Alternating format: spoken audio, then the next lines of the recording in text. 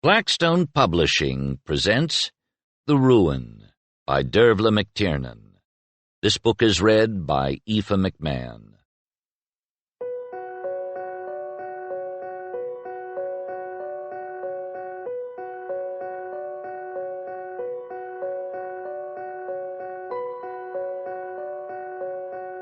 Prologue. Cormac leaned forward to peer through the windscreen, then nearly cracked his head on the steering wheel as the car bounced through another pothole. Shite! There was no sign of the house, and he'd been searching for over an hour. He could barely read house names or numbers in the gathering gloom. Maybe the whole thing was some kind of first-week hazing ritual. If it had been Dwyer who'd sent him, he would have been sure of it. Dwyer was the sort of bastard who was forever telling jokes with an edge to them, and usually a target. But it had been Marcus Tully who'd called him in off traffic duty, barely looking up from his newspaper as he handed Cormac the post-it note that was now stuck to his dashboard. Dower House, Monaghan Road, Kilmore. Maud Blake. Tully's handwriting, unlike the man himself, was tidy and perfectly legible. His muttered instruction had given Cormac the impression that the call was for some sort of minor domestic. Cormac hadn't asked any questions. He'd been concentrating too hard on trying to look like he knew what he was doing.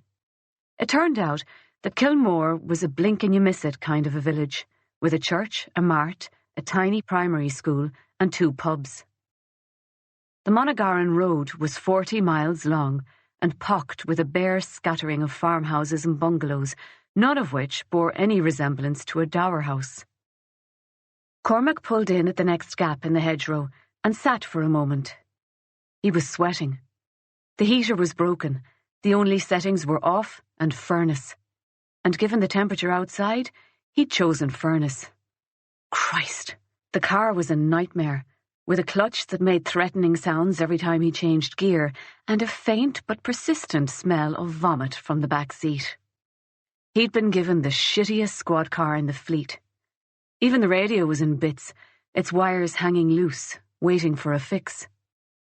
It could be a piss take, the whole thing, giving him a phantom address, a squad car that was falling apart.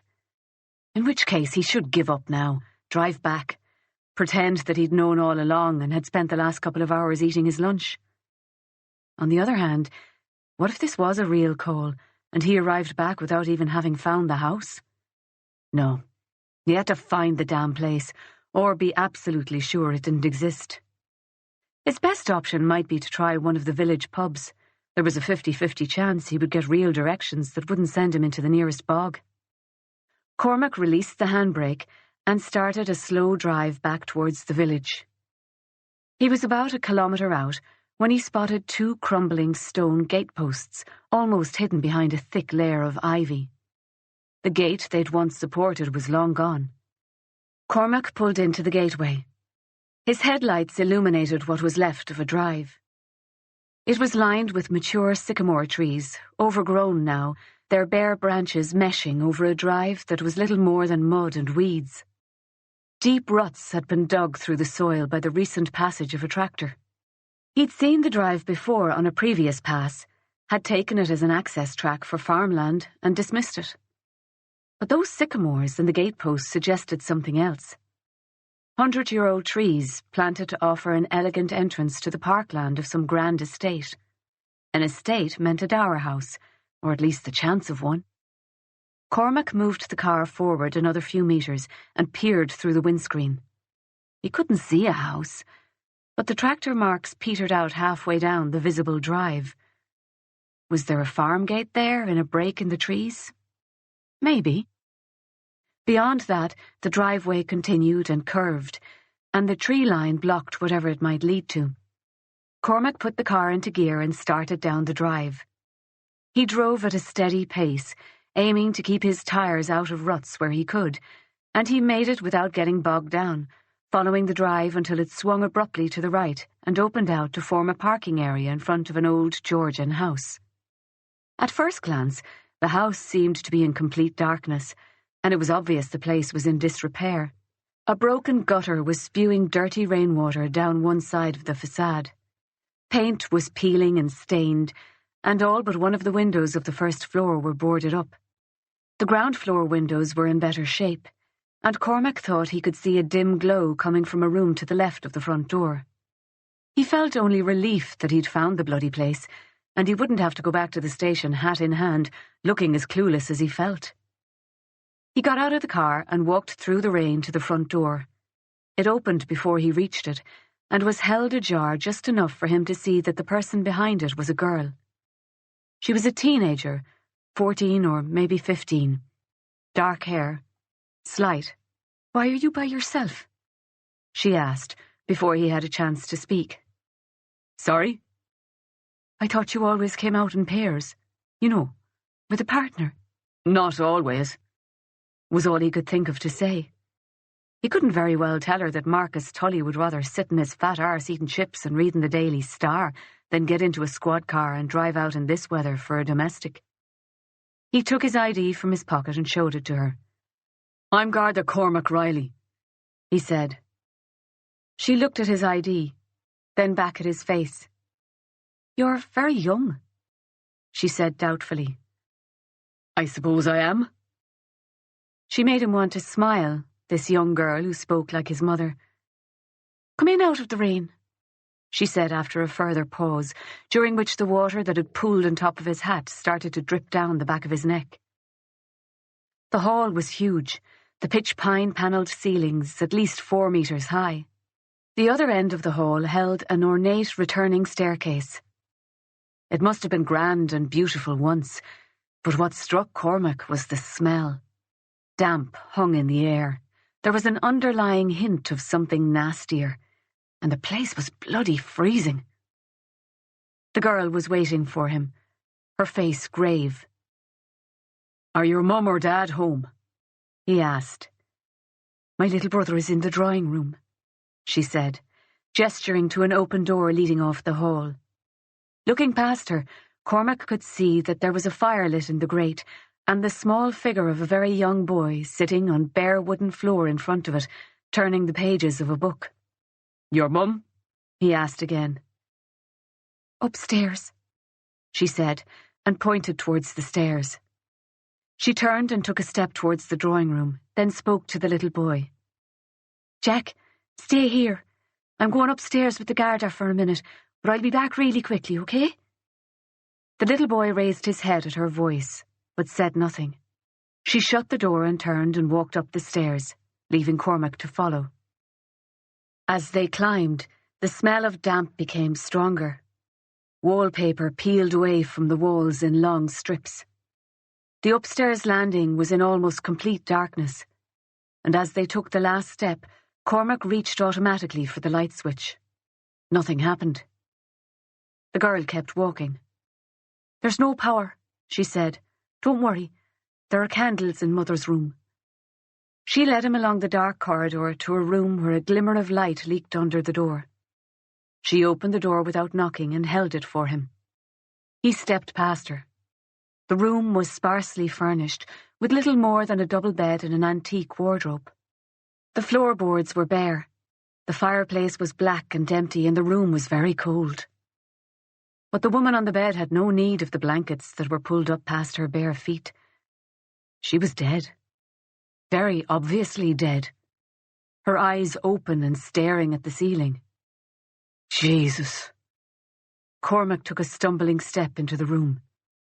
He looked back at the girl, then at the woman on the bed. Jesus, he said again. Despite knowing she was dead, he found himself walking to her and checking her neck for a pulse. Her skin was cold to the touch, and he wiped his hand reflexively on his pants, then realized what he was doing and hoped the girl hadn't seen him. "This is your mum?" he asked. She was inside the room now, but she stared fixedly away from the tableau on the bed. She nodded stiffly in response to his question. Cormac looked down at the corpse. Her arms and legs were skeletal, her hair lank and greasy. The top sheet was grubby and thin, and through it he could see the outline of her body. There was a dark stain at the apex of her legs where death had caused her bowels to open. The smell of sour body odour and faeces was thick despite the frigid air. Cause of death seemed obvious. An empty vodka bottle stood beside a guttering candle on the bedside table. A shoelace was tied around the woman's left arm, and on the floor lay an empty syringe. There were deep scratches on her arms. Track marks? He'd never seen them before. In the crook of her exposed left elbow was a single pinprick mark and a smear of dried blood. Cormac turned from the body and walked in 3 quick steps to the girl. He took her by the arm. "Come on," he said. He pulled the door closed behind them and walked her to the top of the stairs. "That woman's your mum." She nodded again. She had very dark eyes. They dominated her pale, frightened face as she looked up at him. "There's no one else. No one to take care of you. Who called the police?" "I did. From the village this morning, when I brought Jack to school." "This morning? You've been here all day." She said nothing. He stood, paralysed by indecision, until he noticed that she was shivering. Shock. Or maybe just the cold. She was dressed for it, in jeans, boots, and what looked like layers of jumpers, but it was bloody freezing in the house, as cold inside as out. "Come on downstairs," he said, and this time she followed him as he led the way down the stairs and back to the drawing room. The little boy climbed carefully to his feet as they entered. When the girl chose a seat, he settled himself into her lap, and they turned matching pairs of dark eyes in Cormac's direction. He took a seat himself and leaned forward to talk to them, trying to look as reassuring as possible. "What's your name?" he asked. He felt like a fool, felt like the worst possible person to be here in this moment. How were you supposed to handle traumatized children? 2 years in Templemore had not equipped him for this. "I'm Maud, and this is Jack." The boy struck him as very young, although he must be 5 at least if he'd started school. He was sandy-haired and solemn-faced. Cormac could see the smudge of an old bruise on his cheek. Both children seemed thin, the girl in particular. "Maud," Cormac said quietly, "do you know how your mum died?" She dropped her gaze to the floor. "Okay," he said. "That's okay." Maud drew the little boy closer and he softened against her, his eyelids drooping a little. "I'll need to call some people, you understand? People who will come and take care of your mum's body. People who will take care of you and Jack."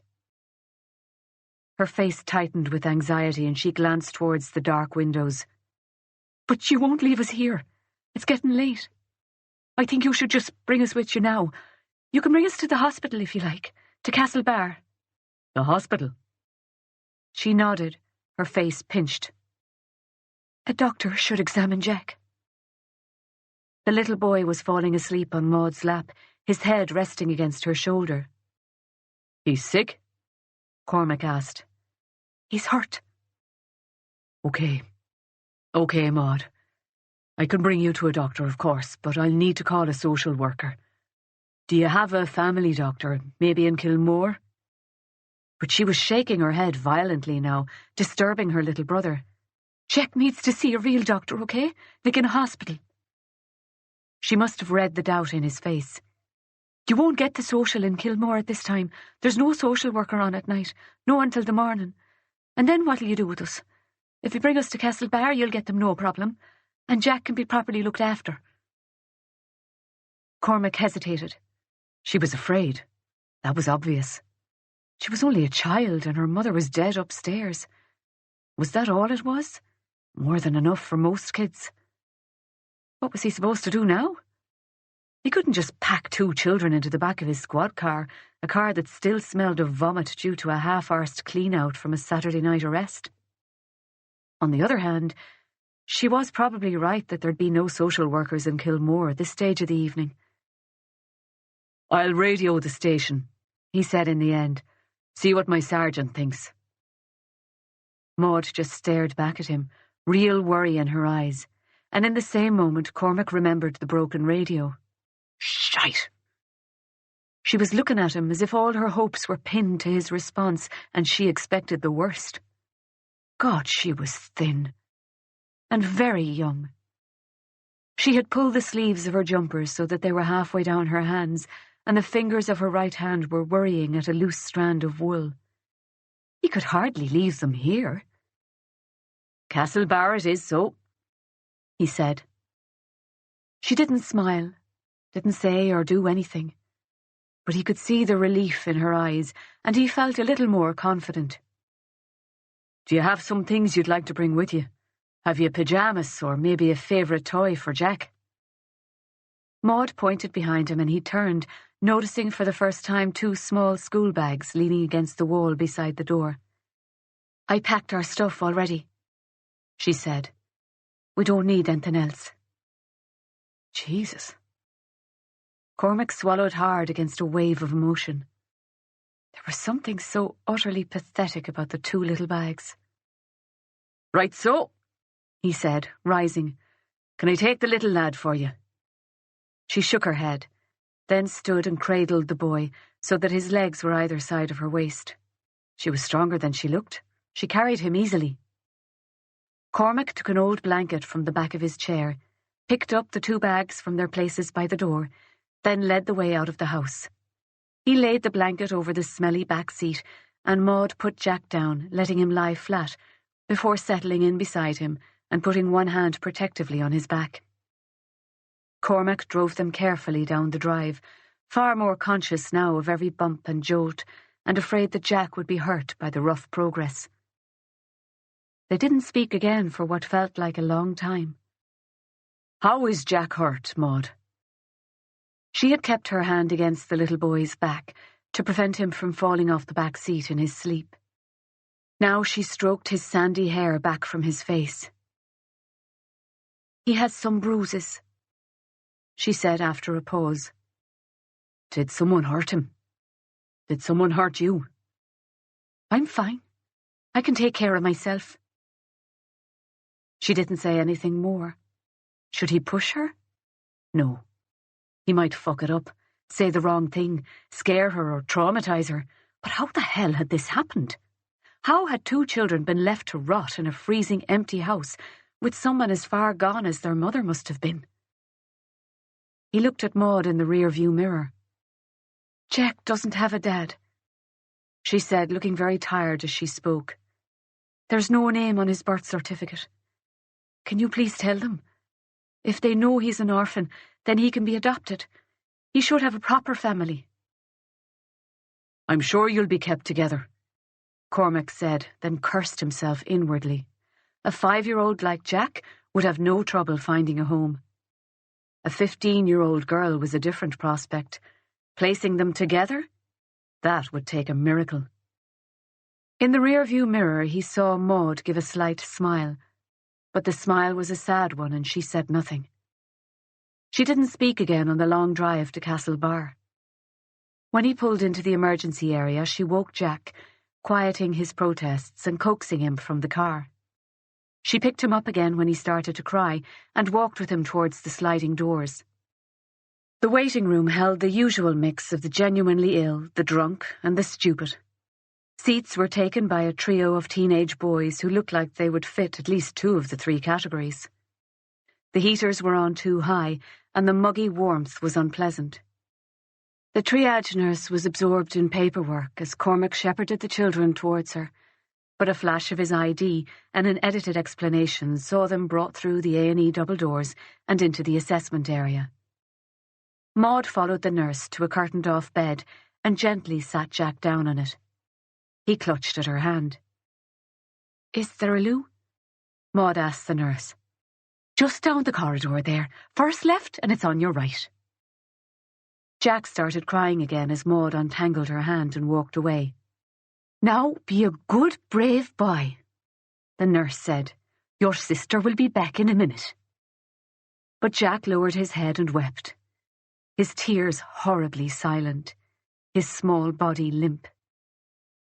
Cormac took a little hand in his and gave it a gentle squeeze.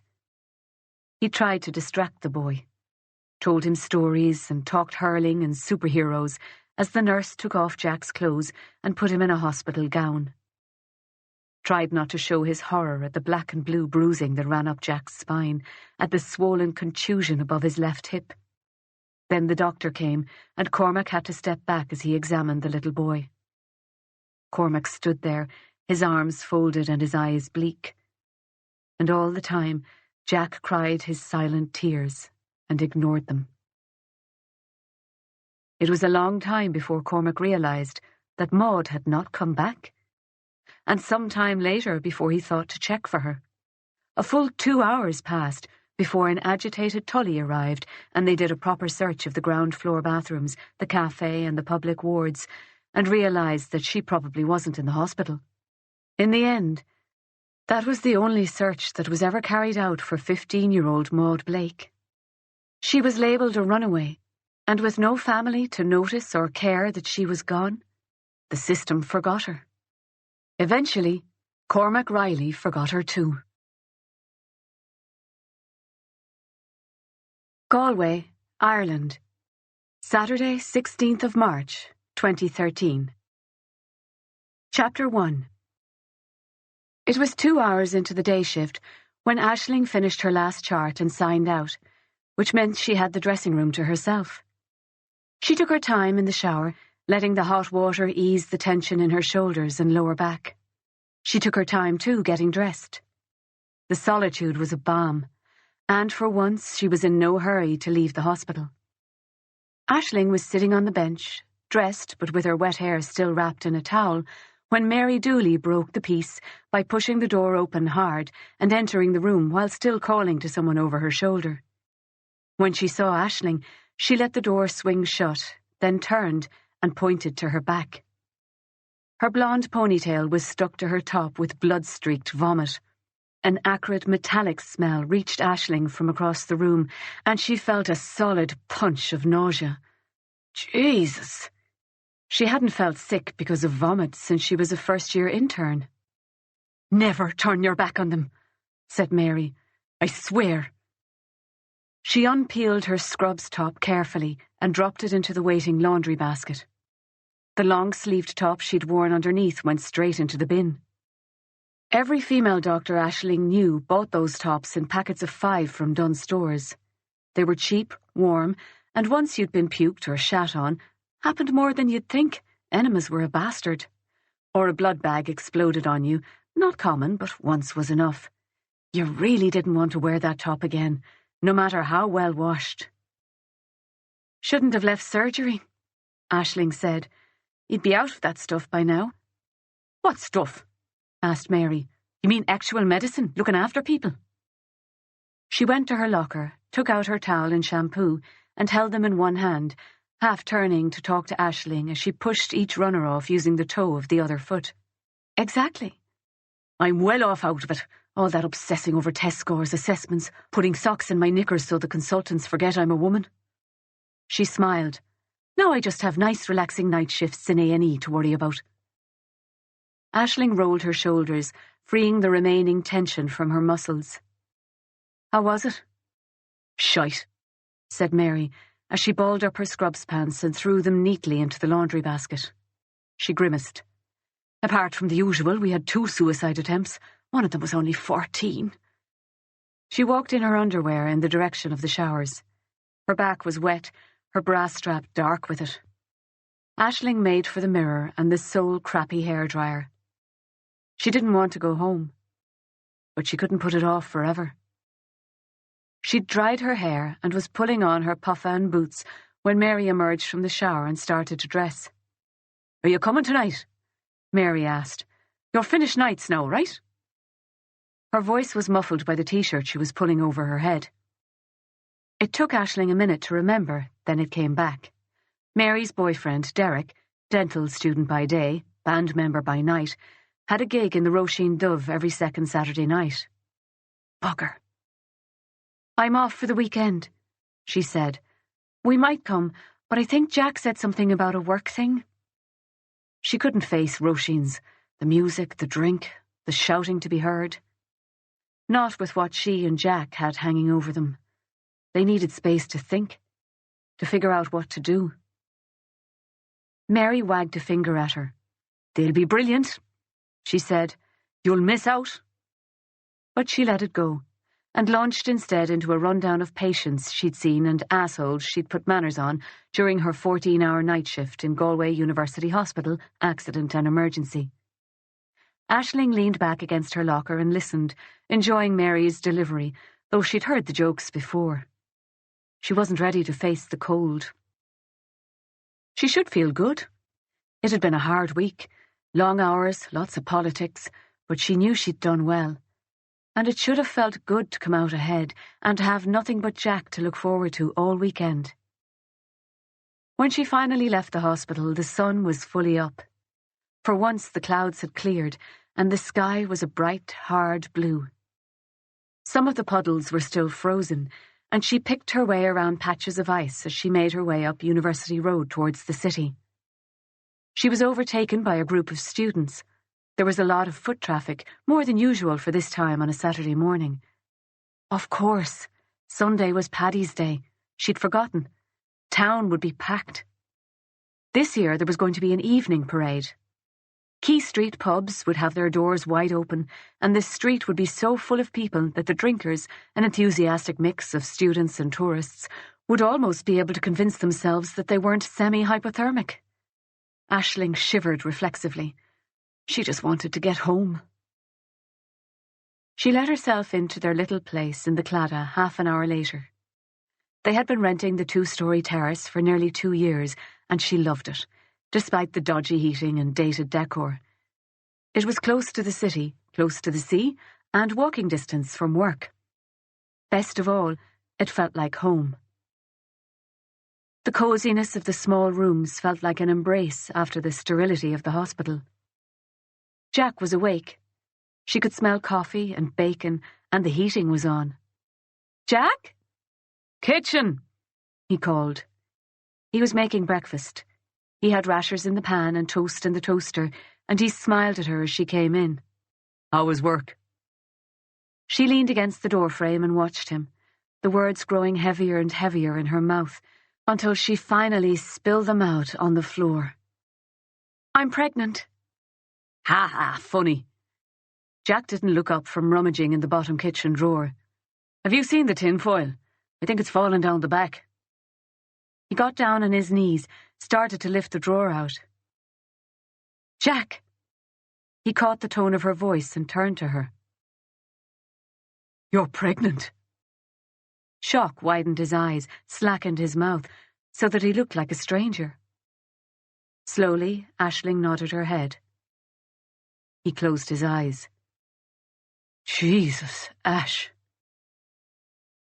Aisling turned and left the room. She walked on autopilot to their bedroom. The bed was still unmade. She started straightening the sheets. He never made the bed. Not ever. Had he ever once, since they moved in together, even washed the bloody sheets? "Aisling." He was standing at the door watching her. "You didn't make the bed," she said. "Again."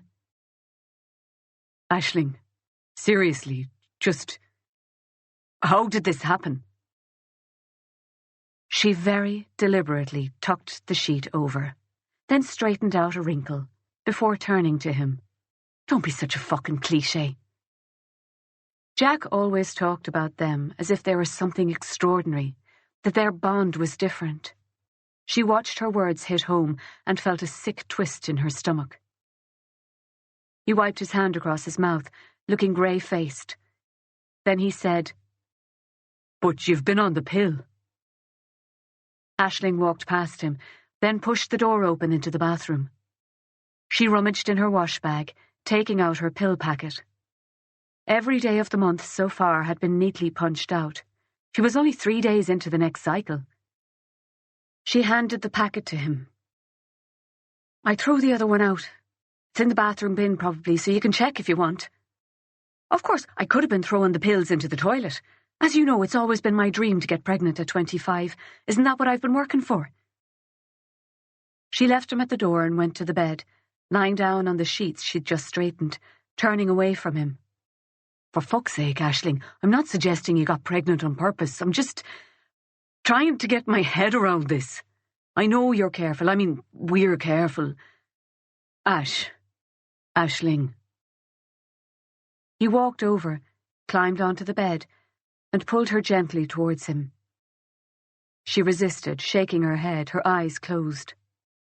She thought of all the times she'd worked a long shift, maybe been on call the next day, gone for a few drinks and dinner with friends on the way home.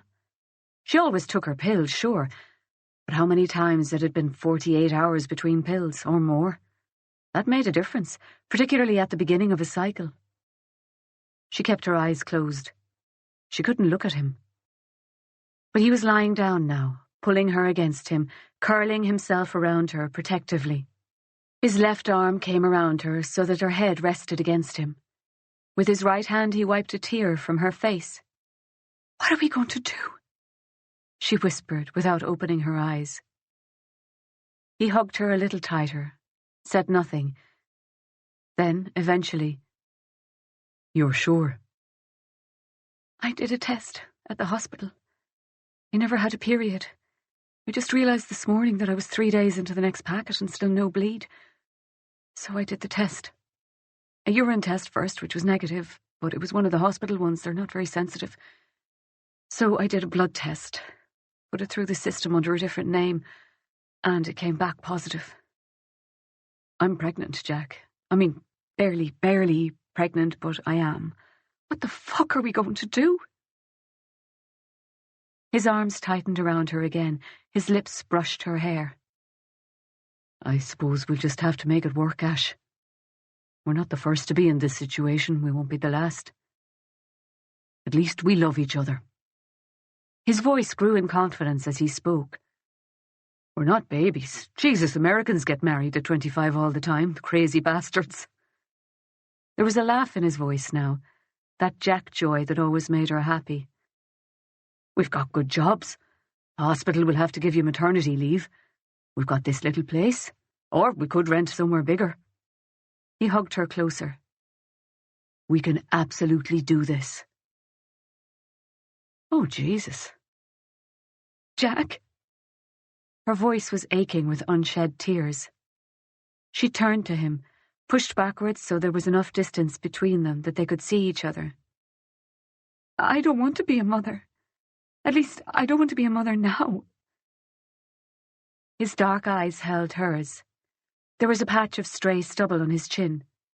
His left arm was still under her, his jumper warm and scratchy under her cheek. She put her hand against his chest. "I want to be a surgeon. I have to be a surgeon. If I get pregnant now, then I can forget about it. They'll never give a training spot to a pregnant girl, to a mother. They can't stop you. You're right up there, what, 3rd in the country at the moment. They can't refuse you." "They can. There's the interview. They can just say I'm psychologically unsuited and that'll be the end of it."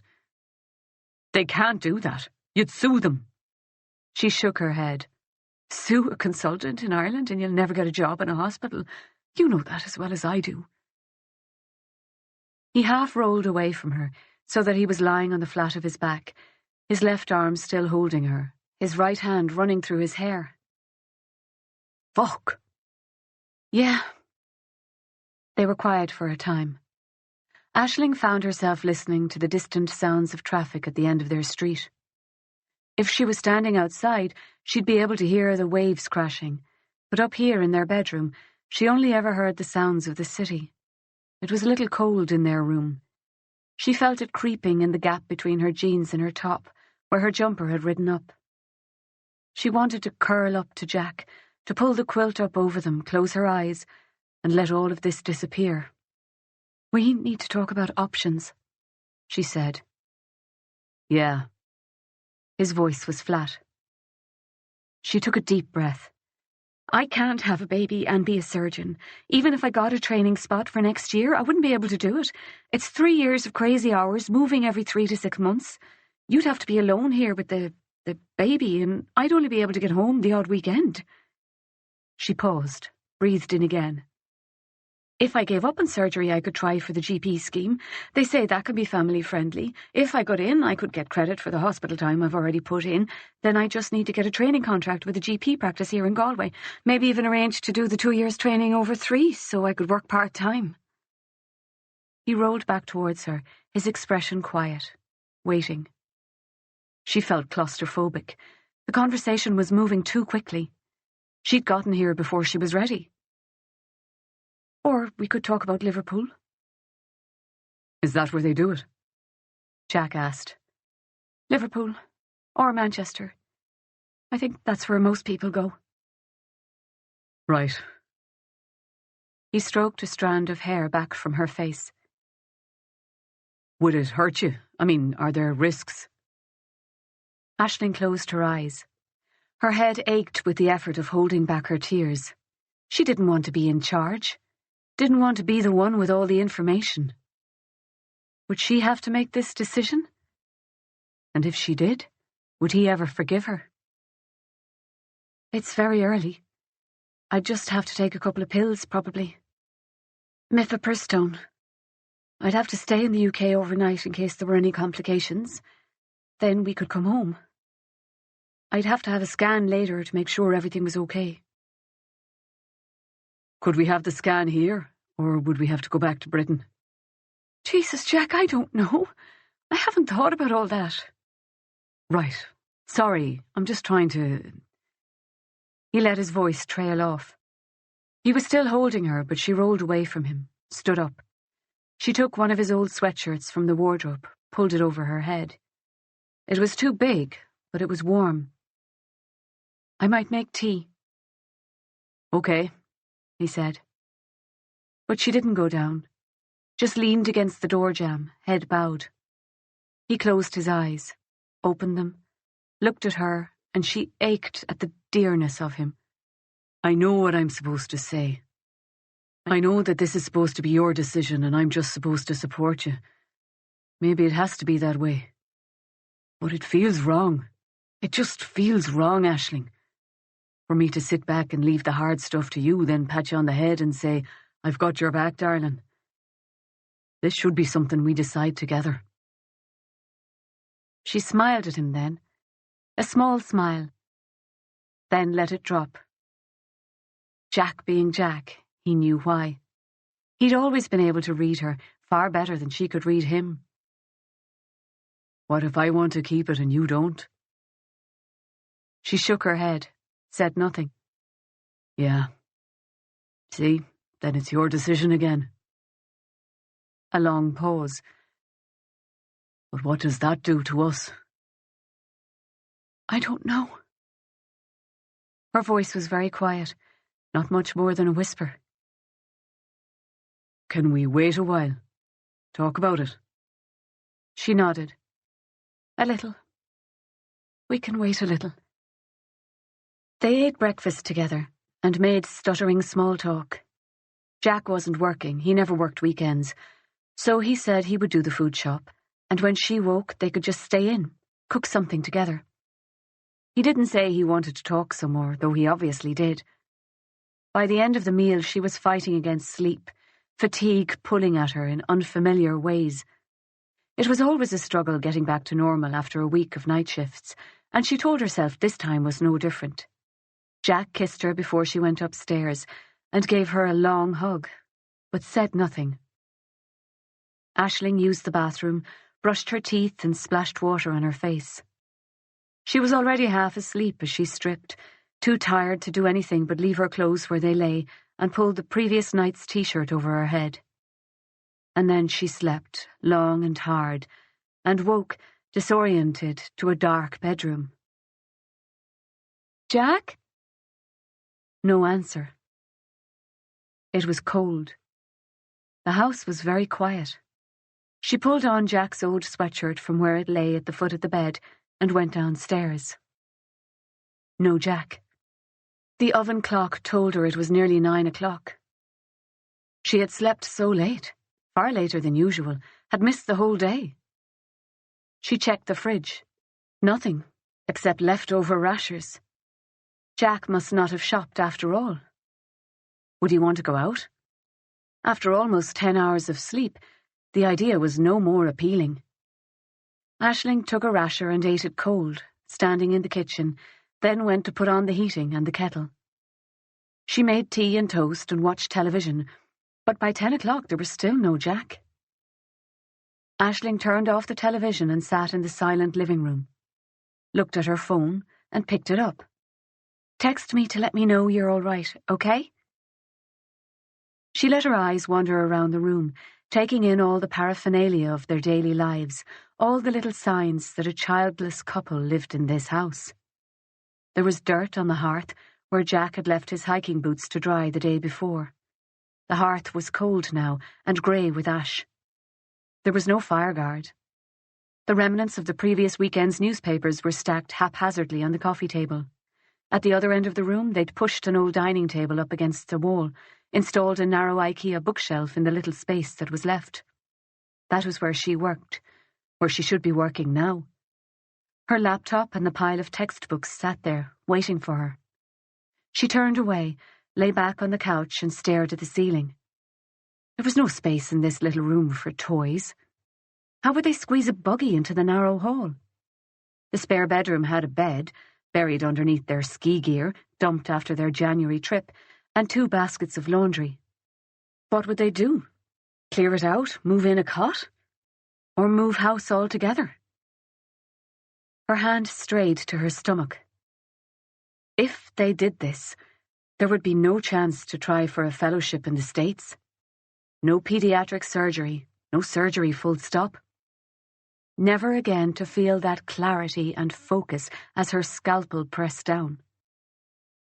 Aisling sat up abruptly, turned the television on again, stared at it without seeing anything. Why was it wrong for her to end this pregnancy? She would make a great surgeon. She had already spent 7 hard years doing everything the job asked of her, proving again and again that she had what it took.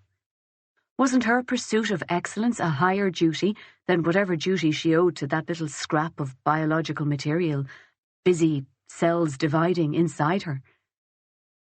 She gave up at 11, feeling more tired than she would have thought possible after a day asleep, and climbed the stairs slowly to bed.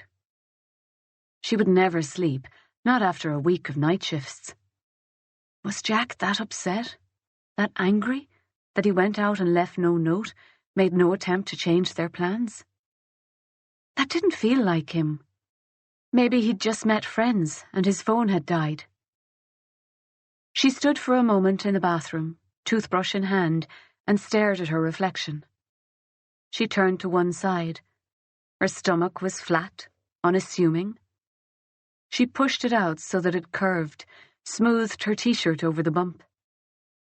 For a moment she could see it, a warm body curled in her lap, a soft hand to her cheek. Later, a laughing Jack with a boy on his shoulders. Aisling closed her eyes. No. Just no. In bed, she thought again about calling him, then decided against it. If he needed the time to himself, then fine. They had tomorrow to talk, to catch up. He needed space, and she needed rest. And tomorrow they could make a more sensible job of it. The deep weariness she felt translated only slowly into sleepiness, and she tossed and turned for a couple of hours before sinking into a disturbed sleep. She woke the following morning to an empty bed. It was dark in the bedroom, and it took her a moment to remember that she was at home and not in the on-call room. She turned and groped across her bedside table toward the glow of her phone's battery light. It was 9:30 a.m., and fingers of chill morning light were starting to creep in at the edges of the curtains. It was very warm in the room. She'd forgotten to turn the heating off before she went to bed, and the timer was broken. Shite. And then she heard the doorbell, followed by a brisk knocking at the door. Still half asleep, Aisling climbed out of bed, pulling a jumper of Jack's over her head and pushing her feet into Uggs before she went down the stairs. She opened the door to 2 Gardaí, standing on the porch in the early morning light. It was another bright day. Scudding white clouds buffeted overhead in an otherwise blue sky. 2 Gardaí, one older, overweight. He looked her up and down as if she were inappropriately dressed for a function. The younger one, a woman, had a nicer face. Aisling folded her arms. "Can I help you?" "Can I ask your name?" the older man asked. I'm Aisling Conroy." She wondered vaguely if she was supposed to just give her name, or if she should have asked to see their ID or something. He looked down at his notebook. "And Jack Blake lives at this address?" "He's not here at the moment," Aisling said. She felt the first trickle of fear. "Are you a relation of Jack's?" The female guard was shivering, but trying to hide it. She stared straight at Aisling, as if she were determined not to break eye contact. Aisling returned her attention to the man. "I'm his girlfriend, his partner. We live together." She half-glanced over her shoulder into the house, feeling increasingly uneasy. "What's this about?" And now they were silent, both of them, exchanging meaningful glances as if urging the other to take the lead. Finally, the young woman turned back towards her and stepped forward, taking Aisling gently by the upper arm. "I'm very sorry, Aisling. So very sorry," she said. Sunday, March 17th, 2013. Chapter 2. Cormac dropped the heavy box file onto his desk and flipped the lid off. His expression was carefully impassive as he looked into the mess of documents, half-empty files, and duplicate and triplicate forms that had been dumped into the box without ceremony over 30 years ago. 30 years ago. Or possibly just yesterday, if someone had taken the box and messed with it before placing it neatly back on a cold case filing shelf. If he made a big deal, he'd look like an asshole. The best option was to act like he didn't know what was going on, until he could find out who was doing it and put the fucker in his place. That was the way the game was played, after all, and he'd known exactly how it would be as soon as he'd been shown to his new desk 1 month earlier. Mill Street Garda Station squad room had been carved out of 3 smaller rooms by the demolition of 2 dividing walls, and their replacement with steel supporting columns and beams. The intent had been to create one large open-plan space, but it had been only partially successful. The supporting columns effectively segmented the room into 3. The section Cormac sat in was occupied almost entirely by uniformed Gardaí and the odd sergeant. To Cormac's immediate left sat Garda James Rogers, who seemed to spend the majority of his time alternating between 2 favourite activities: slurping foul-smelling pot noodle as loudly as possible and picking his nose. The row of desks ended with Cormac's, for which he was thankful. The other end of the room, which had the dual benefit of natural light and distance from the kitchen, the toilets, and the highly trafficked entrance, was where most of the detectives sat. Cormac's desk, notwithstanding his stellar 20-year career, the last 5 as a detective sergeant running complex and high-profile cases, was among the shittiest in the room, far away from the business end of things and right in the middle of the high-traffic zone. Desk allocation hadn't been an accident, nor was the fact that in the 4 weeks he'd been at Mill Street, he'd been assigned only cold cases. He was also working solo. The National Drugs Unit, which was based in Dublin Castle, was running a temporary task force out of Mill Street, and the Gardaí who would make up Cormac's future team were largely seconded to it. A temporary state of affairs, he'd been assured. It was refreshing, actually, to work alone. He'd wondered sometimes if the seniority he'd gained in recent years had been worth the HR headaches, the bureaucratic bullshit that came with it. So he'd taken the few weeks as a gift, an opportunity to get a read of the station, the Gardaí who worked out of it. Cormac started to lift documents out of the box and into piles on his desk for sorting. This was the 3rd file he'd started. The previous 2 had been equally messy. He had taken them apart before putting them back together, organised to his meticulous standards, only to find that it had been a complete waste of time. In the first case, he found that the physical evidence had long been destroyed. In the second, that the key witnesses, including the prime suspect, were long since dead. It had been a lost cause, as this latest file almost certainly would be. They were hospital passes, every one, selected for him especially for their absolute lack of potential. Cormac reminded himself that he had asked for this transfer, and that he was no longer, if he ever had been, the golden boy of the Special Detective Unit's anti-terrorist section. This was a new job, with a new boss, and a new set of colleagues, most of whom were keen to prove that elite Dublin-based units were seriously overrated. He thought about Emma, who was enjoying every moment of her new project, and told himself that the move was worth it. He lifted a witness statement from the box and found it stuck together with coffee that hadn't quite dried. He stared at it for a moment, felt sure that he heard a snort of laughter from somewhere in the room, and dropped it back into the box. Fuck it.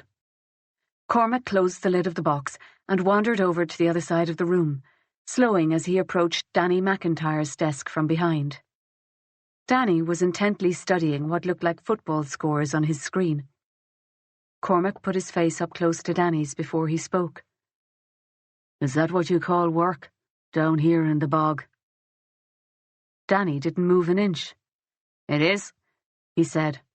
"What do you call it in the big smoke?" "We call it inappropriate use of Garda resources and sentence you to 20 lashes. What are you doing here on a Sunday? You're not working the parade?" Cormac checked his watch. It was St. Patrick's Day, but the arts crowd were switching it up this year and running a night parade. The streets would be thronged, alcohol and rain-soaked, and a lot of overtime would be paid, but he'd assumed that Gardaí assigned to the parade wouldn't be on for another few hours. "Jesus, Dan, had a late one, did you?" Danny had turned his chair around to face Cormac. In the cold morning light he looked stale. His skin had a greasy sheen to it. "Told you I had a few things going on, didn't I?" Danny winked at him. Something about that wink made Cormac think he was more likely talking about a woman than a stakeout. Cormac glanced around.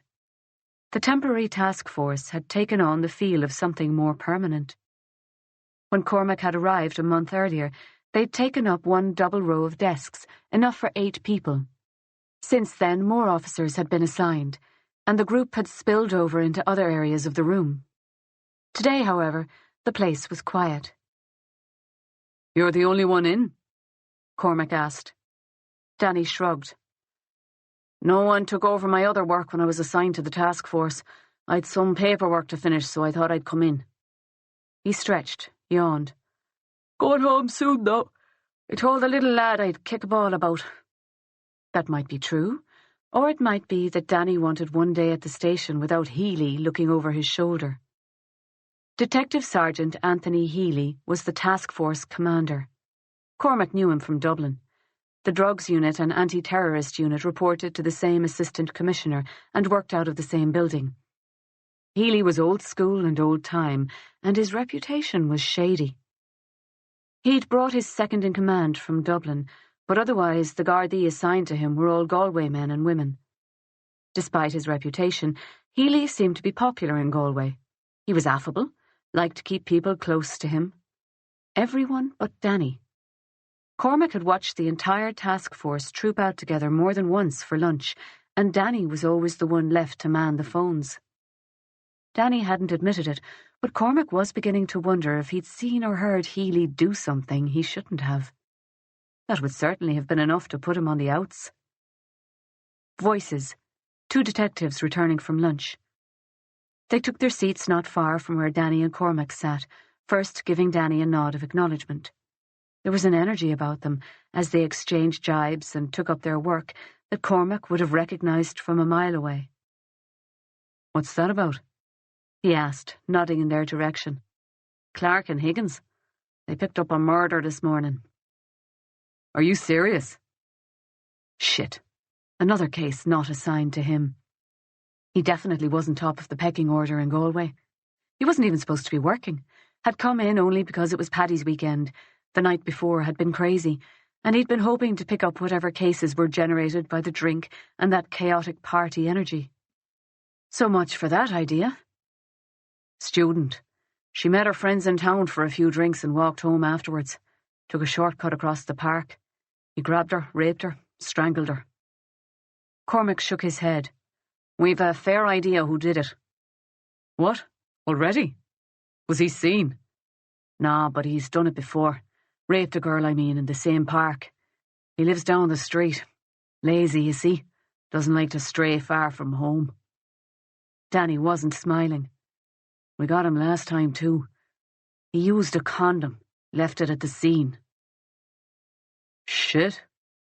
Cormac didn't need Danny to tell him what had happened next. State labs were completely backed up. Rape testing did not get priority. It could take 6 months to get a result. In the meantime, the suspect's lawyer would make a bail application which would probably be granted. Most people didn't understand that it was unusual for a judge not to grant bail unless the crime was particularly violent and the evidence very compelling. The absence of a DNA result weakened the prosecution's case in a bail hearing, which essentially meant that backlogs in state lab testing put more rapists on the street. You're sure it's him? Cormac asked. A lad's got the call at 6 a.m. Guy walking his dog found her. Scene virtually the same as last time, except this time the girl is dead. Condom thrown in the bushes a few metres away. Higgins and Clark had a fair idea. They were at his place by 7. They brought him back here. Half an hour later, they had him. They told him they had DNA. He told them she'd wanted it, that she was all over him in the club. Jesus. Yeah, he's as thick as pig shit. His lawyer will probably use that too, claim he is intellectually disabled. They fell silent for a moment. Then Danny seemed to shake off his mood. So, what's the story? Are you settled? How's Emma? He'd told Danny the whole story, about how they met one night over too many pints. He should have regretted it. They hadn't planned on sharing that with anyone in Galway, certainly not at his work. But didn't. Danny had been good about it, had said all the right things. Good. She's good. Busy. I'll be honest with you though, Dan. I'm finding this place a bit slow. Cormac spread his hands in a no offence gesture. Danny grimaced. Still on the cold cases. Suddenly, Cormac didn't want to talk about it. He stood, checked his watch. Are you going out for lunch? Madigan's? My shout? Grand, said Danny. He turned back to his computer to log out, but he'd already been automatically booted for inactivity.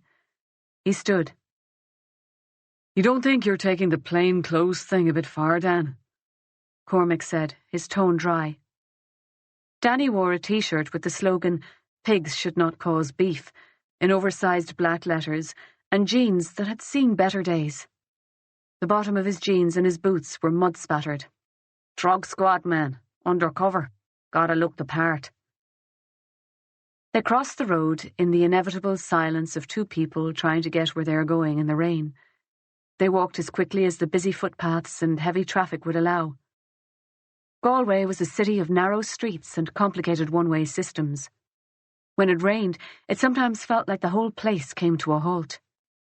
Danny reached the pub first, and as he joined the queue for food, he started a conversation with a pretty brunette who was just ahead of him. Cormac was more focused on food, and he kept only half an ear on the banter. Danny hadn't changed. They'd met in training college. Hadn't been close, but were in the same class and so part of the same extended group. In Templemore, Danny had always had above-average results with women, despite the handicap of a goofy-looking pair of sticking-out ears. It was his confidence, maybe. You could just tell by looking at him that he didn't give a shit what you thought about him. They were all so young, a bunch of 20-year-olds working hard to give just that impression, but only Danny had it for real. Cormac had been surprised when Danny's career didn't progress. He'd moved around a bit in the first few years, as they all had. But when Cormac had made detective sergeant, Danny had still been a uniformed Garda. A few years later, Cormac heard that Danny had never made sergeant, but had been assigned to a tiny country station, a two-man band kind of a place, within easy drive of his parents' place. and looked like he was staying. And that was how it turned out. Cormac had been ambitious and dedicated, and, he would acknowledge now, had pursued promotion with an obsessive focus. He'd earned a transfer to the SDU, the Special Detective Unit, an elite unit responsible for counter-terrorism and armed responses to serious incidents, and had moved up the ranks there too, working on larger, more complex operations, eventually running them. His appetite for advancement only eased when he realised promotion to inspector would take him away from investigative work and further into the realm of people management and politics. Danny had spent the same years working his small-town beat, getting married and having kids. The ease with which he and Danny had renewed and improved on their former friendship had been the nicest surprise about Cormac's return to the West. Cormac thought that was probably due to his own reduced intensity about work and Danny's recent promotion in equal measure. It helped also that Danny didn't report to him, but to Sergeant Melanie Hackett, or at least he did when he wasn't seconded to the task force. Cormac had called Danny on his first weekend in Galway, a weekend that Emma had spent in the lab, feeling slightly embarrassed about getting in touch out of the blue, but hopeful that Danny would be willing to go for a pint and catch Cormac up on local politics.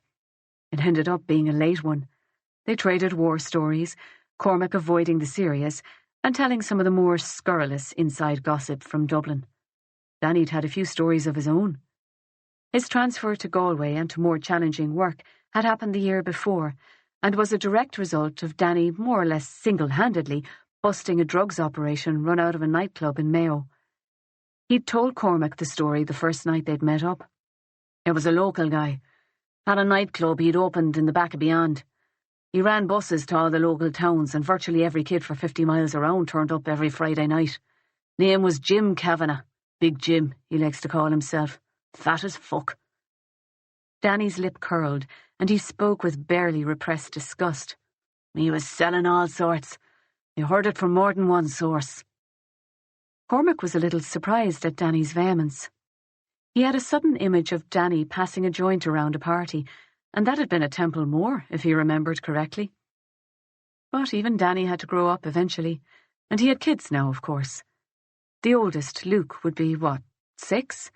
The little girl, 2 or 3. I couldn't get much traction, Danny was saying, so I started watching the place myself.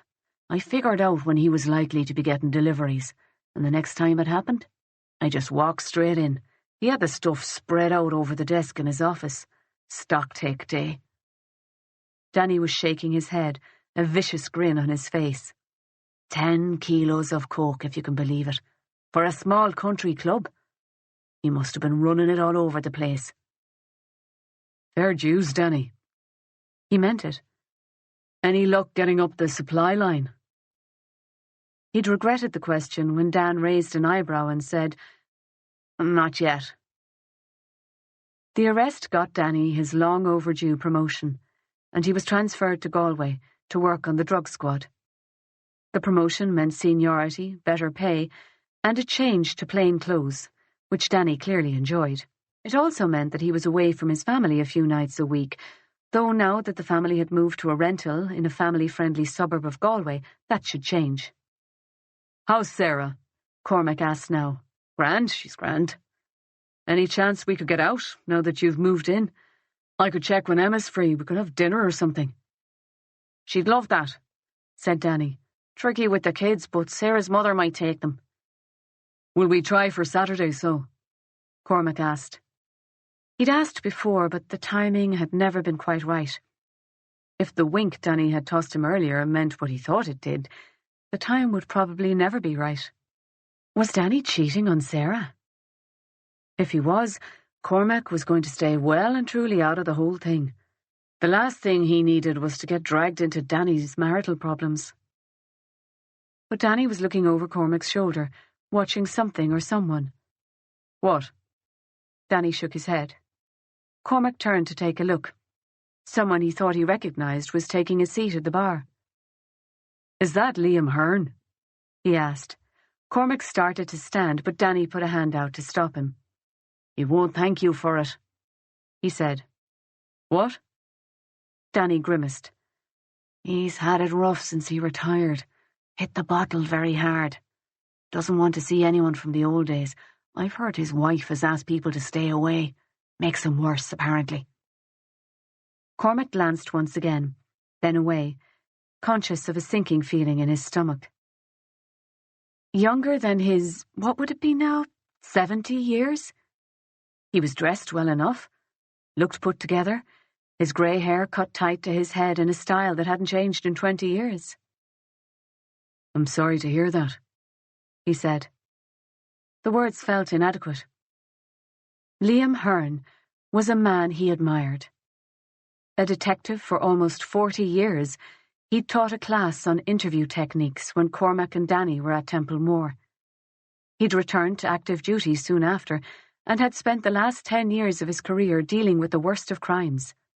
He'd been part of a major investigation into a paedophile ring that operated in the west of Ireland for over 20 years. It would have been brutally difficult work, made harder by the fact that most of the victims who came forward to give testimony were now adults, badly damaged by their experiences. Many of them were alcoholics. Some had mental health problems. Their testimony was inconsistent, and this and the passage of time made it harder to get convictions. Cormac had had a friend who'd worked a similar investigation in Cork the year before, and he'd gotten off it as quickly as he could. Even so, he'd been haunted by it. Haunted by all the victims, and by the feeling that they were being let down by a system that had already failed them so badly. And Liam had done that work for 10 years. What would that do to a man? Liam was alone at the bar, a pint in one hand. Don't, Danny said again. Leave it. They finished their food and left the bar in a very different mood. Thursday, 21st of March, 2013. Chapter 3. Sleet had spattered miserably all day, and the clouds promised more to come. It was an awful day for a burial. The cemetery was at Bohermore, just over a kilometre from the city centre, and traffic had been brutal before the cortege had added to the congestion. There was no pleasure to be taken in the freezing air. It was cold, but not fresh. The heavy smell of car exhaust hung in the air from traffic idling at the lights at the top of the hill, and storm drain overflow ran down one side of the street. The group that followed the hearse into the cemetery was not large, perhaps 30 mourners clustered loosely around the open grave, breath fogging the air as the pallbearers took the coffin from the hearse and placed it gently, awkwardly, on the pine supports laid across the grave. The priest said his prayers over the casket. His words gave no insight, answered no questions.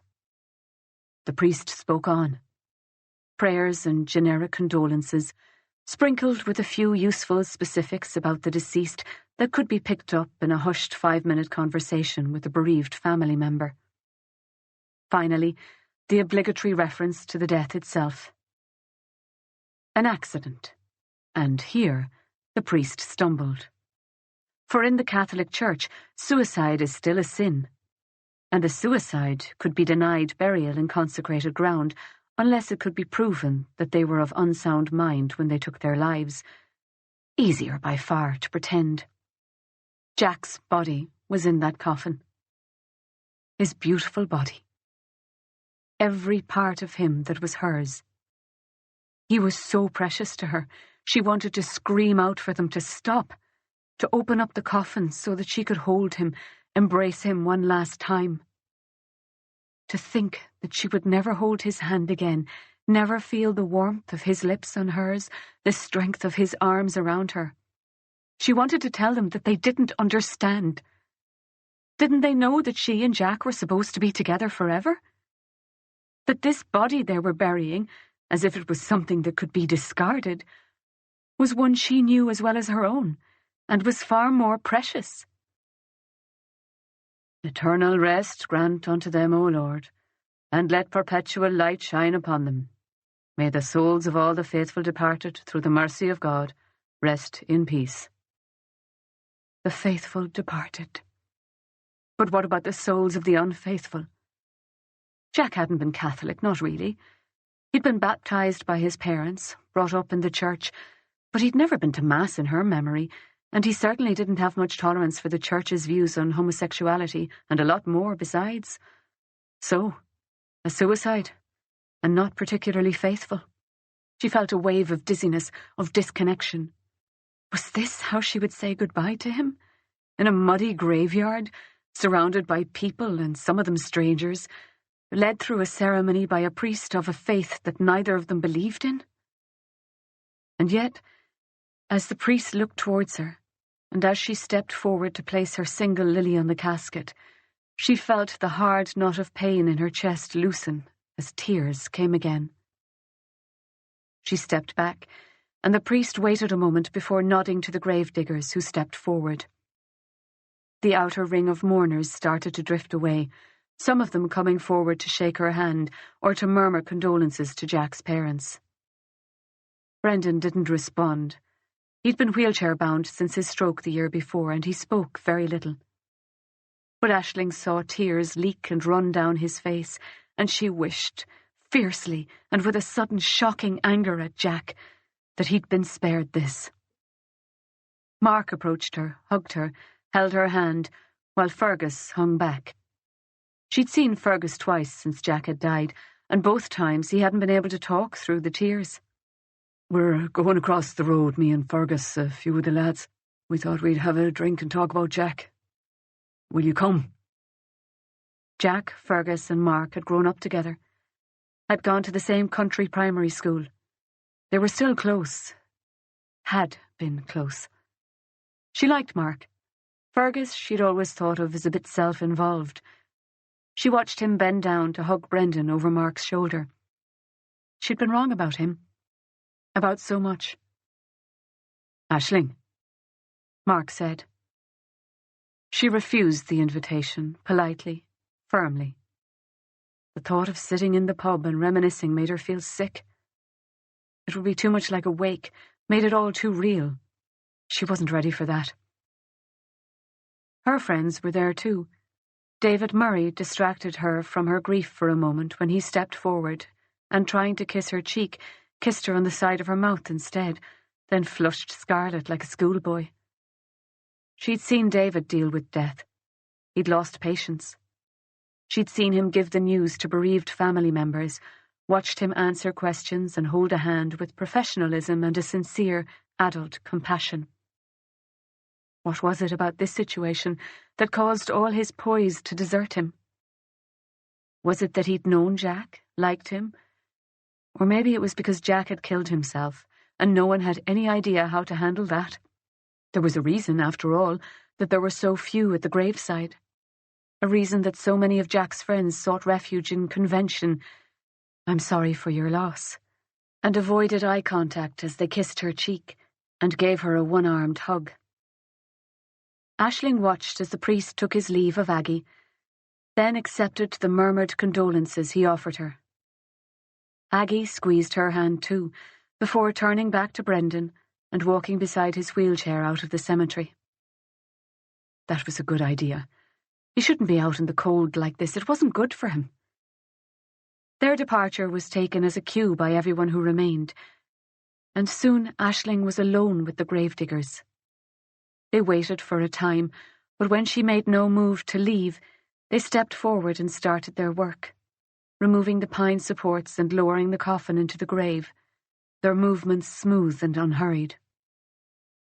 The coffin in the ground, they rolled out a length of green felt, securing it in place so that it covered the gaping hole.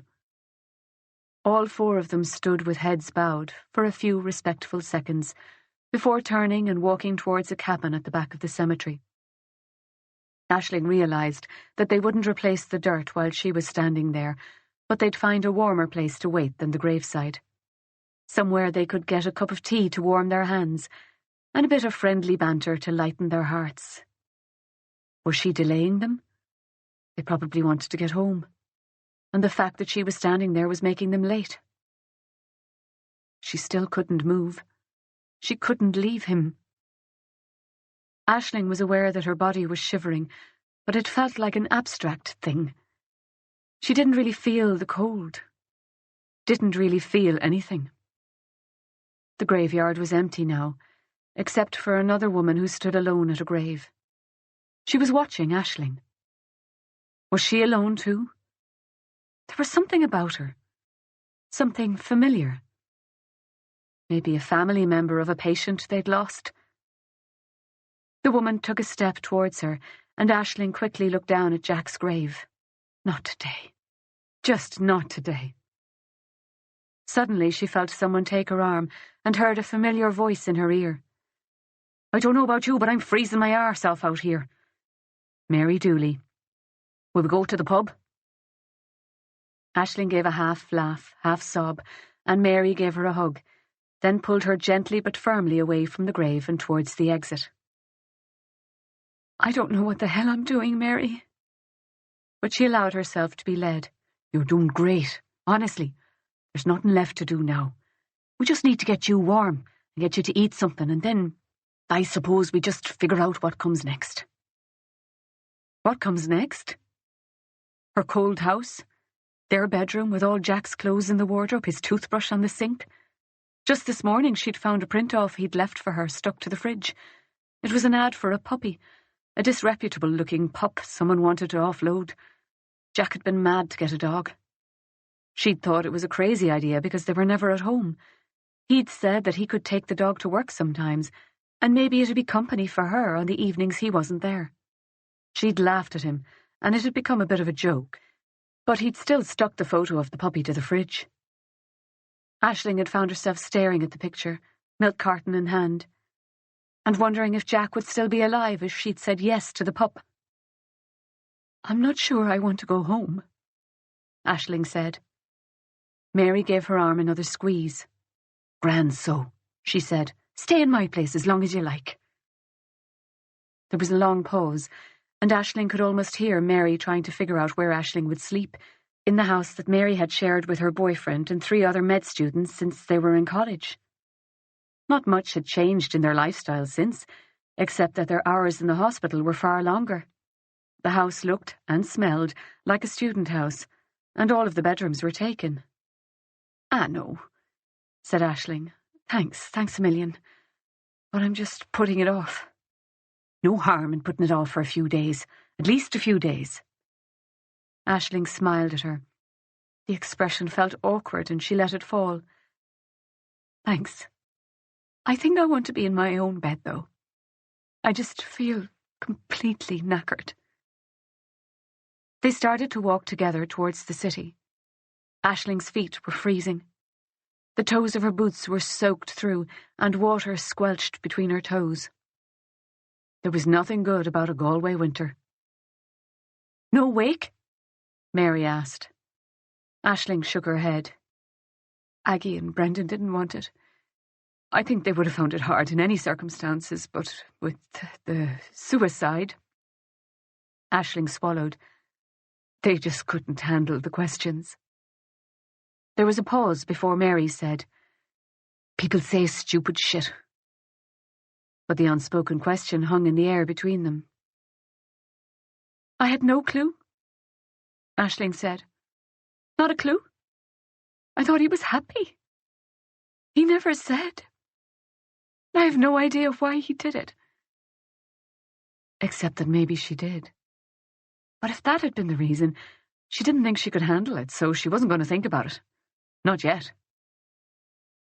"Your parents couldn't make it?" "Dad can't fly with his heart, and Mum didn't want to leave him." She was an only child, born late to parents who'd long since let go of the idea of children, and for whom she'd sometimes wondered the unexpected arrival hadn't been entirely welcome. They lived in Toronto, where her mother still lectured at the university, and her father, until his heart attack the previous year, had practiced medicine. They came to the bottom of the hill and crossed the street into Eyre Square. It wasn't much of a public space, just a postage-stamped-sized park with a bit of a lawn and a few trees around the margins. The square didn't look like much in winter, but in the short Galway summer it could be pretty enough.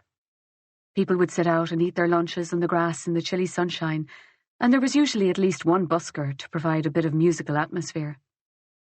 Today it was all but deserted. Just a few shoppers walking with heads down, making their way as quickly as possible from car park to shopping and back.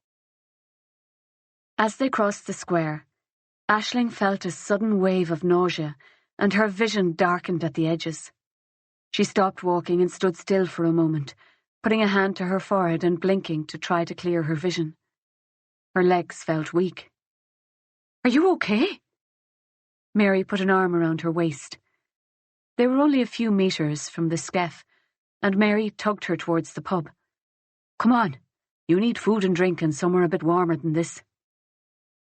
Aisling allowed herself to be led, grateful that her vision had cleared and that she wasn't about to faint in the street. The pub was gorgeously, overwhelmingly warm. Mary found a pair of armchairs close to the fire that burned in an ornate grate at the back of the bar. Aisling just about managed to pull off her wet coat before she sank into the chair. The lunchtime rush had passed, and the evening rush hadn't begun, so the place was near empty. Just one couple sitting with heads together in a corner, and a man reading his newspaper at the bar.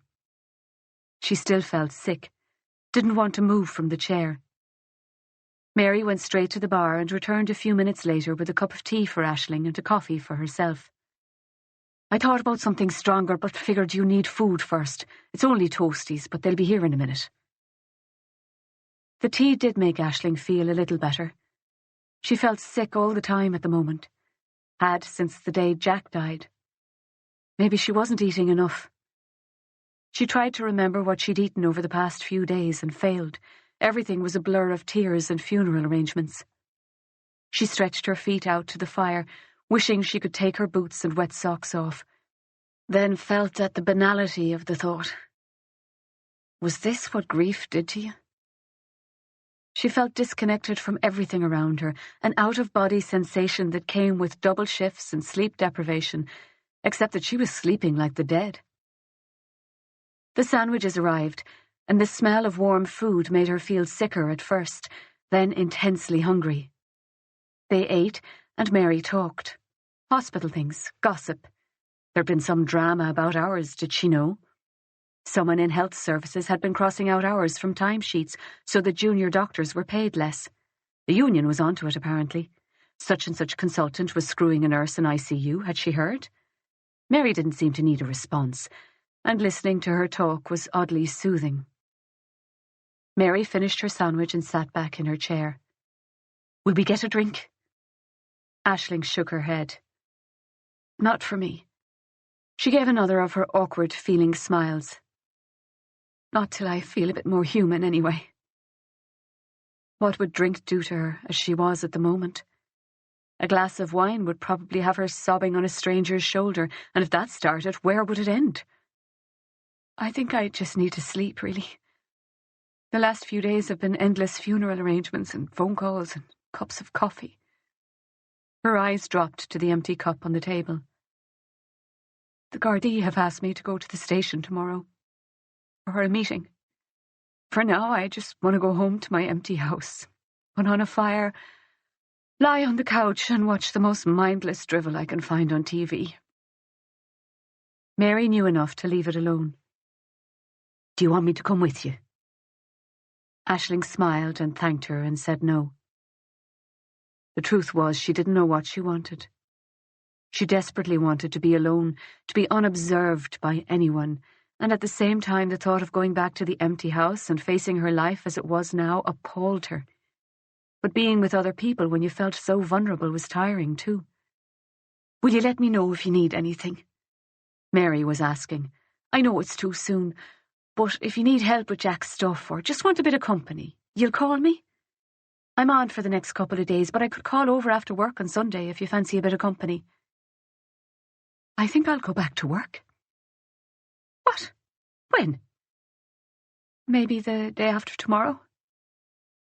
Mary was staring at her. "I have assessments, surgeries. The last thing I need right now is to take time out of the hospital." "But surely you need to take some time. You need to grieve." "What I need is to focus on my work." Aisling tried to remember what had been scheduled at the hospital for this week and couldn't. She saw the appalled look on Mary's face, changing quickly to one of concern, and a wave of frustration and loneliness hit her. Jack would have understood. Might be best not to rush it, though. You know what it's like in there. People will be full of sympathy for about an hour, and then you'll be under the pump again. I'm not looking for anyone's sympathy. Aisling didn't want to talk about it anymore. She was too tired to be polite, too tired to say the things she was expected to say. She stood, picked up her coat. I have to go. She paused. Thanks. Thanks for the tea. She didn't wait, just turned and walked quickly to the door. She caught a cab home and, ignoring the piles of dishes, the week's worth of laundry piled on the floor, fell into bed and into another deep and dreamless sleep. Friday, 22nd of March, 2013.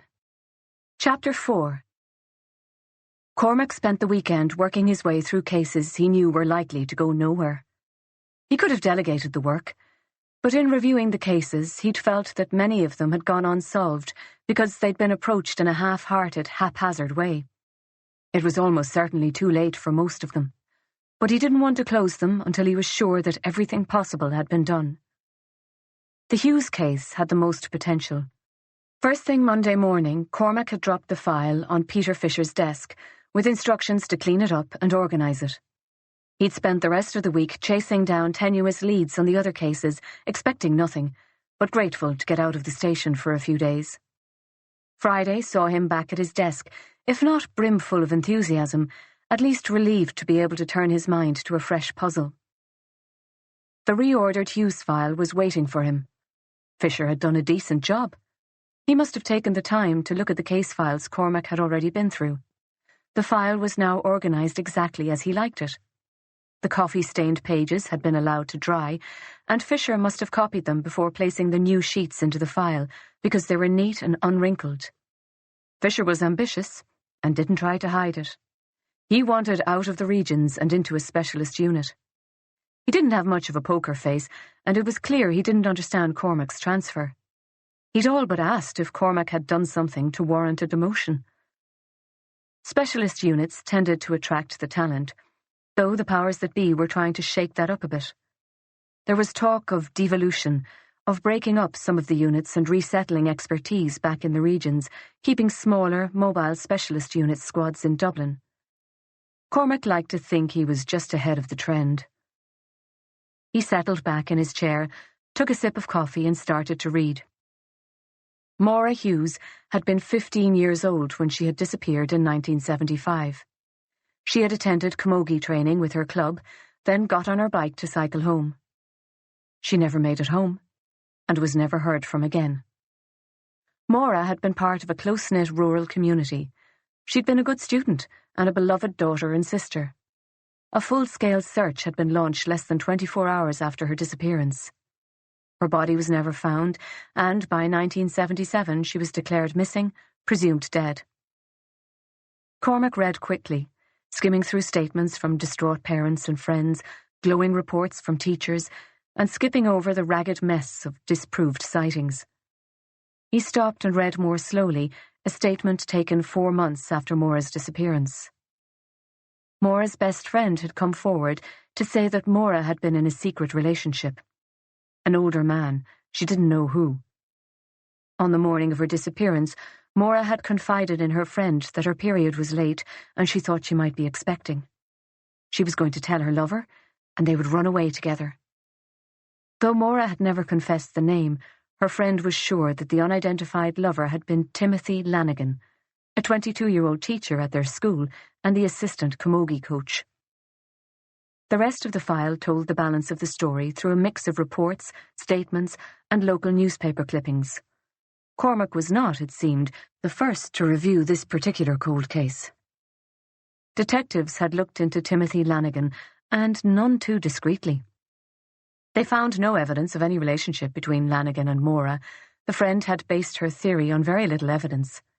She'd once seen Maura get into Lanigan's car. It wasn't so much the taking of the lift, she said, as it was the fact that Maura never talked about it. And she was sure that Maura looked at Lanigan that way. Not much to base an investigation on, and nothing more had ever been found. Lanigan volunteered the fact that he'd once driven Maura home. He could remember time and date and was wholly unembarrassed about it. Other than that one time, he claimed to have had no more interaction with Maura than with any of his students, and the Gardaí were never able to prove otherwise. It didn't stop Lanigan from being hounded out of town. An article in the local paper, printed after his departure, lamented the wrongs done to him. Tires slashed, white paint poured over the driveway of his rented house, shit through the letterbox, calls to the house in the middle of the night, abuse shouted down the phone when he answered. The school supported him, but in the end he gave up, handed in his resignation and left the country. With his departure, the investigation effectively ended. The phantom hand that had placed newspaper cuttings on the file must have also followed up on Lanigan in the States. There was a handwritten note to say that Lanigan was married, with a child on the way, and settled in Massachusetts. He was teaching English at a local high school. Cormac took Lanigan's photograph from the file and studied it. It was black and white, not a mugshot. Lanigan had never been arrested, but a photograph taken at some school event. He'd been outside somewhere, and he was laughing, his hair a little long and tousled by the wind. Another photograph, this time a photo with his rugby team, Lanigan's face circled in black ink. In both photos he looked very young and very innocent. Cormac put the photographs away and flicked back through the file.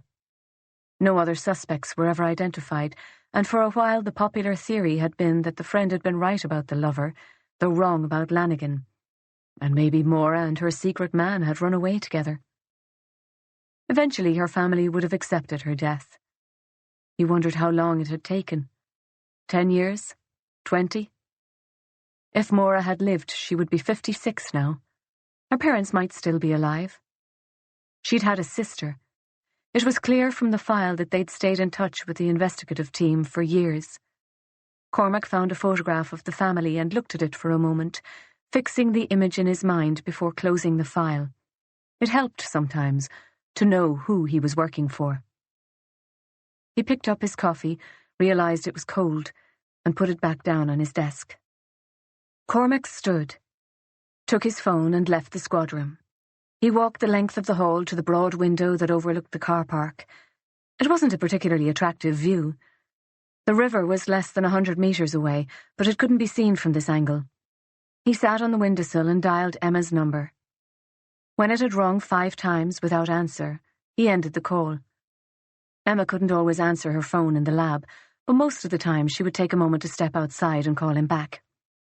He waited for 5 minutes, but the phone remained stubbornly silent. He was distracted by the sight of Danny arguing with a woman in the car park below. Danny had a crumpled piece of paper, and he was gesticulating with it towards the woman.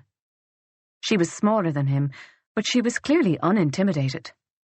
She held her ground, and whatever she said to Danny next seemed to calm him down. Cormac strained to make out who she was, and when she turned in his direction and started walking back into the station, he thought he recognized her. From this distance, her face was a blur, but her short, dark, curly hair was distinctive. It was Carrie O'Halloran, Sergeant Carrie O'Halloran. She worked domestic violence, sometimes vice. Danny didn't like her. He'd once warned Cormac that her looks were misleading.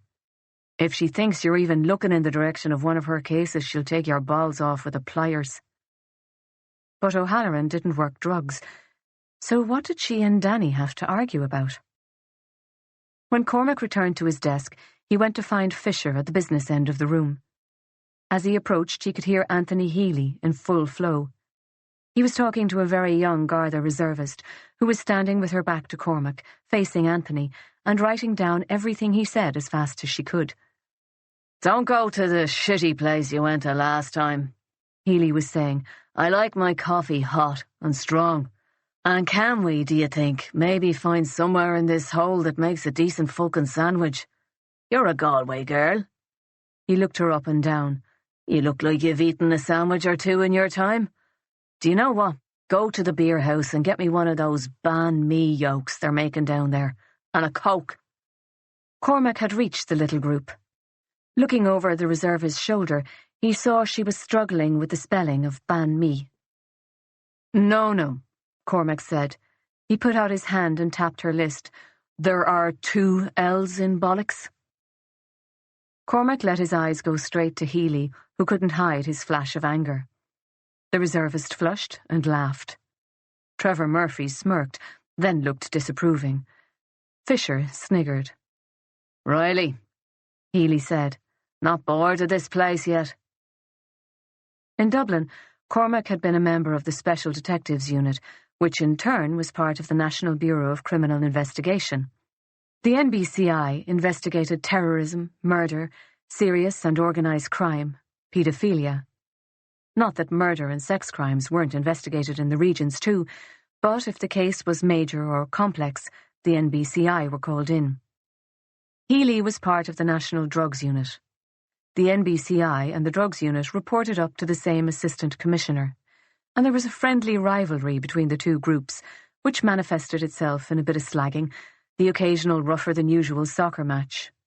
Cormac had good relationships with most of those he knew in the Drugs Unit. But Healy had a reputation. There were rumours that he had a little more money than he should, suggestions that he might have taken a backhander or two in exchange for information. And now Healy was here, running a task force out of Galway, with Trevor Murphy as his little sidekick, his go-to man. What made things interesting was that Trevor was also the eldest son of the superintendent, Brian Murphy, himself. What did the super think of his son's close connection to a man with Healy's reputation? Cormac raised an eyebrow at Healy, then gave Fisher the nod and turned back towards his desk. Of course, Healy said, smirk audible in his voice. You're busy feathering the love nest, aren't you? Must be nice. Has a few quid, I hear.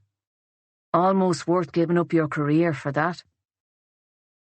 Asshole. His relationship with Emma had started under difficult circumstances. Not many in Dublin knew exactly what those circumstances were, but a few had heard there was something. Someone like Healy wouldn't be able to restrain himself from poking at it until he found out more. Cormac's transfer off the Special Detectives Unit and back into regional operations had probably added fuel to whatever rumours were buzzing around. Cormac wanted to ask about Healy's wife. It would have been an easy score. Last he'd heard, she'd buggered off to Spain the day after their youngest left for college. It must surely gall Healy that his wife was enjoying the sun in the Costa del Sol, along with half the drug dealers he was still trying to put away. Instead, he kept walking. Fisher caught up after a moment, and Cormac pretended not to notice his reluctant glance back to the men seated around the drug squad table. I want your help on something, Cormac said, as he led Fisher back to his desk. He gestured to an empty chair, and Fisher dropped into it, reassuming his eager-to-learn look. It's all right? Fisher asked, and Cormac blanked for a moment before realising that Fisher meant the filing. It's grand, he said. If Fisher thought a neat filing job would impress, he had a long way to go. I want you to have a go at tracking this guy down, he said, taking the photographs of Lanigan from the file. Fisher looked down at the photographs, then back at Cormac, as if checking to see if Cormac saw something he didn't. Didn't he go to America? Fisher asked. So he'd read the file, at least. 1 point in his favour. Everything's online these days, Fisher, Cormac said. I doubt if you'll even have to make an official inquiry. I want you to find this guy. Come back to me with a list of places he's lived, schools he's taught in, everything and anything you can find. Fisher was nodding slowly, his eyes back on the photograph. When do you want it? He asked. Cormac checked his watch. Nearly lunchtime. Over Fisher's shoulder he saw Danny approaching, shrugging on his coat. Cormac stood, picked up his own coat. Take the weekend, he said. Let's see what you have on Monday morning. Danny led the way down the stairs. Keeping Fisher from evil influences? He asked. My good deed for the day, Cormac said. They reached the ground floor and made their way towards the main exit. As they passed the interview rooms, Cormac caught a glimpse of a woman through an open door. Her head was turned away, but something about her jarred him. He stopped walking and tried to take a second look, just as Rogers approached the door from inside the room, gave him a nod of acknowledgement, and shut the door. Danny had turned. "Problem?" he asked. "I thought I recognized someone," Cormac said. "A woman." Danny was studying him. "It's important." "It's probably nothing." Cormac followed Danny out through the security door, then the double doors beyond, and into the fresh air. Cormac waited until they were out on the street and walking up towards the city. "What's going on with you and O'Halloran?" he asked. Danny stiffened, looked like he might shrug it off, so Cormac continued. "I saw the argument in the car park." Danny let out a breath in frustration. "It's just family drama," he said. "My sister, Lorna." They walked on again for a minute or two. Then Danny fished into his back pocket and took out an A4 sheet of paper that had been folded until it fit into the palm of his hand. He gave it to Cormac. Cormac unfolded it and found himself staring at a missing persons poster.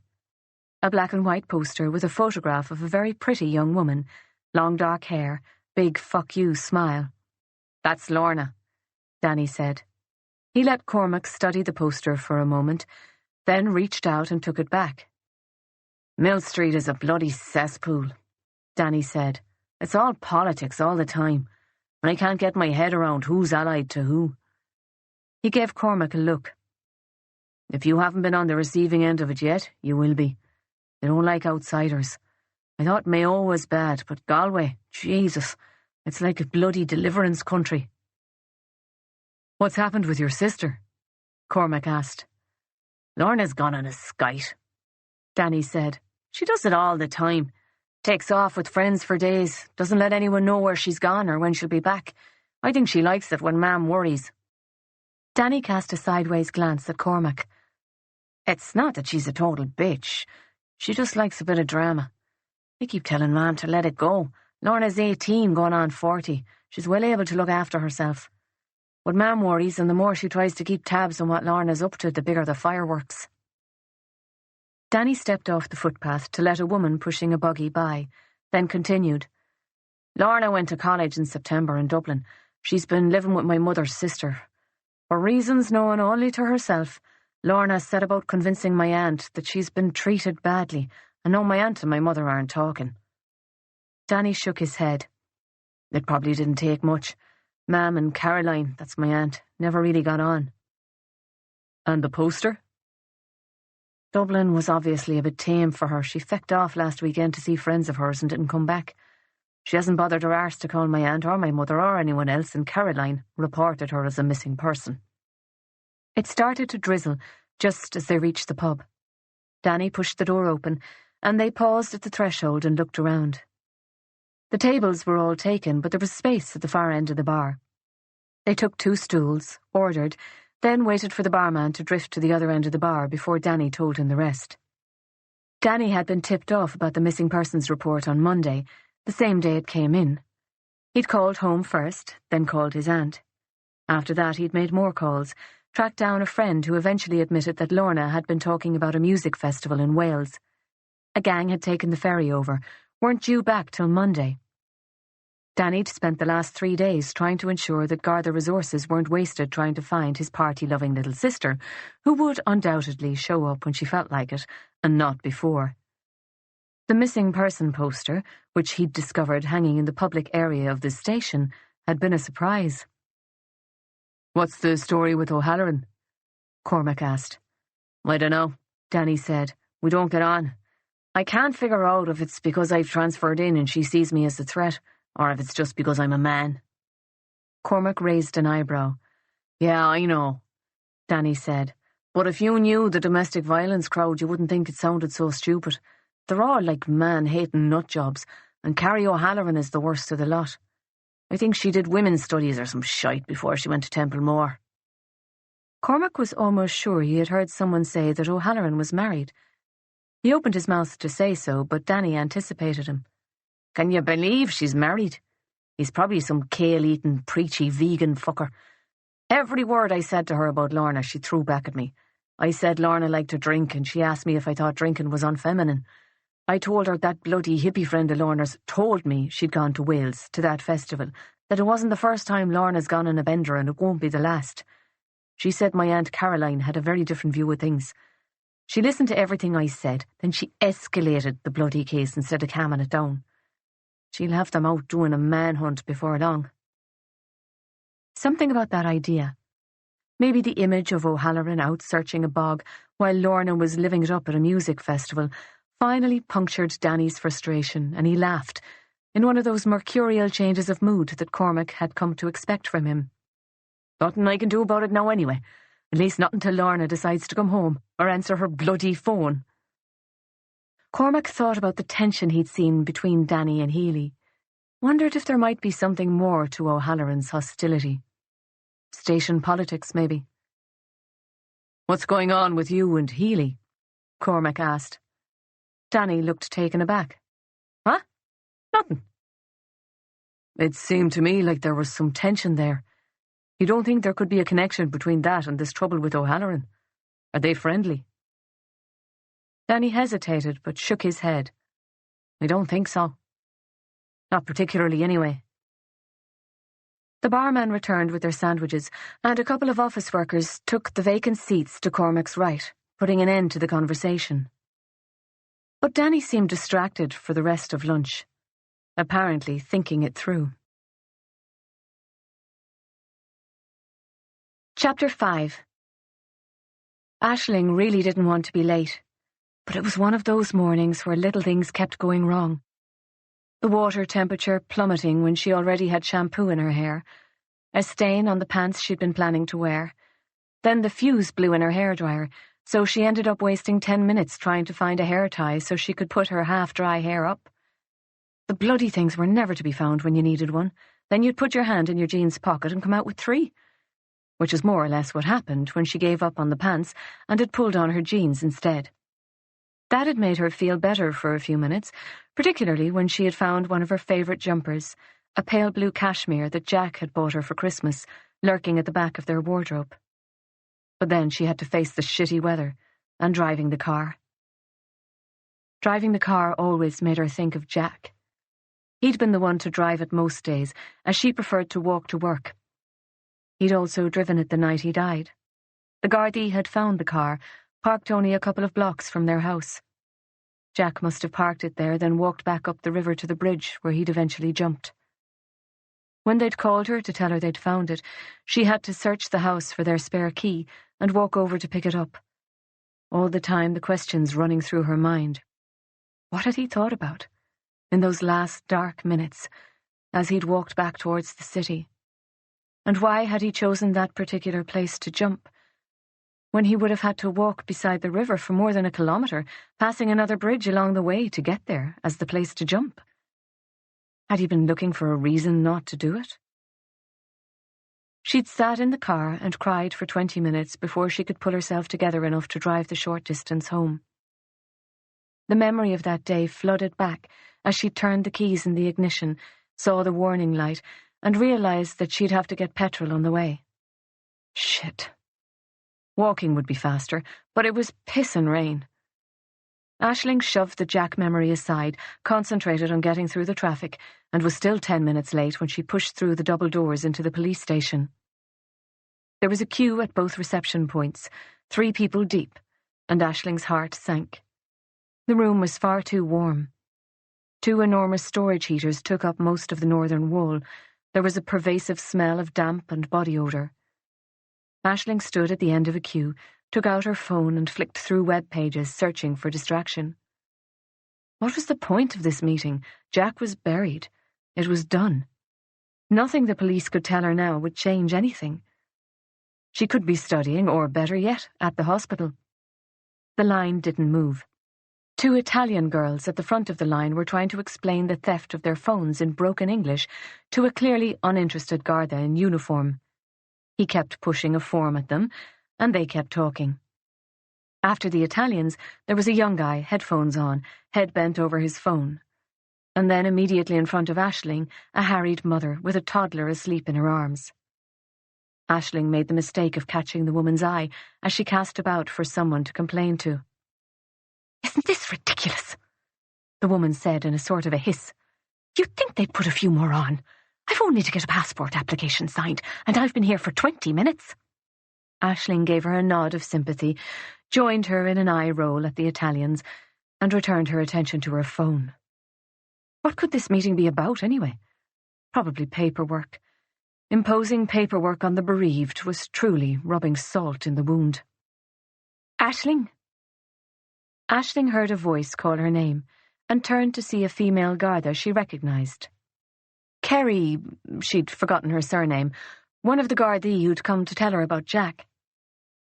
She'd sat with Aisling that day, had made her tea and asked a few gentle questions. She'd even come to the funeral, which Aisling supposed was above and beyond the call of duty. "Sorry, weren't you told?" Kerry asked. "There's another window for appointments. Come through." She handed Aisling a visitor's pass, then swiped them through the security doors and walked along the corridor beyond. "Jack's parents not coming today?" Kerry asked. Aisling shook her head. "They're not up to it. They asked me to let them know if you need anything more from them, and they wanted to know when you're going to release Jack's personal effects. Aggie would really like to have Jack's watch." Kerry stopped walking. "You don't want it yourself?" "It was a gift from his parents. It's only right they should have it. Besides, she had so much that had been his.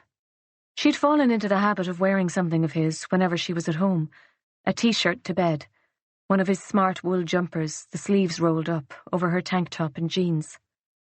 She would never be able to give them up. Aggie was welcome to his watch." "Well, I know we have his wallet and his watch. They're held in evidence at the moment, but I expect they'll be released as soon as the coroner gives his formal verdict."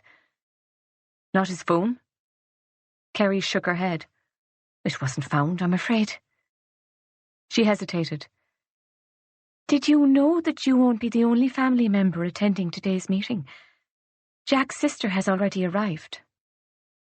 "Jack doesn't have a sister," Aisling found herself saying, knowing even as she said it that it wasn't true exactly, that Jack had had a sister once. Kerry was watching her. "I mean," Aisling stopped, stuck. Then, after a long pause, "She's alive?" Kerry nodded. "It seems so." She waited, giving Aisling a chance to respond, but Aisling had nothing at all to say. It seemed so improbable. Could this person be some kind of fraudster? But she dismissed the thought.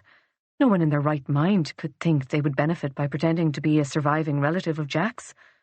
25-year-old engineers weren't generally assumed to be rolling in it. Kerry gave up waiting for a response and gave her what might have been intended to be an encouraging smile, then continued on down the corridor. Aisling barely had time to think before Kerry opened the door to the meeting room, and she had her first, or rather her second, look at Jack's sister. "You were at the cemetery," Aisling blurted. The woman nodded. "God, I should have realised. You look like him." The woman flushed, an almost instant spread of colour staining her cheeks. "Do I?" she asked. "You didn't know?" It was true. The woman had much darker hair than Jack, who had been a sort of sandy blonde, but she had the same very dark eyes, and something else that was more indefinably Jack. Oh, God. What was her name? Was it Maeve? No, that wasn't right. Damn it. Something else, something more English-sounding.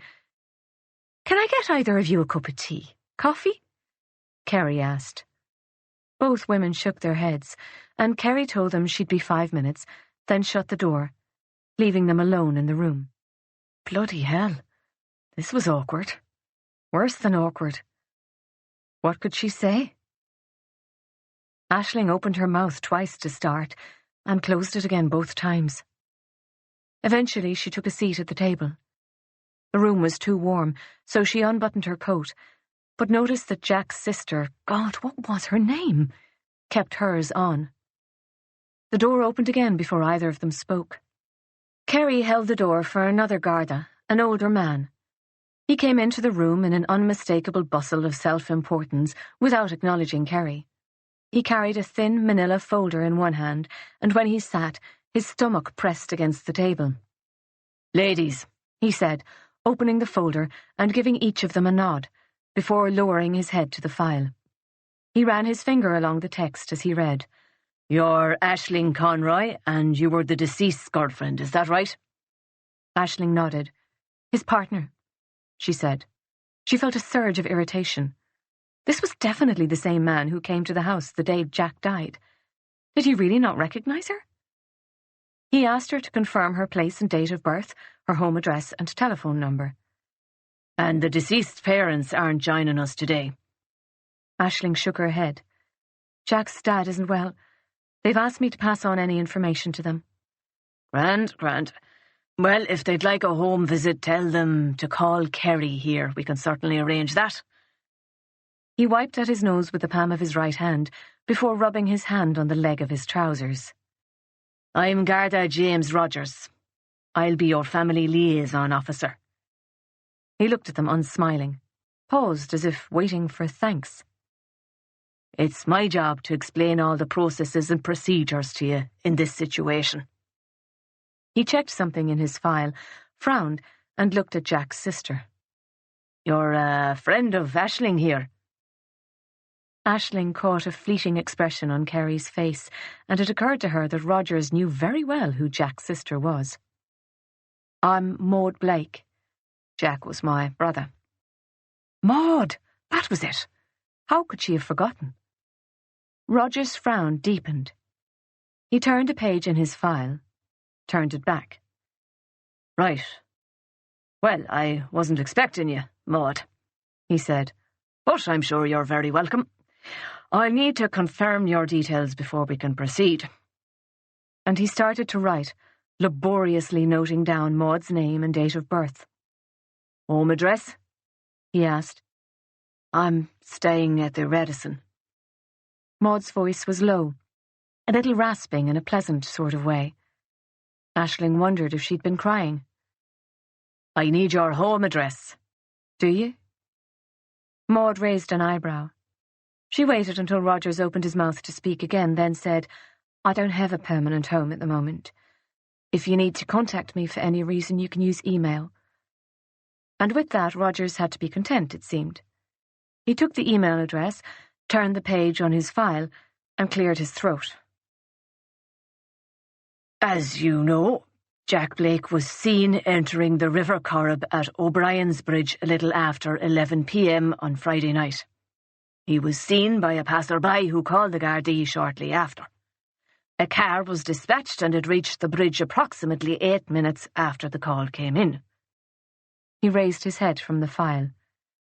"I think we'd all agree that's a very fast response time." He gave a nod, as if both women had agreed with him with enthusiasm, instead of looking at him blankly. Garda Michael Smith and Garda Jane Keenan searched the area immediately around the bridge but found nothing. They radioed the station and a call was put out to the Coast Guard.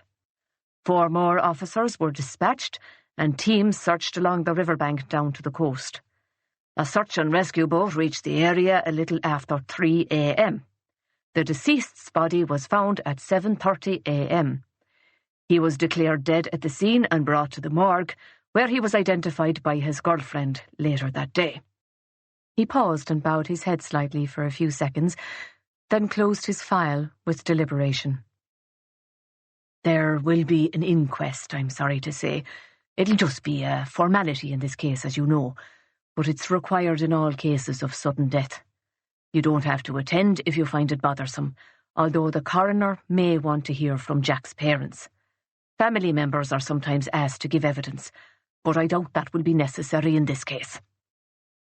He wiped at his nose again with the back of his hand, then pulled a small booklet from his file. It had a plain navy cover with the Garda emblem in the bottom left corner, and an image on a small rainbow on the right. The title read, "Inquests, Support After Suicide." Rogers pushed the booklet across the table to Aisling, who didn't react. "This is for you.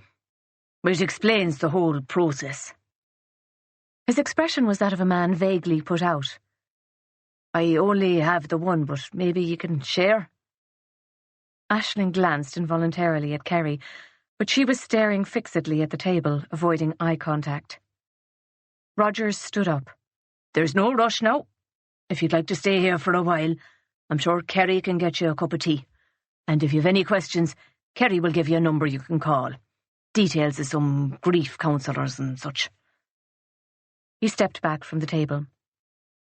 Aisling picked up the sad little booklet and felt the last of her energy seep through her feet and into the floor. She wanted to go back to bed. That dead tiredness pulled at her. She could sleep again, seemed to have endless capacity for it. Wait! Maud spoke sharply, puncturing Aisling's reverie. Rogers stopped and turned towards Maud. I have some questions. I have a lot of questions. He stared at her, but made no move to return to the table. Aisling looked from Maud to Rogers and back. Maud's face was set, determined. You mentioned an anonymous call. When you say anonymous, do you mean untraceable? I mean that it was anonymous, and that the caller did not give his name. Yes, said Maud, but couldn't you trace it? He looked at her blankly. No, he said. Why not? Rogers took a step back towards the table. He didn't sit, but rested his hands on the back of the chair he had vacated. His manner was sympathetic, his tone that of a patient teacher reassuring a bright but overly anxious student. Maud, I'm very sorry for your loss. But I think it's clear that your brother was a disturbed young man, no fault of his own to be sure. But you know, we've had a lot of suicides this year. Very tragic, certainly. But we have men out to the bridges more than we should, and most of the time there's nothing we can do. He sighed and shook his head. I wish the bloody media would stop reporting it. It's only giving these young fellas ideas. His manner pissed Aisling off. He hadn't known Jack. He didn't know the first thing about him. How do you know he was disturbed? She asked. Rogers straightened and turned a little in her direction, tucking his hands into his pockets. Well, I suppose it's obvious after the fact, isn't it? Now, you shouldn't blame yourself, Aisling. I've met any number of families that had no idea something like this was coming their way. We all get caught up in life and get so busy, and you know, these young fellas aren't great at talking about their feelings and the like. No. The word came out before Aisling had a chance to think about it. The whole thing just felt wrong. Jack hadn't been disturbed. He'd never shown any signs of depression. Yes, he had nightmares sometimes, but he was happy. She knew he had been happy. Jack was only 25. He had a good job, good friends. He had me. She stopped, swallowed. We were very happy. He wasn't a bit depressed. Well, Rogers smirked, then shrugged. Aisling couldn't imagine a man less suited to his appointed role. He said nothing more, just passed the file from one hand to another, glanced towards the door. Right, well, let's get back to this call, said Maud. Was the caller male or female? I don't know, and I don't think it's relevant. Well, perhaps the answer is in your file, Maud said. Her tone was very dry, and Aisling felt a surge of fellow feeling towards her. With a sigh, Rogers put the file back on the table and slowly turned the pages. He didn't sit, but read from the file where he stood. At 1:16 a.m. on Sunday 17th March, the Garda on the desk at Mill Street received a call from a male caller who did not identify himself. He said he had witnessed a person jump from O'Brien's Bridge approximately 5 minutes earlier. Caller terminated the call. Roger's tone had changed. The bright but anxious student had taken up too much time, and the irritated teacher wanted to move on. Sunday, 17th of March, St. Patrick's Day, Maud said. Yes? And that was the only call you got? He nodded. He closed the file and picked it up again from the table. Maud sat forward. Look, Could you just sit down for 5 minutes and answer our questions? That's what this meeting is supposed to be about, isn't it? Her voice was very controlled, but Rogers was pissed off now and made no effort to hide it. He said nothing, but pulled back the seat and sat himself into it with exaggerated patience, while colour mounted in his face. "The pubs would only have been closed for half an hour," said Maud. "Paddy's weekend. Half of them would have had late licenses too. But don't you think it's strange that on a Saturday night in Galway only one person saw this, and he called the station but wouldn't identify himself? Why wouldn't he give his name?" "Certainly someone else may have seen your brother jump into the river, but there would be no need for them to call the police if they knew someone else had made the call, would there?" "Right, fine," said Maud. Her voice was a little louder now. "But you said that you lot got there in less than 10 minutes, right? So there must have been people there, people who saw Jack jump, people who gave statements?" "There were some statements taken, yep," said Rogers. This time he made no move to open his file. He was looking at Maud with poorly hidden irritation, his face more florid by the moment. Maybe he didn't like being questioned by a woman, particularly one who was younger than he was. "I'm asking you if anyone other than this anonymous caller saw Jack jump into the river." When Rogers responded, he spoke in a monotone, listing off facts that he suddenly knew without support from the file. "When officers reached the bridge, there were a number of people in the vicinity. 2 couples on the bridge were walking from the Roisin Dove pub to Supermax on the corner of Cross Street and Bridge Street. A single male was crossing the bridge from the other side on his way home from Busker Brown's. There were a number of other people near the bridge. Only brief interviews were taken in the circumstances, and no one had seen a man enter the water." Aisling sat forward in her chair. Her head was reeling. Maud put both hands on the table in front of her and then, as if she couldn't help herself, clenched them into fists. "This whole thing is bullshit," she said. "Jack didn't kill himself. I can't believe this. All you have to say it was suicide is the word of some guy who made an anonymous call. There's not a single other person who saw it happen." She took a quick, gasping breath. "You should be investigating. You need to start investigating this properly. You've gone about it all wrong. Jack's been dead for a week, and you've done nothing." Her voice rose at the end, still not a shout, but raw and loud. "She's right," Aisling said, hearing her own voice as if from a long way away. "This doesn't make any sense." But Rogers was speaking over her. "That is not at all the case. The Gardaí followed the designated procedures and carried out a thorough search of the area." Aisling felt more and more disconnected from the scene in the room. Her head was swimming. Why hadn't she asked any questions before now? "You need to look into this more. I don't think Jack was depressed. He wasn't depressed. And he was a very strong swimmer." Rogers turned to her. He was louder now, his tone angrily condescending. "I know it's hard to accept, but people can do dreadful things. Really, I've seen it. You sit on this side of the desk for a while and you see what people can do. And you know, he probably drank a fair bit of alcohol before he jumped. They always do. And the alcohol would be very disorienting and make it harder to deal with the cold." "But he didn't drink," said Aisling. "He had never touched alcohol in his life. He hated it. And he never took drugs." "Well, maybe he made an exception, given what was in his mind." Rogers stood up again, this time pushing his chair back hard. It couldn't slide on the lino and so wobbled and nearly toppled backwards. "I suppose we'll never know," he muttered. "What?" Maud said, but Rogers didn't respond. "What do you mean we won't know?"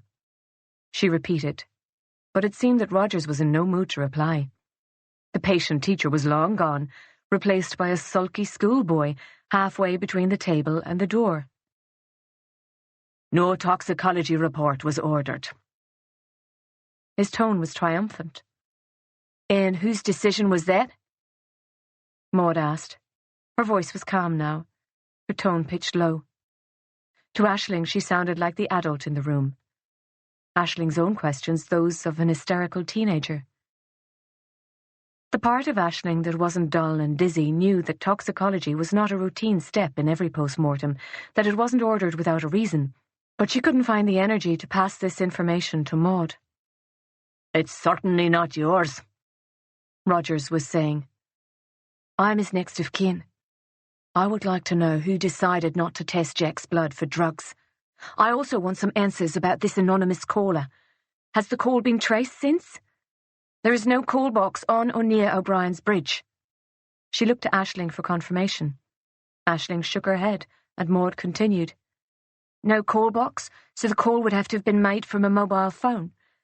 And I do not think it unreasonable for the Gardaí to take the time to carry out what seemed to me to be basic investigative steps." Rogers took hold of the door handle.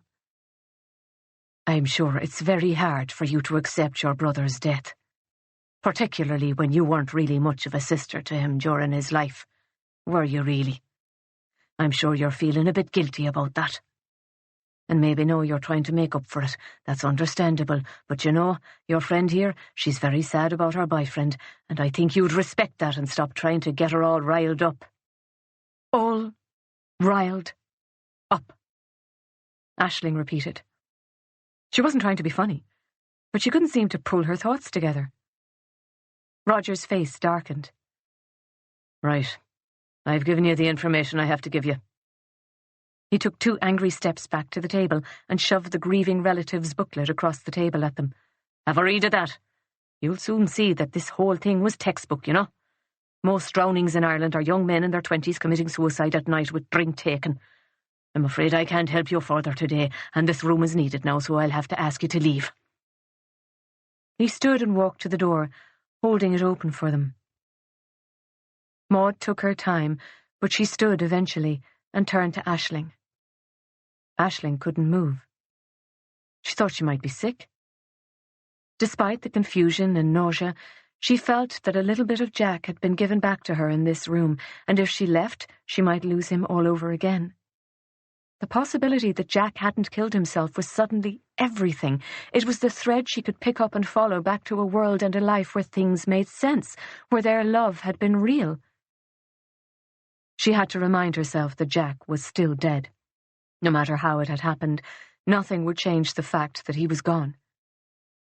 For the first time, that knowledge truly sank in, and the shock of it made her blurt out the thought that was circling around and around in her head. "But I'm pregnant," she said. She looked at Rogers, and seemingly involuntarily, Maud turned to look at him also. He spoke quite deliberately. "I'm afraid major life change can be a trigger for suicide. You'll read all about it in the booklet." And he turned and walked out of the room. Monday, 25th of March, 2013. Chapter 6. "She's here," said Mary. "Who's here?" Aisling didn't look up from her charts. She was conscious of Mary coming closer, looking over her shoulder and starting to read. "Checking up on me?" Aisling asked, still not looking up. "Nope, just interested." Aisling ignored her, kept writing. Mary had been so supportive, but since the funeral the support seemed to have an edge to it. As if Mary felt that the fact that Aisling hadn't completely collapsed was in some way letting Jack down. Aisling found she liked the old, sarcastic, pissy Mary much more than the new, uber-empathetic version. The overt sympathy made her feel claustrophobic. "I told Sandra to ask her to take a seat in the waiting room." "Who?" She wished, fervently, that Mary would go away. She had an hour to get through the charts, and needed 2. There was so much to catch up on. She wouldn't have believed she could fall this far behind in a week. She would be doing rounds with Cummins in the morning, and he was unbelievably anal about charting. He was due to mark her for assessment, and she wasn't going to give him any excuses to mark her down. "What's her name? You know, Jack's sister." "What?" Aisling looked up. "Finally, a reaction. She's sitting in the waiting room. Not much like Jack, is she? Skinny thing." Aisling was already standing and moving towards the double doors, charts abandoned. It had been 3 days since the family liaison meeting. She should have called Maud at her hotel. Bad enough that she'd virtually run from that bloody meeting, hadn't waited long enough to exchange even a polite goodbye. Worse that she'd made no effort to contact her since. Maud wasn't in the seating area. Had she left already? But no. She was standing, arms wrapped around herself, and looking out of the window at the dull afternoon. The view of the car park was not inspiring at the best of times. On a dark winter's day, it was a bloody health hazard. If you weren't depressed when you reached the waiting room, you probably would be by the time you left it. Maud. Maud turned. Had she been that thin when Aisling saw her at the police station? She'd seemed strong then. Now she looked pale, depleted. That girl they just brought in, the one with all the blood on her face and clothes? Did she try to kill herself? Maud asked. What? No, nothing like that. She had her tonsils out last week, then got an infection. She had a hemorrhage. Aisling found herself giving a little laugh. It looked dramatic, but she'll be fine. Why was she telling Maud all of this? And in an open waiting room? So much for patient confidentiality. Maud nodded. Do you have time for coffee? Aisling glanced towards the double doors. I shouldn't, she said. I'm on for another few hours. She looked back at Maud. We're pretty quiet. I can probably take half an hour, as long as I take the bleep. She patted the pager tucked inside her scrub's top pocket. The canteen will be closed, but there's a cafe across the road. I can meet you there in half an hour. Mary all but pushed Aisling out the door, so she restacked her charts, grabbed her puffa, and walked quickly out of A&E, across the car park and College Road, and into the cafe. It was a functional sort of place, but the coffee was decent and it was in range for the pager. Maud sat at a table, 2 cups in front of her. I ordered you black coffee, but there's milk on the table. She gestured towards the milk jug and sugar. I thought you'd probably want it strong. Thanks. Aisling sat and took the cup. She added sugar and milk with an apologetic smile and then felt awkward. She felt ill at ease in nearly every social interaction at the moment, too conscious of every expression that crossed her face.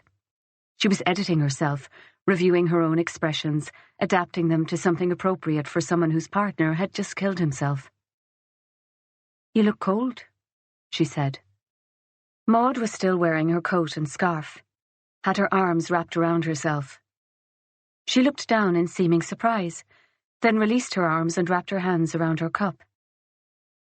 It's autumn at home, but still pretty warm. Nothing like this. Where's home? Aisling asked. Australia, Maud said. The Kimberley. She checked herself and shook her head. Used to be, not anymore. Did you live there long? The question felt ridiculous, the smallest of small talk. Maud shrugged. Longer than I lived in Ireland. Right. They fell silent for a moment, both taking sips of coffee. Aisling studied Maud as they sat there. Her dark hair was long, tied in a careless knot at the back of her head. She wore a grey wool coat that looked a size too big. She was very attractive, a middle-aged Audrey Hepburn. Except she must only be in her 30s. What, 35? She looked older. I'm sorry I didn't stay, Aisling said. After the meeting, I had an appointment. She finished lamely.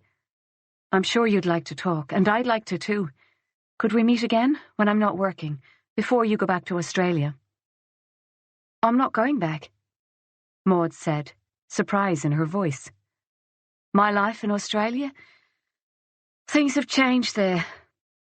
I'm going to stay in Ireland. I see. How tragic, then, that she'd waited too long. If returning to Ireland had been a possibility, why hadn't she come before now? Perhaps Jack hadn't meant that much to her. I'd like to know what you think happened, Maud said. To Jack? A nod. I don't know. But you don't believe that he killed himself?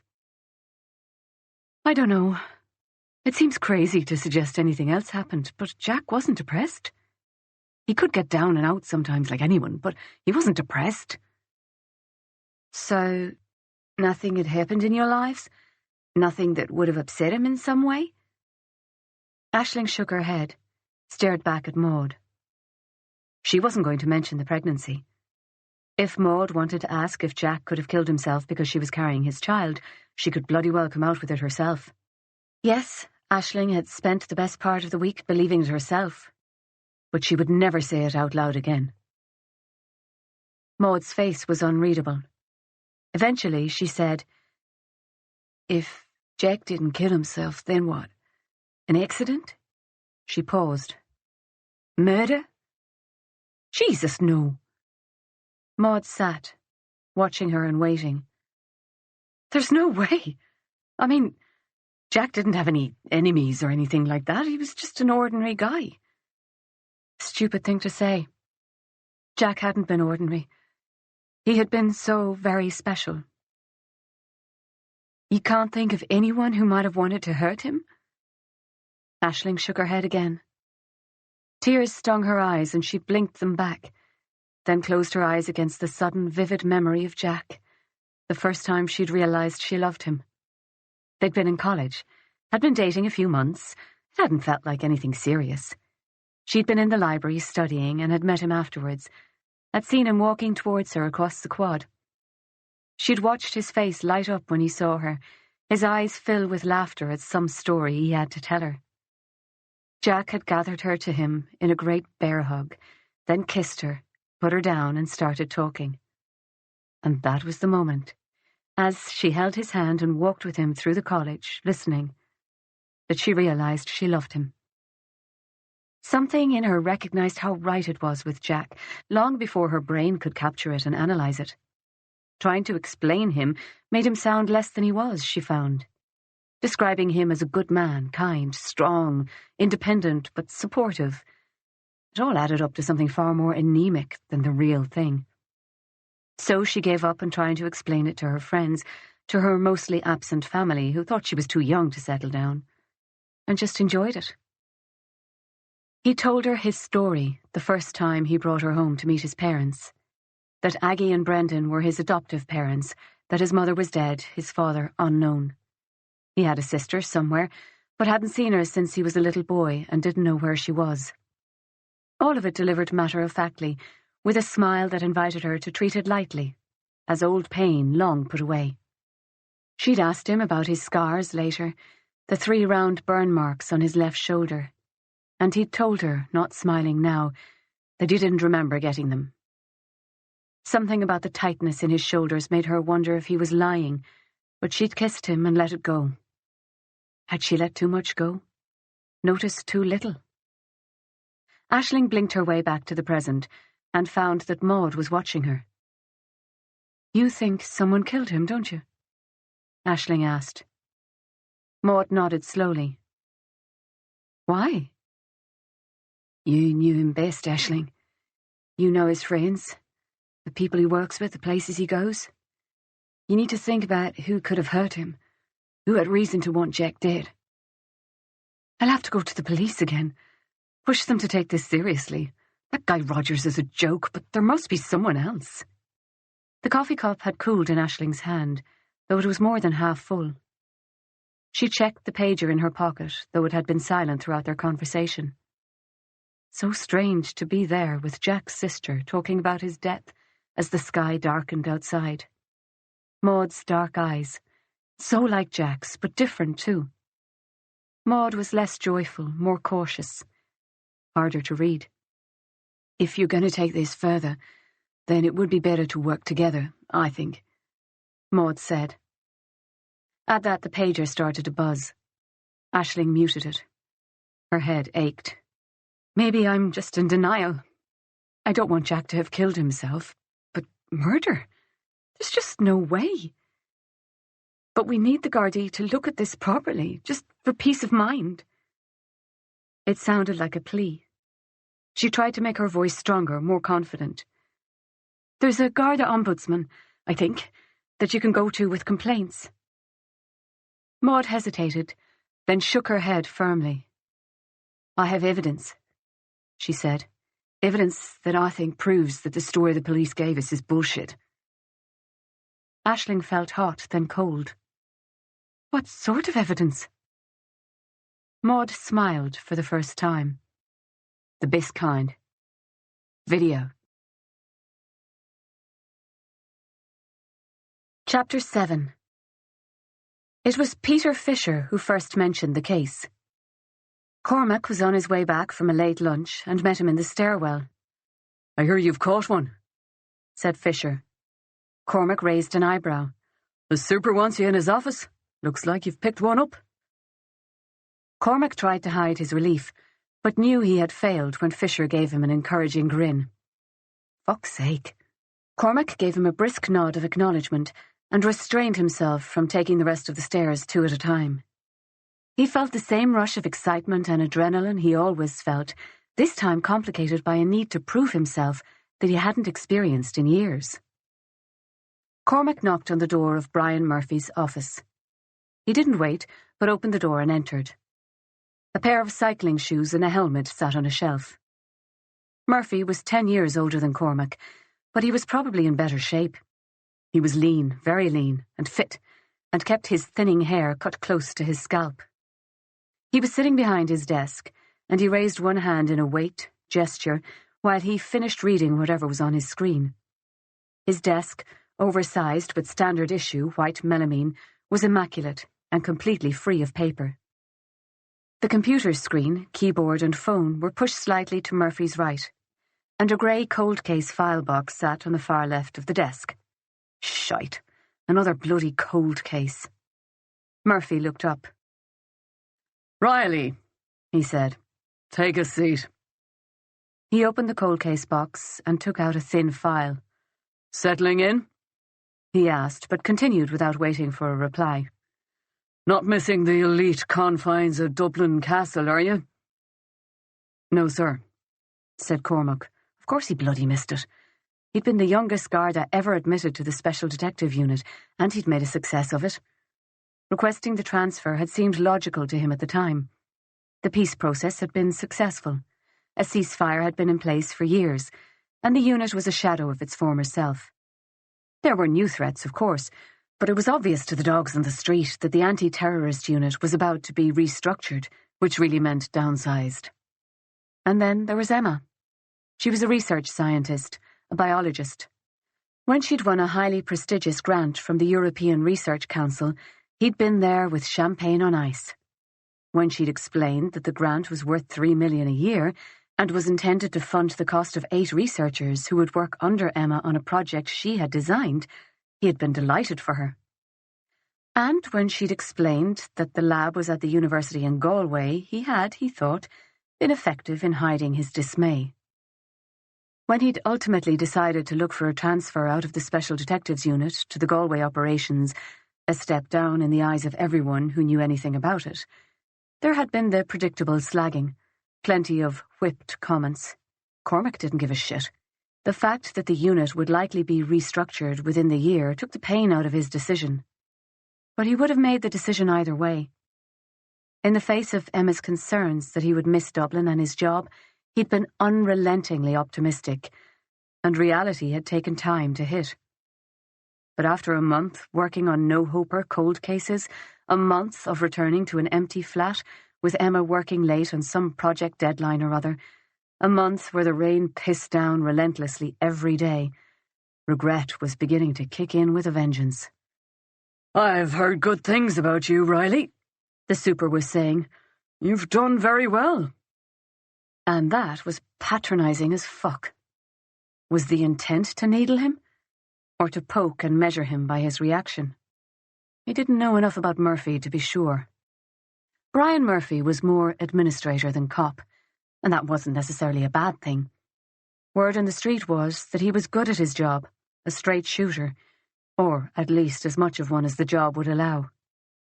Cormac still wondered how he handled having his son work out of the same station, while said son hung out of Anthony Healy's pocket. It couldn't be comfortable for him. Under normal circumstances, Trevor would never have been able to work out of a station that was under his father's command. But as the National Drugs Unit reported up to the Assistant Commissioner, Crime and Security, rather than through the Western Region command structure, Trevor wasn't technically under his father's leadership. The super had to know about Healy's reputation. If Murphy felt the pressure of the situation, he'd hit it well. You know your transfer here is part of a broader effort to decentralise some of our specialist skills out of elite units and back into operations. The intent is that you share, particularly with your younger colleagues, some of what you learnt in the SDU. But, of course, we do things differently in Galway. So you will have to adjust and learn to follow our processes. He paused, looking at Cormac as if considering him deeply. I've no doubt, with your level of commitment, you'll be one of our top men in no time. Yes, sir. Christ almighty. He'd seen nothing yet that impressed him about Galway's best detectives. You're about to get a little busier, Murphy said, and he opened the file on his desk. Sir? The file looked old, but in good condition. An elastic band had been placed around it at some point, but it had rotted off, leaving only an outline on the cardboard. As Murphy opened the file, Cormac saw that it contained no more than 20 or 30 pages. Hilaria Blake, Murphy said. You investigated her death. What? On the 21st of February 1993, you went to a house in answer to a call. When you got there, you found 2 children and their dead mother. The dead woman was Hilaria Blake. Murphy closed the file and pushed it across the desk to Cormac. Your notes are unusually complete, given your inexperience at the time. I gather you had suspicions about the death. You thought it may have been something other than an accidental overdose. Cormac hesitated, then opened the file. He scanned the first page as memories came flooding back.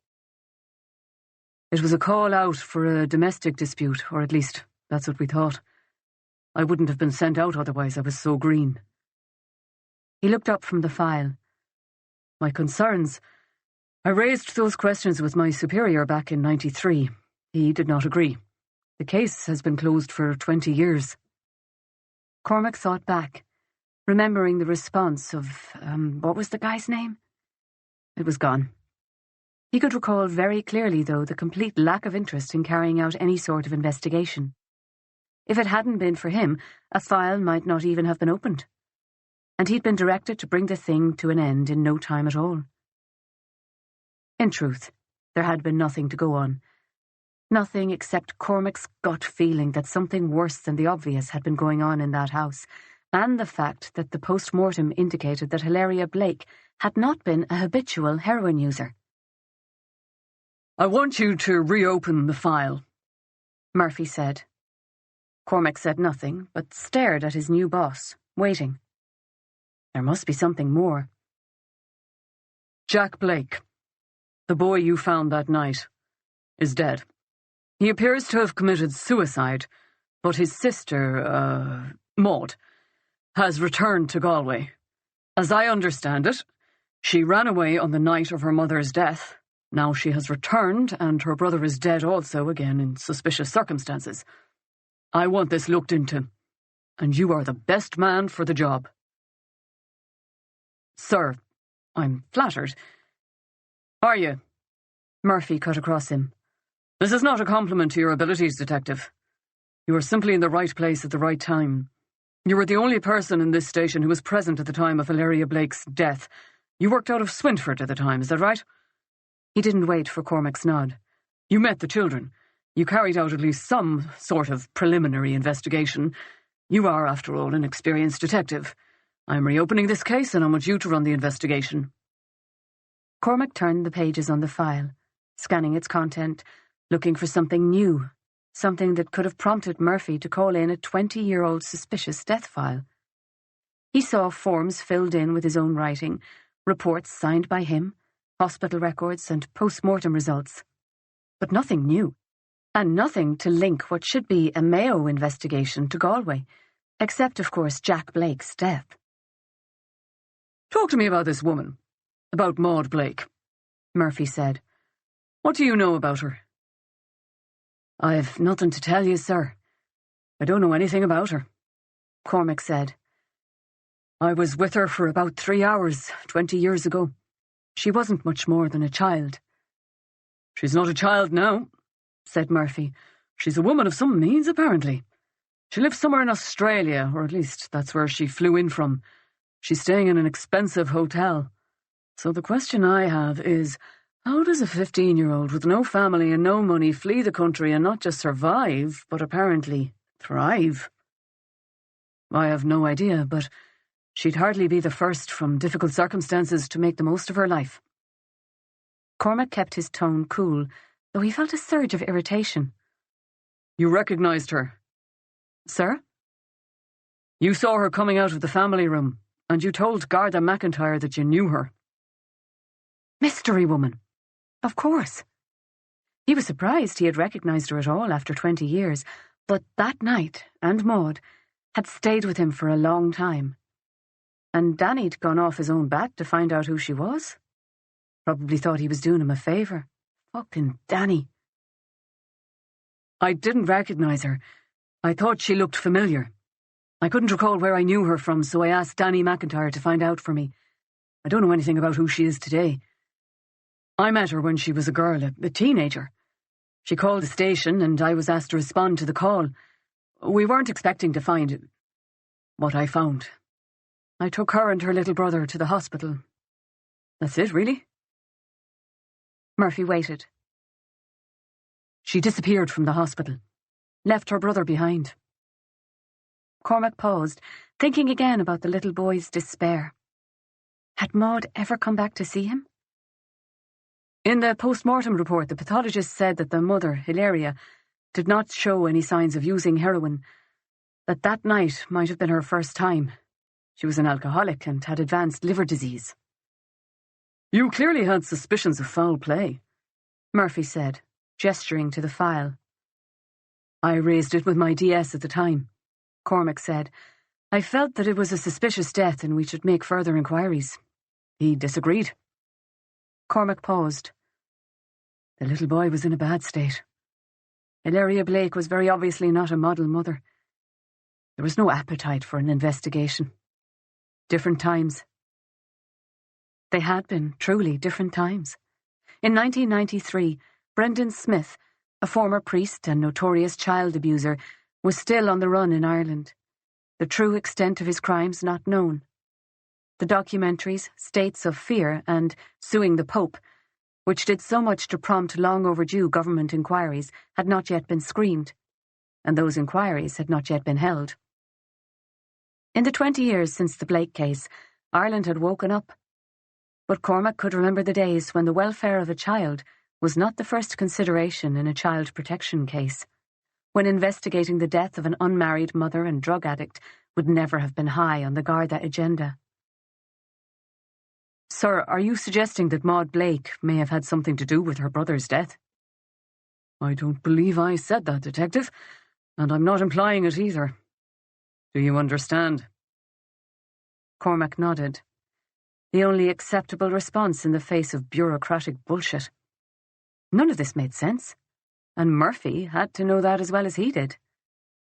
Wasn't it Jack's death had prompted this investigation? "Am I to look into Jack Blake's death?" he asked. "That investigation is being handled by other officers," Murphy said, "and you're to leave that work to them." Cormac kept his face blank. Murphy must suspect Maud. Why else would he have started looking into her past? But if that was the case, it made no sense to split the investigation. Murphy was watching him, Cormac realised, reading him, or trying to. Murphy slapped one hand on his desk, as if punctuating his decision. "I want you on this case, Reilly," he said.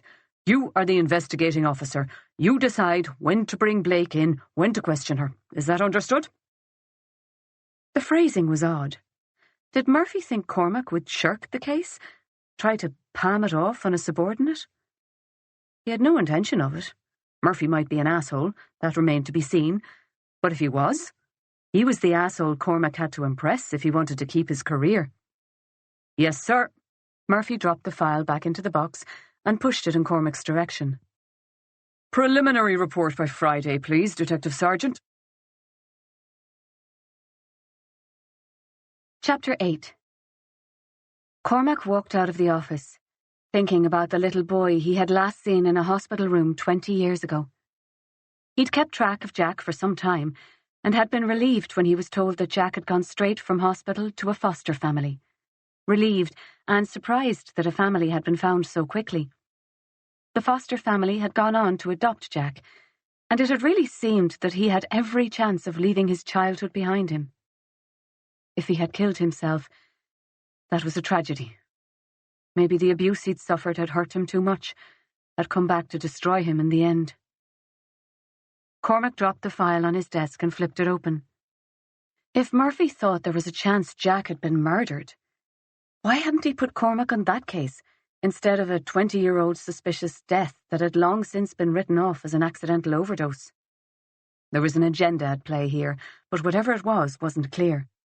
Cormac looked towards the other end of the room, then closed the file and walked over. The place was almost empty. The drugs unit must be out on a job. Everyone but Danny. Carrie O'Halloran, the man-hater, was seated at a desk in the corner, her head bent over her paperwork. Danny didn't look up at Cormac's approach. Cormac put one hand on Danny's desk, lowered his voice, and spoke almost into his ear. I just had an interesting little chat with our friend Murphy. Danny jumped. Jesus! Cormac just looked at him. About? About Maud Blake. I think you've dropped me in it. I've got yet another cold case because Murphy thinks I have some sort of inside knowledge. Danny's face flushed. You're investigating her brother's suicide? I bloody wish. No. Cold cases only for me, it seems. I'm looking into Hilaria Blake's death. A 20-year-old accidental death, heroin overdose. Danny looked confused for a moment, as well he might. The flush faded slowly from his cheeks. Sorry, mate. All I did was ask Rogers who he was talking to. He asked who wanted to know. I said you thought you'd recognised her. Cormac sat on the desk beside Danny's. I'm missing something, he said. Murphy didn't come right out and say it, but he suggested that there's something suspicious about Jack Blake's death. I got the impression that's what prompted Murphy's sudden interest in Hilaria Blake. But if that was it, then why am I on the cold case? Danny shook his head. I heard it was suicide, pretty cut and dry. You haven't heard anything else? Sorry. Maybe you took Murphy up wrong. Maybe. Danny was distracted, Cormac realised. He looked tired, strained. Any news on Lorna? Danny shook his head. Nothing. I've tried calling that friend I spoke to, but she's not answering her phone. You're worried? Danny shook his head. Nah. Paranoid, maybe, because of all the bullshit. But I know she's fine. Danny had lowered his voice, and he glanced around the room as he spoke. He didn't want to get into it there, and Cormac couldn't blame him. Where's the rest of the task force? Cormac asked. Danny checked his watch. They're down in the case room planning an operation. It's the same thing we worked through yesterday and the day before that, he said. Healy likes to over-prepare. Is there a problem? Danny met his eyes. If you mean am I not Mr. Popular with the unit, nothing new there. Do you want to do something about that? Like what? Like, tell me whatever you have on Anthony Healy. Let me do something about it. Danny grimaced, shook his head. If I did know something, and I'm not saying I do, I'd torpedo my career if I talked about it. Anthony Healy and Trevor Murphy are thick as thieves. I go to internal affairs about Healy. He held up one hand, palm facing Cormac. If I had something, that is. And apart from getting that reputation so that no cop trusts me again, Trevor goes straight to his daddy. Where would that leave me? Cormac hesitated, the squad room not being the best place for this conversation, and then the opportunity passed, as Healy, Murphy Jr., and the 2 uniforms temporarily assigned to the task force arrived back. Healy stared at Cormac as he settled back into his chair. There was a challenge there that Cormac thought he would have to deal with sooner or later. Cormac looked away, straight into the eyes of Carrie O'Halloran, who was watching the exchange with unembarrassed interest. O'Halloran. He'd asked around about her since his conversation with Danny. She'd worked her entire career in Galway, so it was difficult to get any meaningful information. But she'd once worked a case with a friend of his, Sean Hegarty, who'd come down to provide support on a suspected sex trafficking ring. The friend had said she was competent, efficient, not overly friendly. She was also young for her rank, and there had been rumours that her promotion was political. Not exactly consistent with Danny's view of her, but then Danny'd worked with her longer. Best to make up his own mind. Cormac gave her a civil nod, which she ignored, returning her attention to her computer. Fantastic. Cormac went back to his desk to find an overtime report from Fisher awaiting his signature. He was claiming 6 hours at weekend rates for the Lanigan case. Cormac signed it, knowing he'd have to justify the use of overtime on a cold case at the next finance meeting, for which he'd probably get a bullocking. He hadn't even caught up with Fisher yet. Had been meaning to all day, but somehow it had gotten away from him. He had a pile of paperwork to work through, the price he paid for spending most of the previous week out and about following up on leads. He got to work, became absorbed in it, and when he finally looked up from the files, he found that the room had emptied out, and twilight was setting in. It was the buzzing of his phone that had broken his focus, and he reached for it. A text from Emma. Sorry, late again. Tomorrow night? Kiss, kiss. Shite. Another evening of TV and cooking for one was suddenly unappealing. It was only Monday. He should go to the gym. Bad habit to get into, though. Pint? He said to Danny. Danny rolled his eyes, then shrugged. Yeah, come on, so. Cormac returned to his desk and locked the Blake file into the drawer under his desk before putting on his coat. The drawer wasn't remotely secure. It could be picked by a 5-year-old with a fork.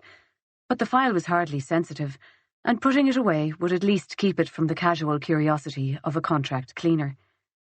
Cormac hesitated, looking down at the locked file drawer. This was certainly the first time he'd walked out of the station without even opening the file on a new case. Was he losing his appetite for the job? Had his willingness to walk away from the STU been a symptom of burnout on the way? He snorted, turned for the stairs.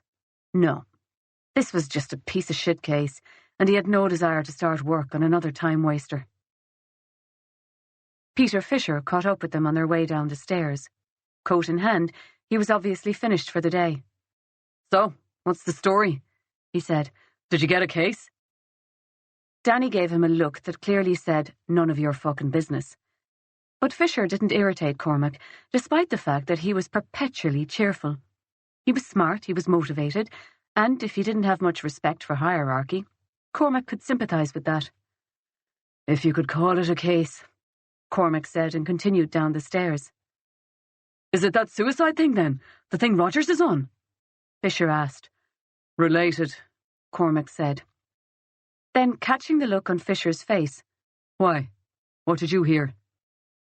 You haven't heard the story? Fisher asked. He looked around, his face a perfect mix of excitement at having something juicy to share and nervousness at being overheard. Cormac didn't hesitate.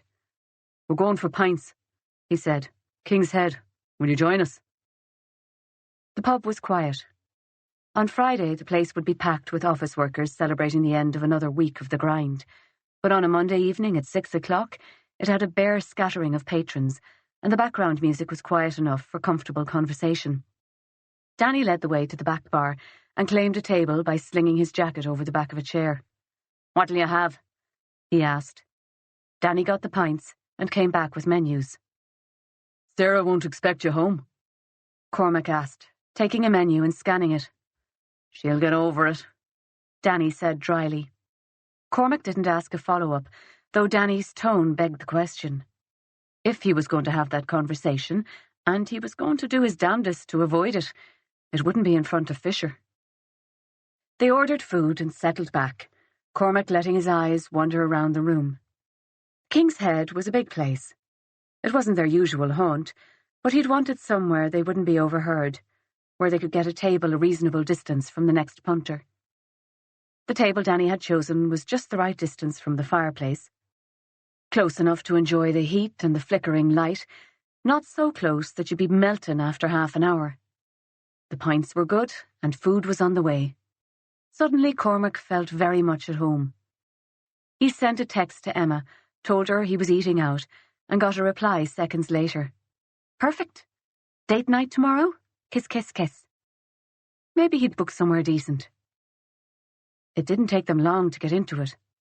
I don't know that much, Fisher said. Someone saw the guy, Jack, take a dive from O'Brien's bridge, called it in. Car was out in under 8 minutes. No sign of him, so they mobilised the search team. They didn't find him until the sun came up after 9 the following morning.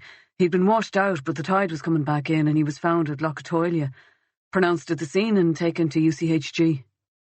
Cormac nodded and tried not to think about the little boy whose hand he had held 20 years before. The past 20 years had taught him a lot, including the necessity of keeping his distance from a case. You couldn't carry the emotional load for the victims. If you did, you were less effective as a police officer and you burned out.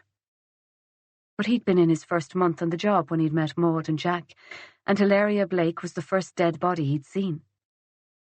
Jack Blake's face became a symbol for every neglected and abused child he came across in his career. What had caused Jack to take his own life, if that was what had happened? Maybe it had nothing to do with his early experience. So, the guy was pretty clean-cut, it seems. Fisher was saying, not a drinker, didn't do drugs, had a good job and lived with his girlfriend. She's a doctor, works at UCHG. Cormac nodded, listening, but his eyes wandered across the room. Carrie O'Halloran had just walked in and taken a seat. She was alone. She hadn't looked at them, but he had a feeling she knew they were there. Fisher's eyes were bright, and he was leaning forward across the table, his voice pitched low. He wasn't hard to read. Something more interesting was coming down the track. Anyway, Rogers, if you'll believe it, was assigned to family liaison. Can you believe that? Fisher raised both hands in the air in an exaggerated gesture of surprise. Fucking Rogers. Kerry is his second on it. She said the girlfriend is in total shock, so not really making things difficult. The parents are pretty old, the dad in a wheelchair, so they're leaving everything to the girlfriend. So, despite Rogers being about as sensitive as, Jesus, I don't know, you've met him. He's as thick as pig shite. Cormac gave a small smile, but shook his head. Rogers did strike him as a particularly bad choice. Family liaison officers were female more often than not, which he'd always thought was a bit sexist, and they were generally expected to have good interpersonal skills and to be personally presentable. Rogers was an old-style guard, and in Cormac's view, should never have made sergeant. His personal hygiene was also seriously lacking. Fisher took another drink from his pint, realised he was finished, and stood up to get around. Danny hadn't said much since they'd entered the bar, and when Cormac looked across at him, he rolled his eyes. What? I didn't realise we were babysitting tonight. Danny, if he's got the inside track about my case, I need to hear about it. Danny rolled his eyes. Maybe Murphy's messing with you, putting out an old case you were hung up on, winding you up and watching you go. Cormac raised an eyebrow. Bit of a stretch. Danny returned his attention to his pint, and Cormac did the same.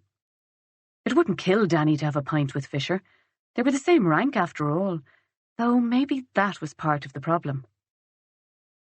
Cormac occupied himself by watching Carrie O'Halloran while Danny brooded. She'd ordered a glass of red and was taking her time with it. She had a file open in front of her. The jacket was blue, so it wasn't a murder file. Galway had its own colour coding. What was blue again? Domestic violence? Danny's gaze followed Cormac's to where O'Halloran sat, and he grimaced. Whatever you do, don't ask her to join us too. You're sure you're not worried? About Lorna? Then, at Cormac's nod, I don't know, Cormac. A bit, I suppose. I can't get that girl on the phone. Who? The hippie, Stitzy won't have gave me the story about the music festival. Where is she? Where's she based? Dublin. You should go up. Go tomorrow. Track the girl down. Talk to her in person. Danny blew out a breath. I should, I know. Maybe I will. He looked away. It's just, I'm trying to make something of this transfer, you know? I just know I'm going to trek all the way to Dublin, screw up my work, and then find that little idiot laughing it up with our friends. Danny. I know. Danny drank from his pint, refusing to look at Cormac.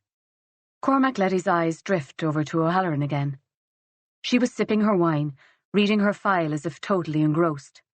She hadn't looked their way once, which was enough to tell Cormac that she knew they were there. Fisher returned with pints from the bar at the same time as the waitress arrived with their food. They ate, and by unspoken agreement, conversation was restricted to small talk until the last forkful had been eaten and another round had been ordered at the bar. So, Rogers is family liaison then? Cormac said eventually. Fisher nodded. It was at the last meeting that the sister showed up. No one was expecting her by all accounts, not even the girlfriend. She lives in Australia or something, hadn't been in touch with her brother for years, but she showed up for this meeting, full of attitude and questions. She doesn't believe her brother did it. Killed himself. Danny rolled his eyes again. But Cormac, thinking of a 15-year-old Maud carrying her little brother from their home, said, Not unusual. A lot of family members are in denial in those circumstances. Hard thing to accept. Fisher nodded again, leaned forward across the table and dropped his voice. It was so melodramatic that Cormac had to restrain himself from joining Danny in yet another eye roll. But what Fisher had to say next caught his attention. Yeah, but I hear she had good questions, and she wasn't very happy that Rogers had no answers. He paused. She showed up at the station again this afternoon, this time with a memory stick loaded with CCTV footage of the bridge. She did what? Cormac asked. Danny didn't look surprised. He must have heard the story before. Fisher sat back into his seat, a smile on his face, satisfied with the reaction he was getting. She walked both sides of the bridge, found everywhere that had a camera up, and somehow talked them into giving her copies. Anyway, she got it, watched it, and found that there was no sign of her brother coming from either direction for 2 hours before he was supposed to have gone into the water. And the phone call reporting the jump? No sign of the caller either, but plenty of other people on camera just before the call was made. Some of them were still there when our people arrived and took statements. They all said that they saw nothing. Jesus, she got that in what, 24 hours? Cormac asked. Yep, got it, viewed it, edited it into one film. When she wasn't happy with Roger's reaction, she said she'd send it directly to the coroner's office, then to the press. You can imagine, Murphy had a fucking coronary. Fisher was laughing now. Jesus, said Cormac again, imagining the scene. He'd had the briefest glance of Maud in the family room, and his memory of her as a girl kept overlaying itself over the more recent memory of the woman in the police station. She's not messing around. Fisher shrugged, grinned. Rogers didn't tell you all that, Cormac said. Fisher shook his head emphatically. No way. Kerry was there. She filled me in. She's still on the job? Fisher shrugged. Just part of the liaison team with Rogers, but she said Rogers was pretty clear that there won't be an investigation, even with the CCTV. Fuck's sake, said Danny. Why would there be? Chances are the guy jumped from another bridge, and whoever called it in got the name of the bridge wrong. I said as much to Rogers. He checked his watch. Mountain out of a molehill. Cormac watched Danny drain his glass. Think so? Cormac asked. Danny shrugged and stood. Nothing to me either way, mate. He caught a not very subtle sideways glance at Fisher. I'm off. I've an early one tomorrow. Cormac nodded, watched him leave, made a mental note to tackle him again on the Healy issue sooner rather than later. He turned to Fisher. So, what's your take? You think we should investigate? Fisher spoke in the direction of his empty glass, avoiding Cormac's eye. Not going to happen, he said. If Rogers is saying there'll be no investigation, that's coming from upstairs. Even with the CCTV, I don't think they're taking this very seriously." And with that, Fisher perhaps felt he'd said enough. The conversation wrapped up, and neither of them showed any sign of wanting to stay for another one. When Cormac looked across the room, Carrie O'Halloran was already gone. Chapter 9. Aisling's shift ended at 8 p.m, and by past she was in the lift at the Radisson Hotel, heading up to the 5th floor. She felt shaky. Hunger was the main culprit. Her only break had been the 20 minutes she had taken with Maud, and that hadn't been the moment to wolf her usual sandwich. But she was nervous, too. Her concentration had been shot to pieces for the afternoon, and it had been a relief when her shift ended. When she reached the door, she paused to take a breath before knocking. Maud opened the door, a glass of wine in her hand. She wore a soft navy cardigan, open over a pristine white-fitted t-shirt and skinny jeans. Her feet were bare. "You were a little earlier than I was expecting," she said. Not the warmest of greetings, but she stepped inside to invite Aisling into the room. It was a small suite, with wooden floors, a grey velvet couch, and 2 blue, uncomfortable-looking armchairs. Aisling walked across thick, soft carpet to the window. The hotel backed onto Lough Atoylia. During the day, this room would have a view out over the water, which wasn't a lake at all, but a tidal inlet. The Corrib, which ran deep and fast through the centre of the city, emptied into the bay just west of the inlet. Aisling stared out of the window, past the dull glow of the street lamps below, to the dark, unseen water beyond. The water that Jack had died in. Was that what Maud thought about when she woke here every morning and looked out of her window? A gust of wind lashed rain against the window, and Aisling turned away. "There's wine if you'd like it, or water if you'd prefer," Maud said. The armchairs had been set up to face a small round table, and she sat and waited for Aisling to join her. Maud's laptop was open on the table, and the arrangement felt curiously like a business meeting. Aisling folded her coat over the back of her chair. There was a small gas fireplace in the room, switched on, and poured a glass of water from a full pitcher. As she took her seat, it occurred to her that Maud had said nothing yet about her pregnancy. "You said something about a video?" she asked, and then felt gauche. She just couldn't bring herself to make small talk. But Maud was nodding. She took a sip from her wine glass, turned the laptop so they could both see the screen, then smoothed her hair nervously with one hand. "After that meeting, I was angry. I went for coffee and started to think it all through. The story didn't sound right to me. Jack died on the Saturday night of St. Patrick's weekend. It would have been incredibly busy in town, packed with tourists. Don't you think it sounded odd? That Jack could have jumped into the water, and just a few minutes later not a single person was on the bridge who had seen him jump? If you saw someone jump into the river, would you just shrug and keep walking? Or would you stay, lean over the wall, try to spot them, direct the rescuers?" Maud didn't wait for an answer. "It was all I could think about once I left the meeting." Aisling nodded slowly. "It can be busy at night. And it would have been busier than usual that weekend. But the police aren't claiming no one was there. They interviewed people, took statements. Not from anyone who saw Jack jump. Anyway, I started to look around, and I found some cameras. I got the CCTV footage and went through it all." Maud opened the laptop and hit a key to wake it up. "How did you—" But Aisling let her voice trail off as she watched Maud log into the computer and open a screen that showed grainy black and white images of people walking on a city street. "This is the camera in front of the newsagents, the one at the very end of Bridge Street, just before the bridge itself starts," Maud was saying. "This is the clearest of them." The camera was focused on the area immediately outside the shop's door and window. Most of the image was filled with a stretch of footpath, but the angle allowed Aisling a view of the faces of the passers-by. She watched people in groups of 2s and 3s walking in either direction. Most of them were young. The picture was unbelievably clear, and Aisling could see faces laughing, talking, even arguing as they passed, oblivious, under the camera.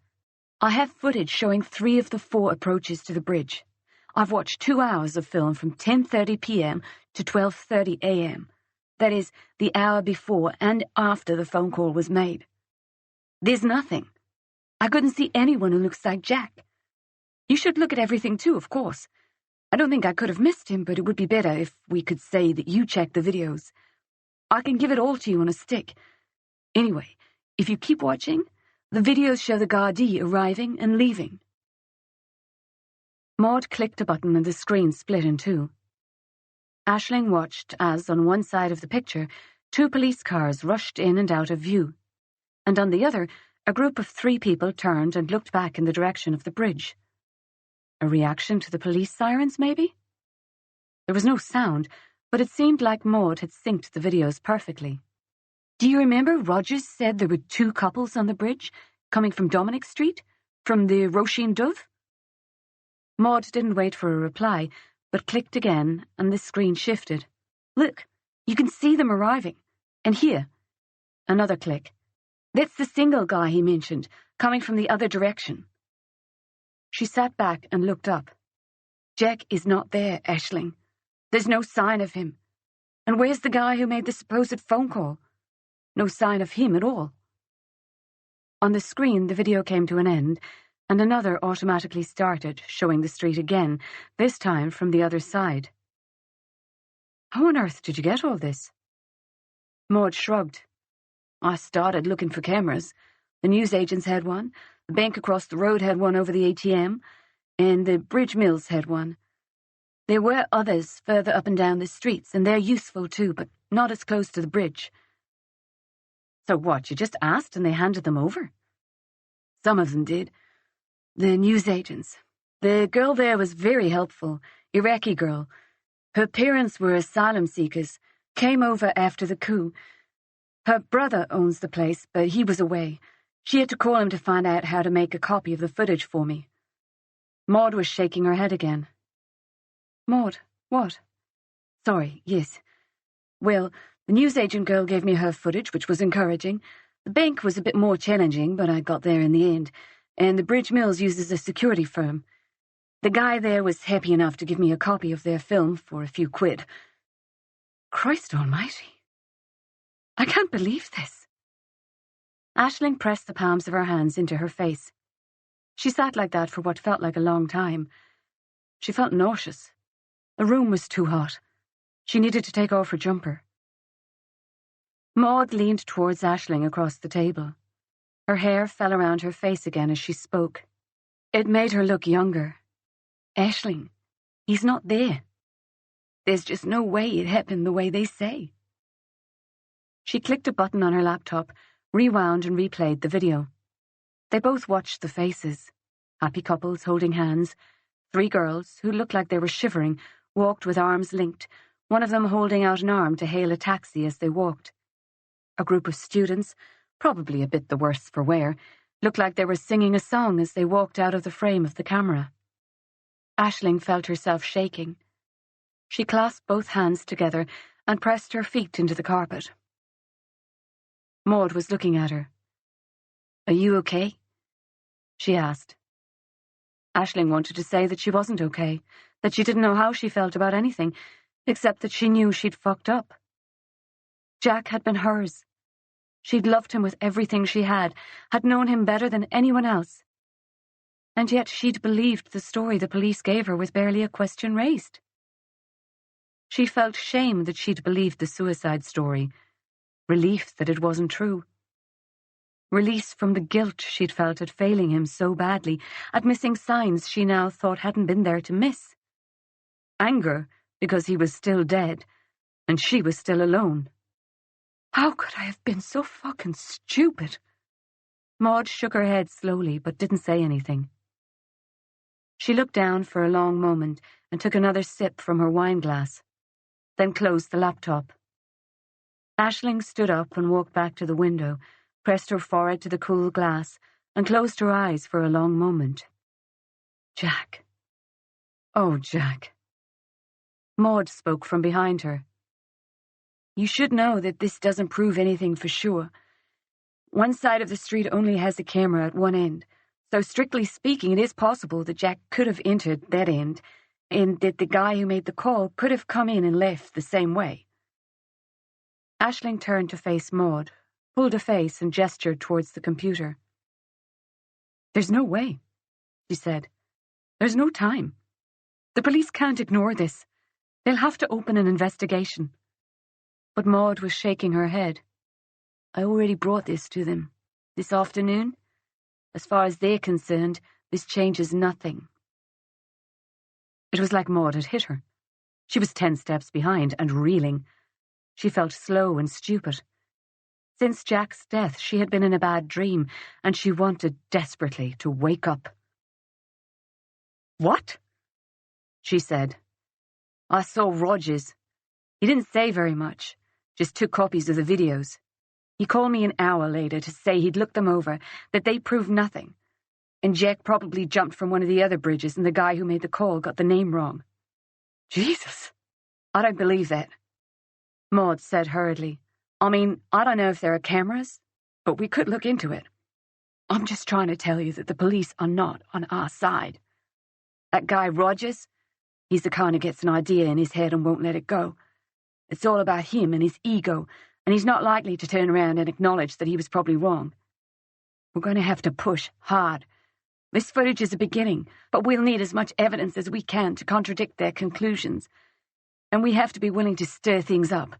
Go to the media, maybe, if we can make this story sound compelling enough." Aisling nodded slowly. If someone killed Jack, what were they supposed to do? They weren't qualified, didn't have the resources. Aisling's vision started to swim, blackness creeping in at the edges. Her nausea intensified. "You think it was definitely a fake call, then? Not a mistake?" "Who makes a mistake about someone jumping into the river on the same night that a body is found in it? No way." "I know, it's unlikely. Ludicrous, even, when it was put like that."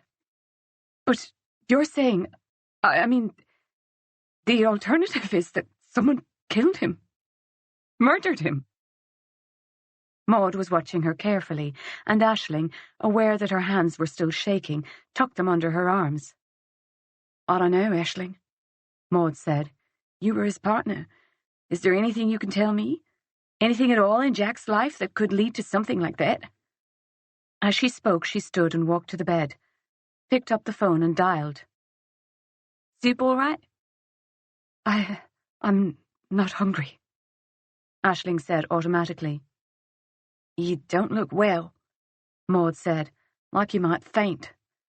Your call, but it might be better to eat." She waited for Aisling's nod, then placed an order for 2. There was a calm assurance about Maud that made Aisling feel graceless, like an awkward schoolgirl playing at grown-ups. They talked about Jack while they waited, not in a catching-up sort of a way, but a conversation about his typical movements, who his friends were, where he worked, what sort of work he did. Aisling was conscious that she was volunteering less and less as time wore on, until the conversation deteriorated into a question-and-answer session that made her feel like she was being interrogated and was making a shoddy witness. The food arrived, and the smell made her stomach clench in sudden hunger. She wasn't eating enough. Maud cleared the laptop and papers from the table and set out the bowls, glasses, and cutlery. She handed Aisling a napkin, put one in her own lap, and they ate in uncomfortable silence. The soup was exactly what Aisling needed. She felt her stomach settle and her energy return. When they'd finished, Maud set her bowl aside and waited. "I've been thinking about what you asked," said Aisling. "About Jack. About whether there was anything in his life that could have brought him into contact with someone who would hurt him." She spread her hands in a helpless gesture. "But there's nothing. I can't think of anything. I mean, I'm not saying that Jack was perfect. No one is perfect. But he was just Jack. Just an ordinary guy." Jack was a civil engineer, for God's sake. He designed roads and bridges. He liked to be outside, loved to hike and climb. She could think of at least 4 other guys in their social circle alone that could fit that broad description. He never got into any kind of trouble. Neither one of us did drugs. Jack didn't even drink. You have to think harder, Aisling. There must have been something. I can't make something up. People liked Jack. He never got into any kind of trouble. When did you last see him? In the morning. I had worked a night shift. We had breakfast together, then I went to bed. When I woke up, he was gone. We were supposed to have dinner together that evening, but Jack never came home. And the next morning the Gardaí showed up at our door. But you talked at breakfast? Yes. And? Aisling rubbed her forehead with her hands. She wasn't going to go there. That conversation was private. And anyway, there was nothing in it that could have gotten Jack killed. Not if he hadn't done it himself. Aisling, there must be something. Maud was leaning forward now, dark eyes gleaming. She was so intense. Her energy almost frenetic. Aisling pushed her chair away from the table. I can't tell you something I don't know. Honestly, I can't imagine that there was anything to tell. Maybe it was just an accident. The phone call a prank. That was just a coincidence. Maybe Jack did drink that night. Maybe he fell into the river. We're never going to know. And even if we did know, it's not going to bring him back. She forced back tears she didn't want to shed. Jack is dead, Maud. And nothing you or I do now will change that. Well, said Maud. She sat back. Her energy didn't dissipate. If anything, she seemed to gather it back in, to control it and to refocus herself. You might be able to live with that, but I can't. They sat in silence, the moments ticking by, and Aisling felt increasingly uncomfortable. What about his messages? Maud asked. Sorry? Did the police trace Jack's calls, his messages? If he had an arrangement to meet someone that day, something he hadn't told you about, maybe they called each other. I don't know. It hadn't occurred to her to ask. We need to follow up on that. And if they haven't done it, maybe the telephone company will release them to you as his next of kin. Do they do that? Am I even his next of kin? We weren't married. Maybe they'd consider his parents. Aisling shook her head. She couldn't see a phone company releasing someone's private messages to the bereaved parents, even a wife. Surely there'd be privacy considerations. And if they did release to the next of kin, Maud could probably get them more easily than she could. Aisling felt a strong reluctance to suggest that. The thought of Maud reading through Jack's messages made her distinctly uncomfortable. Don't you think this is something for the police? She raised her hands in a warding-off gesture. I don't mean that Rogers guy, obviously, but there are other police officers. They're not all incompetent, surely. Maud shrugged. The Gardaí have made their minds up about Jack. They won't do anything. They're just the same as social workers. If you push them, they'll go through the motions, file some forms, push some paper. They'll waste your time. They won't waste mine. Look, Maud, I don't know what you want from me. I'm a doctor, not some sort of investigator or vigilante. Aisling picked up her coat. You're a doctor. You must have connections at the coroner's office. Can you get the post-mortem results? There was an unspoken "at least" in that sentence, and a hint of coldness, of distance in Maud's gaze.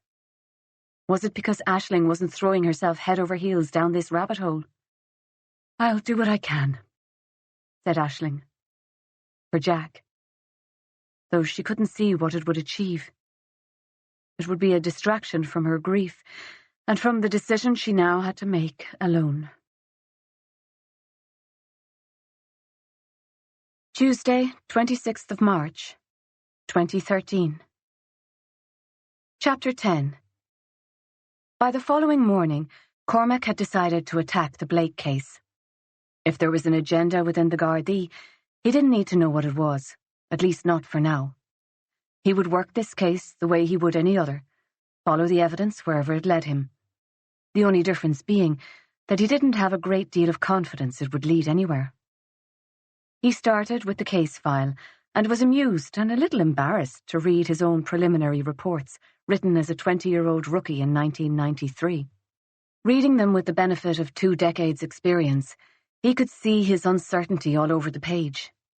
Everything was couched in possibilities and maybes, and his recommendation that a further investigation be carried out was tentative at best. Unfortunately, there was as little to work with as he had expected. The file contained only his report from the night he'd found the kids and Hilaria Blake's body, the post-mortem report, and interviews that were carried out with the neighbours and at the children's schools. He read the post-mortem carefully. In the pathologist's opinion, which was heavily couched with provisos, Hilaria Blake had not been a habitual heroin user. Testing had been less advanced in the 90s, of course, and hair analysis, which would have answered the question conclusively, would have been too expensive. Hilaria Blake had had advanced liver psoriasis and severe alcoholic hepatitis, but she had not been a heroin addict. She was jaundiced, had fluid build-up in her abdomen and legs. The marks he had seen on her arms had not been track marks, but almost certainly self-inflicted scratches. Psoriasis had led to an increased level of bile in her body, which would have made her skin intensely itchy. The pathologist was very clear on one thing. Hilaria Blake had end-stage liver disease. It would have killed her if the heroin hadn't got there first. Heroin overdoses were rare occurrences in 1993. The Blake's house was less than a mile from Kilmore village, which had no known drug problem, and even in 1993, heroin was not a commonly used drug outside of Dublin and parts of Limerick. How had Hilaria Blake, an alcoholic, bedbound with advanced liver disease, procured just enough heroin to kill herself? Interviews in the village had not provided an answer. Hilaria had not been seen at the local pub or off-licence in a year and a half or longer. Maud was known to shop at the local convenience place for food, but made no attempt to buy alcohol. In those days, the fact that she was underage wouldn't necessarily have prevented a sale. She wouldn't have been the first child sent to the village to buy a bottle of whiskey and bring it home to a parent. But the off-licence owner had been adamant that he wouldn't have sold to her even if she had asked, and she never did. Cormac had spoken to him himself and had believed him. The village knew that Hilaria was a drunk, and they seemed to see Maud as a good, hard-working girl. They did nothing to help her, as far as Cormac could determine, but they drew a line at supplying the alcohol that was the root of the problem. He wondered if that minor act of civic responsibility had been a village-wide sop, something that freed them from the obligation to take any meaningful action to help the children. They wouldn't sell the family alcohol, and every now and again a teacher would make a token effort to get Maud to school. Other than that, the family was totally isolated. The only person known to spend time with the family was a local religious do-gooder, a woman who had not been terribly popular, but was hardly likely to be a supplier of alcohol or heroin. But when Cormac had tentatively raised his concerns with his boss, he had been ignored. There had been no desire to investigate the death of a woman who was widely known to have been an alcoholic who abused her children. Having seen the results of her abuse on poor Jack Blake's little body, Cormac himself had little sympathy for the woman. But the hypocrisy of it galled him.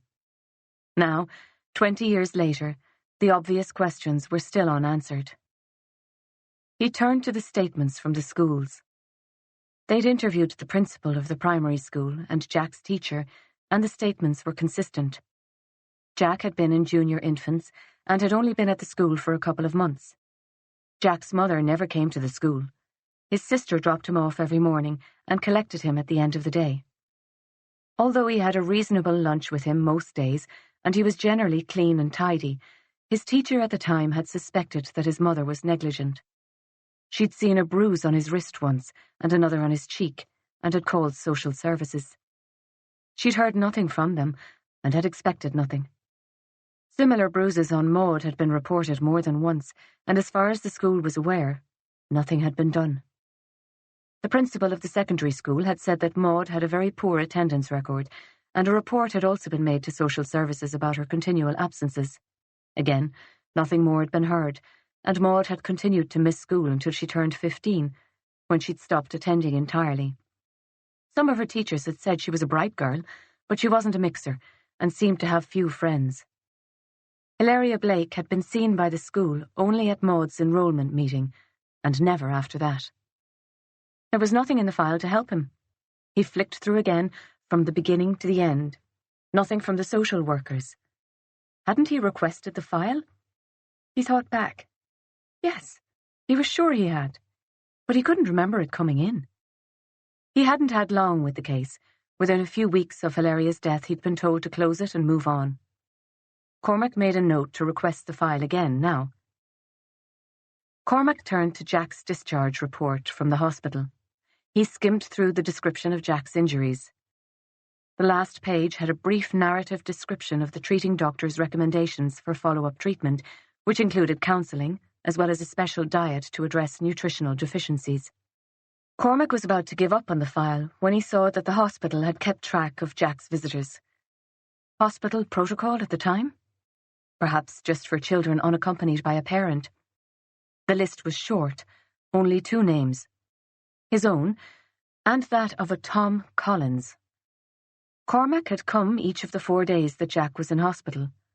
Tom, whoever he was, had come twice, early on the first morning after Jack's admission, and again on the last day before he was discharged. The records were detailed. Arrival and departure times were noted. Cormac sat back in his chair and thought. Tom Collins had reached the hospital before 9 a.m. the morning after Jack's admission. If Maud had been telling the truth that night, she had called only the police after she had found her mother dead, which meant that Cormac had been the only person in the world, other than the children, who knew about Hilaria Blake's death until they'd reached the hospital and Cormac had called it into the station. And that had been late evening. So how had this Tom Collins known he would find 5-year-old Jack Blake in Castlebar General Hospital at 9 a.m. the following morning? Cormac stood and walked to the coffee station, rescued a teaspoon from the sink, made himself a coffee. Could be Collins was a friend of the family, with a connection to the Gardaí. If that was the case, he'd have heard the story fairly quickly. But that didn't feel right.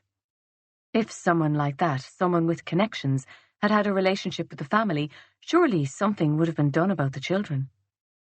Cormac tried to think of other circumstances that could have led to such an immediate visit, and they all seemed a stretch. It wasn't much, but it was an inconsistency, and it was something, at least, to work with while he was waiting on the social worker file. He spooned sugar into his cup, looked around for biscuits to raid. Nothing. He was getting hungry.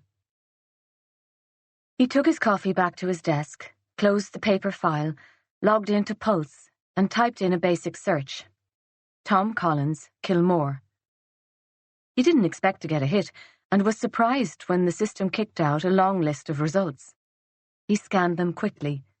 He hadn't limited his search in any way, and the system had found a series of criminal cases where the defending solicitor was a man named Thomas Collins, with addresses in Kilmore and Galway. The entries didn't give a date of birth. Cormac turned to Google, which gave him very little information. Tom Collins, it seemed, was a relatively private person. No public Facebook profile for him. A little poking about led to a short profile piece in an industry magazine. Apparently, Thomas had been chair of the free legal advice clinic in Galway 2 years before. He was quoted in the piece as saying that he himself had grown up in less than affluent circumstances. He'd been in and out of foster homes as a child, he said, and that he was a firm believer in giving back. The piece had a little sidebar which listed the schools and university he had attended, as well as his age.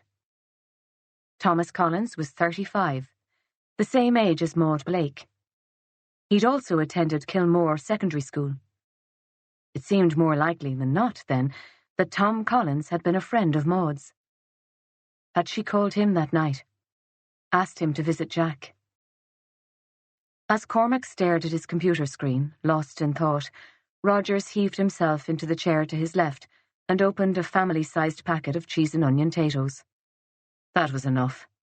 Cormac stood, grabbed his coat, and left. An interview with Tom Collins would have to be his start. Chapter 11. The practice, Collins, Barber and Associates, was on Abbeygate Street, right in the middle of the city and a short walk from the courthouse. Cormac walked there from Mill Street and had no difficulty finding the place. The offices were on the first floor, directly above a cafe that advertised toasted cheese and ham sandwiches with coffee for €10 on a blackboard placed on the path. His stomach growled. Maybe on the way back out, if he got what he came for. The door opened directly onto an uneven staircase that looked circa 1900 and probably needed some structural work. The steps were canted oddly and creaked alarmingly when Cormac climbed them 2 at a time. They led to a small reception area, a pleasant sort of place, despite the general shabbiness. The reception desk had seen better days, and there was a musty smell that might have been coming from an open filing cabinet that ran from floor to ceiling and covered the entire wall behind the reception desk. The mustiness was almost masked by the smell of coffee from the cafe downstairs, and every surface in the small room was exceptionally neat. The receptionist was a young guy in his early 20s. He had an earpiece in one ear and was typing furiously. He gave Cormac a tortured-looking nod, which Cormac took to mean he had been seen and would be dealt with in a moment. After another full minute of furious typing, the receptionist let out a sigh and looked up. "Sorry," he said. "The rewind button is broken, so if I don't get it all down first time, I have to listen to it all again from the beginning." He spoke with a strong Cork accent. "Right," said Cormac, bemused. "Is Thomas Collins available? I'm Detective Sergeant Reilly. I'd appreciate a few minutes of his time." The young man picked up the phone and pressed a button. "Tom, there's a DS here for you." He paused. "Well, yeah. First go. But I have to go through now and fix the typos." He hung up and smiled at Cormac. "He'll be with you in 5, he said. Cormac had barely sat down when an office door opened and a tall man in a shirt and tie walked towards him, a coffee cup in one hand and holding out the other to be shaken. "Detective?" he asked. At Cormac's nod, he gestured to a door just off the reception area. "I haven't much time, unfortunately. Case conference in 15 minutes, but perhaps we can be brief?" He waited for Cormac to open the door, which led to a meeting room, and then followed him in. The room felt cluttered, the table too big for it, and the chairs not quite fitting comfortably. Collins shut the door behind him, but neither man sat, which left them both standing awkwardly in the uncomfortably small space. "I'd like to speak with you about your friend, Maud Blake." Collins's expression, until then a mask of professional civility, registered surprise. "What? Maud? Is she okay?" "You're still in touch?" Cormac asked. "I thought this was about a case." He let his voice trail off. "Never mind." He pulled out a chair and gestured to Cormac to sit. "Take a seat, Detective." Cormac sat. The conference table was an antique and not very practical. It was too low for comfort, and one of the table legs was directly in front of the seat he had taken. "You're still in touch with Maud?" Cormac asked again. "From time to time," Collins said. "An occasional email." "Recently?" Collins had recovered his composure. "I called her a week or so ago to let her know that her brother Jack had passed away. I couldn't reach her, so I sent an email. I haven't heard from her since, so I don't know whether or not she got my message." As Collins spoke, Cormac reached into his pocket and took out a notebook. He turned to a blank page and started taking notes, Collins watching him all the while. "So, you knew Jack Blake?" Cormac asked, the question delivered as casually as possible, not looking up from his notebook. "I knew him as a child," said Collins. "I haven't kept in touch." "But you knew he had passed away?" Collins shrugged. "It was reported in the newspapers. The Galway Advertiser ran a feature on the front page, if I recall correctly. We've had a spate of suicides by young men recently, more than one in the river." "And you were sure, just from the name in the paper, that it wasn't another Jack Blake? Sure enough to call his sister?" Collins raised one eyebrow. "Not from around here, then, Detective?" he asked. His tone was gently chiding. "Galway might be a city of 80,000, but everyone knows everyone. I wasn't in touch with Jack, but I had a vague idea of where he was living, and I knew that he was in a relationship. A friend of a friend knows his girlfriend." Cormac nodded and resumed taking notes, slowly and methodically. It was an old habit when interviewing witnesses. Most people felt a certain anxiety during the silence. Sometimes they felt compelled to fill it. Collins didn't, but Cormac hadn't really expected it of him. A defence lawyer with his kind of experience would certainly be more self-controlled. So you haven't seen Maud then, recently? Cormac asked. Collins shook his head. She's back in Ireland. She got my message. She's back in Galway. I don't know if she got your message. Then, turning a new page in his notebook, did you know Jack well? As I told you, Detective, I knew Jack only as a child, and knew a little about him through friends. Collins's tone was cool, but betrayed no irritation at the repeated question. What is this about? Cormac looked up from his notebook, his expression bland. A death in suspicious circumstances, Mr. Collins. We would be remiss if we did not investigate before the inquest. In case there is any suggestion that it was something other than a suicide. After his initial surprise, Collins had become difficult to read. He didn't react to Cormac's statement, but Cormac had to assume he was too smart to accept it at face value. Jack Blake was adopted, Mr. Collins. You were aware? Collins nodded. Cormac made a show of consulting his notebook. His mother died when he was 5, as I understand it, and other than his sister, he had no family. There has been a suggestion, too, that his mother may have been neglectful of Jack and his sister, perhaps even physically abusive. Do you know anything about that? Collins laughed, but the sound was constrained, not natural. I know that Hilaria Blake was very beautiful and very damaged when she moved to Kilmore. She had a problem with the drink even then, but things accelerated very fast once they moved into that house. She was a terrible mother. In what way? Neglectful. She got lost in her own pain, had nothing left for her children. She was violent. A hesitation. To the children? No. Tom shook his head. She didn't hit them. No. Simple. Firm. Would Tom have known about the abuse? Perhaps Maud had wanted to protect her mother, keep it a secret.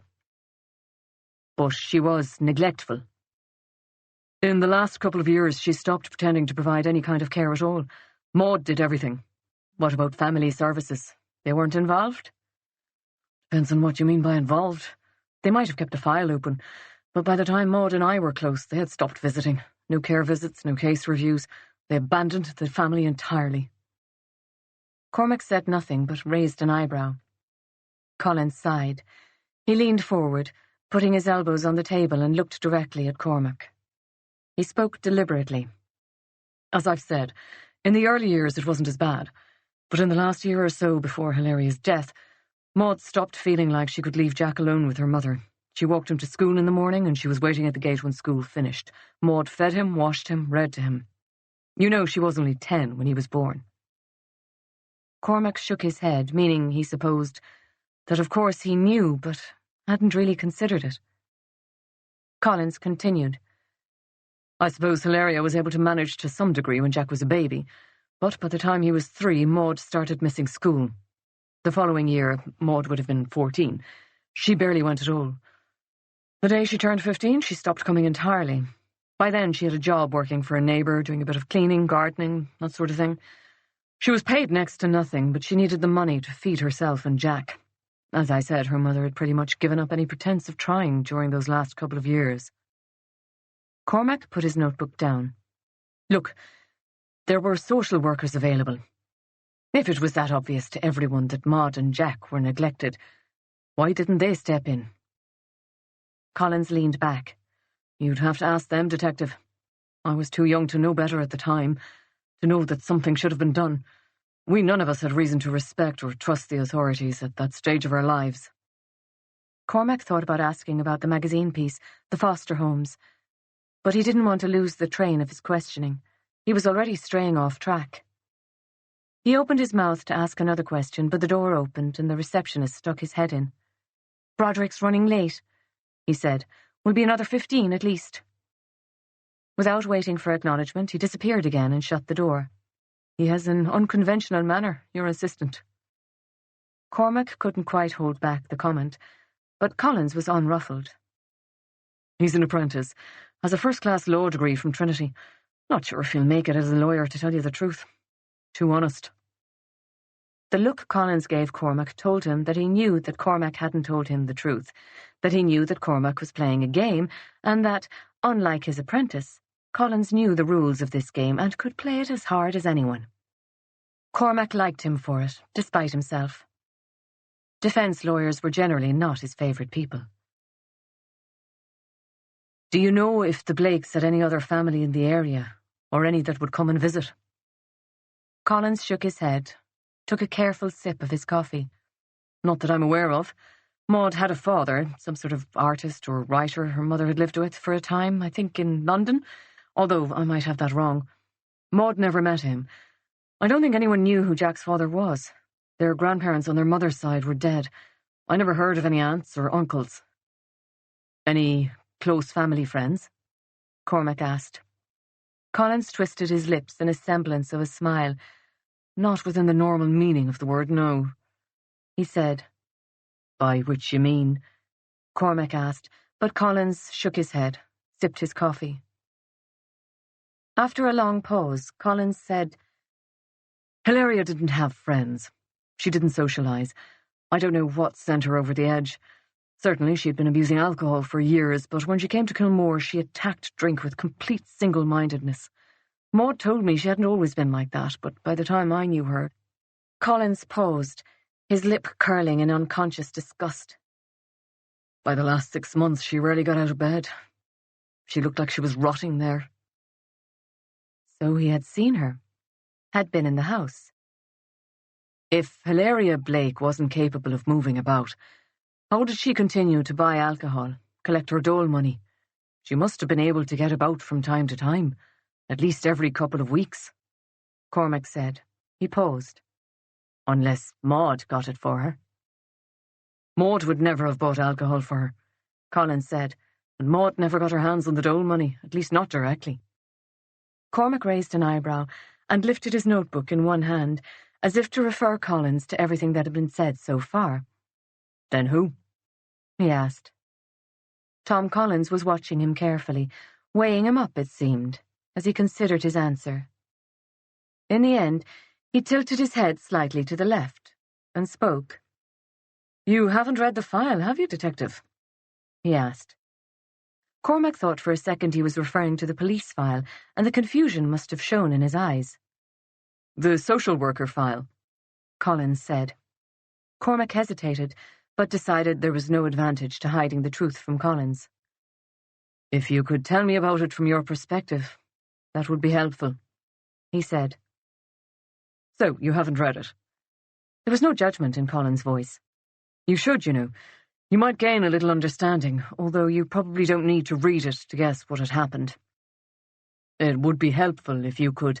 Collins cut him off. Consider, Detective, so far in this lovely story we have alcohol abuse and apathetic social workers. There's only one thing missing, isn't there? To round out the classic Irish trinity? Collins sat back in his chair, knitting his fingers behind his head. I'm afraid you'll have to enlighten me. Collins spoke deliberately, enunciating each word slowly. The Holy Catholic Church, Detective. What else? I'm sorry? A version of it. A cultish little offshoot led by a woman called Dominica Keane. Collins must have seen recognition in Cormac's eyes. Yes, the lovely Mrs. Keane. I see you've heard of her. Cormac searched his memory. The name was familiar, but he couldn't recall why. Collins helped him out. She was a religious nut, crazy about Catholicism, or at least her version of it. I don't understand, said Cormac. This woman, Keane, she looked after the children? Hilaria Blake? No, said Collins. She didn't look after the children, though Maud worked for her. Dominica had a small dairy farm. She hired casual farm labourers when she needed them, but she took Maud too. From the reception area, Cormac heard a sudden burst of noise, a deep bass voice, introducing himself in a tone of self-importance that carried through the wall, the assistant's response, then conversation. Collins checked his watch. "That's probably my postponed case conference," he said. "I can't put it back. The barrister's in court again after lunch." "Mr. Collins, are you suggesting that Mrs. Keane supplied alcohol to Hilaria Blake?" Collins shrugged. "I'm not suggesting it, I'm stating it. She kept Hilaria Blake stocked with enough booze to float about." "Why would she do that?" Collins glanced towards the reception area, then back at Cormac. "You'd have to ask her, and I'm sorry, Detective, but I have an appointment now." He held the door expectantly, waiting for Cormac to get up and leave. Cormac took his time, closing his notebook and standing. "I'd like to talk to you again, Mr. Collins." Collins looked like he was considering it, his head tilted to the side once again. "What's this really about, Detective?" "I'm sorry?" "Why are you asking me questions about Hilaria Blake? She's been dead for 20 years. Cormac said nothing. He knew Collins wouldn't believe that he was looking into Jack's background in this level of detail because of the suicide. There was no reason for the police to want to understand every aspect of Jack's past.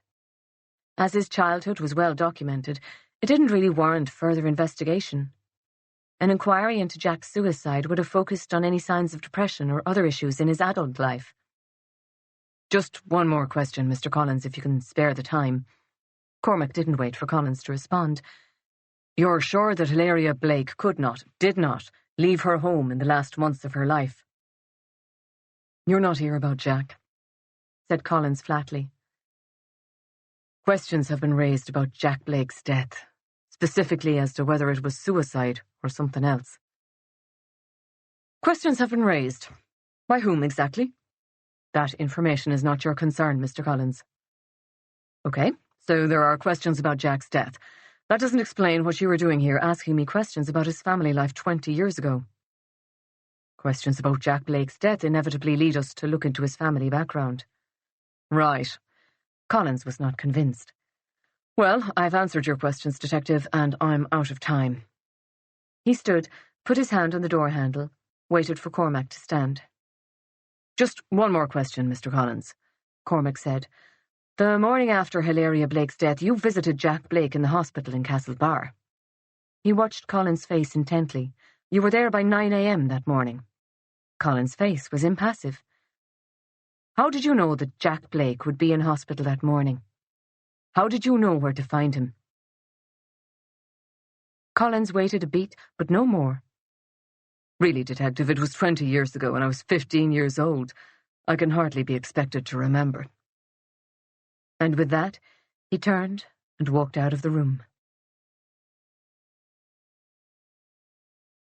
Chapter 12. 3 people had been in the house the night that Hilaria Blake died. 2 of them were dead, and the third, it seemed, was the suspect. But if Jack had spoken to anyone about his mother and sister, it would surely have been his girlfriend. Jack Blake's last known address was in the system. He'd start there. A house in the Claddagh, walking distance. Cormac was hungry, but not in the mood to stop for food. He bought coffee from a place on Dominic Street and sipped as he walked. Tom Collins had told him very little that he didn't already know, or at least should have known. He needed those social worker files. He put a call through to Children and Family Services, dialing one-handed. He got a receptionist who asked for his name before taking what felt like another 10 minutes to come back and tell him that no one was available to speak with him. "We're amalgamating," she said, "with the Family Support Agency and the National Education Welfare Board. Everyone's at a workshop." Her tone was upbeat, almost chattily helpful. He left a request for an urgent callback, was irritated, and chided himself for his impatience. He would have to wait for the information he wanted. Workshop or no workshop, a request for a 20-year-old file was never going to take priority with a bunch of overextended social workers. He'd certainly requested the file back in the day. Cormac tried to remember. He'd moved on to other work, traffic duty and pub raids mostly, but he'd been working in the same station. If the files had come in, wouldn't he have known? If they had come in, there would have been copies, and they should still be on the file. If they hadn't come in, someone should have followed it up, and a note of that action should be on the file also. Instead, there was nothing. Maybe he should have tried harder to continue working on the case. It wasn't as though Jack Blake had been easy to forget. That night in the hospital had been the first time Cormac had come face to face with a child who had been badly hurt by someone they should have been able to trust. How a mother could hurt her child like that was beyond him. Some of the things he'd seen since should perhaps have made Jack Blake's circumstances seem less appalling, but it didn't work like that. There was no grade curve for child abuse. The more time Cormac spent with this case, the more convinced he was that there were questions to answer. Even as a rookie, instinct had told him there were layers he wasn't seeing, that there was a story he hadn't heard. Maybe he'd get to the truth this time. Maybe he owed that much to Jack. Jack's address brought him to a terraced 2-story house on the Claddagh. The terraces had been labourers' cottages once, but their proximity to town and the sea had made them fashionable, and many had been renovated. Most were painted pastel colours that were a little sickly up close, but from a distance had a cheerful seaside appearance. Number 43 was painted a deep blue, in pleasing contrast to the pastel shades. The blinds in the ground floor window were drawn. Cormac searched for a doorbell, rang, then knocked loudly. He waited for a minute or two before trying again. The front door was glass, and through it could be seen a little enclosed front porch, with a second solid wooden door inside that led into the rest of the house. Cormac could see 2 pairs of well-worn runners inside the porch. They must have been Jack's. They were too big to be his girlfriend's, and an umbrella propped in the corner. He stepped back. There was no sign of life at the first floor either. The curtains in the windows were open, but the rooms were dark. The policeman in him was distracted by the way the little porch roof provided perfect access to the first-floor window above it, which was slightly ajar. If she wasn't home, her approach to home security left a lot to be desired. "You looking for Aisling?" He turned to see a woman at the neighbouring terrace, paused in the act of locking her front door. She was examining him carefully, perhaps warily. He nodded. "Yes." "She'd be at work." The woman leaned down to take the hand of her little boy and turned to go. "Can you tell me where exactly?" Cormac asked. She hesitated. "I'm a Garda, a detective. I'm acting as a liaison of sorts in relation to her partner's death. I'd like to speak with Aisling, but our file doesn't seem to have up-to-date contact information." Cormac gave the woman a rueful smile that invited her to join him in a critique of bureaucratic ineptitude. "Have you ID?" She wasn't impressed. She held her hand out. Each terrace had a tiny walled front garden. The wall came to knee-height only, just enough to give a suggestion of privacy between the front windows and the public footpath. The wall was low enough to step over, but Cormac stayed on his side as he moved closer, holding out his badge for her to see. She looked it over carefully, taking her time. At last, seemingly satisfied, she stepped back. "She works at UCHG, at the hospital. If you ask for her at the A&E reception, they'll send her out to you, if she's not too busy." "Thanks. Appreciate your help." She nodded, but didn't return his smile, and he wondered if she'd had a bad experience with police. He watched her walk towards the seaside for a moment, holding tightly to her little boy's hand. He trailed behind her, and after a moment his mother scooped him up and carried him on her hip. The little boy slung his hand around the back of her neck and rested his head against her shoulder. Cormac watched them for a long moment before turning to walk back towards town. He would pick up his car before heading to the hospital. 20 minutes later, he was regretting his impulse to drive. The hospital car park was full, the entrance ramp already clogged with cars waiting for others to leave. He cursed and drove 100 metres or so from the entrance, parking in a 15-minute bay. A ticket, at least, he could take care of. It was a Tuesday afternoon, and accident and emergency was, as usual, busy. He walked over to reception and took out his ID. "Aisling Conroy, please. Is she here?" The nurse was completing a form, and after a brief glance at him, she returned to it, ticking boxes until she reached the end of the page. Finally, without making eye contact, she gave the ID a cursory once-over. "She's with patients. Take a seat, and I'll let her know you're here." He sat for 40 minutes before Aisling finally appeared. Her hair was tied back, and she wore a white long-sleeved t-shirt under her pale green scrubs. She looked tired. There was a sickly tinge to her skin, and far too young to be a doctor. She glanced around distractedly for a moment, then the receptionist gestured in Cormac's direction, and she walked over to him.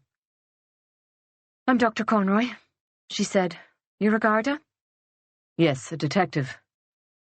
"This is about Jack?" He nodded. "Okay," she said. She looked at the waiting room, visibly rejected the idea. "There's a canteen if you'd like to get some coffee." He nodded his assent, and she led the way to a small canteen in the basement. She offered to order, but he insisted, and she found a table for them while he bought 2 cappuccinos and carried them over. "Thanks for this," he said, "for taking the time." She shrugged. "Of course." "Is your shift over?" "No." She checked her watch. "I'm afraid I only have 10 minutes. It was odd that she was working again so soon after her partner's death. It had barely been, a week and a half? "I'm following up on a few things, and I wanted to speak to you particularly." She waited. "I understand that Maud Blake has some concerns about the investigation into Jack's death, that she doesn't believe it was accidental or that he committed suicide.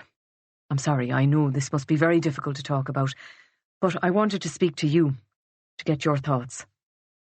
She stared at him. When she finally spoke, it was with a slow, measured tone. "I think what anyone would think, given what Maud has discovered. I think that there is a very good chance that someone killed Jack and threw his body into the river. The murderer then called the police and reported a jumper to make it seem like Jack killed himself." "I can understand why you might think that," Cormac said, speaking carefully and worrying that he sounded condescending. "But there is more than one explanation for the confusion around the telephone call. The call didn't come in on the emergency line, and it wasn't recorded. It is possible that the person who made the call, or the person who took the call, mixed up the names of the bridges. It is possible that they were reporting a jump from a bridge further up the Corrib, and they confused themselves." He was interrupted by a loud beeping noise. Aisling took a pager from her pocket and checked the number, then silenced it. He was reconsidering his initial impression of her. She was young, but there was an unusual self-assurance about her, here on her home turf. "And have you checked the CCTV footage for the other bridges?" "I'm sure my colleagues are on that." "Are you?" "I'm not. Maud told me that guy Rogers made it very clear that you are not going to investigate, that you're not going to ask any questions or check the other bridges, or do anything at all, in fact." Her eyes were guarded. Cormac was silent for a long moment. He couldn't and shouldn't make a commitment to her about any further investigation. It wasn't his case, and besides, Danny was probably right. Jack had almost certainly committed suicide. Raising expectations of a different conclusion would only lead to pain in the long run. And in the short term, for that matter. Who had ever hoped that their loved one had been murdered, after all? "I wanted to ask you about Jack's sister." "About Maud?" "Yes. Do you know her well?" She sighed and rubbed tired eyes with the back of one hand. "I only met her a week ago. I don't know her at all." "You hadn't met her before?" "No." "She and Jack weren't close?" "As far as I know, she disappeared the day after their mother died, and she never called him or saw him again. He never spoke to her. In all honesty, I think he thought she was dead, although he didn't speak about her much." Cormac saw that she had tears in her eyes, and he looked at his notebook as he asked his next questions. "Did she tell you why she went? Why she didn't come back?" "No." "She didn't talk about her childhood, about Jack?" Aisling looked impatient. "We spoke about his death, about the manner of his death. It wasn't the time for happy reminiscence." "But you know that Jack was abused as a child?" Cormac asked the question bluntly. He wanted to cut to the chase, and he was forming the impression that she might be more comfortable with straight talk. She nodded slowly. "He told you?" "He had scars on his body. from cigarette burns, other incidents. You never talked about it? Once, only. A long time ago.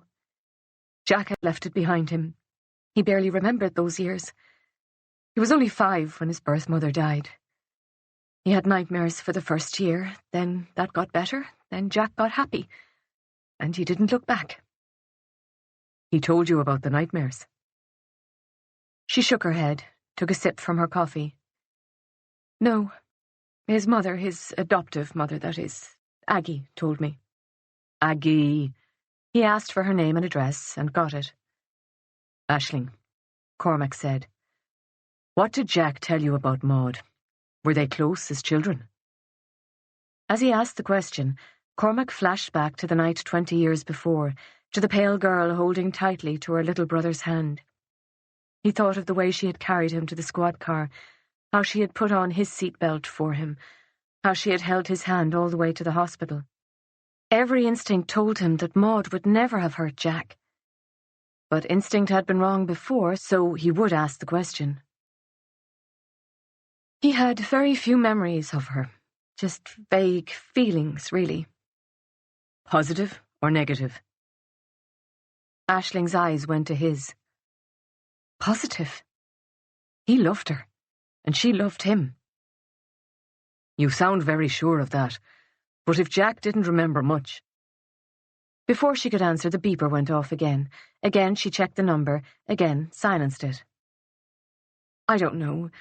Jack had very few memories of his early childhood. But he remembered being afraid, and he remembered how it felt to be hungry all day. He said he used to climb into Maud's bed to feel safe at night, and she would let him stay. He had a pair of Spider-Man pajamas. They were the only thing he brought to his new family, and he had them for years, he said. He said that Maud had bought them for him. Someone must have told him, I suppose, or he just remembered. God knows where she got the money. Tears had filled her eyes as she spoke. One rolled down her cheek, and she brushed it away absently. Poor Jack. Cormac handed her the napkin that had come with his coffee and that he hadn't yet touched. He looked away for a few seconds, giving her a moment to compose herself. Jack's memories of the abuse, were they specific? Specific? I mean, did he remember any detail? Where he was when it happened, who he was with? Aisling shook her head. He was only 5 when he was adopted, and his adoptive parents were wonderful. As I've said, Jack didn't dwell on the past. I understand, Cormac said, but he was clear that it was his mother who hurt him. No one else. Aisling took a moment to react. Then a look of understanding spread across her face. Are you asking me if Maud hurt him? She asked. Her voice was cool, but there was no mistaking her hostility. He felt slightly off balance. I'm not suggesting that, he said, just trying to understand all of the background. I'm not sure how what happened to Jack when he was 5 years old has bearing on his death at the age of 24, she said. Cormac sipped from his coffee, grasping for something he could use to redirect the conversation. Don't try to tell me that the abuse Jack suffered in his childhood caused him to commit suicide. Jack wasn't depressed. He wasn't suicidal. You're just looking for an easy label. I assure you, Aisling, that is not the... She cut him off. You can call me Dr. Conroy. She snapped the words out. Why is it so bloody difficult to do a bit of work? To get up and do the bloody investigation, to find out what happened. Why are you lot putting so much time and effort in to avoid time and effort? I was sure Maud was wrong, that you would investigate properly once you saw the CCTV, but you've no intention of it, have you? She stood up, her chair scraping along the floor. He made an attempt to hold her attention. It's impossible to know at the beginning of an investigation which details are relevant and which are not. Sometimes it's the smallest hint of information that can lead you to answers. She looked down at him, hesitated, but then her eyes hardened and she shook her head. You know what, Detective? I think you're full of shit. She started to move away. He needed to hold her, needed her to trust him. I was there that night, he said. She turned. The night Hilaria Blake died. I was wet behind the ears, first week on the job. They weren't expecting a body. There was some sort of mix-up, so they sent me. She was holding on to the back of the chair, her eyes fixed on his. I found Maud, found Jack, in a house with no electricity, damp everywhere, the place basically rotten around them. Their mother was dead. I brought them to the hospital. I saw what had been done to Jack. I never forgot him, Aisling. And that, at least, was true. I cared about Jack. I care about him now. If there's something suspicious about his death, I'll find out. But I need you to talk to me. If you hear something, know something, come and find me. I won't let you down. Her eyes were still on his, weighing up his words, sifting them for truth. She gave him a single reluctant nod before walking away. Chapter 13. Aisling's hands were shaking as she walked away from the canteen. She pushed them deep into her pockets and lengthened her stride. She was working an A&E shift. The missed bleeps were from the surgical floor, which she wasn't even covering. But wasn't that what she had wanted? What she'd actively encouraged? She'd wanted to be the one the nurses sought out because they trusted her judgment and knew she was reliable. To be the one that consultants wanted on their service because if they brought her in for a surgery, they knew that she would double-check the consents, the blood tests, that she would follow up on every patient, stay through the night if necessary. This reputation was why her surgical logbook was full, why she had performed 4 appendectomies where her peers had only performed 1 or 2, why she'd assisted on more complex surgeries than every other surgical trainee in the hospital. For the first time, she felt that she might have created expectations that she couldn't meet. Maybe Mary had been right. Maybe she had come back too early. Missing even a week meant that she had no context for half the patients on the wards. Surgeons seemed to forget or not be aware that she hadn't been present for recent surgeries. And her memory wasn't performing the way it should and always had. The neat little rows of numbers and connections she usually maintained in her head were a fragmented mess. Worst of all, and so terrifying that she couldn't bring herself to think about it, was the shake in her hands. Mary was working on charts when Aisling reached the A&E desk. Aisling went straight to the phone and dialed surgery. She was conscious of Mary watching her as she spoke to a surgical nurse. Cummins had called in. He wanted bloods on a patient for the morning rounds.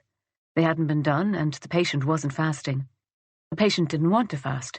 Could Aisling come? Yes, she would be there in 5, if A&E could spare her. She hung up, turned to Mary, who had heard enough to get the gist. I won't be long, Aisling said. You'll beep me if something comes in? Mary didn't say anything. Something about the expression on her face held Aisling where she stood. Then Mary reached into a pocket, took out a folded piece of paper, and handed it to her. It was a test result. Her test result, the one she'd submitted under a false name. It's none of my business, I know, Mary said, looking away from Aisling and down the corridor to where a cleaner was pushing a low-humming floor polisher, the machine gliding from side to side in a steady arc. No, it really isn't. Aisling paused. Where did you find it? You dropped it. When you were rushing the other day to meet his sister, I picked it up. Meant to file it for you, couldn't find the file. Figured it out. Right. She should walk away, go straight upstairs, shut the conversation down, and never let it be reopened. Do you want to talk about it? No. Definitely not. But she still didn't move. Aisling, you can tell me to fuck off if you want to, Mary said. I'm not going to be offended, and we can pretend we never had this conversation if that's what you want. But Jesus, you have a lot to lose. Anyway, I just thought I'd offer in case you needed someone to talk to about your options. Mary turned back to her charts again, as if wanting to give Aisling privacy to consider her offer. What sort of person kills their dead boyfriend's baby? The words were out before Aisling had a chance to recall them, and Mary's expression was so kind that she couldn't bear it and had to look away. Is that what you really think? Mary asked, that an abortion would be killing Jack's baby. Aisling shook her head, her lips compressed. You're what, no more than 6-7 weeks? You know as well as I do, Aisling said, with a gesture towards the test result. Mary took a slow breath in. At 7 weeks, you know that fetus has a long way to go before it becomes a baby. I know that, said Aisling, her voice low but cracking with suppressed anger, fear and frustration. I keep telling myself that it's nothing more than a little scrap of raw material, smaller than a coffee bean, but that's not helping me. She glanced around. This was not the place to have this conversation. Even if it's just a bundle of cells, it's more than nothing, right? It's the last bit of Jack left in the world. If I leave it alone, just do nothing, then that thing, that little bit of potential, it'll grow to be Jack's baby, won't it? So if I have an abortion, how is that not the same thing? The words were muddled, her thinking confused, but it was still the closest she'd come to articulating how she had been feeling for the past 2 weeks. You're calling it Jack's baby, Mary said. Not yours and Jack's. Aisling said nothing, and Mary chewed her bottom lip. There was a little smear of makeup on her collar. She was wearing more than usual, and she looked tired under the heavy layer of foundation. If Jack was alive, would you be going ahead with this pregnancy? The answer, a clear, unhesitating no, was in Aisling's head before she had a chance to consciously consider the question. No way would she be considering having a baby if Jack was still with her. She'd had a moment, a wobble, on the night before he died, but that was to be expected, wasn't it? Normal to try to consider all of the options.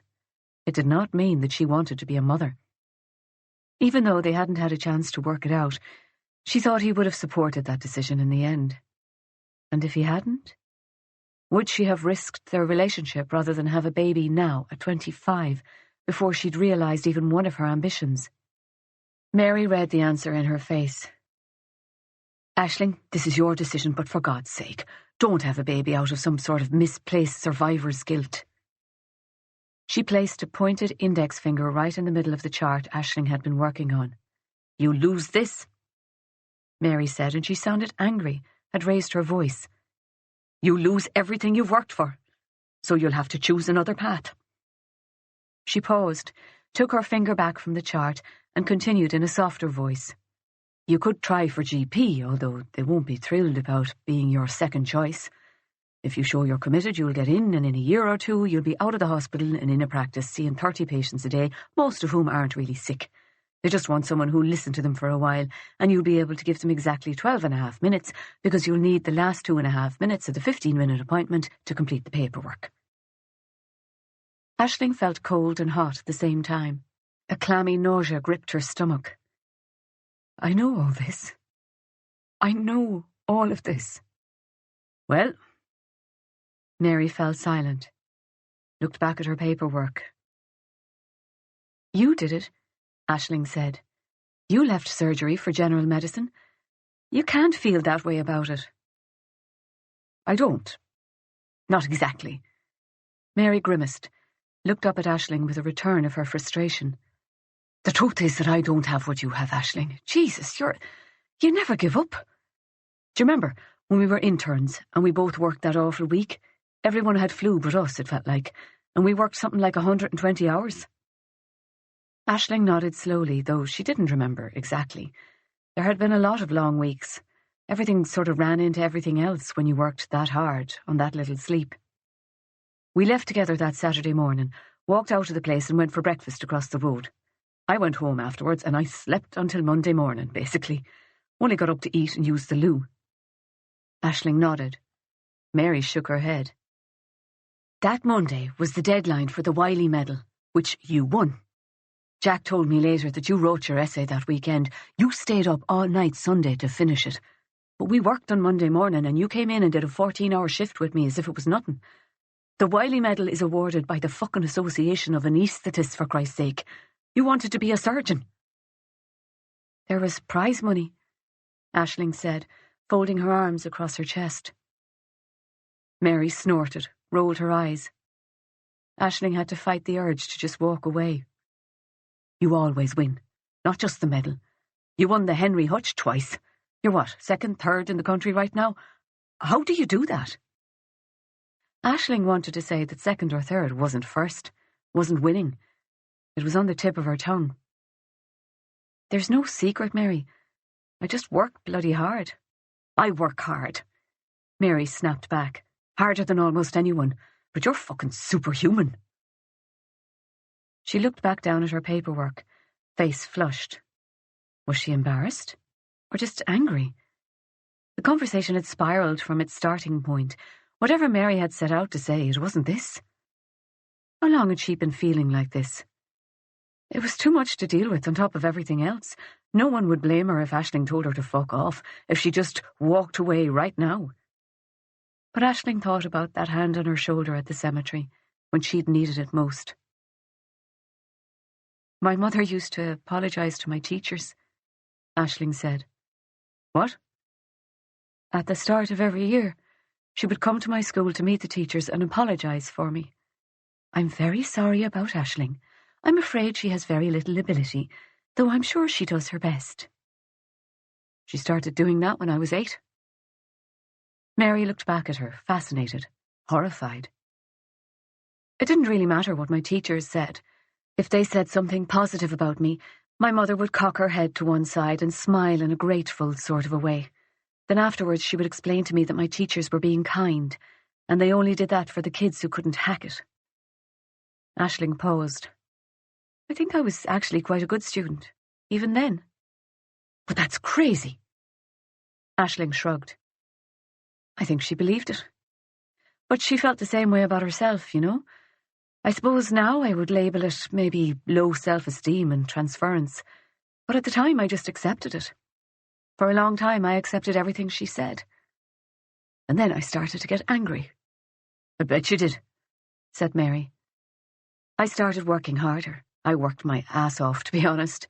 I was absolutely determined that my mother would finally see I was good enough. The day my Leaving Cert results came in, my mother had this puzzled look on her face. She said congratulations. Then, that night, after I went to bed, I heard her ask my dad if there could have been some sort of mix-up, if maybe they should do the right thing and let the exam board know. Mary laughed, a horrified gasp of laughter that escaped and was bitten back. But the laugh was good. It loosened something in Aisling, and she smiled back. I'd like to say I got over it then, but I didn't really. For a long, long time after that, I was still trying to prove something. Things got better after I met Jack. But by then, I don't know. Maybe working that hard is a habit now.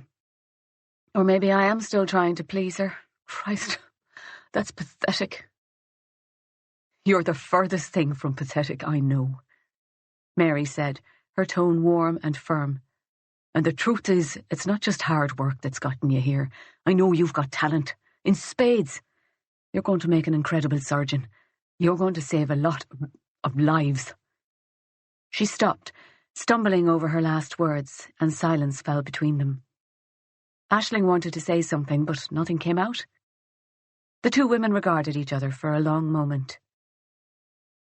Just be sure you make a plan, Aisling. A plan for the next step and the next one and then the one after that, okay? And remember that you've got a friend here if you need one. Mary squeezed Aisling's shoulder in what was becoming a familiar gesture, then hopped lightly from the desk and walked away down the corridor.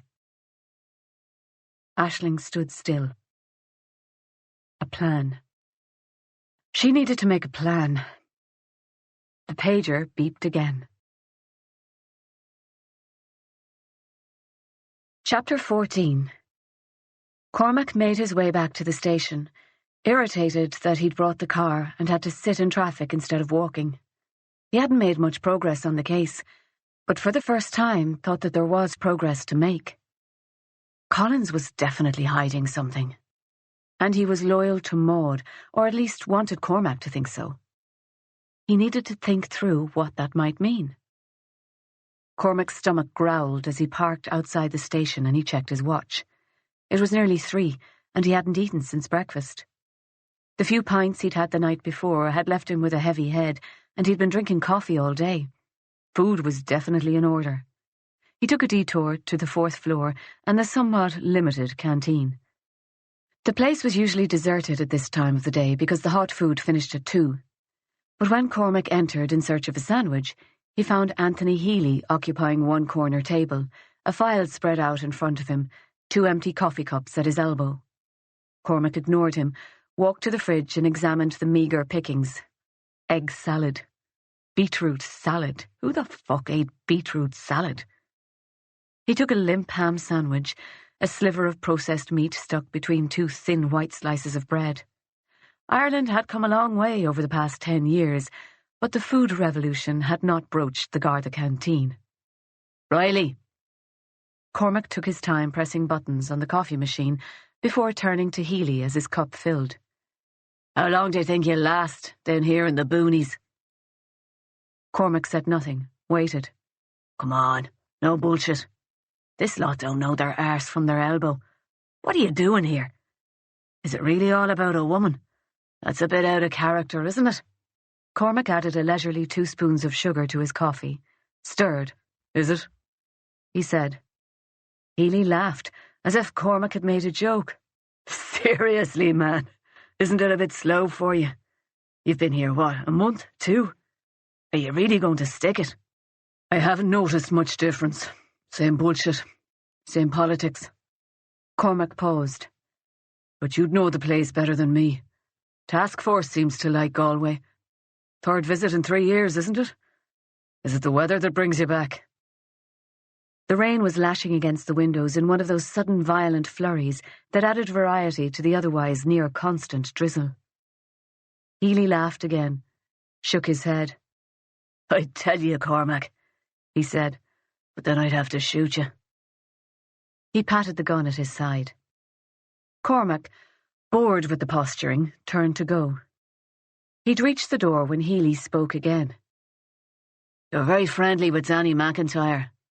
Knew him before you transferred? Cormac turned, looked at Healy, and Healy stared back. There was a world behind that question. Healy was far too experienced, too tough, to show any of the frustration that might have prompted his words, but he surely felt it. This whole conversation had been an inept attempt to warm Cormac up, and when that showed no signs of working, he'd just blurted the question out. What was it about Danny that had Healy going? That he wasn't one of Healy's little minions? That he had a degree of independence and a mind of his own? Surely Healy was capable of keeping one temporary assignee under control. No, Danny had to have seen something, and Healy was worried that he might have talked. As Cormac hesitated, Healy broke eye contact and started gathering up his files. At the same moment, a trio of uniforms came in, one of them almost taking out Cormac's rapidly cooling coffee. The moment had passed, and Cormac wasn't even sure what it had been. He left the room before Healy, returned to his desk and made short work of the sandwich. He was finishing his coffee when Fisher appeared at his desk, some printed pages in his hands. I found him, Fisher said, without preamble. Timothy Lanigan. He did go to Massachusetts, but he didn't stay there. He moved to New York State, taught in, Fisher paused to look at his notes. St. Boniface Catholic Academy, private school. He taught English and coached soccer. He married one of the other teachers, had 2 kids, and stayed there for 10 years. In 1985, his marriage broke down and he moved away. His wife, ex-wife, still works at the school. And? Cormac said. And it looks like he's pretty clean, don't you think? Taught for 10 years, no scandals. He got divorced in 1985 and left the area soon after. Fisher shrugged. Law-abiding citizen. Not much to work with. Where is he now? Cormac asked. Fisher made a helpless gesture. I don't know, he said. I found him online, some old soccer reports, photos, called the school, got the secretary talking. His expression said he thought he'd done well. I didn't take it any further. I asked you to find him. Don't stop until you do. Cormac made a mental note to make a phone call or two to his own contacts.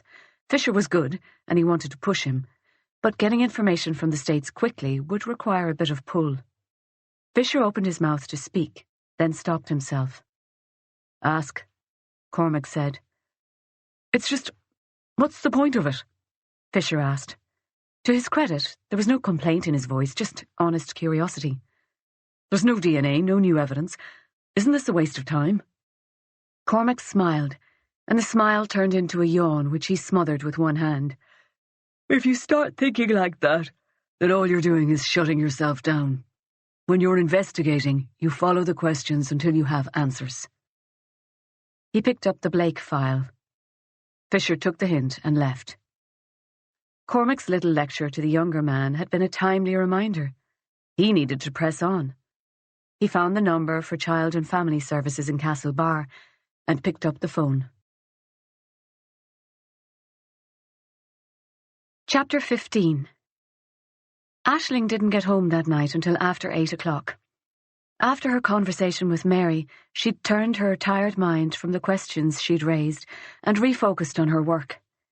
After her A&E shift, she'd made a round of every surgical ward on her floor.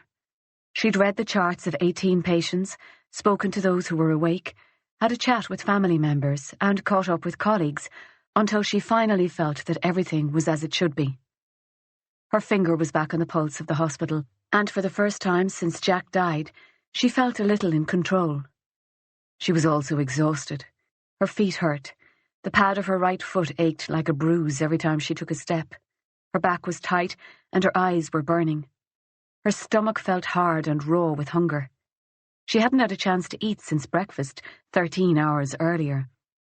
She was struggling with the lock on her door, trying to see the keyhole in the dark, when a voice spoke from behind her. Aisling. Aisling knew who it was before she turned, and she closed her eyes briefly. Shit. She didn't have the energy. Then she turned and found a smile from somewhere. Aggie. Aisling hugged the smaller woman. Have you been waiting? You should have called. I would have come home earlier. I knew you were working. Aggie gave Aisling a searching look. You're tired, and I'll bet you haven't eaten. Well, I can solve one problem. She raised the carrier bag she held in one hand and looked beyond Aisling to the front door. They sat in the kitchen and ate together. The contents of the carrier bag turned out to be 2 lunchboxes filled with brown stew and mashed potato. Aisling plated them, nuked them, and offered Aggie a glass of wine, which she refused. I'll have water, love. I'm driving. They ate in silence for the first few minutes, Aisling with a sudden urgency that she knew Aggie wouldn't miss. She slowed herself down after the first few mouthfuls, became conscious of the dirty dishes stacked in the sink, the single brown banana in the fruit bowl, the clothes still hanging on the clothes horse, which included 2 of Jack's T-shirts. She hadn't done any laundry since the day he died. Aisling glanced at Aggie, half expecting to see those grey eyes taking in the mess, or watching her, measuring the degree to which she was falling apart. Except that she wasn't falling apart, or no more than should be expected. She was just bloody busy. But Aggie's eyes were on her own plate, and it was Aisling who started doing the noticing, the measuring. Aggie had been crying, and recently her eyes were still puffy. Her soft grey hair was tidy, and her blouse and cardigan had been neatly pressed, but there was a little stain on the lapel that was very un-Aggie, and she looked tired. Aggie finished her food, then reached out a hand and softly squeezed Aisling's. I'm sorry we left it to you, she said. The guards. Unforgivable. But I wasn't thinking straight, Aisling. I hope you'll forgive me. Not at all. Aisling started to rattle off an automatic denial, but a second squeeze of her hand and the expression on Aggie's face stopped her. I'm sorry for it, Aggie said. If I could have the time over, I'd do it differently. But I felt Brendan needed me, and I used it as an excuse to turn away. Aisling stood and went to the kettle. She filled it, turned it on, then started to clear the plates. I don't blame you for anything, she said. Losing Jack, I know it broke your heart. You're doing the best you can. When she looked back at Aggie, she saw eyes filled with unshed tears and wanted to cry herself. Aggie was the warmest of women, Utterly practical, hard-working, she'd loved Jack fiercely and welcomed Aisling with a kind word and a warm hand when he'd first brought her to the house. They were such different women on the surface, and Aisling had wondered if Aggie would have preferred a different kind of woman for her son. But Jack had only laughed when she'd said this to him. "She's not that sort of person," was all he had said. And in time, Aisling had come to see that Aggie wanted only happiness for Jack, and if Aisling made him happy, that was good enough for her. But she wasn't the type to express emotion easily. Now Aggie blinked back her tears and took a cup, poured tea for them both. "How are you doing?" she asked. "Working hard, I know. But are you looking after yourself? Have you seen much of Mark and Fergus? Have they been round?" Jack's friends. They'd both called, Fergus more than once. She hadn't answered the phone, hadn't called them back, hadn't seen them since the funeral. Maud was there, at the Garda meeting. Aisling blurted the words out. "She came back. She's been in Australia all this time." Aggie put her cup down on the table. "Maud? Jack's sister, Maud?" Aisling nodded and took a seat opposite Aggie. She held her cup in her hands, wrapped her fingers around its warmth. "She looks like him." Did she? Not at all, really. Not when Aisling thought about it. Maud was small, slight, where Jack had been tall and athletic. Maud was older, and there was nothing of Jack's laughing eyes about her. But it was in her eyes that Aisling saw Jack. Something about the set of them, the stillness of her expression. That had been Jack, too, in a moment of distraction, when his mind was far away. "She came home? When?" Aisling shook her head. "I don't know. She must have heard about Jack, come for the funeral. She was there, you know, on Prospect Hill, but I didn't recognise her." It was Aggie's turn to shake her head. Poor girl," she said. "She finally came home, and Jack is gone." There were no tears in Aggie's eyes now. Her face was grey, her lips bloodless. She took a sip from her cup, closed her eyes for a moment. "Will she meet us, do you think? I'd like to see her. I want to show her the photographs. She should know that Jack had a happy life, that coming to us was a good thing for him, that it wasn't all a waste." Then confusion crossed her face and tears welled again. She blinked against them. "Well, I always thought it wasn't, but perhaps we were wrong about that." She turned eyes filled with pain to Aisling. "Did he talk to you, Aisling? Do you know why he would do this terrible thing?" "Aggie," Aisling said. She pushed back her chair and stood, glanced to the kitchen. She wanted to be doing something, felt an urge to wash up the dishes, anything to break the tension of the moment. What should she say? Would it be wrong to give false hope? And how could it be false hope to tell someone that maybe their son hadn't killed himself after all, maybe he'd just been murdered? Jesus! She sat again, took her cup in both hands, held it and looked down, concentrated on the grip of her fingers, the lightening of her flesh as she tightened her grip, the encroaching pink as she loosened it. "Aggie," she said again, "Maud doesn't think, I'm not sure." She forced herself to look up. "I'm not certain that Jack did kill himself." Aggie stared back at her, mouth slightly open as if she were about to ask a question. "I don't know what you mean," she said in the end.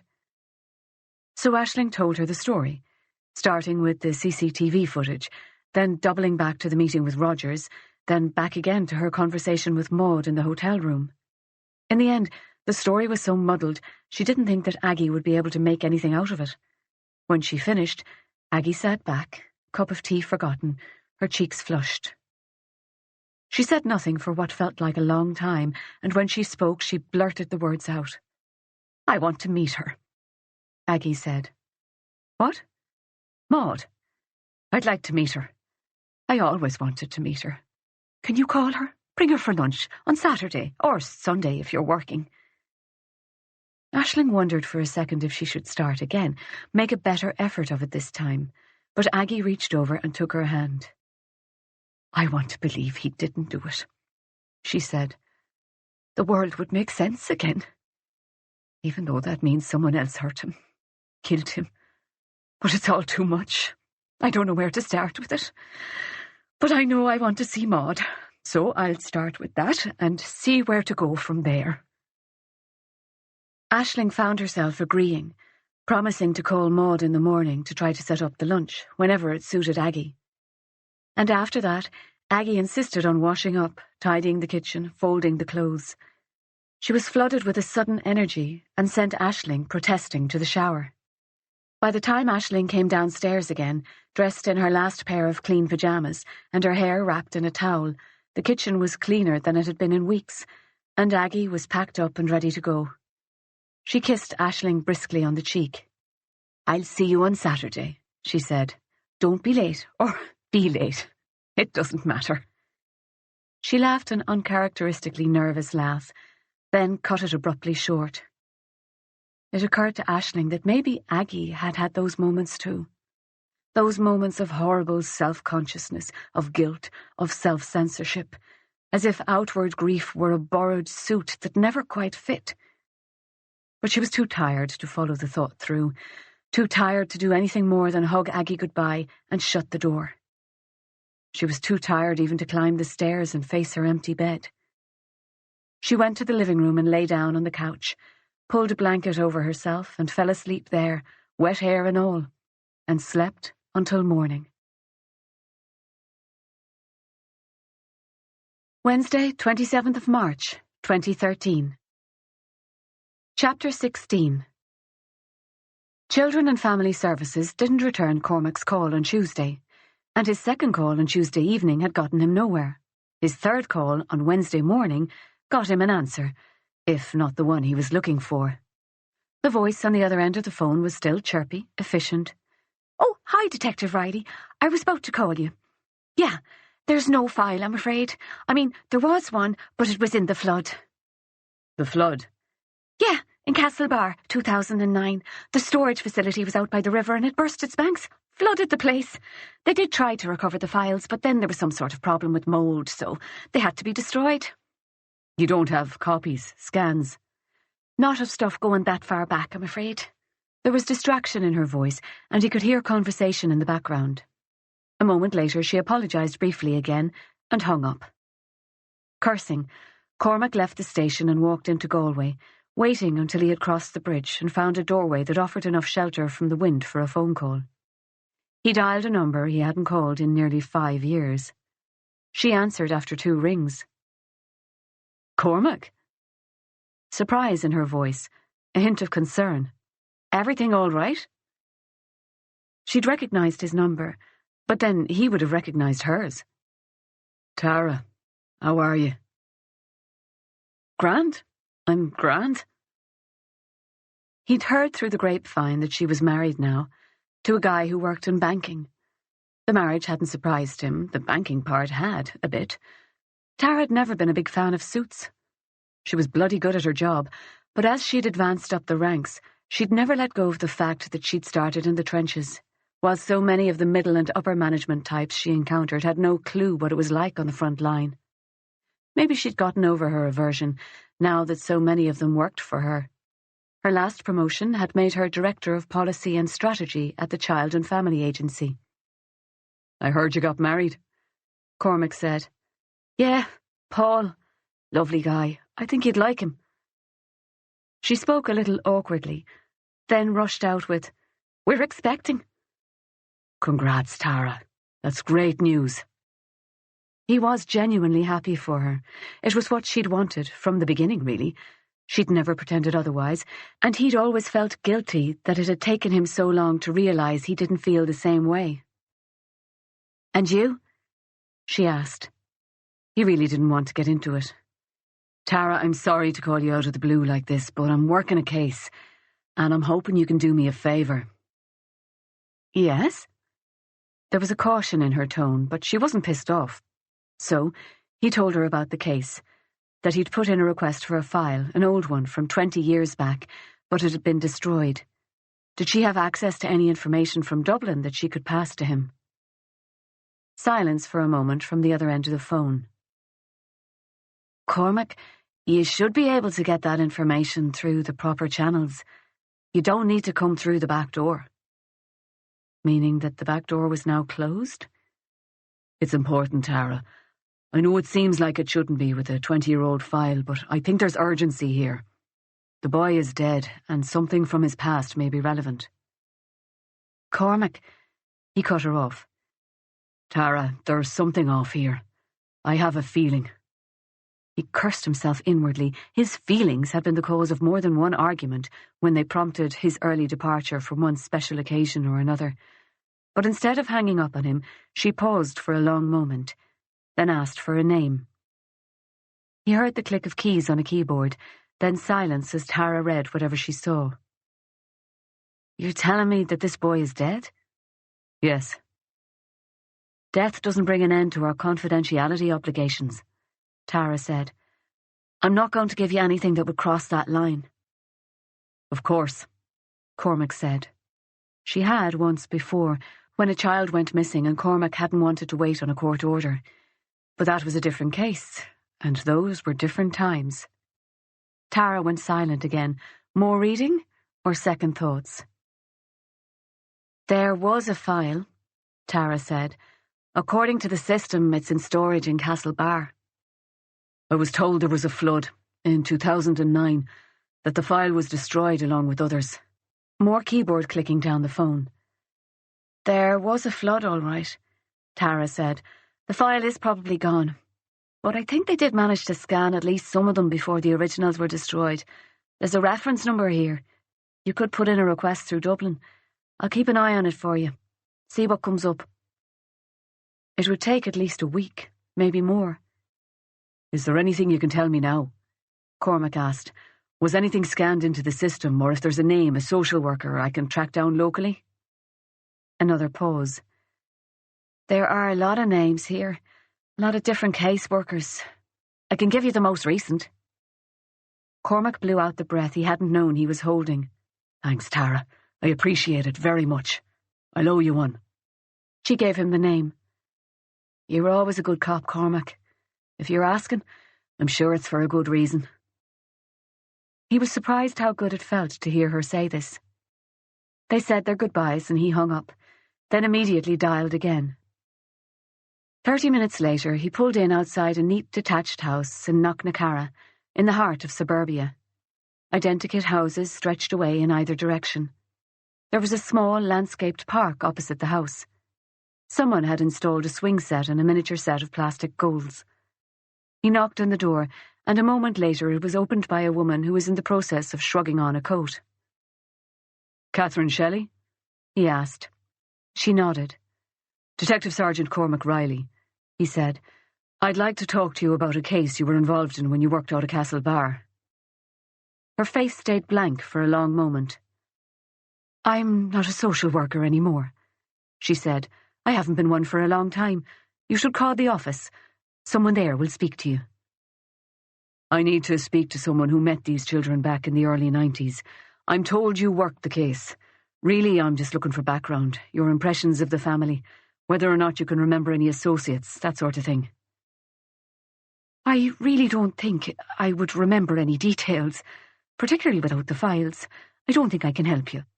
She started to close the door. Cormac took a step forward. He didn't smile, but lowered his voice and spoke very seriously. Look, some questions have been asked about a suspicious death that took place in 1993. I'd like to speak to you now informally, if that's possible. The implication was obvious and intentional, and she caught it. She hesitated. Do you have identification? He showed her, and she opened the door wider after a cursory glance. He followed her through the hall into the kitchen beyond.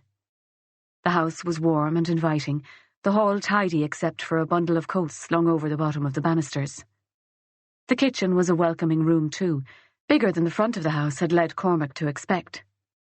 There was an oversized kitchen table, some good-looking, if dated, cabinetry, and glass doors that led into a small garden, which was dominated by a kid's trampoline that had seen better days. Catherine took off her coat as she entered the kitchen and hung it on the back of a chair. She was wearing jeans and an old college sweater underneath. Her fair hair was in a careless ponytail. She had to be in her mid-40s, but there was something youthful and outdoorsy about her.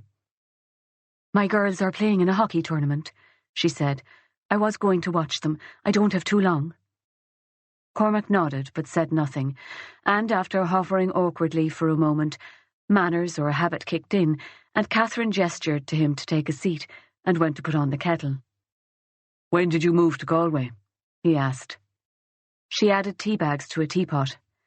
"I met my husband when I was 24. He's from Galway. After we got married, I moved here.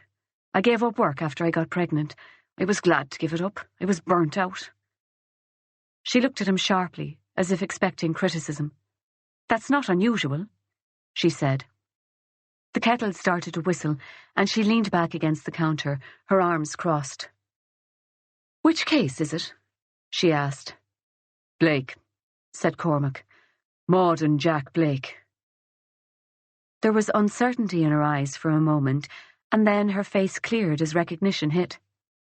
She said nothing, but added hot water to the teapot, brought it to the table, then returned to the cabinets for teacups and sugar, and to the fridge for milk. "It was him, then, in the paper. I saw his name and wondered if it was the same Jack Blake I'd known." She sat at the table, her expression bleak. "What do you want to know?" Cormac held her gaze. "Why weren't the kids taken into care?" he asked. It wasn't the question he'd been intending to ask, but it was what came out. Catherine shook her head. "You're a cop. I would have thought you'd know better." Cormac raised an eyebrow. "Since 1996, there have been 4 public inquiries into child welfare in Ireland." She held up her hands. "I'm not saying they weren't needed, and I'm not saying they didn't expose terrible things, but the media? Jesus!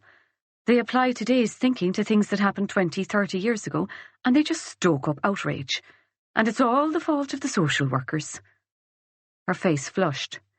"We didn't even have the Child Care Act until 1991. And how long did it take them to implement that? Years. And the children's referendum was only last year. That barely passed. People know. They know that we didn't have the power. Before the referendum, the Constitution put the family first. The best interests of the child came second. We couldn't take the children out unless we had done everything possible to keep the family together. And even then, half the time we'd get knocked back in the courts." He'd jumped in too fast, and now she was defensive. Cormac softened his tone. "Is that why Maud and Jack stayed with their mother?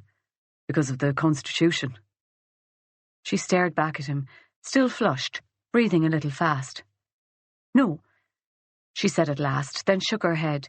"Maybe." She still held the handle of the teapot in one hand, though she hadn't poured. She stared at it now. Cormac reached over and took the pot from her, poured for them both. "Their mother wasn't married," Catherine said. "Only marital families were protected under the Constitution, according to the Supreme Court. An unmarried mother? It should have been much, much easier to remove the children." "But it wasn't." Cormac offered her milk and sugar as he spoke, added it according to her direction, passed her the cup. She took it. Her phone, which she'd placed on the table, buzzed, and she glanced at it distractedly, then back at him. "The children were obviously neglected. I was the 3rd social worker to see the family. The others had attended the family when they'd lived in Dublin and later in Galway, but those visits were to do with helping the family with money, dealing with rent and electricity arrears, that sort of thing. The notes on the file make it obvious that the neglect had been going on for a while. Mother advised about hygiene, that sort of thing." "But neglect wasn't enough to remove the children." She shook her head. "Nowhere near enough. I've seen much, much worse cases of neglect where we continue to support the family." "What was different about your visit?" "A teacher at the school called the office. Maud had a bruise on her arm, her forearm. It was a nasty one. And the teacher, her name was Carey or Carew, something like that. She suspected abuse and called it in." The case was assigned to me, and I called to the house. Cormac waited. Catherine took a sip of tea, then continued. As I've said, it could have been worse. The little boy, Jack, was okay. There was some food for him. It was the young girl, Maud. She looked after him, though she tried to deny it at first, claimed her mother did most of it. When I got there, Hilaria was asleep in bed. I tried to wake her and couldn't. Catherine wrinkled her nose. She was in a state. That sour smell of old sweat and stale vomit. God, it was awful. She had urinated on herself. Probably wasn't the first time. There was an empty vodka bottle beside her bed, another on the floor. God knows how much she was drinking a day. I gathered that's where most of the dole money went. Eventually Maud admitted that she cared for Jack after school. Did the food shopping, cooking, cleaning. Everything, really. She claimed that Hilaria stayed off the booze during the day, that she minded Jack while Maud was at school. But I'd say the poor child fended for himself. He was so little, only a toddler, really. Later I found out that Maud had been a good student, but had started to miss more and more school. I suppose she'd begun to realise that she couldn't leave Jack at home alone with her mother. Maud cared for that little boy incredibly well for such a young girl. I suppose she would have been 12, maybe 13. When was this? Cormac asked. He took his notebook out. She thought for a moment. I think towards the end of 1990. 12, then, Cormac said. Catherine nodded. She had some food in the house. There was a banana in the fridge, a small bag of porridge, 2 sausages wrapped in cling film, half a pint of milk. Nearly broke my heart. She was very thin herself, and so solemn. She just looked at me. She didn't trust me or distrust me. She was just indifferent. She didn't expect anyone to help her. But she held that boy's hand every moment that I was there. Did you talk to her about the bruises? Catherine looked at him. Is she all right, Maud? Have you seen her? Cormac nodded slowly. She's all right. He said nothing more, and after a moment Catherine continued. I asked her about the bruise, made her show me. The bruise was very bad, but she told me she helped out a neighbour with the milking sometimes, and she'd had a kick from a cow. She was adamant that it was an accident, that no one had hurt her. Did you believe her? No. She had that look about her. I wasn't very experienced, but I was experienced enough to know what I was seeing. And the little boy was afraid of me, not just shy, genuinely afraid. Did you left them? Cormac asked in as neutral a tone as he could manage. I didn't have a mobile and there was no phone in the house. I took the kids back with me to the office, put them in the family room. I went to my desk to call the doctor for Hilaria, for the kids too. My boss was there. Someone had called him, told him where I'd been. He had a shit fit, said removing the children was totally over the top, unwarranted interference, something like that. She rubbed at her forehead, smoothing her left eyebrow hard with the index finger of her left hand, again and again. I tried to tell him, I really did. He wouldn't listen. Said whether or not the mother was ill, we had no legal right to interfere. He said that the children were in good shape, and that there was a neighbour, a good Christian woman, who was heavily involved with the family and who was providing adequate supervision. Who? He didn't tell me, but I found out later. Her name was Keane, I think. Mrs. Keane. I think she must have called him, must have known somehow that I had taken the children. Cormac shook his head. It didn't make sense. Even in the context of the times, surely temporarily removing 2 young children from a house where there was no responsible adult was the necessary thing to do, not to mention seeking medical help for Hilaria. Why? He asked. I don't know. My boss was very involved with the church, and Mrs. Keane seemed to have a lot of influence with him. But they were all like that. There were 3 others in that office, and none of them would even discuss the case. They just blocked those kids out. You have to understand, we were all so overworked, and there was this mindset that the standard of proof the courts required was so high. So we focused on keeping families together, even when the children might have been better off in care. What happened then? Cormac asked. He told me to bring them back. She wiped a tear away with the back of her hand. Did you? She shook her head, then nodded. I promised them I'd be back. Swore I would. Said I would be back before it got dark. That I would bring them food. McDonald's, I think I said. Maud wouldn't even look at me. They just sat in the back seat holding hands. The little boy was so scared. But you didn't go back? No. He said nothing. I called Dublin the next day. Left the office to do it because I was too afraid, didn't want to be overheard. But I called the head office. They said that they would send someone down probably the next day, maybe the day after. I felt sick thinking of those kids in that house alone with their mother. I called again a few weeks later, but no one ever went. And by then I had 20 cases and more on the way. I was overwhelmed, so I did nothing. She couldn't meet his eyes. He wondered how often she had woken in the night, how often she had held her own children to her and had thought about the two she left behind. Did you see any sign of drugs in the house? Any heroin? No, nothing like that. I was surprised when I heard. But I suppose I was mostly relieved. And I heard that Jack was fostered almost immediately, which was very good. You kept track of the children? He asked, but she looked away. Not really. Just heard a few things from an old colleague.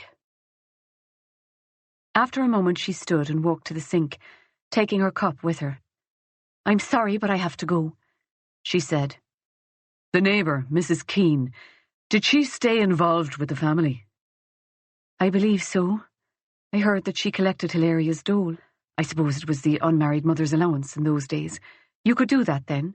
Hilaria was getting disability allowance as well, so she'd probably pick that up too. Cormac didn't close his notebook. Do you think Keane would have bought alcohol for Hilaria Blake? She must have had a source, once she reached the point where she couldn't or wouldn't get to the village herself. Catherine hesitated. I can't imagine she would have. She was supposed to be very religious. She picked up her handbag from the countertop. I'm sorry, I really do have to go. Cormac stood. As he followed her to the front door, he asked, Did you know much about heroin use in the town back then? Was it much of a problem? Not that I can remember. Most of our problems were alcohol-related. You never heard that Hilaria used heroin? She shook her head as she opened the door. He followed her into the bright spring sunshine.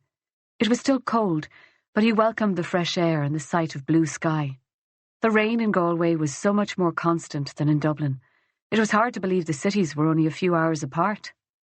Suddenly he wished he were back in Dublin, in the grotty but familiar surroundings of Dublin Castle. I'm so sorry, she said. Will you tell her that? You mean Maud? Yes. I will, he said, but he didn't mean it. Whatever else he had to say to Maud, he had no urge to remind her of another person who had failed her. Chapter 17. Cormac went for a run immediately after the Catherine Shelley interview. He needed to move, to push his body, to sweat out his frustration and anger. There was nothing he could do about what happened to Maud and Jack. That was a 20-year-old story, and he knew better than most that the system was still failing today. He also knew better than to let this sort of shit get to him. Getting emotional helped no one. It didn't make you a better cop. It meant clouded judgment. It meant that you looked for evidence to justify your feelings instead of pursuing the facts. But this case got to him. Maybe it was because it was a case from his past. At 20 years old, he'd had no tough outer skin. His gear bag was in the boot of the car. He'd put it there on Monday morning, but had gone to the pub after work instead of the gym. He didn't feel like the gym now either. It was in the basement of the station at Mill Street, and the last thing he needed was to encounter Brian Murphy. But he used its changing room, then took his frustration outside. Cormac cut down Dominic Street and over the canal, its water murky in the heavy weather. Then down Father Griffin Road and onwards until he reached the sea. It started raining as he ran along the prom, and the ever-present walkers thinned out. Cormac kept his pace up until his heart thundered and his breath was tight in his lungs. It was about 4 kilometres to Blackrock Diving Tower, and he pushed his pace until he got there, then turned and took a slower pace back to the station. His knees were complaining, but otherwise he felt good. Better. A quick shower and change at the station, and he was back in the car heading for home. His phone rang just as he pulled in and parked outside the little terraced house on Canal Road that he shared with Emma. The number was blocked. "Reilly," he said. There was a bustle of conversation from the other end of the phone, background noise of a phone ringing. "Cormac?" a voice said. "Hang on." The background noise retreated as the voice changed locations. "Cormac, you still there?" It was Matt, an old friend and colleague. He worked international liaison, essentially Interpol, and had contacts in the United States. He owed Cormac a favour or two. "Yeah, still here, Matt. I have something for you." "That was quick," Cormac said. "Yeah, well, it's getting harder to get information from that side of the world since 9/11. But what you're looking for is pretty straightforward. Plain old, uncomplicated murder." "Tell me. You asked for anything that fit the profile between 75 and 85. There was a murder in 1983. 16-year-old student, attended the St. Boniface School. She went to soccer practice as usual, never made it home. Body was found the next day. She'd been raped and strangled. Her boyfriend was the chief suspect. She'd told her friend she was planning on breaking it off, but he was cleared eventually. Wrong blood type." "Her body wasn't hidden?" "I didn't ask," Matt said. "Does it matter?" "Check something else for me, Matt," Cormac asked. Matt had no problem with that, and Cormac asked him to check if a Timothy Lanigan had been questioned in the disappearance. He almost rang off then, but something occurred to him. "Matt, what's the word on the ground about Anthony Healy? Anything new?" A pause. "Why are you asking?" Was there caution in Matt's tone? "He's working out of Galway on the task force." "And?" "And nothing. Something feels a little off there, that's all." "I haven't heard anything, Cormac. At least nothing more than the usual." The usual was the stuff that had been floating around Healy for years, that Healy might be inclined to take the odd shortcut, might have a fondness for pavement hostesses, as Cormac's old boss called the working girls. That wasn't great. Apart from the fact that prostitution was illegal, there was an inequality about that relationship that turned Cormac's stomach.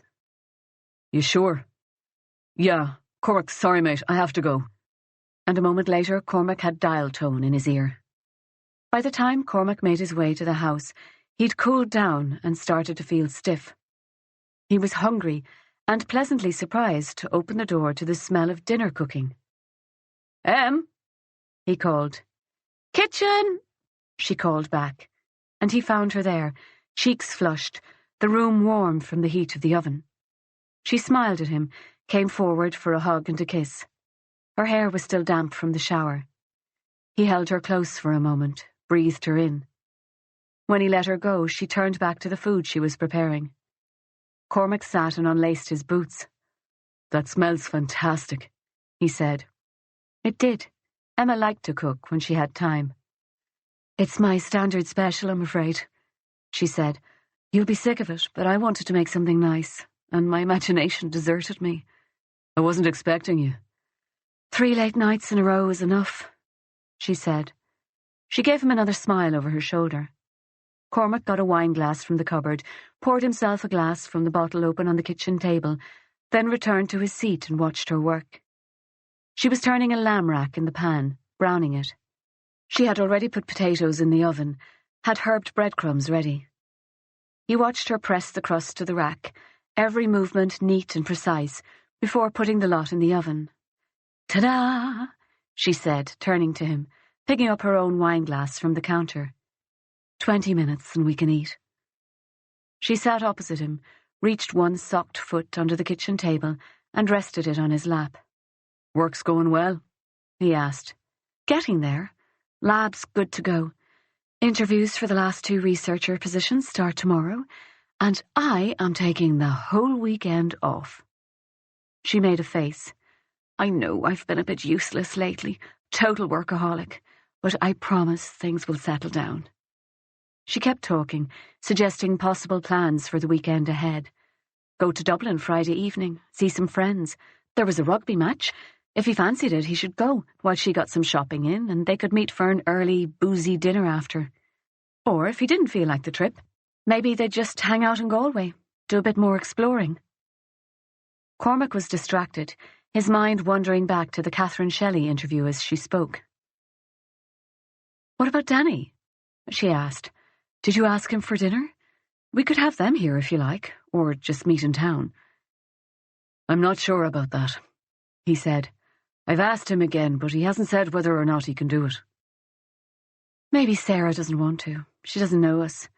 Maybe she'd rather just stay at home with her kids." "Maybe," said Cormac. He wasn't going to tell her that he suspected Danny was cheating. He didn't want that image in her head, that cliché of the cheating cop using the job as an excuse every time he had to work nights.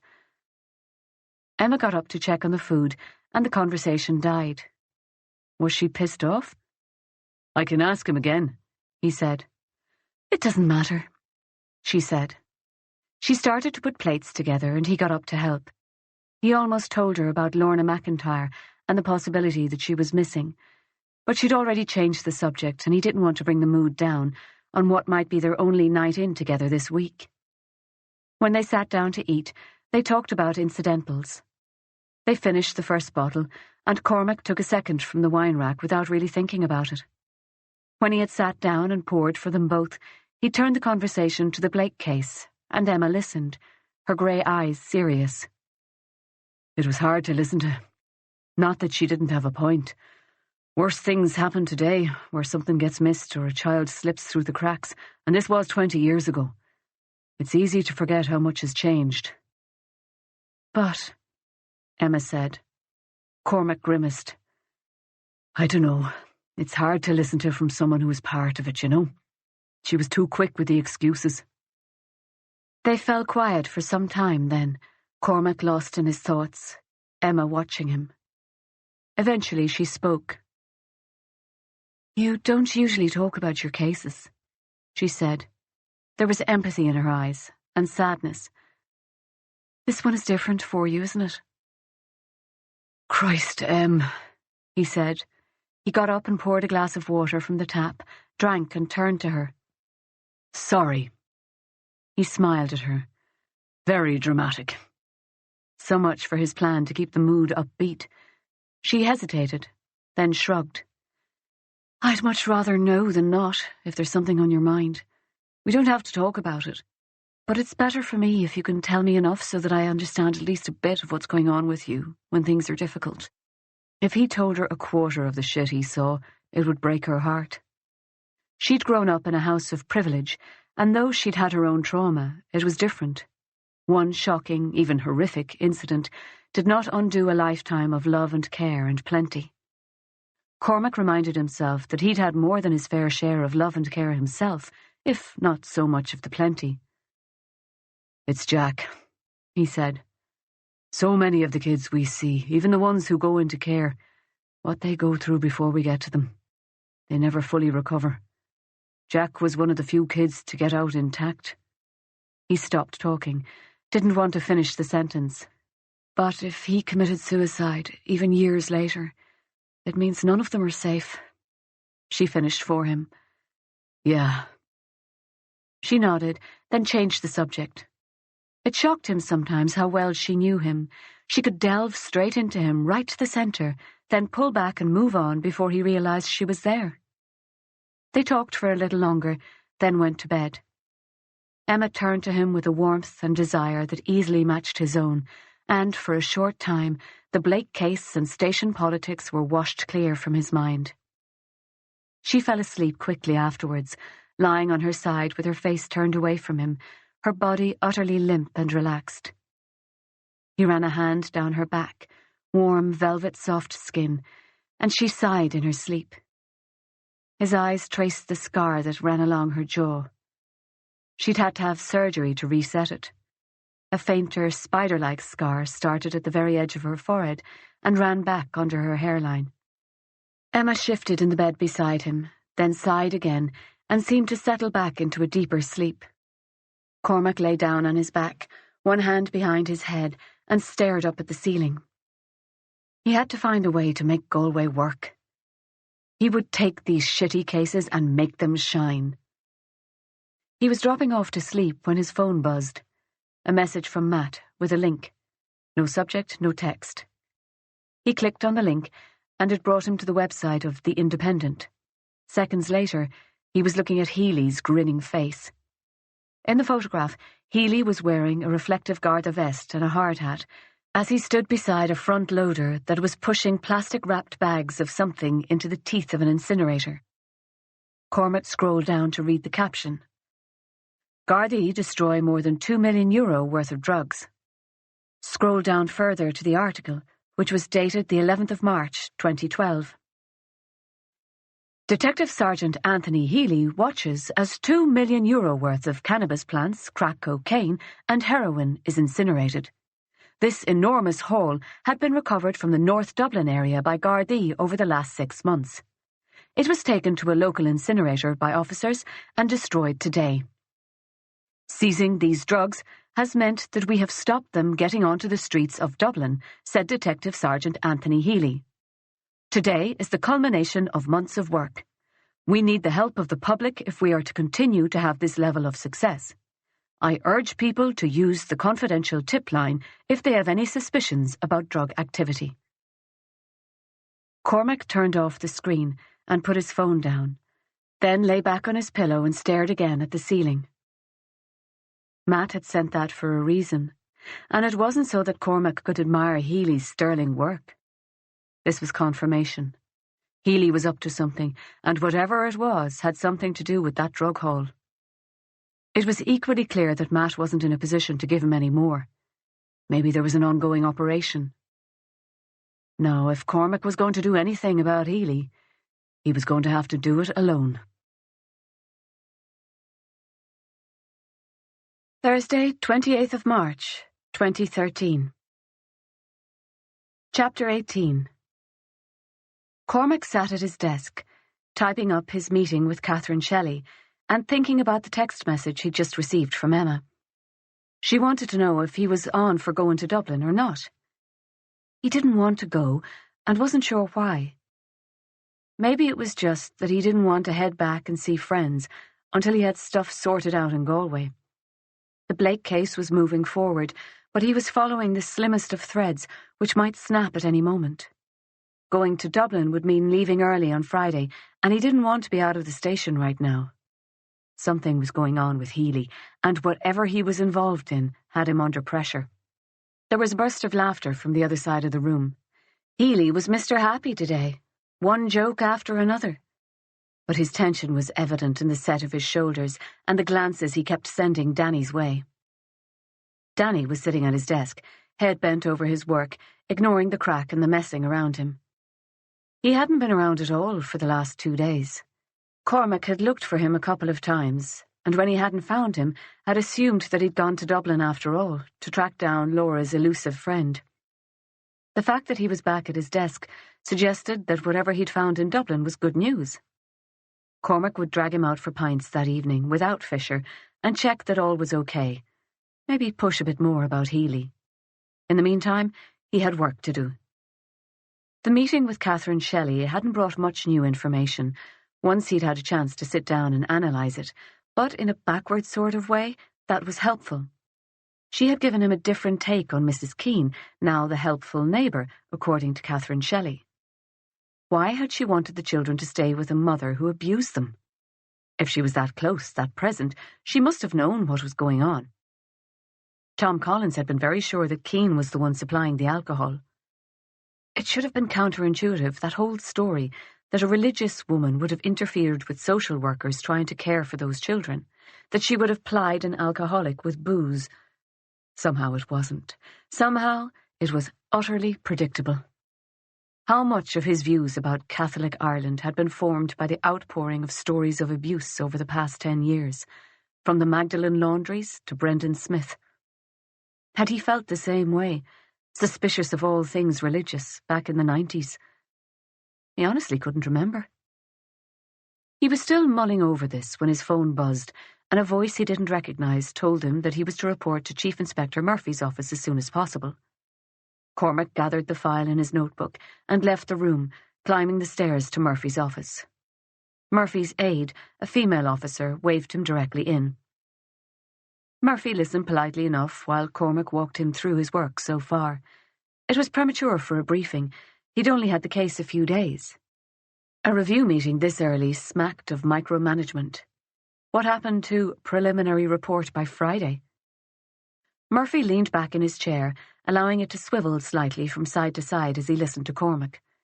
He had a pen in one hand, which he wiggled between two fingers, occasionally bringing it down on the desk and letting it play against the surface in a drumming motion that punctuated Cormac's report.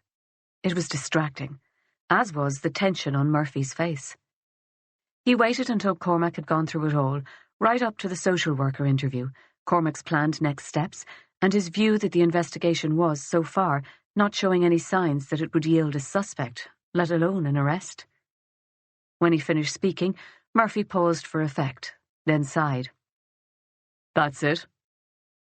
"Yes, sir," said Cormac. "There's not much there. I suppose after 20 years it's inevitable to some degree." But Murphy was shaking his head. "And Detective Hackett hasn't spoken to you about the evidence her team's been able to uncover?" Cormac had said nothing. Melanie Hackett? Danny's boss? Danny reported to her when he wasn't seconded to the drugs unit. She was young, she was ambitious, and as far as he knew, she had nothing whatsoever to do with his case. "I'll admit to being disappointed, Detective. I'd heard good things about you, but perhaps I expected too much." Before Cormac had a chance to respond, Murphy pressed the intercom button. "Send them in," was all he said. Cormac turned as the door opened and watched as Danny and Melanie Hackett walked into the room. Murphy gestured for them to take the two remaining chairs, which necessitated an awkward shuffle over from Cormac to allow Mel access to the chair in the middle. Mel gave him a nod, then ignored him, but Danny, who appeared for once both rested and reasonably well dressed, he was wearing slacks and a dark blue shirt with a navy Ralph Lauren pony on the left breast, looked at him and tried and failed to communicate a silent message. Cormac had no idea what was going on, but the signs weren't good. Murphy nodded to Mel Hackett. "Mel, perhaps you should fill Detective Reilly in on the assistance you can offer him with his case." When she spoke, Hackett addressed herself to Murphy. "As you know, sir, McIntyre has been seconded to Operation Sparrow." She turned her attention to Cormac and spoke briefly. "You may be aware that the task force is focused on possible drug-running routes into Europe from landings on the west coast of Ireland. Early on in the operation, it focused on gathering information from our local lower-level informants in an attempt to confirm information provided by MAOC. MAOC was the Lisbon-based Maritime Analysis and Operations Centre, staffed with law enforcement personnel from European countries, including Ireland. Gordon McIntyre was aware of some of the details of D.S. Reilly's case. He knew that D.S. Reilly was searching for a source for heroin in Kilmore in 1993. McIntyre ran a search through Pulse and came up with a name. A young woman from Kilmore was taken into custody in 1994. She was found in the company of a drug dealer in Castlebar who was thought to be underage, so someone took her in, took her details. That was the first time she was picked up, but it wasn't the last. "And this woman's in prison now?" Murphy asked, "looking for early release in exchange for information?" "Yes, sir." Murphy nodded and gestured for Hackett to continue. "I encourage anyone who reports to me to use their initiative," Hackett said, and that is exactly what Gordon McIntyre did. He ran her name through our database and found that she had provided information to Operation Sparrow in the past, though that information hadn't been useful. He decided that there was a chance she would have information that would be relevant to D.S. Reilly's operation. As it was something of a long shot, he thought he would interview the informant himself before bringing any possible information to D.S. Reilly. His hunch paid off far better than he expected. "I was going to Dublin anyway," Danny said hurriedly. "Really, I didn't expect anything to come of it, or I would have brought it straight to D.S. Reilly, but I—" Hackett gave him a look that said, "Shut the fuck up," as clearly as if she'd said the words out loud. "So you brought that information to me," Murphy said to Hackett. His tone was on the dry side of neutral, and she flushed slightly. "You didn't think this information would be best provided directly to D.S. Reilly?" D.S. Reilly wasn't at his desk, sir, when the information came to me, and I thought it best that I provide it to you without delay." Cormac kept his expression bland, uninterested, but inside he was cursing himself. He'd underestimated the hostility towards him in the station, and he was about to pay for that mistake. "Well, he's here now," Murphy said. Hackett hesitated, then turned to Cormac. "The informant's name is Hannah Collins. She grew up in Kilmore. Her younger brother was, as I understand it, very close to your suspect." "You're talking about Thomas Collins," said Cormac, his voice flat. "Hannah Collins was arrested last year. She's an addict. Her boyfriend's a dealer.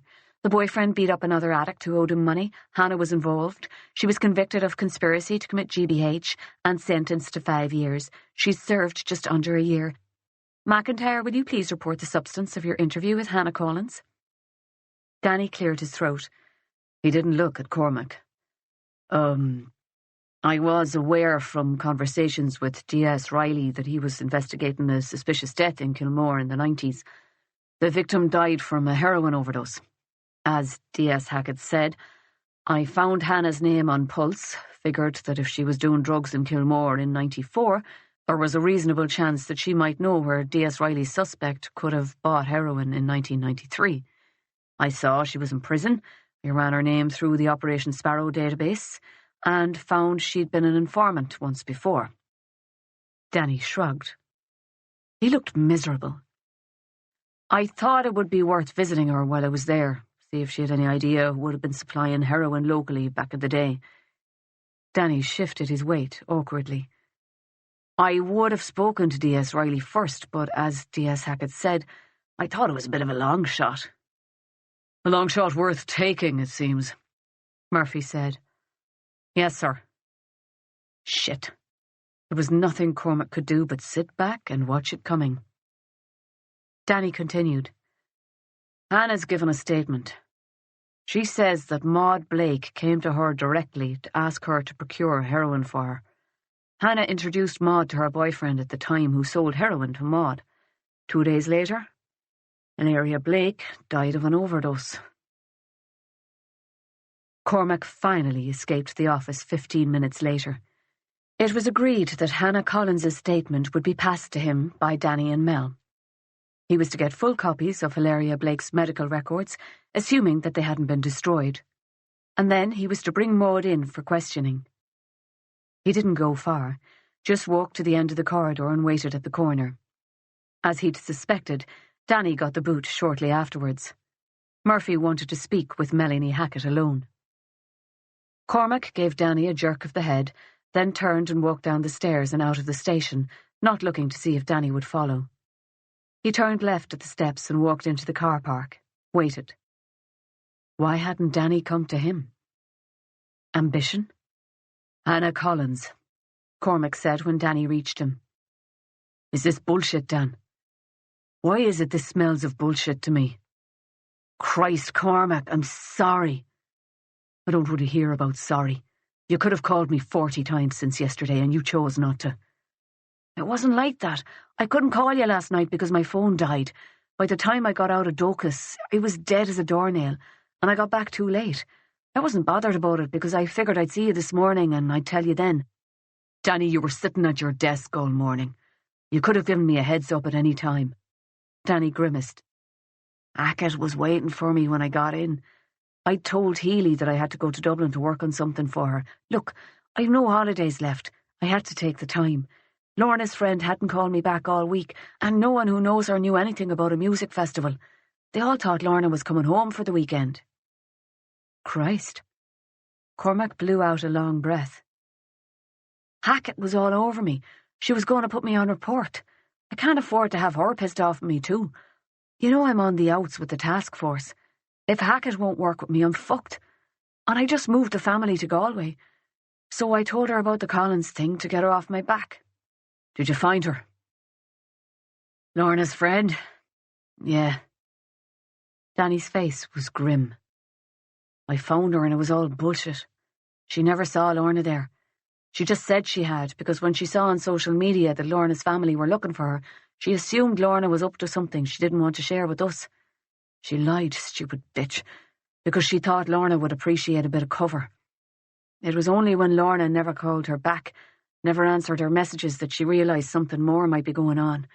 And then she started to freak out, went to ground. Cormac said nothing. He was still angry with Danny for throwing him under the bus, but at the same time, what Danny was dealing with was far more serious than a career, blip? Danny should have told Hackett the truth about what was going on. Cormac felt an overwhelming urge to hit someone, and it wasn't just because of the politics. Hannah Collins. She's motivated? What? Hackett said she'd tried to peddle information before, but it wasn't useful. Now she's selling out an old friend. What's her motivation? Danny had the grace to look embarrassed. She's had a baby while she's been inside. Baby's 10 months old. Jesus, Dan. I know, but Cormac, I'm telling you, she just came out with all this stuff. It was too detailed, too fast. It has to be true. And you offered her the deal? I didn't commit, but I hinted at it. Docus, the women's prison attached to Mountjoy, was overcrowded and underfunded. Drug abuse was rampant. Women who came to Docus pregnant or with a young infant were allowed to keep their babies with them until they were 12 months old. Then the baby had to be taken from the prison into the care of a family member, or if that wasn't possible, to foster care. If Hannah Collins had a baby and wanted to keep it, she could not have better motivation to lie about what had happened 20 years before. Danny, this information is shaky at best. I don't care how fast she came up with the story. Hannah Collins had read Danny and played him. Cormac was sure of it. Hackett going straight to Murphy with this was out of line. It was fucking unprofessional. Danny glanced back towards the station. She would never have come to you. I should have copped that from the beginning. There was a sudden bustle at the station door, voices in conversation. It was a group of young uniforms, probably coming off shift. Cormac became aware of his stance and his expression, and he consciously relaxed his posture. If the uniforms were curious about the conversation, they didn't show it, studiously keeping their attention on each other as they walked to the other end of the car park. Why? Asked Cormac. Why wouldn't Hackett come to me? Danny shook his head slowly, looked at him watchfully. There's a rumour going around, Danny said, about you and Maud Blake. Someone saw you leaving her hotel room on Tuesday morning, very early. Cormac's mouth fell open. He stood there, gaping, for what felt like minutes. Then the fury barreled through him. Are you fucking kidding me? He hissed. I got the case on Monday, went to the pub with you and Fisher in case you've forgotten, but somehow I ended up in bed with Maud Blake, someone I first met as a victim, as a child, my fucking suspect, a couple of hours later. Danny shrugged, looked away. I went home early, he said, left you to it. Jesus Christ. Cormac had never wanted to hit someone as much as he wanted to hit Danny in that moment. He shoved his hands in his pockets. I'm not saying anything happened, Danny said. Personally, I don't believe it, and I told him that. But people know about you and Emma. They're saying you have form. Cormac felt the rage burn up through him, a flash of fury so intense that for a moment his vision darkened. He hid it all behind a gentle shake of his head, a sardonic smile. Jesus, you must be shy of something to talk about in this part of the world. He rocked back on his heels. Where did that rumour start, Dan? He asked. Danny shook his head unhappily. I don't know. By the time I heard it, half the squad were talking about it. And Emma? Our history. That isn't common knowledge. But now Danny's eyes were impatient. Cormac, it's the bloody Garda Síochána. Half the country probably know about that after your first date. Cormac's phone started to ring, and he took it from his pocket, checked the screen. It was Matt calling him back. Maybe with information about Anthony Healy. Cormac muted the call. Tell me, Dan, he said, keeping his tone conversational. What's the story with Healy? What? Danny looked confused, wrong-footed by the turn in the conversation. Don't bullshit me. I know there's something going on. Healy's worried about you. I want to know why. Danny stared back at him. His face was completely blank. Nothing's happened. They don't like me. I don't like them. It's a personality clash, that's all. That's not what you said last time we spoke about this. You said you couldn't talk then for fear of the backlash. But I'm telling you, Dan, if you know something, now's the time to come out with it. Danny grimaced, a tight twist of his mouth. I'm on the outs because Healy has no respect for anyone outside the unit. He doesn't want locals on the team. Doesn't want us screwing up his good work. That's it. Danny's expression oozed sincerity. He was a good liar. If Healy hadn't been so obvious, Cormac might even have believed him. Danny checked his watch. I have to go, he said. I have to meet my parents. Fill them in on what's being done to find Lorna. His expression was bleak. I don't know if they'll ever forgive me for getting it so wrong. I'm sorry, Danny. If there's anything I can do, you'll ask me. Christ. Cormac felt completely off balance. He was having a go when Danny was trying to process the fact that the sister he'd thought was on the tear had in fact been missing for nearly 2 weeks now. Was in God only knew what sort of trouble, while he'd been running around doing everything possible to slow the work of the team looking for her. Danny shook his head. Do one thing for me, Cormac. Just take another look at your case, will you? The look on your face in there when you heard about Hannah's statement. I'm worried that you have blinders on about this woman. Maybe she's not the innocent victim she was when you met her. Maybe she was never the innocent victim. Cormac said nothing, and Danny shook his head in exasperation. Do you know when she came back to Ireland? Danny asked. It wasn't for the funeral. Her flight landed in Ireland on the 13th of March, 3 days before her brother died. And that hit Cormac hard. For the first time he realised how badly he wanted Maud to be innocent, how convinced of her innocence he was. Just think about it, Cormac, okay? Danny said. Then he turned and walked back into the station. Cormac followed a moment later, returned to his desk just long enough to grab his coat and his notebook, and got out of there. He was dialing Emma's number before he'd gone 10 metres from the station. Em. Hi. Yeah, hang on just 2 seconds. Then a moment later, so, what do you think, will we go? It took him a moment to remember what she was talking about, another to realise that he had called her without thinking, to pour out the story to her, to find reassurance and comfort in her support. Christ, Emma couldn't fix this, and dumping it all on her would be a shitty thing to do. Cormac? Yeah, sorry. I can't go away this weekend. Just rang to tell you. Things are picking up at the station. I may have to work. Oh, but that's good, isn't it? Something's happening on the case? Cormac was crossing over the bridge. The wind whipped her words away. He cupped the bottom of his phone with his other hand, pressed it to his ear. Yeah, lots happening. We'll go next weekend, all right? Even with the wind, he could pick up the relief in her voice, the lightness in her tone when she agreed and suggested alternative plans for their weekend. A late breakfast together on Saturday before he started work. If he was going to work, then maybe she would too, and then perhaps they could go out to eat afterwards. He agreed with everything, his mind already elsewhere. He said his goodbyes and was about to hang up when she spoke again. Corm, is everything all right, really? He hesitated. Everything's fine, Em. Gotta run. Cormac hung up and put his phone back in his pocket. It was the first time he had lied to her. Well, the first time about anything that mattered. Was that true? Hadn't he lied to her about the move to Galway? No, he'd been okay with that, genuinely, convinced that he'd be able to make it work. How wrong he had been. Someone in the station wanted to take him down, and it went beyond petty professional jealousy, didn't it? That rumour about Maud Blake, that was dangerous. That was a career killer, and there was fuck all he could do about it. If he responded to it, he gave it life, legitimacy, And if he ignored it, it would fester. Cormac stopped, realising that he had walked halfway up Shop Street with no destination in mind. He wasn't ready to return to the station, not until he'd had a chance to think everything through. He was standing directly outside Elle's cafe. Food might help.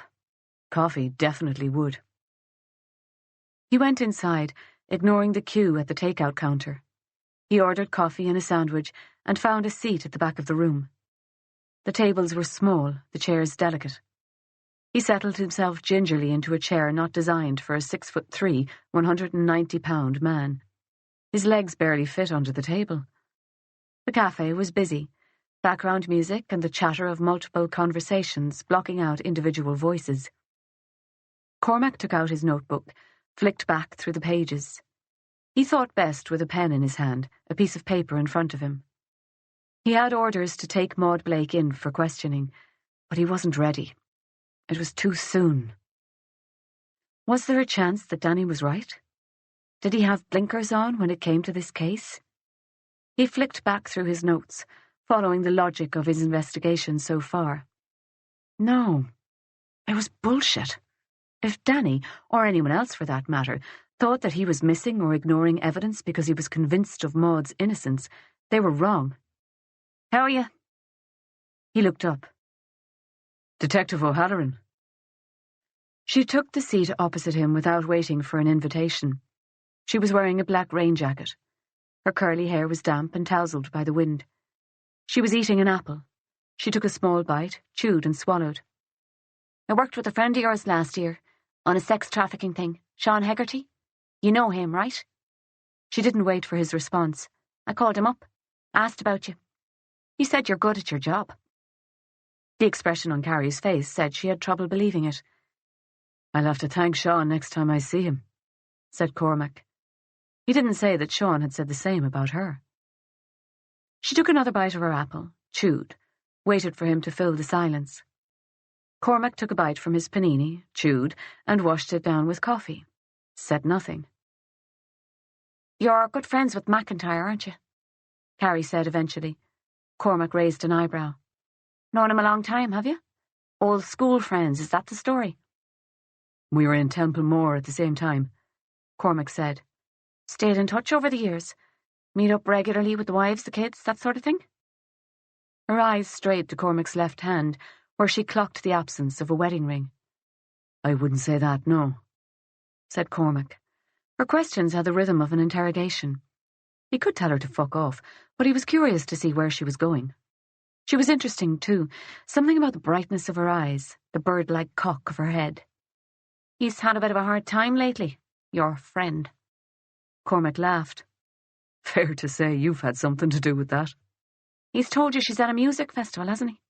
In Wales. That's what he thought. Not anymore. Because of the mystery friend, right? The mystery friend that no one else has spoken to? That no one else has ever heard of? Cormac had his sandwich halfway to his mouth. He put it down. What are you saying? Only that I tried the number Danny gave me. It was a pay-as-you-go mobile, and it hasn't been switched on in 2 weeks. Not a single ping. How many 20-year-olds do you know who can do without their phone that long? You think Danny made her up? Why? To stop the search for his sister. Cormac shook his head. That's ridiculous. Why would Danny do that? Even if he... There'd be no point to it. The best he would achieve is to delay the search, not stop it. Precisely. She said the word casually. There was no heat in it. Cormac sat back in his chair. What exactly do you think happened to her? Lorna's been living with an aunt in Dublin. She went home for a weekend visit for Paddy's Day, never came back. I know Lorna from an incident last year. When the aunt reported her as a missing person, the case came to me. And you've run with it? A flash of anger crossed her face and was gone. She placed her apple core neatly on the table, balanced on one end. Maybe you should ask him about it yourself, she said. Ask him what? Danny went to Dublin, he found the friend, who wasn't calling him back either, by the way. He found her and she finally told him the truth. Now Danny's doing everything he can to make things right. She smiled, A quick, happy smile, incongruous to the situation. He does seem to be, doesn't he? Still, he could probably use a friend. Might be best to stay close to him. Might take your mind off your own problems. She stood, slapped the table briskly. Enjoy your lunch, Detective, and best of luck with your case. O'Halloran. She'd taken a few steps away, but stopped when she heard her name, turned inquiring eyes towards him. She wasn't what he had been expecting. He wanted to ask her why she'd come to him, what she expected him to do. She obviously had a theory, and he wanted to push her to share it. He wanted to ask, too, about the tension he'd felt at the station, if she knew what was going on with Anthony Healy. But all of that would take trust, and he barely knew her. He shook his head, returned his attention to his meal. I didn't believe it, if that's what you're wondering, she said. And she was gone. Friday, 29th of March, 2013. Chapter 19. He had his orders, and the clock was ticking. He wasn't ready to bring Maud in for formal questioning, but he wanted to take her temperature, get a read. First thing Friday morning, he called to the hotel, asked for her at the front desk, but there was no answer from her room. He left a message and his mobile number. She might call him. If not, he would call back at the end of the day. After that, he went to the office, caught up on messages, tried to find Danny, but he wasn't at his desk and he wasn't answering his phone. After what he'd found in Dublin, he might have taken some time off, might be with his family. Cormac thought about calling to Danny's house on his way back from Kilmore. The house was in Salt Hill, and although Cormac wasn't sure of the address, he could get it if he had to. Cormac drove out of Galway on the Moycullen Road in the direction of Kilmore. It was a 2-hour drive, but there was one person he hadn't spoken to yet who might be able to provide some answers. Domenica Keane was still alive. Still alive, and living in the same house, a bungalow no more than a kilometre from the driveway that led to the old dower house. In Cormac's memory, the old house was totally isolated. But then memory played tricks, and perhaps over time his mind had forgotten some details, dramatised others. Based on Catherine Shelley's description, Cormac thought Keane must be in her 70s at least, and possibly older. A phone call to the local post office, despite the digital age still one of the best ways of getting information in rural areas, had confirmed that Domenica Keane was still receiving letters at her old address. The postmistress had not been particularly garrulous, and subtle and not-so-subtle questioning had yielded no more information than that. He didn't like going in raw, with so little preparation. It was after 3 before he left Galway. He called Danny's mobile twice along the way, but it went to voicemail. Carrie O'Halloran had started something. He was aware that the part of his mind that wasn't occupied with the Blake case was nagging away at him, demanding that he give more attention to the impression he had formed of O'Halloran. She hadn't hidden her dislike of Danny, but she still hadn't struck him at all as the woman Danny had described, as someone motivated by personal dislike. He needed to think about that, about what it might mean. As Cormac pulled up outside the Keane house, he saw a woman leaving, pulling the door shut behind her. She was too young to be Domenica Keane, in her mid-30s if he had to hazard a guess. She was dressed comfortably in jeans and a fleece jacket. Her dark hair was escaping from a ponytail, the wind blowing it about her face. "Hello," he said as he shut the car door behind him. "Hello yourself," she said, and waited near the door for his approach. "I wanted to see Domenica. Is she in?" The woman nodded. "She's in the kitchen." A pause, during which she gave him a friendly look over. "She didn't mention that she was expecting visitors." "Is that the kind of thing she would mention?" Cormac asked. The woman laughed, a warm and genuine sound. "You'd better believe it," she said. "Are you a relative?" Her eyes were still assessing, and Cormac thought she knew already that he wasn't. He shook his head. "I'm not. I'm a guard. I need to ask Domenica a few questions. Nothing to worry anyone, just a bit of ancient history." She nodded slowly, her eyes still considering. "Are you a friend of hers?" he asked. "Do you think she'd be up to a few questions?" The woman extended her hand for a shake. I'm Caoimhe O'Neill, she said. Public health nurse. I'm here most days. She's not well. Just dressing changes, leg ulcer. Not unusual for a woman her age. Right, Cormac said. She'd be all right for a few questions. Caoimhe blew out her breath. If you mean is she senile, then no, she's not. If you mean will she tell you the truth, I wouldn't count on it. Cormac laughed himself now. A Garda can never count on that one. She rolled her eyes. My husband's a guard. I never get tired of hearing about it. The wind was a little higher now, and a light drizzle had started. Cormac would have moved forward, but she continued. I'm not joking, she said. You'd want to watch yourself with her. Sorry? I'm telling you to watch yourself with her. She's dangerous. Cormac was smiling now, waiting for the punchline. Does she keep a pistol under her cushion? He asked. The woman, Caoimhe, rolled her eyes again. She took a phone from the pocket of her jacket and held up the screen so he could see it. See this? She asked. It's set to record. It's always set to record while I'm in that house. I'm not the first public health nurse to be assigned to Miss Keane. The last one ended up being transferred because she made a complaint. Which was? She went to the guards claiming that the girl assaulted her. Keane had a black eye and a split lip. The girl? She was only a young one. A midwife, really, not a public health nurse, and just out of training college. It's hard to get fully trained public health nurses out here, but she was a nice girl. Loved her job, very enthusiastic. Cormac glanced towards the house. It was early evening, but so overcast that the light had been sucked out of the day. The windows were dark, hostile. The house looked empty, but he knew it wasn't, and he was conscious that the conversation they were having would be better had elsewhere. He didn't have time. He wasn't going to drag this thing out any more than he absolutely had to. He wanted it done. You don't think she did it? Not a chance. Was the girl charged? Yes, but in the end Domenica dropped the charges, after the girl was suspended, and she went home to her parents. Why would she make it up if the girl did nothing wrong? And where did she get the black eye? Caoimhe shook her head, glanced back over her shoulder at the house. Honestly, I think she did it to herself. It would have been worth it to her. She would have seen it as taking the girl down a peg or two. Domenica doesn't like happy people. I think what she wanted was to damage that girl's confidence, to poison her enthusiasm for helping people.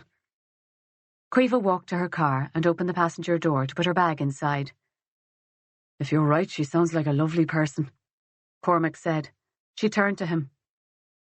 I think she's a sociopath, she said matter-of-factly. So remember that, and watch yourself. She held her phone up again and wiggled it at him. He nodded. Thanks for your help, he said. She was walking around her car to the driver's door. Not a bother. She smiled at him. Good luck with whatever you're after. A last smile and a wave, and as she reversed down the drive, he felt absurdly bereft. As he approached the front door, he wasn't thinking about the interview ahead, but that Caoimhe O'Neill's husband, whoever he was doing all right for himself. He rang the doorbell and waited. Rang a second time. He could hear a movement from within the house, but it was a full 10 minutes before the door opened slowly to a gap of about 10 centimetres, as wide as permitted by a security chain firmly in place. The woman standing inside the door peered through the gap, but said nothing. She was a little stooped with age, but tall, nevertheless. Very tall for a woman, not quite his 6'3", but she wouldn't have been far off it. Cormac held up his ID to her. Mrs. Keane, I'm Detective Sergeant Cormac Reilly. I'd like to speak with you about something if you can spare a few minutes. You'll have to wait while I get my glasses. I can't read anything without them. She closed the door. The minutes ticked by, and he began to feel the cold. Cormac checked his watch. He wanted to get back to Galway in time to have a late dinner with Emma. He would interview Maud the next day, but not before speaking with a police doctor about the post-mortem report. He wanted to get a clearer picture of what condition Hilaria had been in, given the advanced stage of her disease. And maybe the Keane interview, if she ever came back and opened the bloody door, would give him something to work with, an angle to take with the questioning. He had to keep a momentum going or this case would slip out of his hands. Murphy wanted an arrest. If Maud had murdered her mother, Murphy would have to get it. But there would be no arrest without evidence to support a prosecution, at least not while it was his case and his decision to make. If he hoped to find evidence to prove Maud's innocence, that wouldn't stop him asking the right questions. He stamped his feet to warm them and tucked his hands into his armpits. She'd probably lost her glasses, or maybe even forgotten he was there. He knocked again, twice. But it was another 5 minutes before she opened the door again, glasses on this time, and held out her hand for his ID. He held it up for her, and she took his wrist and pulled it towards her through the crack in the door with more strength than he would have expected. Special Detective Unit, she read slowly. He still had his old badge, hadn't made the effort to get it changed. He'd kept his gun too, had never returned it when he left the SDU.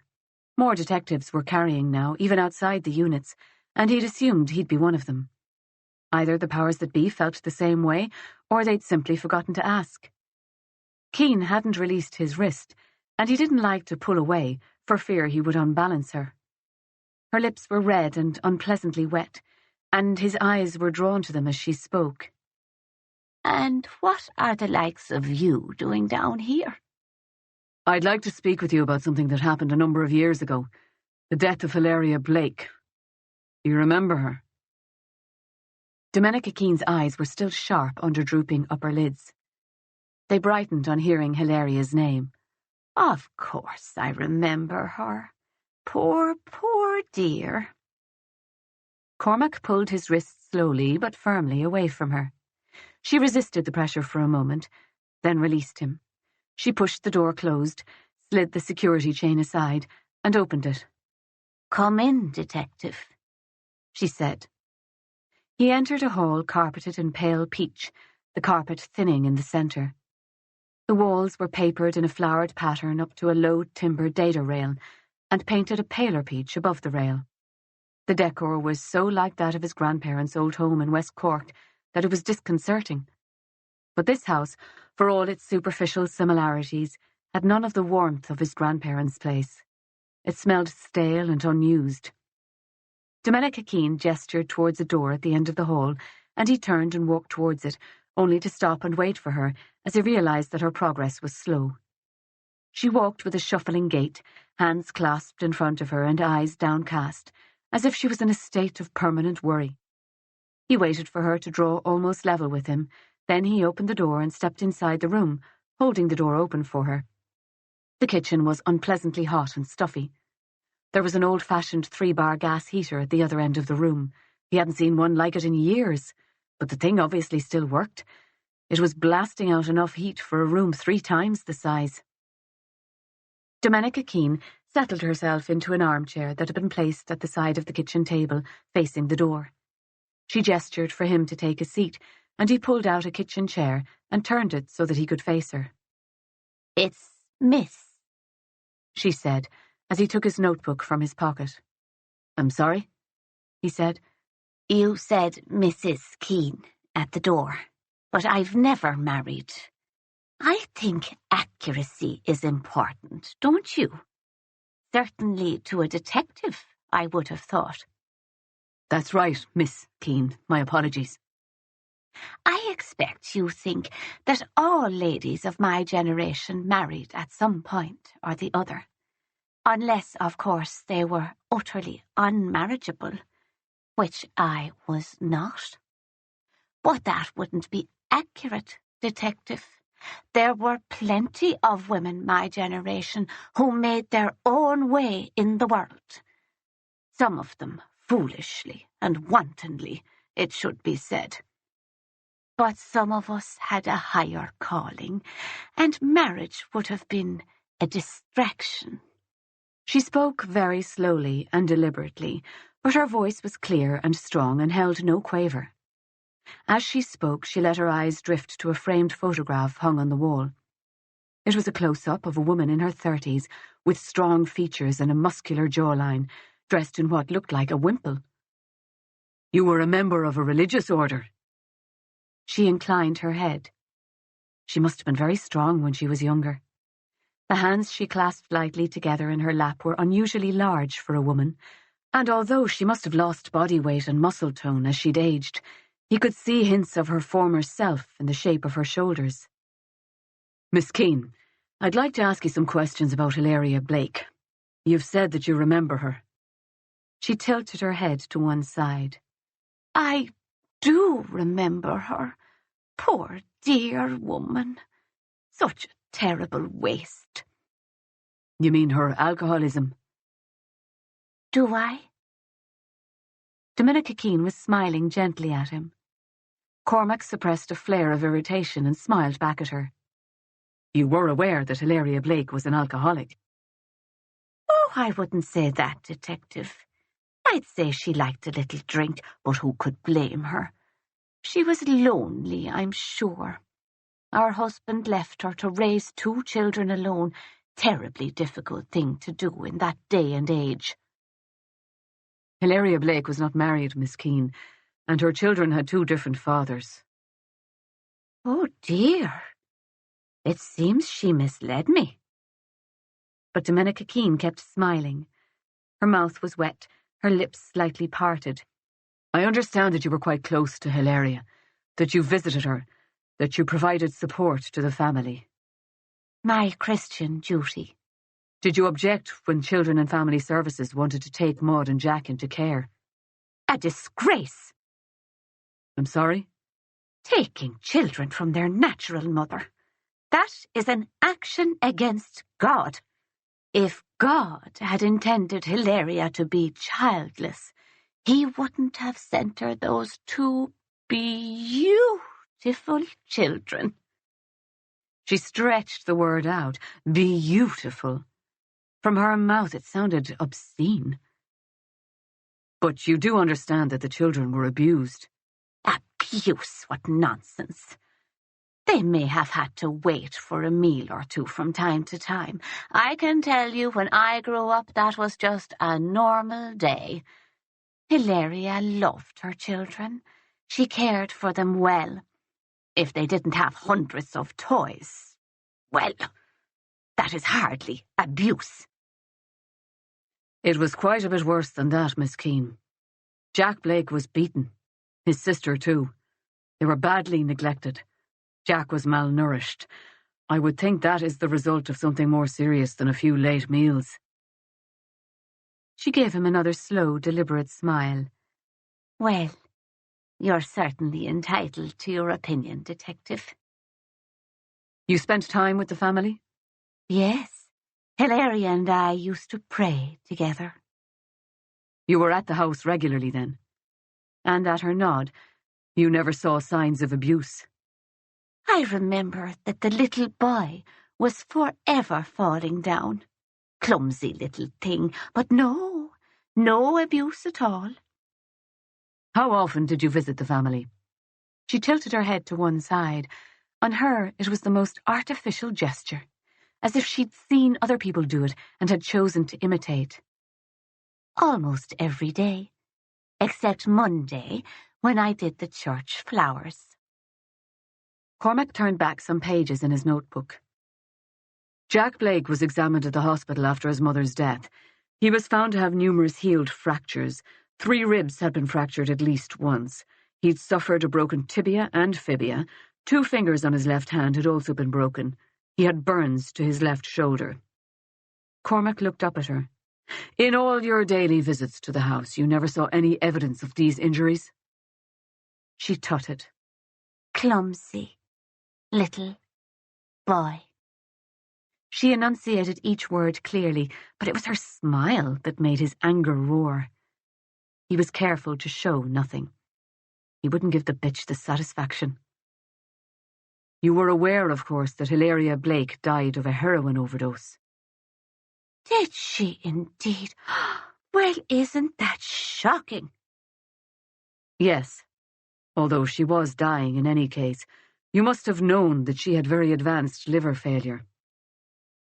Are you quite sure you are supposed to be sharing all this information with me, Detective? I must say it seems very indiscreet. She made a show of looking at her watch, then distractedly around the room. Did you have a question for me at all? Nearly finished, Miss Keane. Just another question or two and I'll leave you in peace. Cormac paused. He was working on instinct now. The truism that a lawyer should never ask a question to which he did not already know the answer did not apply to detectives. If anything, the opposite rule applied. You had a plan going into every interrogation, but sometimes it was best to follow your instinct, and his instinct was screaming at him that Domenica Keane knew something. There is one question I'd very much like your help on. I understand that there may have been other visitors to the house. Members of your prayer group, perhaps? Domenica Keane snickered, as if he had told her an off-colour joke. Of course. Hilaria was someone who had strayed from God's side.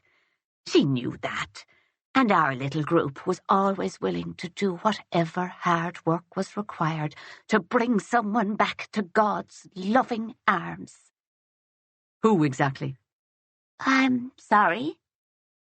Other than yourself, which members of your prayer group visited the Blake home? Well, let me think, the old woman said, again tilting her head to the side. Do you know, I think I'm having some trouble recalling the details. It was all such a very long time ago. Cormac made a show of looking back to an earlier page of his notebook, of taking a further note. I must say I'm surprised, Miss Keane. She didn't respond. Your memory has been very clear so far, but perhaps you just need some time to think, to remember. He looked at her with cool dispassion. She was old, and she was evil, but he had experience on his side. He had sat in 100 interviews with 100 criminals, and he had approached interrogations with almost every conceivable tactic. People like Domenica Keane were too clever. They lied when they should stay quiet. They thought ahead, saw the risks, and moved to tie them off. They could never quite see how the slow setting down of questions and noting of answers could drive them into a trap of their own making. She was waiting, watching, her eyes still amused, but a little careful. There wasn't someone in particular, someone other than yourself who developed a friendship with Hilaria Blake. Well, now, let me think. She made a show of putting a finger to her lips. Tap, tap, tap. I suppose there was Simon... What was his name again? Smith? No. A German name, most unusual. Schmidt. Something like that, perhaps. There was amusement in her eyes. Schmidt, Cormac said, his tone flat.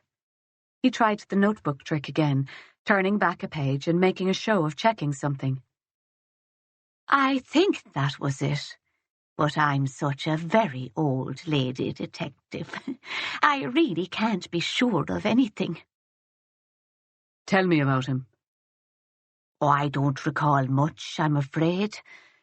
Simon was part of our group for only a short time. He was a teacher, if I remember correctly. Taught at the primary school, I believe. Cormac's confidence that he had found something dropped. Hard to see a primary school teacher as a drug dealer. But there was definitely something here. She was watchful now. Did he move on? I'm sorry? You said he wasn't with your group very long. Why did he leave? Domenica shook her head. Who can say what tempts people from the arms of the Lord, detective? It's not something I've ever understood. Right. You introduced Simon to the family. I really don't recall. But you knew him. We had similar interests, certainly, while he was a member of our little group. I believe he was very involved in charitable causes. Such a good man, so very caring, particularly good with children. Cormac thought back to the night he had taken the children from the house. He thought of the cold, the squalor, their pinched little faces. There had been no evidence of care there. How long had Simon been helping the family? I really can't recall, detective. What help exactly did he provide? It's such a long time ago, and really I can't be sure I ever knew. Simon was very much his own man. I see. Can you recall which charities exactly Mr. Schmidt was involved with? Was something to do with children? Possibly a food drive? She yawned, making no attempt to cover her mouth. Oh dear, I'm really feeling quite tired. It seems you have worn me out, Detective. He got no further after that. Her answers got vaguer and started to wander into old memories that had little relevance to the Blakes. He felt sure that her sudden senility was an act, but equally didn't know what else, if anything, he could hope to get from her. He also had a sudden and raging headache. She was lying about Simon Schmidt. That much was obvious. About his name, at least, if not about more. Why? What was she hiding? He would need to find the man. Someone in the village might remember him, or at the school. A primary school teacher with a German-sounding surname should be remembered. Cormac stopped asking questions and let the silence sit while he took a moment to finish his notes. When he glanced up, Domenica Keane's eyes were half closed, as if she were drifting off to sleep. He closed his notebook and stood, speaking loudly. "I'd say goodbye, so, Miss Keane." She gave what he was sure was a faked start of surprise, putting a large hand to her chest. "Oh, Detective, I was nearly asleep. I always have a nice little nap at this time of day. I'm sure you can see yourself out." She smiled her unpleasant smile, dragging her thin lips over teeth that were too big for her mouth. Cormac wondered what she had looked like when Maud and Jack knew her. He thought she would have been a frightening sight for a child. The interview with Keane left a bad taste in Cormac's mouth, and there wasn't much he could do about it. He breathed in fresh air outside the house and felt his headache ease. He had a 2-hour drive back to Galway ahead of him. It would be after 8 before he got back. He felt more confident after the Keane interview. There was a story here. There were secrets that hadn't been told, but he would get to the bottom of them. He had a hold on this case now, and he wasn't going to let it go. Keane knew something. Collins knew something. He'd worked with less in the past. The next step was to track down the German. What had really been going on between Hilaria, Keane, and that mystery man? It sure as hell hadn't been prayer. He felt more confident in Maud's innocence. There was a bigger story here, and he meant to get to the bottom of it. Hannah Collins was not a reliable witness, and he'd been there that night himself, was the closest thing to a real witness there was, perhaps. There'd been no anger in Maud, no fear. She had just been sad to the bone. Her disappearance added something to the picture, that was true, but Cormac was inclined to put that down to trauma, or, it occurred to him as he drove, her instinct to protect Jack. She'd wanted him adopted, hadn't she? She had known that the chances were much smaller if she was in the picture. He thought of that sad smile he'd seen in the rear-view mirror all those years before, and a piece of the puzzle clicked into place. Why hadn't he seen it then? Maybe he had. Maybe it had occurred to him and he'd filed the idea away, and it had gotten buried under 1,000 other ideas, other memories, over the years. Cormac was driving into Uachtarard when his phone rang. He flipped the phone to speaker, hit accept, and balanced the phone in his lap as he drove. Fisher's voice came from the speakers, a little tinny but clear enough to be heard. His voice had the tone of a teenager handing in an assignment that had kept him from playing football all weekend, relieved that it was done, but knowing that it would never get him to the FA Cup. He'd found Timothy Lanigan. "He's not teaching anymore," Fisher said. "He owns a bar at Strand Hill in Sligo. He came back to Ireland after his divorce, must have given up teaching. He's been in Strand Hill for the past 15 years, and before that worked at a bar in Dublin. No criminal record, not even a speeding ticket." Cormac had news for Fisher as well. He had spoken to Matt the night before. "You said before he divorced, when? 1985? So he's been back in Ireland for 28 years. I want to know every address he lived at, every job he worked since he came back to this country." Fisher's silence spoke for him. There was another murder, Cormac said, in 1983. A 15-year-old student at the school, St. Whatever's Catholic Academy. Lanigan was her soccer coach. She disappeared after practice one day. Her body was found 2 days later. She'd been raped and strangled. Lanigan was interviewed, but his wife alibied him, and he was never a serious suspect. Girl's boyfriend was charged. She'd been planning to dump him. Boy spent a few months in jail before blood tests came back and exonerated him. Jesus, they got DNA. Fisher's tone had changed completely. They have the samples, Cormac said. They didn't test for DNA in those days, but if we can get a sample, they'll test it now. Will I start the warrant application? I can do it now. Have it ready for you in the morning? No warrant, Cormac said. You issue Lanigan with a warrant and he'll disappear. Irish passport, he'll jump on a cheap flight to France and have the whole of Europe to hide in. A moment's silence on the phone. Covert DNA? Fisher asked. That's the plan, said Cormac. Find out what you can about his movements, but do it without scaring him off. Get us something to work with, and we'll go up there this weekend. Cormac made a silent apology to Emma, but knew she'd understand. Fisher agreed and thanked him. He was smart enough to know that Cormac didn't need to bring him along for the ride, that a case like this, if they could break it, could make his career. He was probably also conscious that his lack of enthusiasm for the earlier work hadn't been difficult to read. Fisher was all right. He was ambitious, but that was okay if it showed itself in the right way. Hard, bloody work and good instincts for making a case. Oh, and Fisher, run a search for me, will you? Simon Schmidt. Had an address somewhere near Kilmore in the 1990s. Text me if you find anything. Will do. Cormac was about to hang up when Fisher spoke again. His voice was indistinct, and with the noise of the car and the shitty phone speakers, Cormac almost missed it. Until Fisher said it again. They've brought her in for questioning, Maud Blake. Thought you should know. Then he hung up, leaving Cormac with an hour's drive ahead and a burning anger that he could do nothing to express. He changed the radio to a station playing hard rock and turned the music up. Chapter 20.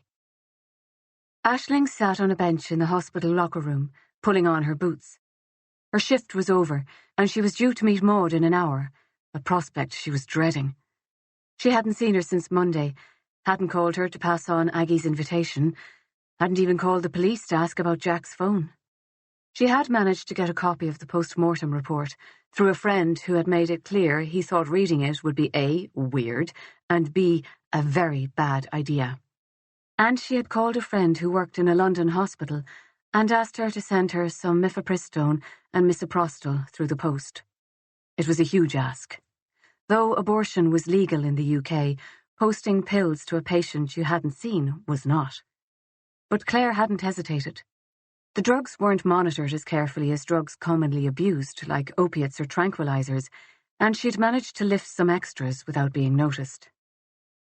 They'd arrived that morning, those innocent-looking white tablets, and now they were burning a hole in the bottom of her bag. Aisling didn't know yet what she was going to do, but she was going to make a decision this weekend one way or the other. She wasn't going to sleepwalk into 9 weeks, then onwards, until the fetus really was a baby and it was too late. There was a perfunctory knock on the door. Someone pushed it ajar, and she heard a male voice speaking. "Ash, are you decent?" "What? Yeah. Is that David?" He put his head around the door. "MCRS results are up." MCRS. Membership of the Royal College of Surgeons. He was referring to the written part of the exam, a brutal 4-hour paper that had a 30% pass rate. Aisling froze, then grabbed her bag and searched through it for her phone. They're not due for another week? Had she lost track of the date? "I passed," David said. "Goosens failed." "What?" Aisling stopped mid-search. David was talking about Mark Goosens, private schoolboy, son of an eminent surgeon, and up until now, at least, the guy who sat in front of her on the Order of Merit. David was grinning from ear to ear. "Congratulations," she said. His grin widened. She found her phone, realized that David was waiting, still watching her, and decided to hell with it. She opened her browser and went to the College of Surgeons site, then to exam results. "How do you know Goosens failed?" she asked. "Saw his candidate number last year," said David. He walked over and sat beside her. She waited for the drop-down to appear, clicked quickly on exam results, and waited again. Clicked on MCRS. As the page loaded, she saw a blur of passes and fails. 20 interns sat the exam the previous November. 20 interns who were used to being the best, used to coming top in every exam. Until now. She looked for her number. Should be halfway down the page, 1623. There. Pass. Holy shit. She'd passed. She looked up at David, her own grin spreading across her face. "Shite," he said, but he gave her a grudging smile all the same. "Well done." "And you." She paused. "You think he's out of the running? Mark, I mean." David shrugged. "For next year, anyway. How's your logbook looking?" he asked. He was referring to the surgical logbook they would all have to submit before September, a record of every surgery they had performed or assisted on over the 6 months of this surgical rotation. "It's good. Solid." It was better than solid. "You?" David nodded. His expression softened after a minute. He was about to ask her how she was. "Right, well, I've got to go," Aisling said. She stood and put on her coat, shoving her phone into her pocket. "Me too. Shift starting," David said. Aisling left the hospital without speaking to anyone else. She walked up University Road, joining the flow of students heading into town for a night out. They walked in little groups, chatting, laughing, ignoring the drizzle that left fine droplets on Aisling's hair, on her coat. Their energy was infectious, and she wished for a moment that she were one of them. For the first time since Jack's death, she felt a glow of hope and energy. She'd passed.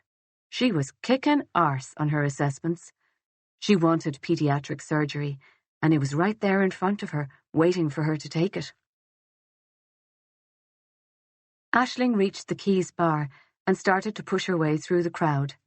It was busy, but it wasn't heaving yet, though it would be in an hour or so. She made her way to the bar and ordered a Coke, carried it with her as she scanned the place for Maud.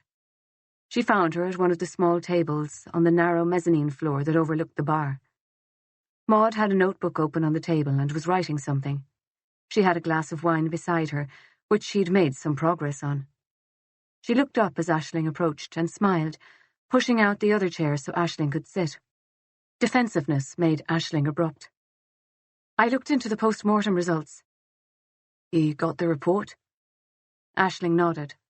Maud looked as if she expected her to pull the report out of her pocket and hand it over. That wasn't going to happen. Reading it had been difficult enough for her. She wasn't going to inflict those photographs, that horribly specific language, on Jack's sister. "Through a friend. He broke the rules to get me a copy. We can't tell anyone we've seen it until it's formally released." She'd asked for a lot of favours recently, for a woman who claimed to be independent. "What does it say?" Maud asked. She leaned forward across the table, so eager. "He had a basilar skull fracture, very severe. It probably would have killed him, but he had aspirated a small amount of water, so the official cause of death is drowning." "Okay." Maud swallowed, paused. Her pen hovered above her notebook. "It doesn't give us any answers, Maud. The fracture could have happened as he entered the water.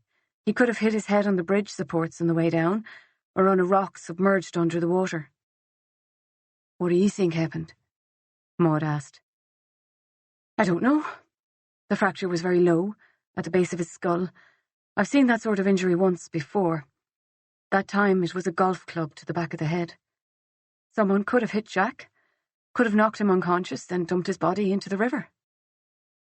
The image of Jack, tumbling into the freezing black water, came to her, and she pushed it resolutely away. But equally, he could have fallen into the water somehow, hit his head on the way down. There's no way to know for sure what happened, at least from the post-mortem.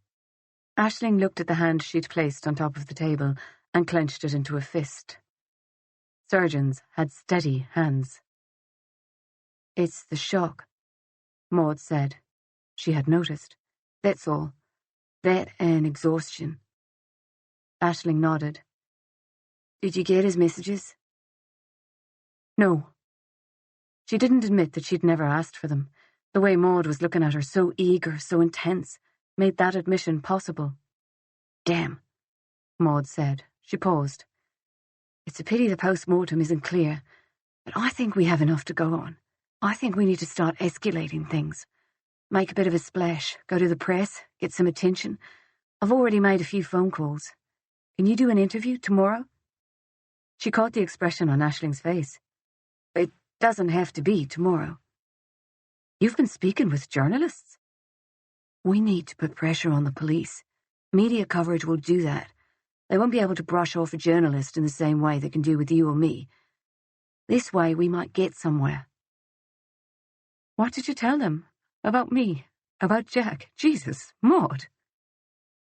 The exhaustion and nausea Aisling had felt earlier in the day burst over her again in a roll of feverish heat. "I haven't said much yet. Just enough to get them interested." "I don't want this. I don't want to do any interviews. I don't want to talk to journalists." "Okay." Some of the animation dropped from Maud's face, and caution took its place. "I can talk to them. You don't have to be involved if you don't want to be." Aisling shook her head. Christ, it was getting loud in here. "Look, I think we're out of our depth here. I understand. I get why you want to keep asking questions. But we should bring this stuff to the police. Should trust them to do their job." The caution on Maud's face changed to something harder. Something like dislike. She stared down at her open notebook, covered in her own handwriting. Slowly, she started to gather up the papers. Aisling put out an impulsive hand to stop her. "Wait," she said. But when Maud looked up, she found she had nothing to say. "I don't know what makes you think you can trust the police," Maud said. "They've made it very clear that they have no interest in investigating Jack's death." "You don't know that," said Aisling. "Just because they aren't talking to you, that doesn't mean they aren't doing anything." Her words rang hollow. Hadn't she told that detective she thought he was full of shit? She didn't even know whose side she was on. And she hadn't told Maud yet about that conversation, about the questions he had asked. Maud pulled her notebook out from underneath Aisling's outstretched hand. She pushed it into the backpack resting at her feet under the table, then straightened. "You want to bury your head in the sand? Pretend that none of this is happening? Something rotten, something stinking and fetid has found its way into your life. But you think if you don't look too closely at it, if you turn your other cheek just so, it won't really affect you. It's already taken Jack. You say you loved him, but you're not willing to take the smallest risk to find out who murdered him." "I did love him. We were partners. We shared a life. That's what love is, Maud. It's not a series of dramatic gestures. It's not abandoning a 5-year-old boy to strangers and crashing back after his death spouting conspiracy theories." Aisling's fists were clenched, her nails digging into her palms. Maud shook her head. "I never abandoned Jack. I gave him up, for his own good, and it broke my heart." "How could that be for his good? He'd just lost his mother. He loved you, Maud. How could his only sister abandoning him have made things better?" "You don't understand. It was complicated. If I'd stayed—" "That's bullshit," Aisling hissed. "It's complicated. It's what people say when it's not complicated at all. It's what people say when they're only thinking about themselves but don't want to look selfish." "Jesus," Maud said, "your arrogance. You think you know everything and you know nothing." "I know enough. I know that this bloody quest of yours is about you, not about Jack. You're trying to redeem yourself, trying to make up for all the years you wasted. Well, you can't do that, Maud. There's no going back, and nothing you do, nothing I do, will change the fact that Jack is dead." Maud looked stricken. She opened her mouth to speak, but nothing came out. Aisling felt a pang of regret that was something like grief. "I don't know what you expect from me, Maud." She'd meant it as an apology, but she was still angry and it came out like an accusation. Maud shook her head slowly. I don't expect anything from you, Aisling, she said. I don't expect anything from anyone. Maybe that's the difference between us. She moved to stand, but as she did so, someone placed a firm hand on her shoulder. A woman with spiky blonde hair and a serious expression on her face. She wasn't alone. A man lurked over the woman's left shoulder. Aisling didn't need to look at the ID the woman held out to know they were police. Maud Blake, I'm Detective Sergeant Hackett. She put the badge into her back pocket, not removing her hand from Maud's shoulder. You're under arrest for the murder of Hilaria Blake on the night of the 21st of February 1993. You're not obliged to say anything, but whatever you say will be taken down in writing and may be given in evidence. Maud had flinched when the detective took hold of her shoulder and gave the ID held out to her only a cursory glance. Now her eyes held Aisling's pleading. Pleading, but for what? They were, all four of them, frozen for a moment in time, Maud half standing, Hackett's hand still on her shoulder, the unnamed Garda, and Aisling still sitting at the table, her coke untouched. Then movement started again, as if someone had pressed play on a video. Hackett reached down and took Maud's handbag, which was slung on the back of her chair. As Hackett turned to hand it to the other Garda, Maud turned too, taking a step towards them. She stumbled, recovered, and in that stumble, her foot pushed her backpack under the table until it rested, heavy, against Aisling's foot. Aisling stared, but Maud didn't look at her again. The Gardaí walked her out of the pub, keeping her between them, tiny and vulnerable. Chapter 21. Melanie Hackett was perfectly civil. Maud sat in the back of the Garda car for the short drive to Mill Street and shoved her hands between her knees to keep them from shaking. How much danger was she in? Her mother had been dead for 20 years, and her death had never been looked at as anything other than an accidental overdose. Nobody kept secrets in the village in 1993. If they'd suspected murder back then, Tom would have heard, and therefore so would she. Maud racked her brains, trying to think of something, any reason the Gardaí would have to suddenly suspect her of this crime. When they got to the interview room, Hackett busied herself setting up the tapes, but the male police officer sat still as a snake in his chair, silently watching Maud. If he was trying to intimidate her, he could fuck right off. Maud raised her chin and stared back into his eyes. Hackett pressed a switch and spoke for the benefit of the tape. Maud Blake, you have been arrested under Section 30 of the Offences Against the State Act, 1939. You're not obliged to say anything unless you wish to do so, but whatever you say will be taken down in writing and may be given in evidence. Do you understand? Maud assented, quietly, and Hackett nodded. Present in the interview room are DS Melanie Hackett and Garda Daniel McIntyre. Can I get you a coffee or tea? Glass of water? Hackett asked. Maud shook her head, thought of all the cop shows she'd seen where police got DNA from a coffee cup. But DNA was hardly an issue here, surely. And anyway, she'd been arrested. Couldn't they compel her to give a sample? She had no idea. Something to ask a lawyer, if she had one. She would ask for a lawyer. She should call Tom, but not yet. Not until she knew more. I'd like to ask you some questions about your mother's death, Hackett said.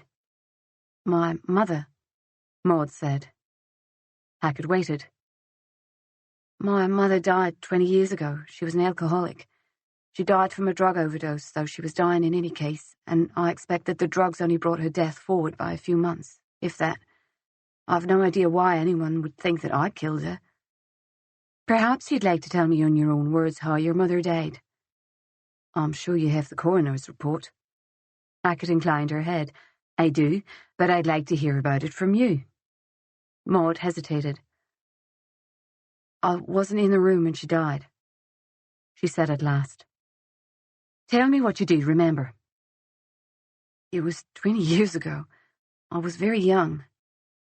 You were 15. This from McIntyre. I remember quite a bit from when I was 15, Hackett said. Mostly things I'd rather forget. I don't remember anything because, as far as I recall, that night was the same as every other night. Nothing strange happened. Nothing out of the ordinary. I didn't even realise my mother had died until the following morning." Hackett shifted her weight in her chair, turned a page in the file she had in front of her. "Describe an ordinary night in your home for us, so," she said. She spoke so casually, just a chilled-out conversation between friends. Maud shrugged. "I had a job, milking at a dairy farm down the road, some cleaning in their kitchen. I'd work until 2, then I'd walk into the village and pick Jack up, walk him home. I'd make him dinner, make dinner for Mother. We'd play or read for a while, then I'd get him ready for bed." "What about your mother?" asked McIntyre. "She didn't look after you or your little brother?" Maud shook her head. "My mother wasn't well. She would have cared for us if she'd been able." Maud caught a flash of amusement in McIntyre's eyes as she spoke. "Did you bring dinner to your mother on the evening she died?" Hackett asked. "I suppose I must have. I don't remember specifically, but I did that every night, so I suppose I must have done." "It sounds like you had a lot of responsibility for someone so young.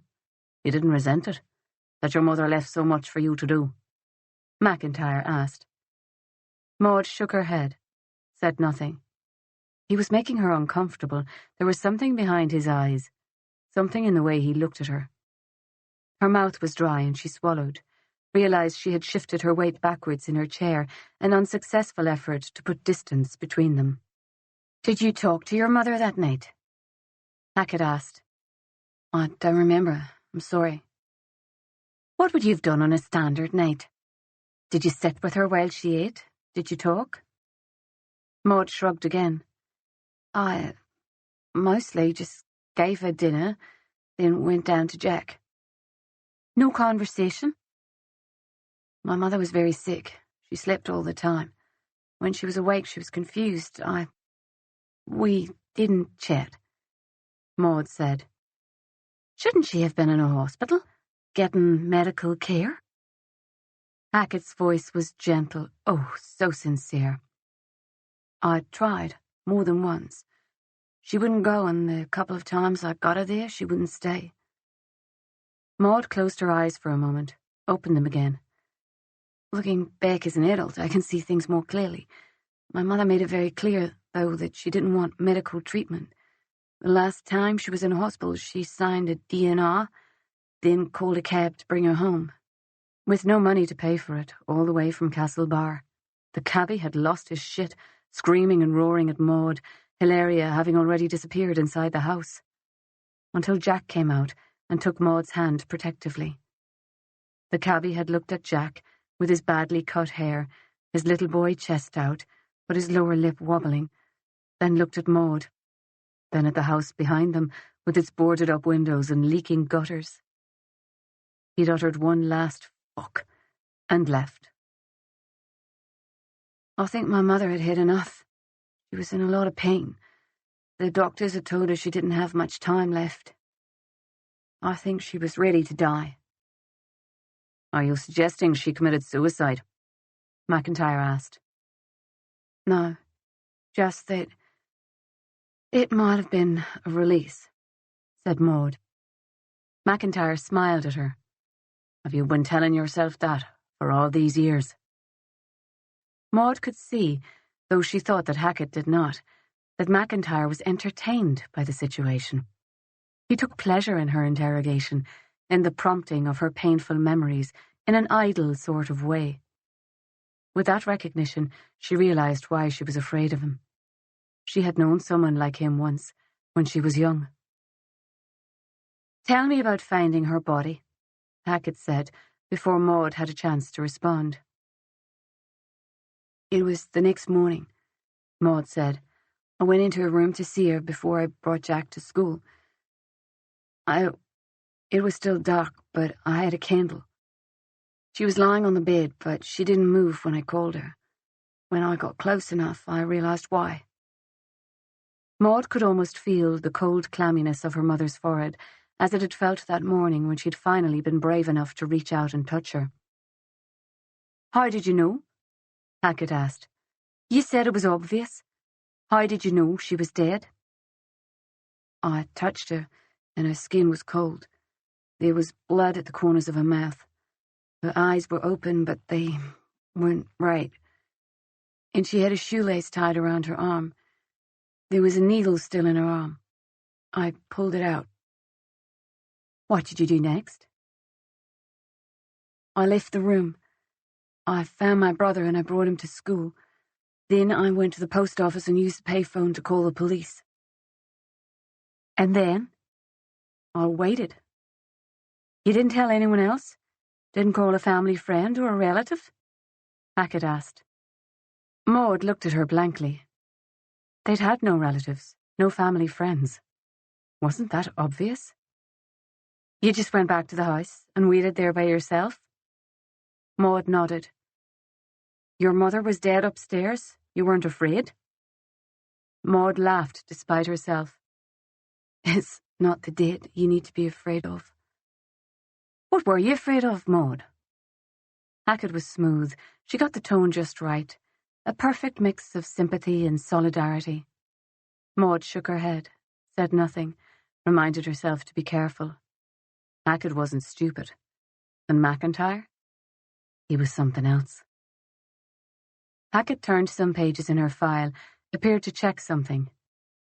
When Cormac Reilly came to the house that night, you were alone with your little brother.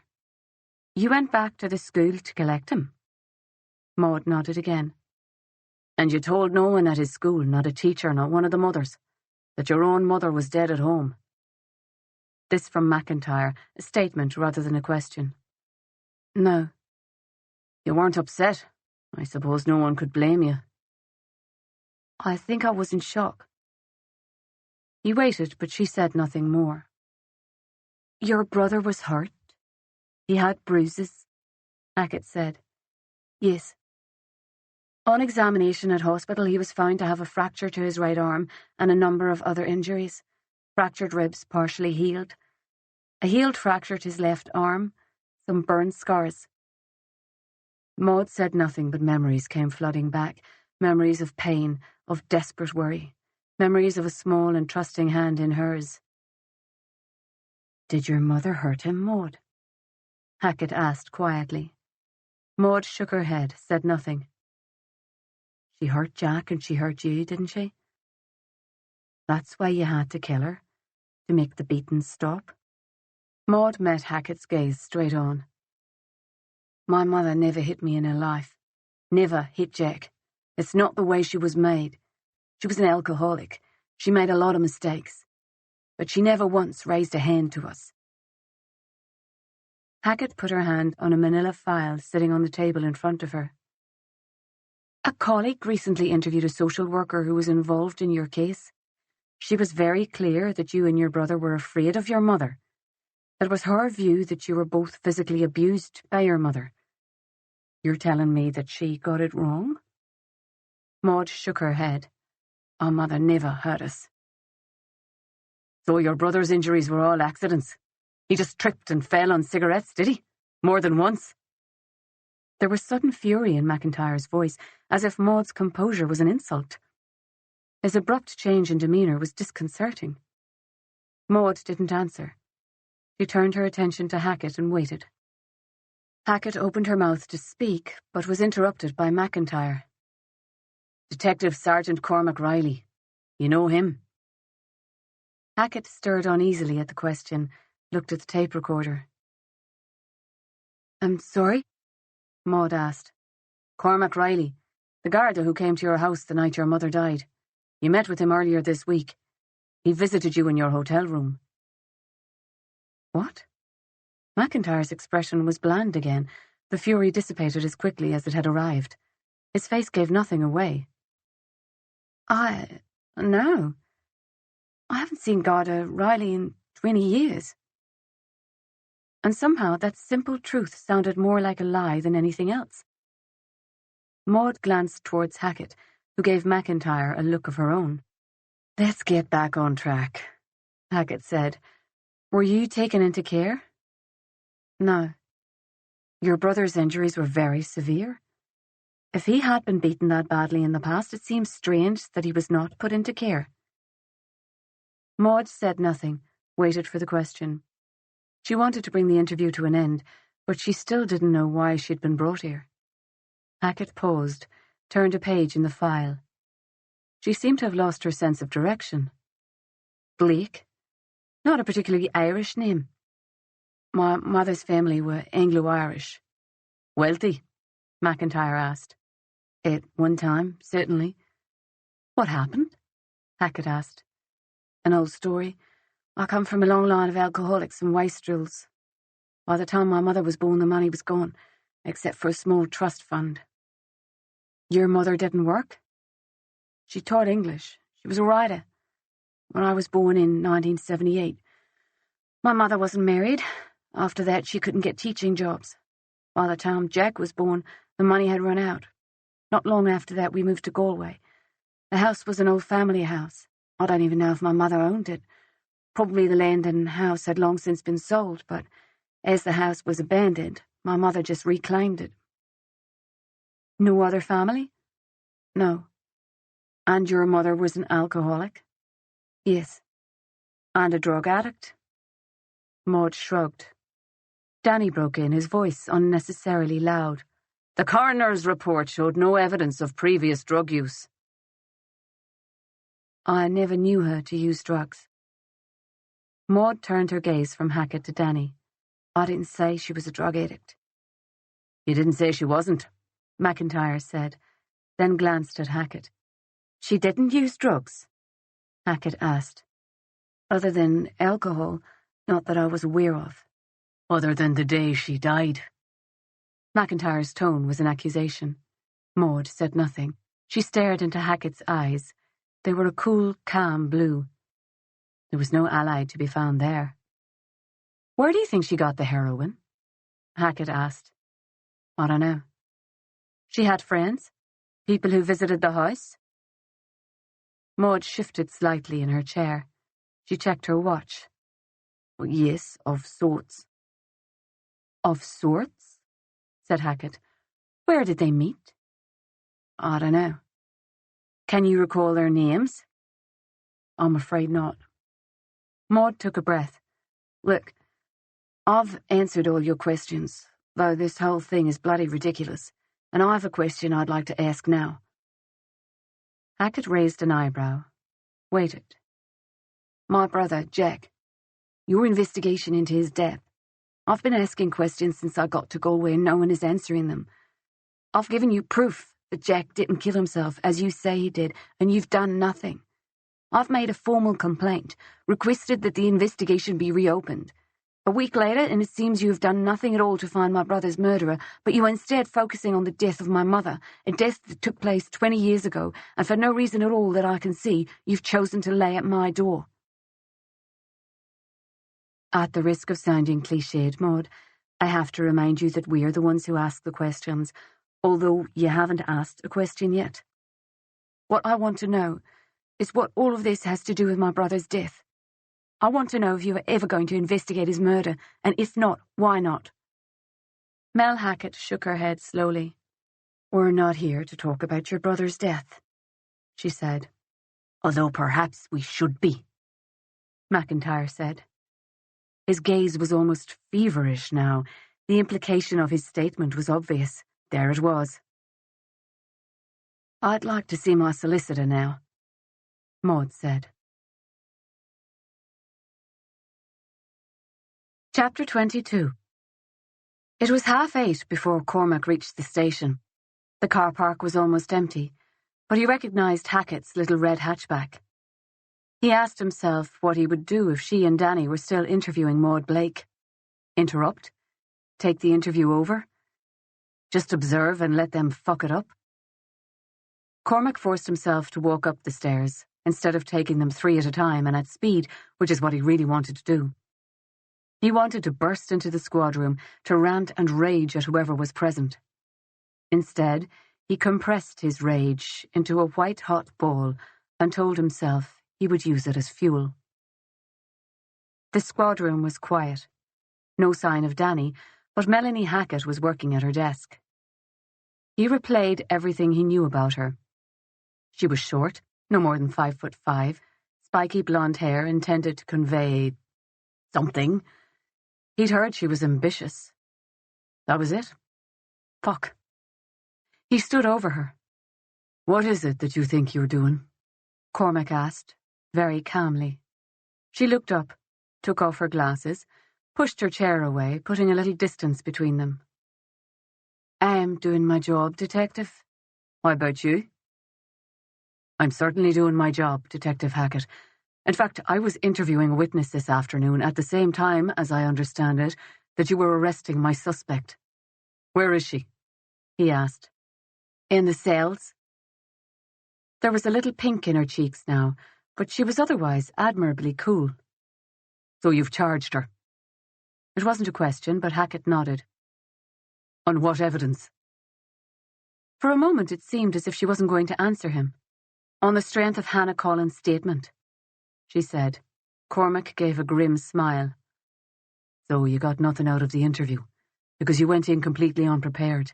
20-year-old case, no forensics, no motive, and of the 3 people who were in the house that night, 2 were dead. But you think you're going to get the DPP to bring this to court based on the word of a junkie who wants to get out of prison? A junkie with a history of providing inaccurate information to the Gardaí." She stared back at him, poker face intact. "I don't arrest suspects where there's no evidence, Mel. Do you know why? Because if I arrest someone, they're going to jail. That's the way it works. I take them in when I've got them. This is not a drugs case. This is a murder. And you have just fucked up. Royally." Melanie glanced around the room. There was only one guard there within hearing distance, a uniform who was keeping his attention on his computer screen. She turned away from him, back to her own computer, and put a hand on her mouse, signalling an end to their conversation. Not happening. Cormac grabbed the closest empty chair and pulled it towards him, then sat facing her, a little too close for comfort. He leaned in. "I want to know if this is how you do business here, because it sure as hell isn't how we work in Dublin. This is my case. I was interviewing a witness when another detective, not even on murder, arrests my suspect without my consent, without even as much as a phone call. Where I come from, that would be a firing offence, except it would never fucking happen, because no self-respecting detective would ever do it. So my question is this. Are you incompetent? Do you want to get fired? Or is something else going on here?" She turned her face to him. "Listen, Murphy ordered it, all right? You were not getting the job done for reasons I'm not going to speculate about." She looked him up and down. "You have a problem? Take it up with Murphy." She turned again to her computer. Jesus Christ. Had Murphy decided to pull the case? It was less than a day since their last meeting. "Maybe I'll do that," Cormac said. He pushed his chair back. "You won't get him now," Hackett said to her computer screen. "He left for Dublin this afternoon. Won't be back until Tuesday." "Melanie." He put conciliation in his voice, waited until she turned to face him again. "What changed? I left Murphy's office yesterday just before lunch and I was the lead on this case. 24 hours later he leaves for Dublin, but not before he puts the case in your hands. No phone call, no notice to me. What am I missing?" He watched her try to take his measure. When she spoke, her expression was unsympathetic. "Look, I didn't speak to Murphy, but I think his reasons are obvious. You know what I'm talking about." "You think I slept with Maud Blake?" She shrugged. "I'm not sleeping with her, Mel. I shouldn't have to say this. I'm in a long-term relationship with a woman I love, but even if I wasn't, I wouldn't sleep with a key suspect in a murder case." His tone was matter-of-fact and seemed to hold her attention. "It's a bullshit rumour, and I'd like to know where you heard it." He could see her think about telling him, then decide against it, but she was listening. It was a start. "I've heard you have history. Maud Blake wouldn't be the first," she said. "That's bullshit too." He could have said more, could have explained that his relationship with Emma began after she had been cleared, after the case was closed. That his superiors in Dublin knew about it as soon as they started dating. But fuck her.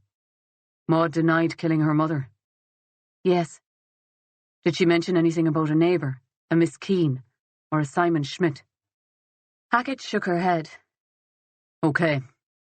He stood up, started to walk away, then turned back as something occurred to him. If you didn't speak to Murphy, Who did? She hesitated, then shrugged.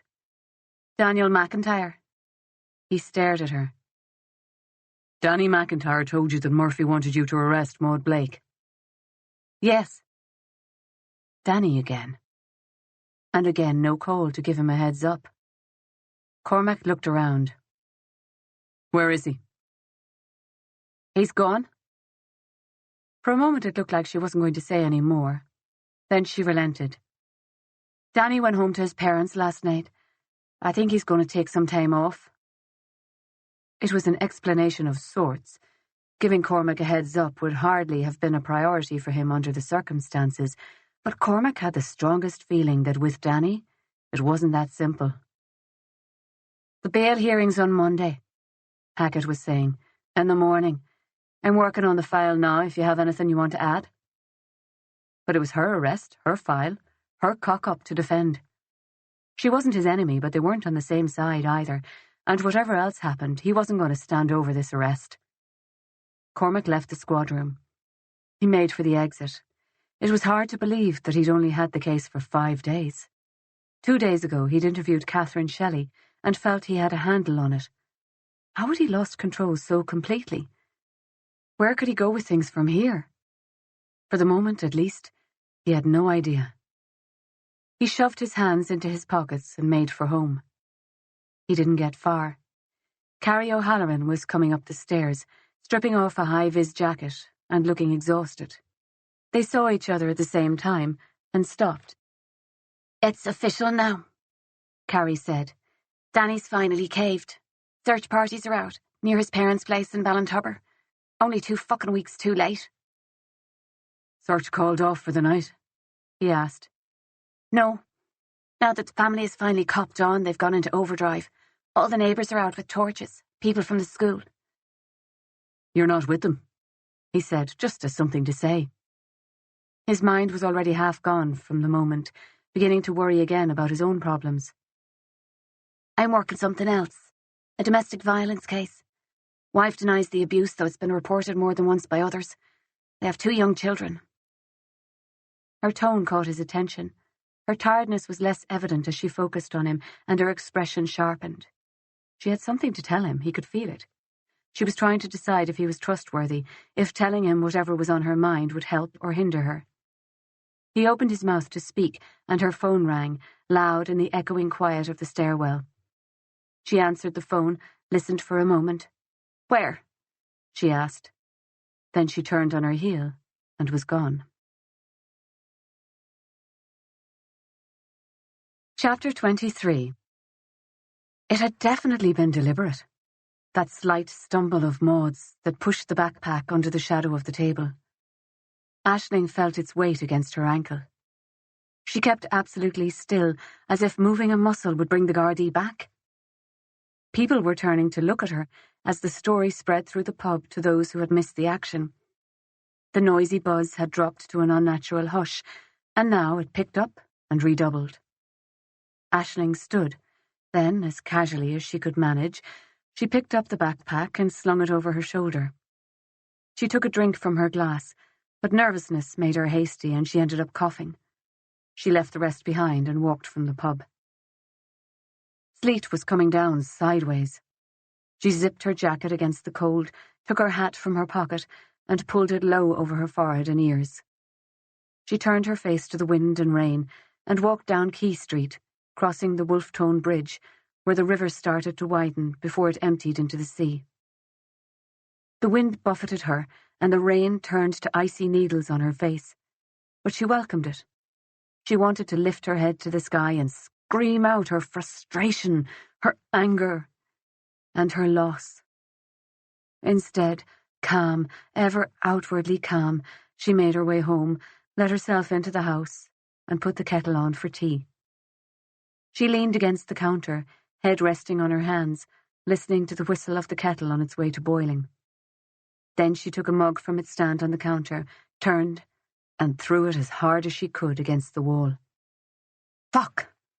Fuck, fuck, fuck!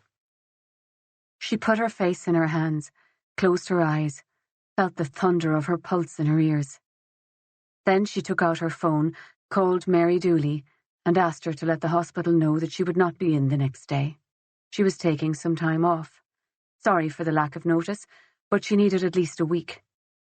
She cut short Mary's expression of concern and support, ended the call, then went to put on a fire in the living room.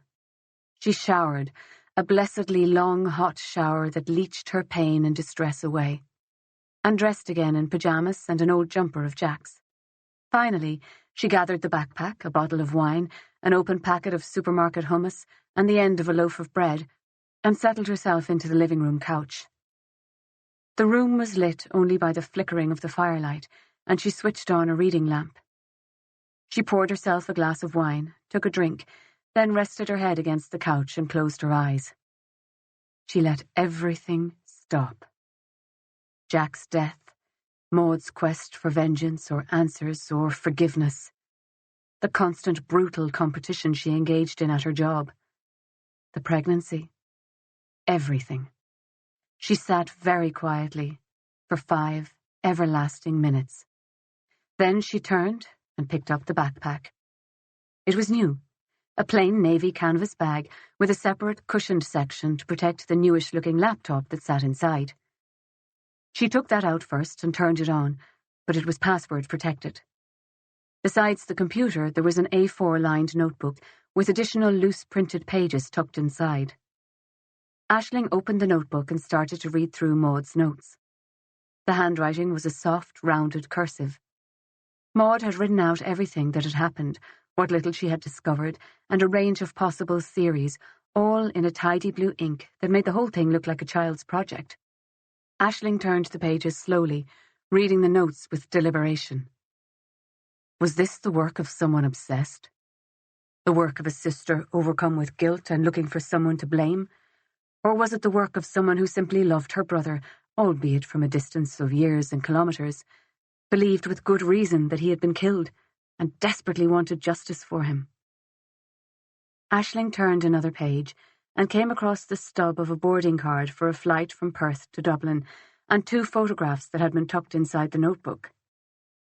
The date on the card was Tuesday, the 12th of March. Aisling looked at it for a moment, feeling unsettled. She'd assumed that Maud had booked her flight to Ireland on hearing of Jack's death. Now it seemed she'd come back earlier. Aisling tried to remember if she had ever spoken to Maud about her return to Ireland, and couldn't. She set the boarding card down and picked up the photographs. They were dog-eared and dirty.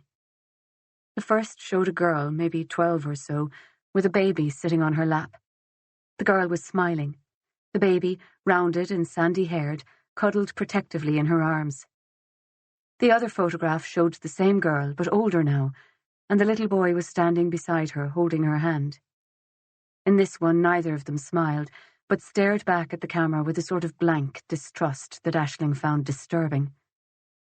Aisling drank from her wine glass, then took the photographs and sat back on the couch. She crossed her legs and held the photographs out on her knees. Jack and Maud. Maud and Jack. It felt like she was prying, getting a glimpse into a life Jack himself had not remembered. The face of the little boy in the second photograph was haunting. Surely that child carried within him memories enough to scar him for the rest of his life. Looking at the photograph, at the lost look in his eyes, at the clasp of their hands, she wondered what the children had lived through. Could Jack have remembered more than he pretended? Maybe he carried the scars of those years in his subconscious. She put the photographs away, tucking them back into the notebook and turning a page so she could no longer see them. Christ, Maud was probably being questioned right now. Could she have done it? Jack had been told that his mother died from a heroin overdose. It was hard to see how the Gardaí could have changed their minds about that. Hilaria was dead 20 years. It wasn't as if new forensic evidence could have suddenly come to light. And if she had died from a heroin overdose, it was hard to see how a 15-year-old girl could be held accountable for it. The whole thing seemed far-fetched. On the other hand, she'd had motive enough. And if she was guilty, it would explain why she was so wary of police. Aisling lay back on the couch, the notebook held to her chest in an unconscious embrace. Her mind clear of distraction and distress for the first time in weeks, she considered. She did not believe that Jack had killed himself. On the other hand, she found it hard to believe he had been murdered. So, perhaps an accident? Maybe even an accident involving a friend who had panicked and in guilt and fear made a stupid phone call to try to hide the truth. Did she need answers? Did she need every specific about how and why Jack had died? No. She believed now that Jack had not killed himself, and that was enough. She wished she could leave it at that. Maud was so fearless. Aisling didn't know if she wanted to know the details, to know if Jack had suffered, been afraid before he died. She didn't know if she could carry that pain too with all the rest. But Maud had been right about something. She owed Jack more than the turning of her cheek. She owed him her best attempt at getting to the truth. What could she do? What was within her reach? She'd gotten the post-mortem report, and that hadn't helped. She hadn't done anything about his phone messages, and she would have to wait until Monday to do anything about it now. She could call the police, find out if they had traced any of Jack's calls that day. Rogers wasn't the only Garda in Galway. Reilly. Could she trust him? Maybe. If she talked to him properly this time, would the CCTV in the post-mortem report be enough to prompt him to get a warrant for the phone records, if Rogers hadn't already done it? Her phone buzzed, and a long apologetic text came in from Mary. She was really sorry, but Cummins had requested a formal handover of her patients before Aisling could take leave. Could she come in on Sunday evening? Cummins would meet her at 8 p.m. on the ward. Aisling sent back a quick yes, and tried not to think about how Cummins and the other consultants might react to her sudden absence. Aisling rubbed at her eyes. If someone had contacted Jack, had asked to meet that day, it would have been by phone or email. Jack didn't use social media, or at least none of the big platforms. She took a second sip of wine, then pulled her own laptop over from the coffee table. She knew Jack's email password. She could start there.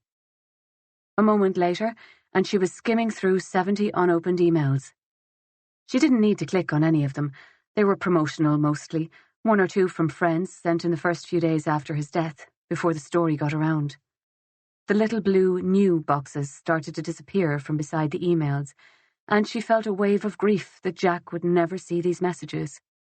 Then she felt an equally strong sense of the ridiculous, and hiccuped out something resembling a laugh.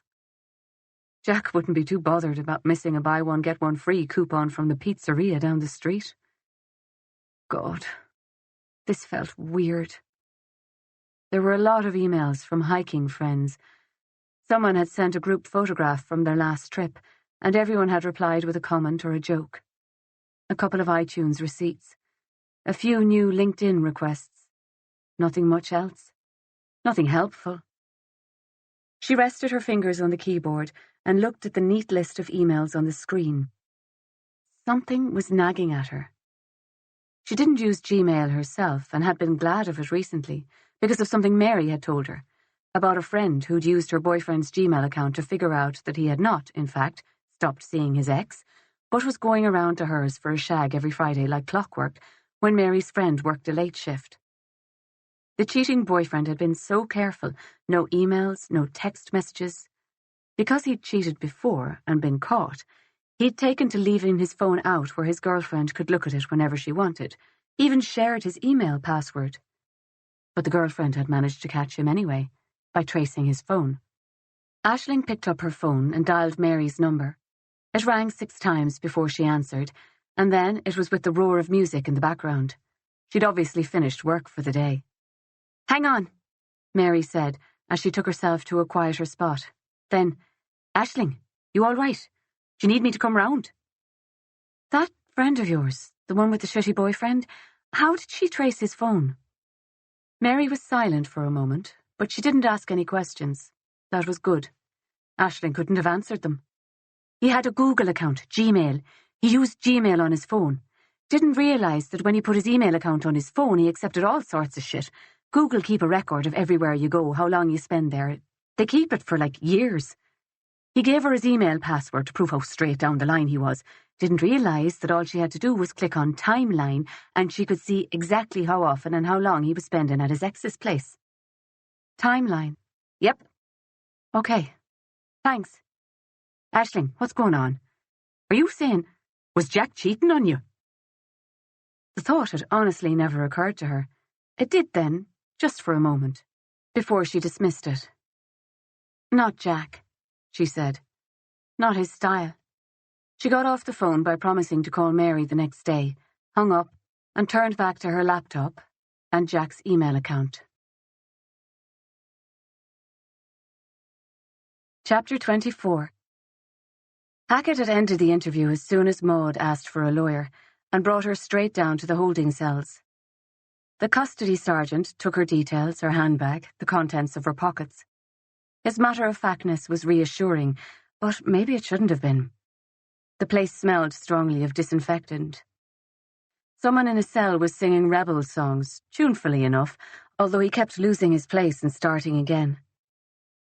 She was put in a cell by herself and told that she would be brought to Limerick prison in the morning until her bail hearing, which would be on Monday. She asked again for her lawyer and was told he'd been called. Then the cell door was closed and she was alone. Maud was grateful, at least, that she had that privilege. She sat on the bunk. The sheets were clean. Lights were turned down low, but then it was late now, wasn't it? She'd met Aisling at about 6 o'clock. Maud lay down and closed her eyes. She could pretend to be somewhere else, while she waited and thought. In her hotel room, or better yet, back on the station in the Kimberley, before it had been sold.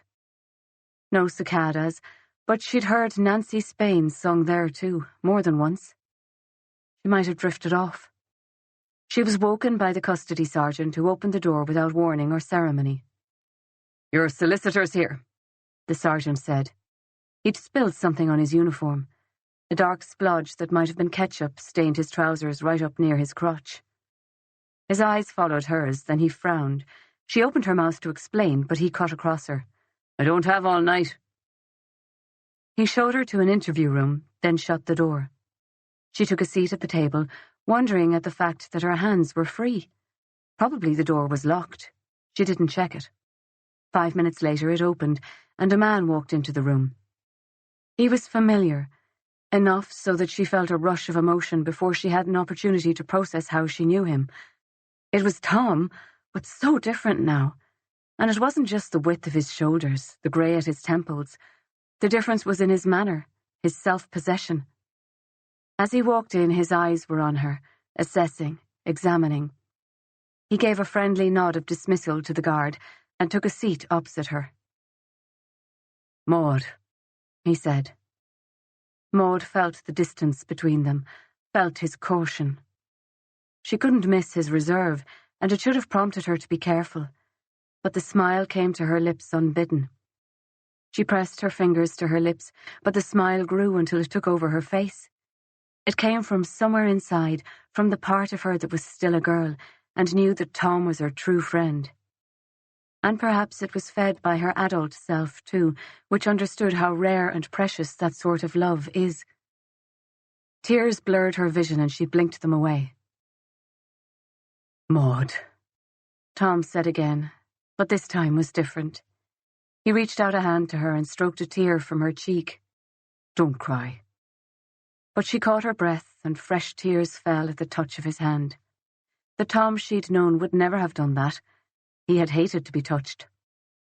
She caught his hand before he could take it away and squeezed it hard before releasing him. "I'm so sorry about Jack," he said. She nodded, scrubbed her cheeks dry with the sleeve of her cardigan. Tom found a folded tissue in his pocket and handed it to her. "I tried to get in touch, to let you know, but I couldn't reach you." "The station is gone," Maud said. "Lawton died, and his son wanted to sell." The sale had broken her heart, had very nearly broken her. The station had been her refuge for 18 years. John Lawton had been her employer and her friend, but now, only a handful of months later, the loss of Jack had put the loss of her adopted home into perspective. The reason she'd had for staying away from Jack, even after he'd been safely adopted, seemed so stupid now. An attempt to put logic around her fear and her deep reluctance to ever return to Ireland. The trauma of her childhood and the loss of Jack had clung to her like a stain, and it had taken years to build a semblance of a life. She'd gone to London first, on the ferry, and spent 6 horrific, lonely, desperate months working in an East London pub shitty enough to turn a blind eye to the fact she was underage. When the opportunity came to go to Australia, opportunity in the form of a new job as a nanny for a wealthy family, she'd jumped at it. But caring for children had been too painful, and she'd moved on, taking one job after the other, until she'd ended up in the Kimberley as camp cook on a remote station. The Kimberley was so different from home, it felt sometimes like she had been transported to another world. For half of the year, the grass was bleached to a white straw that cracked and bristled under her feet. During the wet season, the rain came accompanied by violent thunder and lightning storms.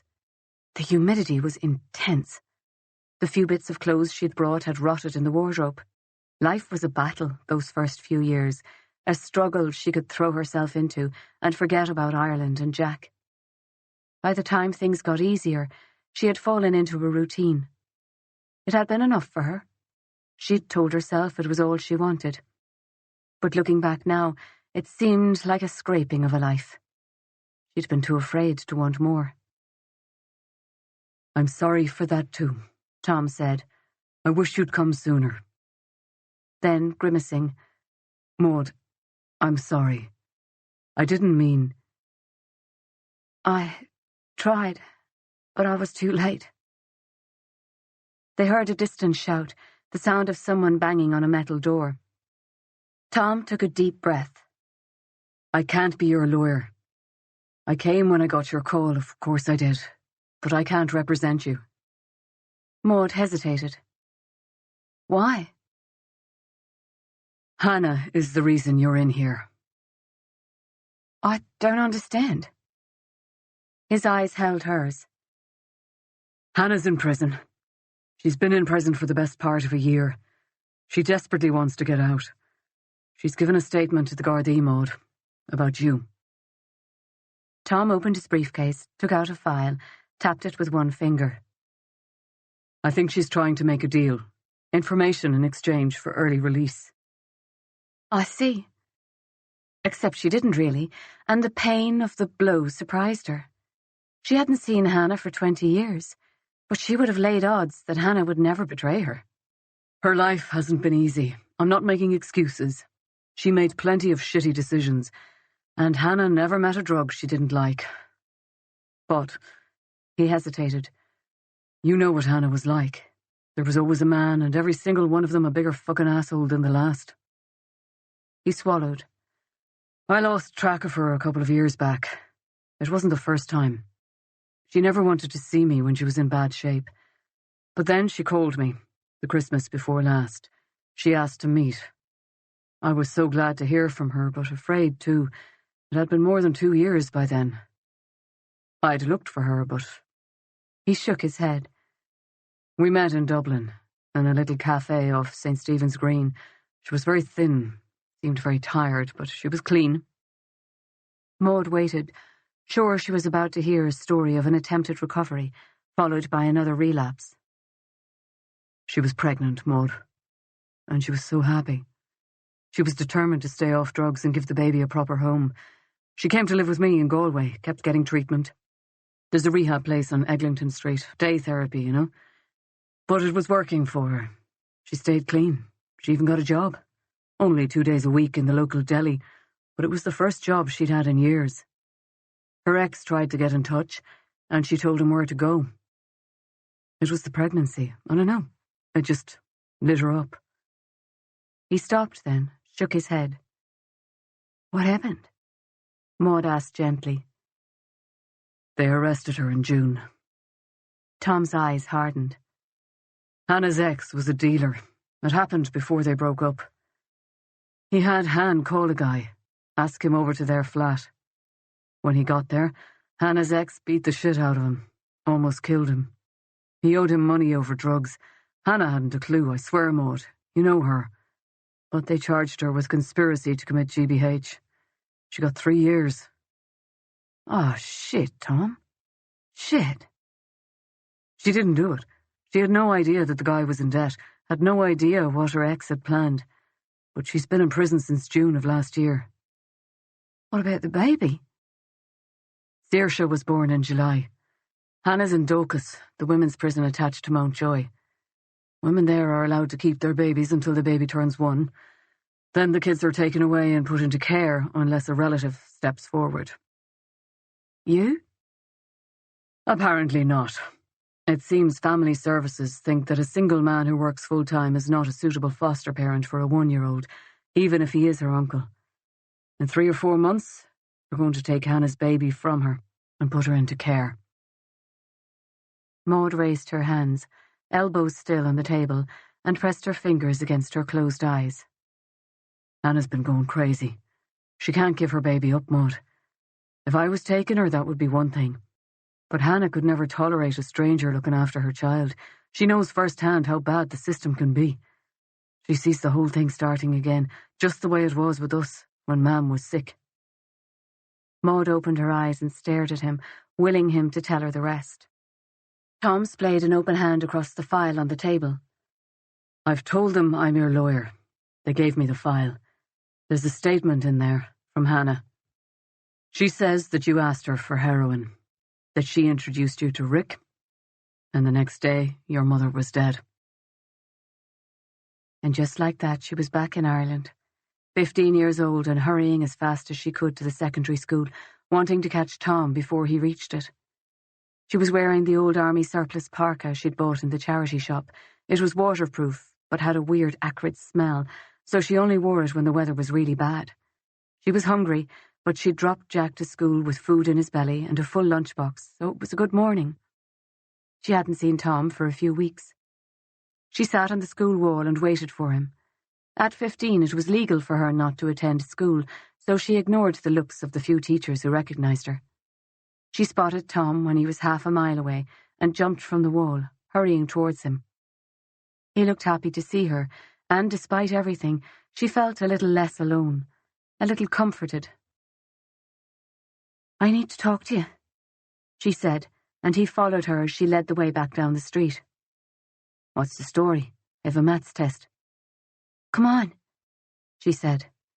She turned into Main Street, knowing he would follow, then off it into a small park and the little playground that had been funded by the European Union. The sign with the big blue EU stars was almost as big as the slide. She sat on the bottom of the slide and started chewing a thumbnail. Tom stood for a moment, then slid his backpack from his back and took a seat on one of the swings, pushing idly into the sand with one foot. "So?" "Miss Keane told Mother she thinks I should go back to school." "She didn't." Tom looked confused. "Maud, that's brilliant. But then, who'd mind Jack after school? He finishes at 2, doesn't he?" Maud tasted a metallic tang in her mouth, took her thumb out, and wiped the welling blood on her jeans. "She's got a new friend," she said. Tom looked confused. "Who does?" "Miss Keane came over to the house yesterday. I'd picked Jack up from school, was making a bit of dinner, and she just came in through the back door. She'd a man with her." Tom was watching her. Had he tensed? Did he know what was coming? "He said he was a teacher, but he's not from our school. They went upstairs to talk to Mother, and when they came down, Miss Keane said I was to go back to school, that I shouldn't be missing out on my education. She said the man would bring Jack home from school every day, stay with Mother until I get home." "What about the money?" Tom asked. "Miss Keane said that I can work on weekends, that she won't stop the money." She didn't need to tell Tom that this made no sense, that it conflicted with everything they knew of Domenica Keane, who made her work for every penny until her hands were raw and her body shook from tiredness and hunger. "I don't think the money is going to come from Miss Keane, Tom." The fear rose up in her again then, and she bit down on it hard before it could choke her. Blood again in her mouth. She shook her thumb out and watched the swift rivulet run. Tom's hands were gripping the chains of the swing, hard, his knuckles white from the pressure. His eyes were locked on Maud, but his thoughts were far away, and his face was haunted. She wanted to stop the conversation there, go to him, comfort him. He said his name was Mr. Schiller, Simon Schiller. You never told me who it was, Tom, and I promised I would never, never talk about it again. But I have to ask you now. You have to stop him. Tom's voice came out in a rasping whisper. He coughed, wiped his mouth. Tell your mother. If you tell her, she won't let him into the house. Maud put her face in her hands, leaning her elbows against her knees. She felt her grief rise and pressed her palms so hard to her eyes that they hurt. Crying wouldn't stop Simon Schiller. Crying wouldn't change what her mother had become. She already knows. They sat in silence for a long moment, until Tom stood abruptly and walked away, stopping at the edge of the playground to vomit. Sorry, he said. I'm sorry. Maud wanted to tell him it didn't matter, that he had nothing to say sorry for, but she couldn't find the words. Mother says I have to go to school on Monday. Tom swallowed. I'll tell the police, he said. We'll go to the social workers. Maud was shaking her head. They won't believe you. They didn't believe you when you tried to tell them before, did they? What am I going to do, Tom? You'll have to run away. I'll help. I can't run away with Jack. He's only 5. How would I take care of him?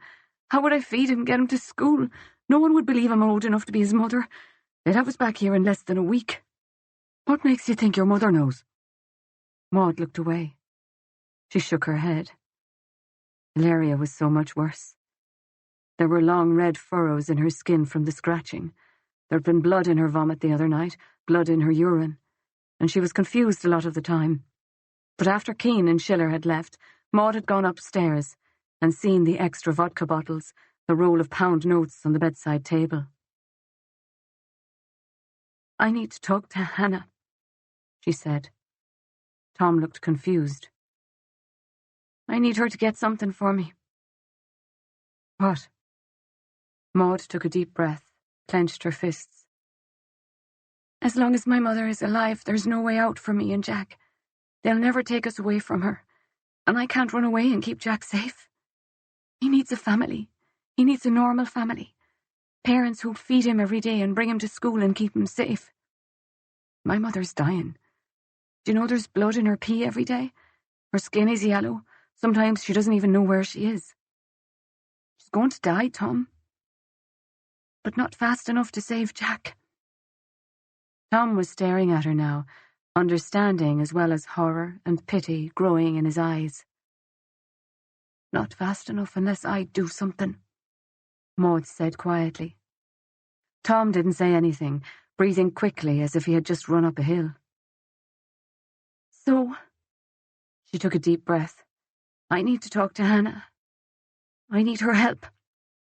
Knowing as she spoke what she was asking of him, how terrified he was for his sister. He'd confided his worries to Maud, that Hannah was in over her head with someone older. He was a drug dealer, and maybe he'd started Hannah on some of what he sold. She knew what she was asking of him, to be complicit in this thing, to make his sister complicit in it. He might end up in a group home. Tom's voice was hoarse. Or with shitty foster parents. It had happened to him and Hannah more than once. They had parents, but their mother had bipolar disorder, and every time she'd had to be hospitalized, they'd been taken into care. Their father said he couldn't cope. They weren't all bad, Maud said. He paused for a long moment, then bent down to pick up his backpack, slung it over his shoulder. Come on, he said. She'll be at the flat. She'd followed him down the street, her eyes on his back, terrified and grateful. And as they walked, her dread and her determination had grown. She would do whatever it took to save Jack. Now, in the interview room, Maud said, Hannah didn't say anything else? Tom shook his head, looked down at the statement. She says she assumed you bought it from Rick to use it yourself, and your mother got hold of it somehow, that she never asked questions before or after. They both knew that wasn't true. Hannah had shown her what to do, given her the syringe and shown her how to cook it up, how to inject. She hadn't been expert, not then at any rate, but she'd observed the process more than once, and that had been enough. "Right," said Maud slowly. "You think she's trying to make a deal?" "I'm sure of it. She's not eligible for early release until she's served 2 years, but they have broad discretion on temporary release. They could release her early and call it temporary release until the end of her sentence. I know that Hannah tried to do deals before, tried to get out any way she could, but it wasn't happening. She had nothing to bargain with." Tom tapped the file folder again. This statement. This was her bait. What else could it be? Maud nodded. "I'm sorry, Maud. But I can't be your lawyer. I can refer you, get you the very best counsel." "You can't represent me because you're already Hannah's lawyer, and you think there's a conflict?" "There's obviously a conflict. You'll have to pull her apart in your defense, and I'm so sorry, Maud. But I have to do what I can to protect her. I'm not saying I'll push her testimony forward, but Christ, what the hell am I supposed to do?" Maud was quiet for a long time. When she spoke, her voice was husky, from tiredness or emotion, or both. "They must have asked you, too." "What?" "They must have asked what you knew. We were best friends. Hannah was your sister." "They asked me. I told them I didn't know anything." "Okay." She should get another lawyer. A lawyer who would get her bail so she could find out what the hell had happened to Jack. A lawyer who could and would tear Hannah Collins apart on the stand so she could be cleared of these charges and get back to her life, wherever that would be. "I want you," she said. He said nothing, just looked at her across the battered old table. "I want you to be my lawyer, and I want you to be Hannah's lawyer."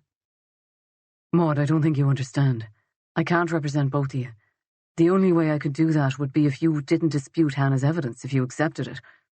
I can't represent 2 clients whose interests conflict in this way." "I understand better than you do, Tom. Hannah's not my enemy. She wasn't then, and she isn't now." Maud felt a heavy certainty settle into place. "Hannah did what she could to help me save Jack. Now it's my turn." "What are you talking about?" "I won't disagree with Hannah's statement. I'll accept it, just as you said." "Jesus, Maud, I'm not telling you to do that. You'd have to be mad. The Gardaí have nothing at all on you, and Hannah's a terrible witness. Any decent lawyer could destroy her credibility in about 30 seconds. Do you not see? You'd be handing them a chunk of the puzzle for no reason." "It's not for no reason. I've every reason. It'll get Hannah out of prison, with her baby. It'll give her a chance."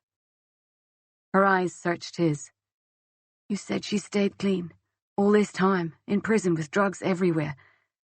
If she can do that in prison, she'll do it outside, and you'll help her."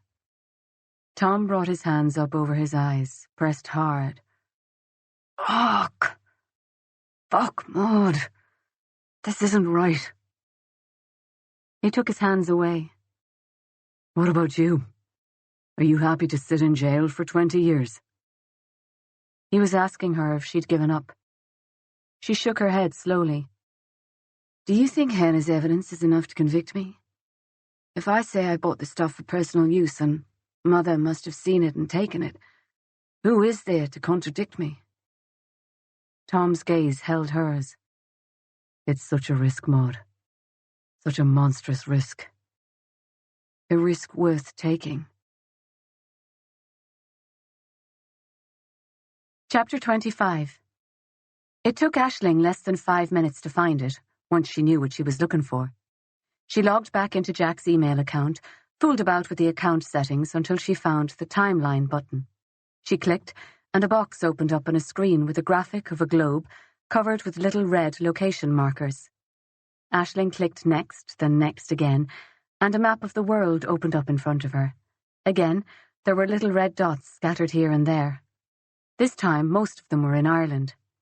Almost all of Galway was covered in a large red disk, then a scattering of red dots appeared in Dublin and elsewhere. A handful more over the European cities they'd visited together, or that Jack had visited for rugby weekends: London, Edinburgh, Paris, Rome. There was a dot over northern Italy, where they'd holidayed with friends the previous summer. How much could this thing tell her? She clicked on the massive red around Galway. The map zoomed in, and the red splodge resolved into hundreds of red dots. There were larger circles around their home, Jack's work, his gym, their local pub, places where Jack spent a lot of time. It took her another few minutes of poking about to figure out that the information could be searched by date. Feeling uneasy, she typed in the date. The last day she had seen Jack alive, 16th of March, 2013. And Jack's last day opened up before her. Not just the places he'd been, but the routes he'd taken. The red dots were now linked by thin blue lines. She could hover over a dot or line, and the app told her what time Jack left a location. A swoop of the cursor across the screen, and she could see what time he arrived at his destination. Jesus, his whole life was in this thing. Everywhere they had been together, everywhere he had been when they were apart, all recorded on some Google database in Dublin. Had he known that he was effectively carrying a personal tracking device in his pocket? Aisling looked at her own phone, at her laptop. She used a different email provider, but for all she knew, it recorded her movements in just the same way. And she'd probably agreed to it, clicking to accept every time there was a terms update, never ever reading the fine print. It was messed up, but she was grateful for it. Someday, when she was ready, she could sit down and go through the timeline. It was a record of Jack's life, or at least some of it, and it seemed right that there should be at least this trace of him left behind. For now, though, she needed to put grief aside and think. Jack's last day. She knew as soon as she saw the timeline that Jack had not been meeting anyone. According to Google, Jack and his phone had left the house just after 10 o'clock, not long after she'd fallen asleep. He'd driven to Salt Hill, where he parked outside a deli they liked, then drove on exactly 17 minutes later. He drove out of Galway, past Headford, an hour and 20 minutes north, in fact, to Castlebar, then north again to Lough Mask, which was where Jack went when he needed to think. There were hiking trails that snaked through forest and mountainside, tough hikes and technical climbs. If Jack had something on his mind, that was where he went to work it out, and almost always alone. He'd brought Aisling once, but it was challenging terrain, and after that they'd chosen easier, shorter hikes when they went together. If Jack had been meeting someone, they would have met in Galway in a coffee shop, or Jack would have brought them home. No. Jack had gone to Lough Mask to think about the pregnancy. He'd gone there because he was upset and worried, and he needed to think. The possibility of suicide suggested itself again, and Aisling shoved it away. She looked instead at timeline. Jack had arrived at the trailhead at noon. He'd started the hike, but the record of his movements cut off 20 minutes later on the trail. Aisling sat up straighter, stared at the screen. Clicked again, but nothing changed. Jack's trace ended at Lough Mask, right on the quarry trail. That was weird. Either his battery had died, or Jack had turned his phone off. The latter didn't seem likely. She'd never known him to do it. Even in the cinema, he just muted the thing. And Jack plugged his phone in every night. It should have been fully charged when he set off that morning. Aisling stared at the screen for another moment, then pushed it away. She sat back on the couch again, took a drink. Did it matter? He hadn't gone to Lough Mask to meet anyone, that was the point. Aisling put down her glass and walked quickly around the room. Then she leaned two hands on her forehead against the mantelpiece and rested for a long moment. This was head-wrecking. Who did she think she was fooling? She was not an investigator. She looked back at the table, at Maud's laptop, her photographs, her boarding card, her notes about Jack's death. What did it all add up to in the end? Aisling resisted an urge to lift one side of the coffee table with her foot. For a second, she could almost see the whole thing tipping, the computer and documents sliding to the floor, the wine bottle toppling and spilling. If she did it, she would leave the lot there. There was something else she had to do before she could go to bed, something she was dreading. Aisling sat again, picked up her phone.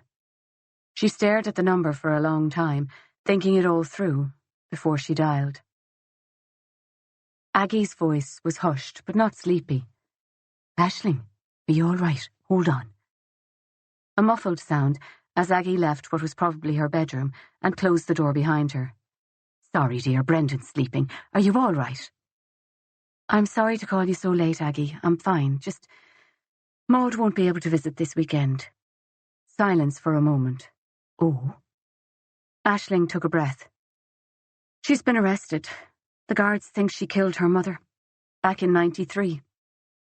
Aisling closed her eyes as she listened to Aggie breathe out, a sudden shocked exhalation.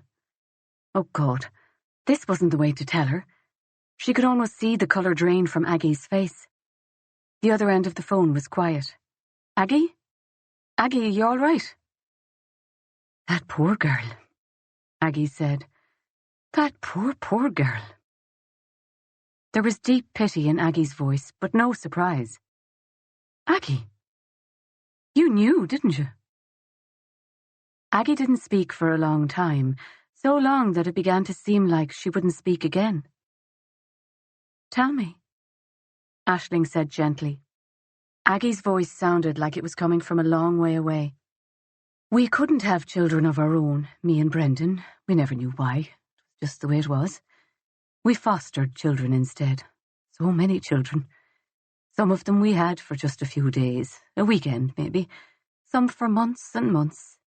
And some came back again and again." Aisling heard the creaking of a door opening and closing. She imagined Aggie going to the kitchen, finding her chair near the warmth of the aga, seeking comfort. "Some of those children had been through hell by the time they got to us, Aisling. And eventually, every time, we sent them back to it. You'll never know what that was like. To hold a child in your arms, to soothe his pain, to heal his injuries, to show him what love is, maybe for the first time in his little life. Only to have him taken away and sent back to what brought him to you in the first place." "But you kept going," Aisling said. "Brendan wanted to stop. It was breaking my heart. It was breaking both of us. But all I could think was that there'd be a child somewhere in some terrible place, and a social worker deciding that she'd have to leave him there because there was nowhere better to go. We did stop for a while, but I had such nightmares." Her voice was drifting away, getting lost in the memories.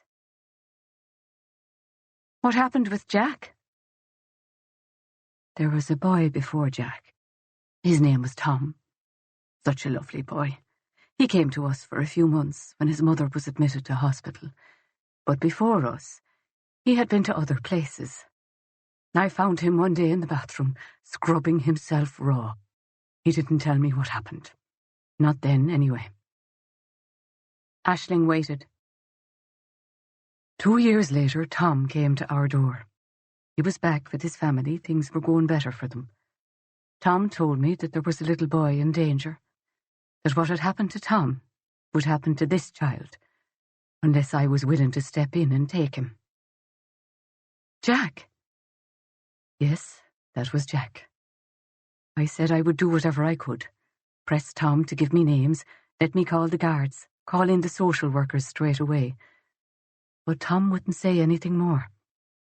He told me I needed to wait 2 more days, and he would be back. And he did come back. 2 mornings later, he showed up at the back door and told me that Jack was at the hospital, that he needed me." "Tom came to you before Hilaria died?" "Yes." Aisling turned it all over in her head. This meant Maud was guilty.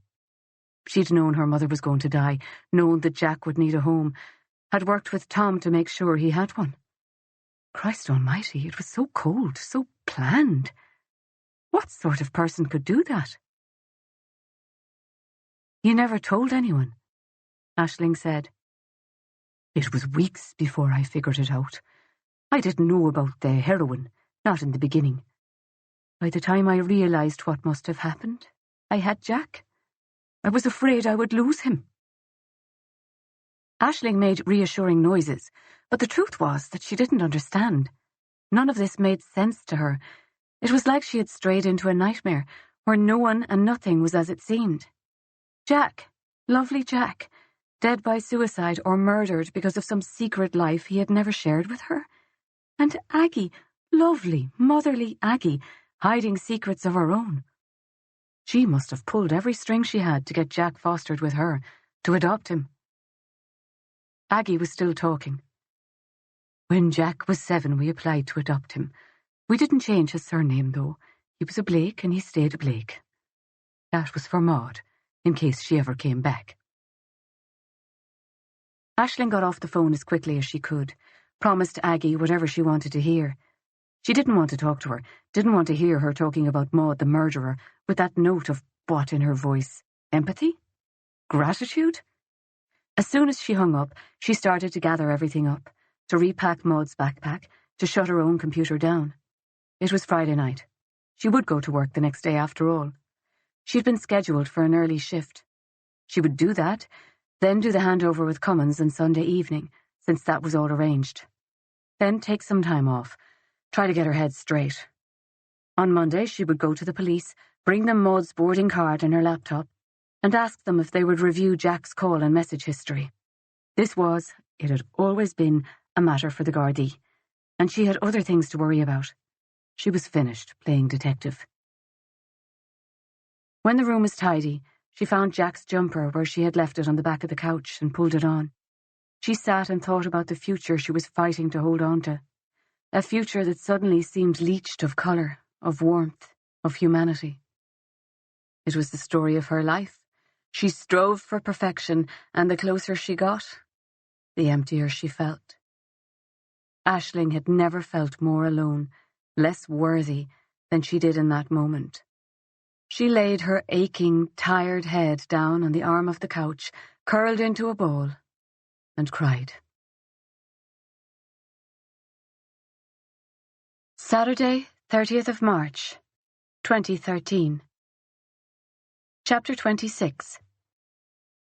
"I've lost control of the thing completely," Cormac said. He was lying in bed, his arms folded behind his head on the pillow, so he could watch Emma as she moved around the room. She was wrapped in a towel, her hair still wet from the shower. "And she's been arrested, this woman?" Cormac nodded. Emma took a pair of knickers from her underwear drawer and pulled them on under her towel. She dropped the towel to put on a bra, then pulled a grey t-shirt over her head.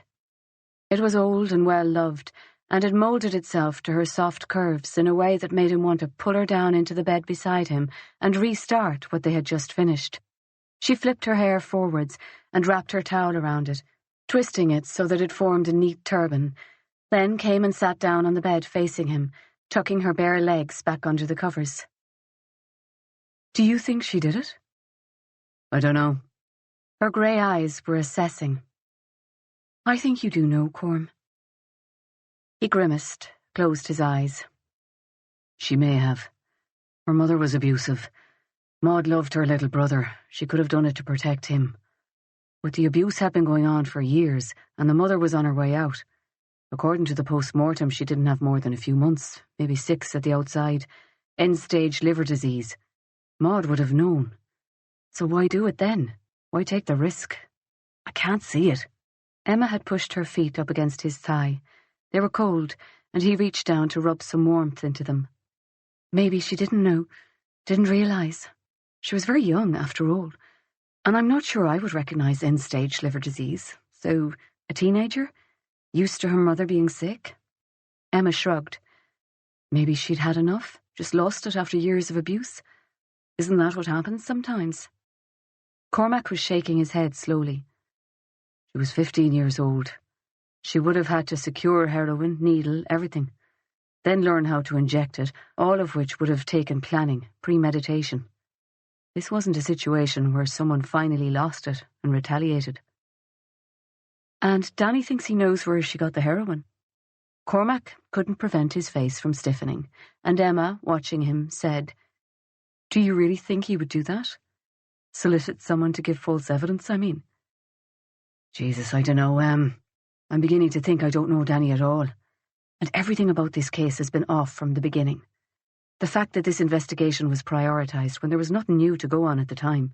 There wasn't a cop in the station who didn't know the case was intended to put pressure on Maud Blake to get her off our backs about her brother's suicide. Which makes no sense. And then suddenly, Danny's up to his knees in my case, bringing me a junkie mother's statement, and Murphy's singing his praises like he just caught Osama bin Laden. Cormac snorted. I suppose it's just as well we never met them for dinner then, Emma said, and curled her toes around his leg, smiling slightly, probably trying to cheer him up. He forced a smile in return, and she abandoned her spot at the end of the bed, climbing back under the covers and laying her head on his chest. She took one of his hands in hers, slid her fingers through his and squeezed, as if engaging in a gentle game of mercy. What's in it for him, though? She asked. Maybe he thinks he'll get another promotion if he keeps the boss happy.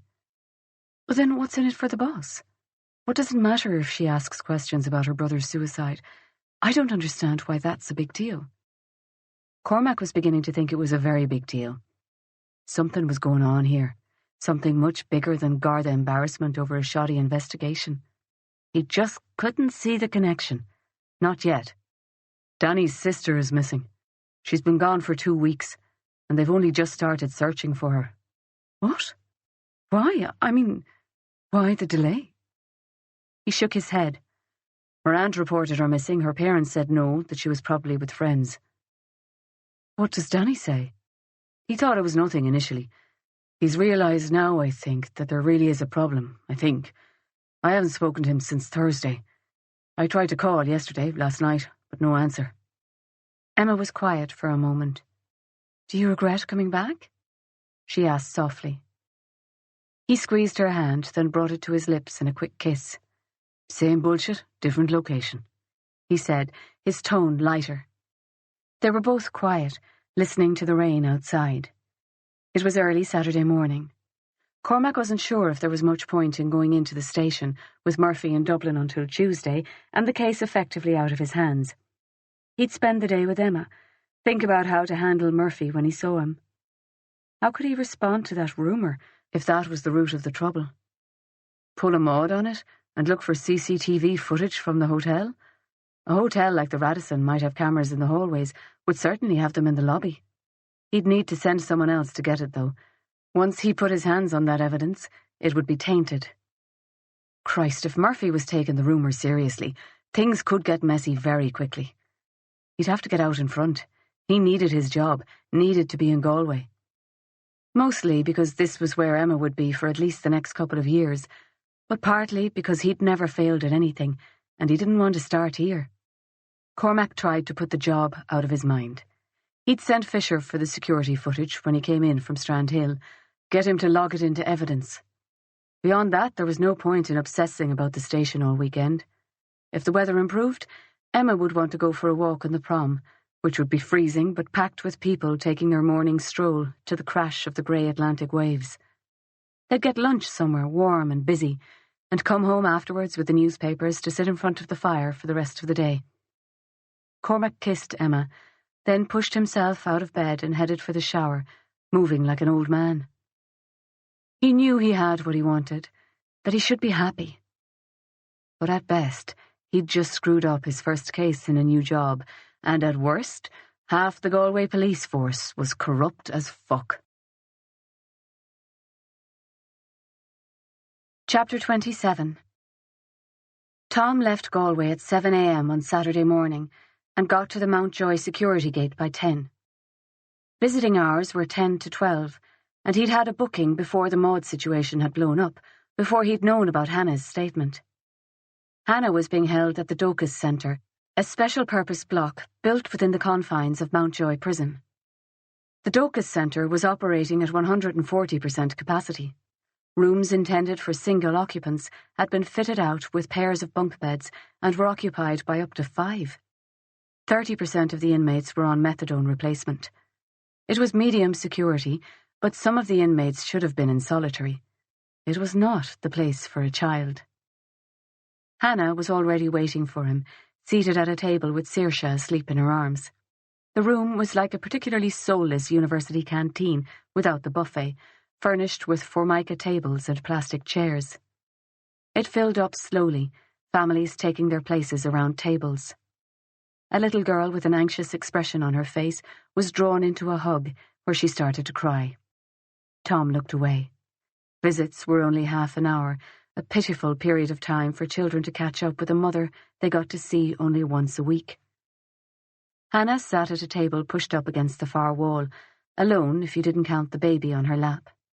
She looked tired and strained, pale-faced with grey circles under her eyes. Her dark hair was unwashed and tied back from her face in the same loose plait she'd worn at 15. Despite everything, she was still beautiful. Hannah acknowledged him with a brief flick of her eyes and an attempt at a smile before she dropped her gaze again to her daughter. Tom looked at his sleeping niece. She was a round, happy little baby. He desperately wanted her to stay that way. "I already know the appeal was refused," Hannah said, her head still bowed. "How do you?" "Cellmate has a cousin who's a social worker. She was delighted to give me the good news." "Bitch. When did she tell you?" "Week ago." Jesus. He'd wanted to keep it from her, hoping that he'd find a solution. He'd known the likely outcome when he'd visited the week before, but he'd had to tell her about Jack, and that seemed enough tragedy for one day. Besides, he'd still been hoping to pull a rabbit out of the hat, had even thought about asking Aggie, but she was too old to foster now. She couldn't be the rescuer this time, and even if he'd had a guardian angel to call on, these days the system was much more regulated. "I tried, Hannah, but I'm not married. I work long hours. I told them I'd hire a full-time nanny, but they insisted they want a foster parent who'll be at home all day." "Bastards," she said, but she was distracted, her tone without rancour. She stroked a stray lock of wispy hair back from Saoirse's forehead. She hadn't met his eyes once since he sat down. "How is she?" he asked. "She's grand. She doesn't know where she is. She doesn't know what normal is." Tom said nothing. They'd talked so many times about the situation she was in, the overcrowding, the drugs, her fears for Saoirse. Hannah was terrified for her baby. He'd tried and tried to reassure her. When his first application to foster the baby had been refused, he'd told her that the system was better now, that the families were properly vetted, that he'd visit Saoirse every week, as much as they'd let him. She looked at him with despairing blue eyes and said, "You won't be there at night, though, will you, Tom? You won't be there when they come into her room at night?" "Anna," Tom said quietly. She still wouldn't look at him. "Anne, I know." "What do you know?" "I spoke to Maud." She went absolutely still. The remaining colour deserted her face, and for a moment he thought she was going to faint.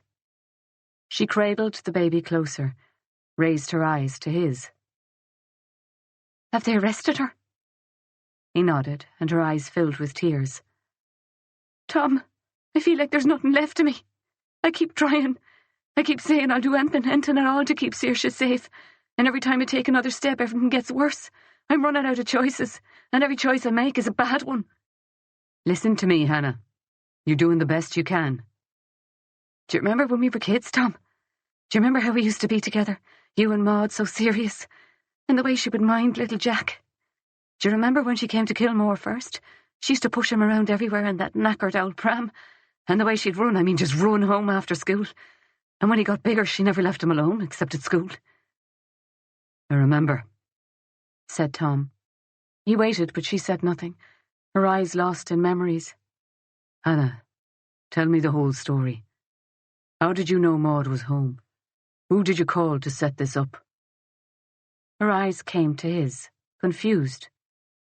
"I didn't know," she said, "and I didn't tell anyone. He came to me." "Who?" "The guard. He said he knew I grew up in Kilmore, that I had a drug history. He said he could get me early release if I gave evidence against a woman from back in the day. I didn't know he was talking about Maud, not at first." Tom sat still. "You didn't call anyone?" Didn't mention Maud by name to anyone? No, Hannah said. Not to a sinner. Why would I? Maud's been gone 20 years, or at least I thought she was. Why would I think the Shades would give a shit about something that happened 20 years ago? Tell me exactly what he said. Hannah shook her head. They brought me out of my cell to an interview room. This guy, McIntyre is his name, he was waiting for me. He took Saoirse out of my arms the moment I came into the room. He held her, gave her a cuddle, and I just knew Tom. He would have knocked her against the wall as soon as look at her. Holding her was a threat, you know. Her grip on the baby had tightened as she spoke. Her voice grew louder, and Saoirse shifted and made a soft sound in her sleep. Tom reached across and held Hannah's hand, and she loosened her grip. After Saoirse was born and I knew I couldn't lose her, I went to the governor. Told him I would give evidence to the Gardaí if it would get me a remittance on my sentence. He set me up with a detective. I told her everything I knew about the trade, gave her names. Stuff that would get me killed probably, if anyone was to know about it. But she told me my information was no good to them, that they knew it all already, that the people I knew were too low level to be any use to them. You never told me, Tom said. I was ashamed of myself, Hannah said. The people I talked about, they were the dregs mostly, but I still felt like the worst kind of shit. And McIntyre? I don't know. He must have gotten my name from somewhere. He knew enough to look me up anyway, check my record. I was still living at home in Kilmore the first time I was picked up by the police. He said they were very interested in someone called Maud Blake, and if I was in a position to say I knew Maud had bought or tried to buy heroin back in 1993, that he could get my sentence remitted. Christ. Tom held Hannah's gaze, wondered for a moment if she could be shading the truth, but the look she gave him was open and clear, and Hannah had always been a useless liar. He didn't know. He still doesn't know. Hannah shook her head slowly. I told him I would go along with it. Told him I'd say that I knew Maud, that I knew she had been looking for someone who sold heroin. But that's it. She locked eyes with him then, pleading with him to understand. And he had the strongest moment of déjà vu, back to the morning when he and Maud had found Hannah at the apartment. The morning when they'd sat with her and explained everything, and she'd made no protest, asked no questions, just got them what they needed and explained exactly what to do. He remembered the sick feeling in his stomach as he realised just how familiar she was with the process. Remembered the moment before he and Maud had left, how the three of them had sat there in silent solidarity. 3 damaged kids, determined to save a 4th. This was a setup, Tom said. Maud was right. They are trying to set her up. This isn't about Hilaria. They're after her because of Jack. What? Hannah asked. And did McIntyre realise that he'd stumbled onto the truth? No, I didn't tell him. I wouldn't have gone along with it at all, except he told me that if I didn't give him the statement, he could charge me with conspiracy to commit murder. He would say that I was in on it. Either way, Maud was going down, and I could go down with her. But if I gave the statement, he'd get my sentence remitted and me out of here before the end of the month. That I'd get to keep Saoirse. Why didn't you call me? He told me I had to make a decision there and then. If I agreed, he would take a statement from me. Then he'd get a deal signed off. Tom hesitated. Did you get the deal in writing?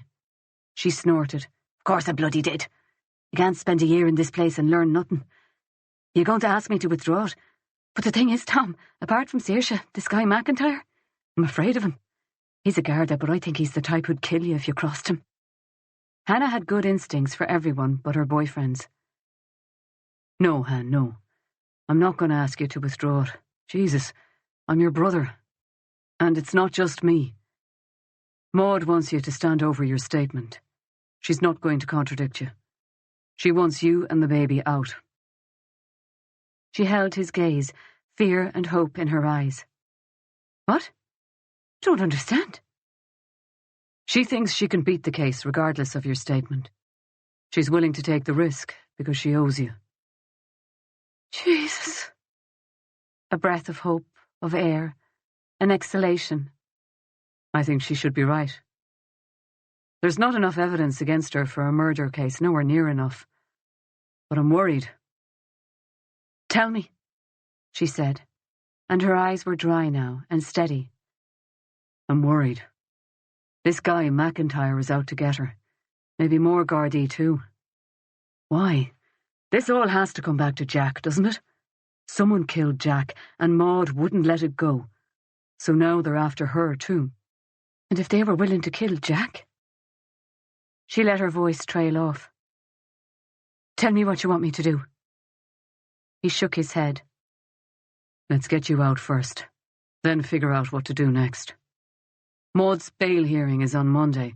The full trial won't be for months. What does your deal say? When do you get out? She pulled a folded sheet of paper from her pocket, handed it across to him, and he read. Jesus, he said, we might be able to get you out after the bail hearing, the way this thing is written, and with Saoirse and everything. Really? On Monday? That can't be. He never said. He'd want you here as long as possible, to keep an eye on you. But the deal is done. Remittance of sentence in exchange for testimony. You've given a written statement. I'll bring this to the governor. See if I can arrange release for Monday. She reached across the table and gripped his hand hard, tears brimming in her eyes. She couldn't speak. She swallowed. Do what you can, Tom, she said. And tell Maud thank you. Tell her I'll see her soon. Chapter 28. They went out on Saturday night. It was the last thing Cormac wanted to do, but Emma pulled a rare veto. If they sat in and watched TV, he would only brood over everything and end up in worse humour than he'd started. Better to go out, have a few drinks, talk to friends about everything and anything else for a while. Let his subconscious mind work at the problem while the rest of him got on with living. She knew him well, and she might have been right if it wasn't for the fact that most of his friends were in Dublin, and none of them were here in the pub, providing the required distraction. Instead, they had met most of Emma's team. Emma's second-in-command had young children and hadn't come. The others, 3 women and 2 men, all under 30, were happy with their new jobs, happy with the progress of the last few weeks, and ready to celebrate both. In other circumstances, he might have enjoyed their company, but tonight they seemed too young, and in spite of their undoubtedly vast intellects, too insubstantial. Cormac could feel Emma's eyes on him as he allowed himself to withdraw from the conversation. He gave her a wink, and was relieved when the buzzing phone in his pocket gave him a reason to excuse himself and go outside. It was Fisher, calling from Strand Hill. Anything? Cormac asked. I've been watching him since 4, Fisher said. Cormac checked his watch. 9 o'clock. Fisher continued. It's busy. Other than himself, there's just a young one working the bar. A student, I'd say. When she arrived, Lanigan disappeared into the back for a while. He might have eaten, but if he did, there's no opportunity in it for us. Since then, he's been working. He's not touching the drink. Just a plastic bottle of water he keeps behind the bar. He's taken a few swigs out of that, but I don't see how we could reach it. And? Cormac asked. Fisher's tone told him there was something else. I think he's a smoker. He served me himself, and his fingers are stained. Every 30 minutes or so he's disappearing out the back. Has to be to have a smoke. Can't be inside. Smoking ban. Cormac thought for a moment. Can you get around back, without being seen? It's a car park, it's full, and mine's out on the street. I could wait for the next person to go, take their place and wait and see. It was a mark of Fisher's ambition, or maybe his youth, that he sounded enthusiastic at the prospect. Do that, Cormac said. Text me when you have something. When he returned to the bar, a full pint stood next to his last one, which he hadn't finished. There was talk of going on to a nightclub. Cormac caught Emma's eye. Not a fucking chance. She smiled, a quick flash of amusement, noticed by no one but him. God, he loved that smile. That sudden dimple in her cheek, the arch of her eyebrow. He felt his mood lighten and took a drink from his pint. Then he turned to his neighbour and joined a debate about Galway football. They walked home together, hand in hand. It was cold, but the rain held off, and there was such simple pleasure in that. What will you do? She asked. He shook his head. I don't know. If Murphy ordered that arrest, then he's taken the case out of my hands. If he didn't order it, if Mel Hackett just saw an opportunity and went for it, that might be just as bad. Why? Because Murphy won't undo it? Exactly. They must have thought, that Murphy would at least condone it. He shook his head. He had bigger problems, but he wasn't telling Emma about the rumour, not until he had dealt with it and it was in the rear-view mirror. He couldn't wrap his head around how quickly things had gone wrong, how fast the ground had slipped from under his feet. The first few weeks had been nothing more than he'd expected, a testing period. He hadn't thought much of the hazing.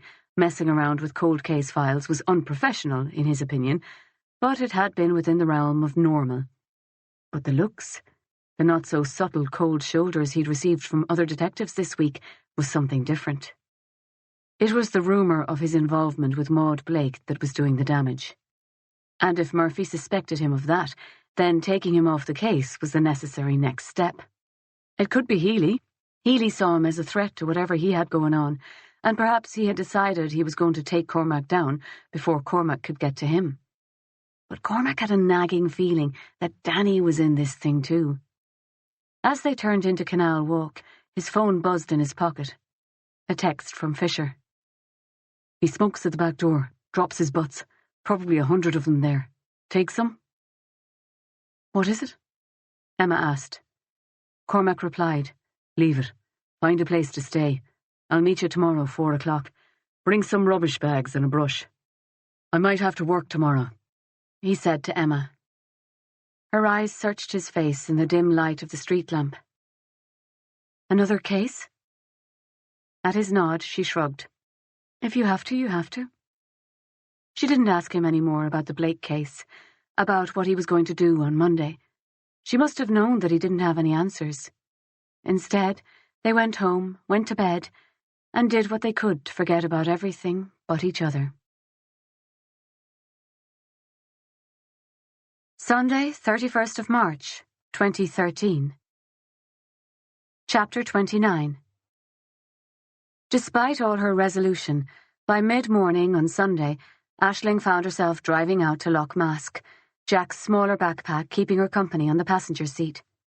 She'd traced his every step so far, including the deli shop, and the backpack held a sandwich and a thermos of soup, as well as the mini first aid kit, her water, and the basics that usually took up space at the bottom of the bag. She reached the trail at 2 hours later than Jack would have. The small parking area was just off the road, but hidden by trees. If you didn't know it, it would have been easy to pass it by. The place was deserted, despite the fact that the weather was good for the time of year. No rain, beyond the odd drizzle, and the sun had won the battle with the clouds so far that day. Aisling parked and grabbed the backpack and her jacket. She pulled everything on as she stood beside the car. Would she really find answers here? What was she looking for? Signs of a struggle? She felt ridiculous, a grown-up playing at Veronica Mars. She excused it by telling herself that this was where Jack came to figure things out. Maybe it would work for her. She zipped up her jacket and started to walk. The advantage of the cold weather was, of course, that the mud was frozen. She was able to balance her way through the worst of the tussocks and ruts that made up the first few 100 metres of the track. Once she'd passed the last farm gate, the track narrowed very quickly, and the trees drew in overhead, splintering and fracturing the feeble winter sunlight. The track split in two and she chose the right fork. The left would have been an easier route, out towards the quarry, but she wasn't looking for easy that day, and in any case, timeline told her that Jack had taken the route up the mountain. She reached the point where Jack's trail stopped and looked about her. It was shaded under the canopy, the air frigid, the ground covered in a blanket of wet leaves. There was nothing to see. She turned, stared back down the trail, then turned again. Nothing. The place was innocent and deserted, and there was no sign that Jack had ever been here. Aisling told herself she hadn't been expecting anything anyway, and pressed on. She pushed hard, and it didn't take long for her breath to feel tight in her chest, for her hamstrings to complain. She ignored it and pushed harder. She wanted to be out from underneath the canopy, wanted the warmth of the sun on her face. When she was out, she would slow her pace, would need to anyway once she hit the steeper incline. The hike was harder than she remembered, and she wasn't as fit as she should be, but she was strong enough. She stopped thinking about everything, about Jack, about the future, switched everything off except her focus on the next step, the next breath. Aisling stopped to eat 2 hours into the hike. She hadn't made it to the halfway point, but her breath was coming in hard gasps, and she was high enough that she had a view out over the quarry. She found a place, a little protected from the buffeting wind by a scrubby tree, and sat. The cold settled about her like a cloak, chilling the sweat on her brow and stiffening her hands. The sun was still out, but it was a winter sun, all show and no substance, and clouds were gathering. She was grateful for the warmth of the soup in her thermos as she ate and took in the view. The water below was ice-cold perfection, reflecting the sky overhead. When they had come in summer, the water had looked so inviting that she'd suggested a detour and a swim, but Jack had told her that what she was admiring was a flooded quarry, and the water was toxic. "If you were closer, you'd be able to see," he'd said. "There are warning signs all around it, because people did come here to swim. There are fences, too. There's a farm down there, and the fences keep the livestock from drinking the water." He made a face. "You'd never think it was toxic. Up close, the water is bright blue and incredibly clear. Clear enough to see the car wrecks and mattresses that have been dumped in it." He grinned at her. "Still, looks great from here, though, doesn't it?" Now Aisling sat far above the quarry and enjoyed the illusion. She let herself relax, felt the lightening of the weight on her shoulders, the first loosening of the tension she'd carried in her muscles since Jack had died. She felt so close to him here. She smiled through eyes that were suddenly filled with tears and drank again from her thermos. All at once, Aisling was distracted by a movement from the tree line at the far side of the quarry. She squinted, leaned forward. It was a car, must be a 4-wheel drive, making its bumpy way towards the quarry. Another followed a little behind. Both vehicles stopped and people got out. They walked towards the water, seemed to consult. Then 2 of the figures returned to the cars. Curiosity got the better of her. She pulled Jack's backpack towards her and looked through it for the mini binoculars he'd carried. He'd had 2 pairs, but the small set that she'd bought him for Christmas 2 years before was usually in this bag. Yes. She pulled them out and unfolded them, put them to her eyes and adjusted the focus. The figures swam into view. They were Gardaí, 2 in uniform, and they were unloading diving equipment from the cars. She watched as 2 men put on dry suits, then one of them tied a rope around his waist, and they both approached the water. The taller of them walked straight in, took a moment to adjust his mask, then started to swim. The other followed a few meters into the water and stood there, paying out the rope until there was about 20 meters between them. The swimmer gave a thumbs up, then went under. They were searching for something. The diver swam a full arc, using the rope to control his position. He resurfaced, another thumbs up, the rope was paid out again, and down he went. Aisling's sandwich was abandoned, her soup rapidly cooling. She was utterly absorbed in watching them, and might have stayed longer if the sun hadn't disappeared behind a cloud, and she'd suddenly become aware that she was shivering. Aisling checked her watch. Shit, it was almost 4:30. If she didn't hurry, she wouldn't get back to the car before dark. She took a bite from her sandwich, one last swallow of cold soup, then stowed everything and started back down the trail. What could they be searching for? They were hardly there for illegally dumped mattresses and car wrecks. So what? A body? Drugs? Whatever it was something illegal, something serious enough to get 8 Gardaí with divers out here. What if Jack had seen something? Seen someone? What if whatever the police were searching for was what had gotten Jack killed? She stopped walking, thought about the timeline map, about where Jack's phone had stopped recording his progress. It had been below the fork in the path, hadn't it? What if someone had been at the quarry that day and Jack had seen them on the trail? She could almost see Jack greeting someone, giving a nod, a smile, a roll of the eyes that said, "Aren't we mad to be walking out here in winter?"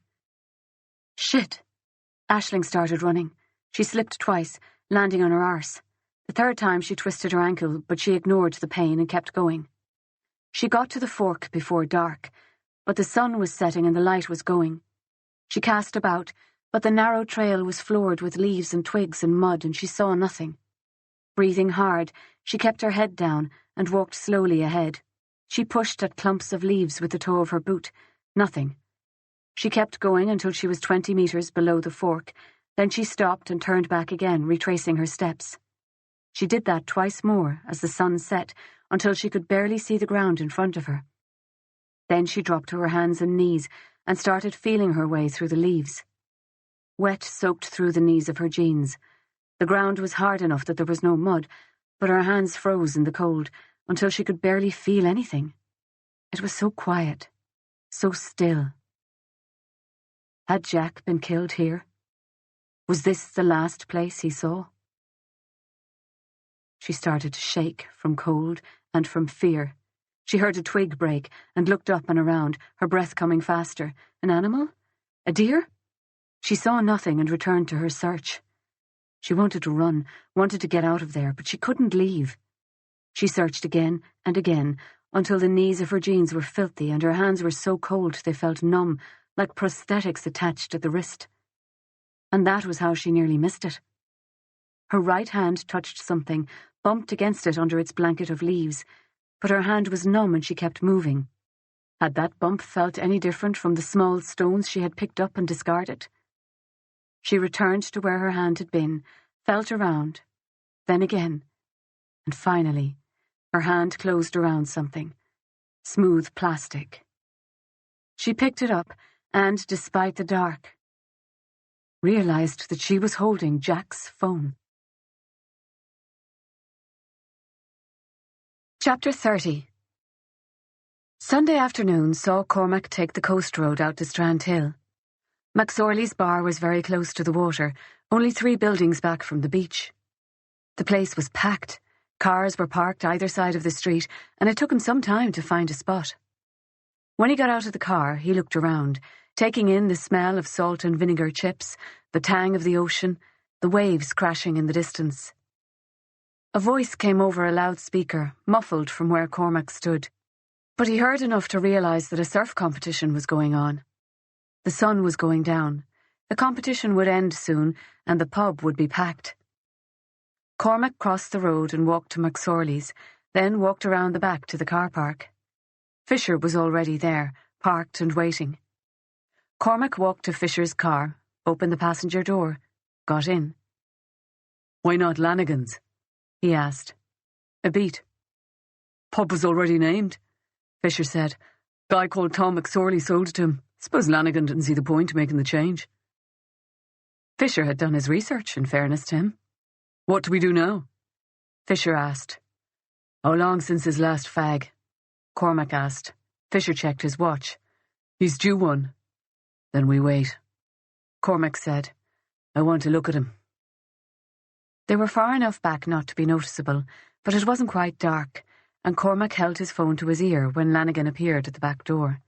If Lanigan did see them, he should assume that the 2 men were sitting in a car in his car park because one of them was making a call. Lanigan had no reason to be suspicious, after all.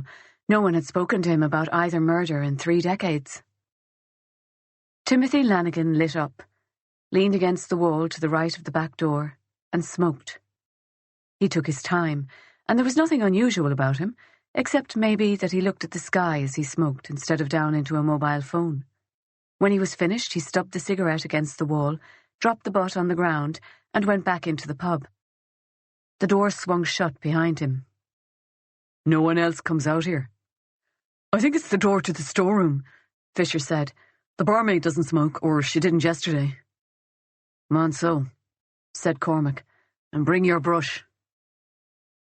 The ground around the back door was littered with cigarette butts.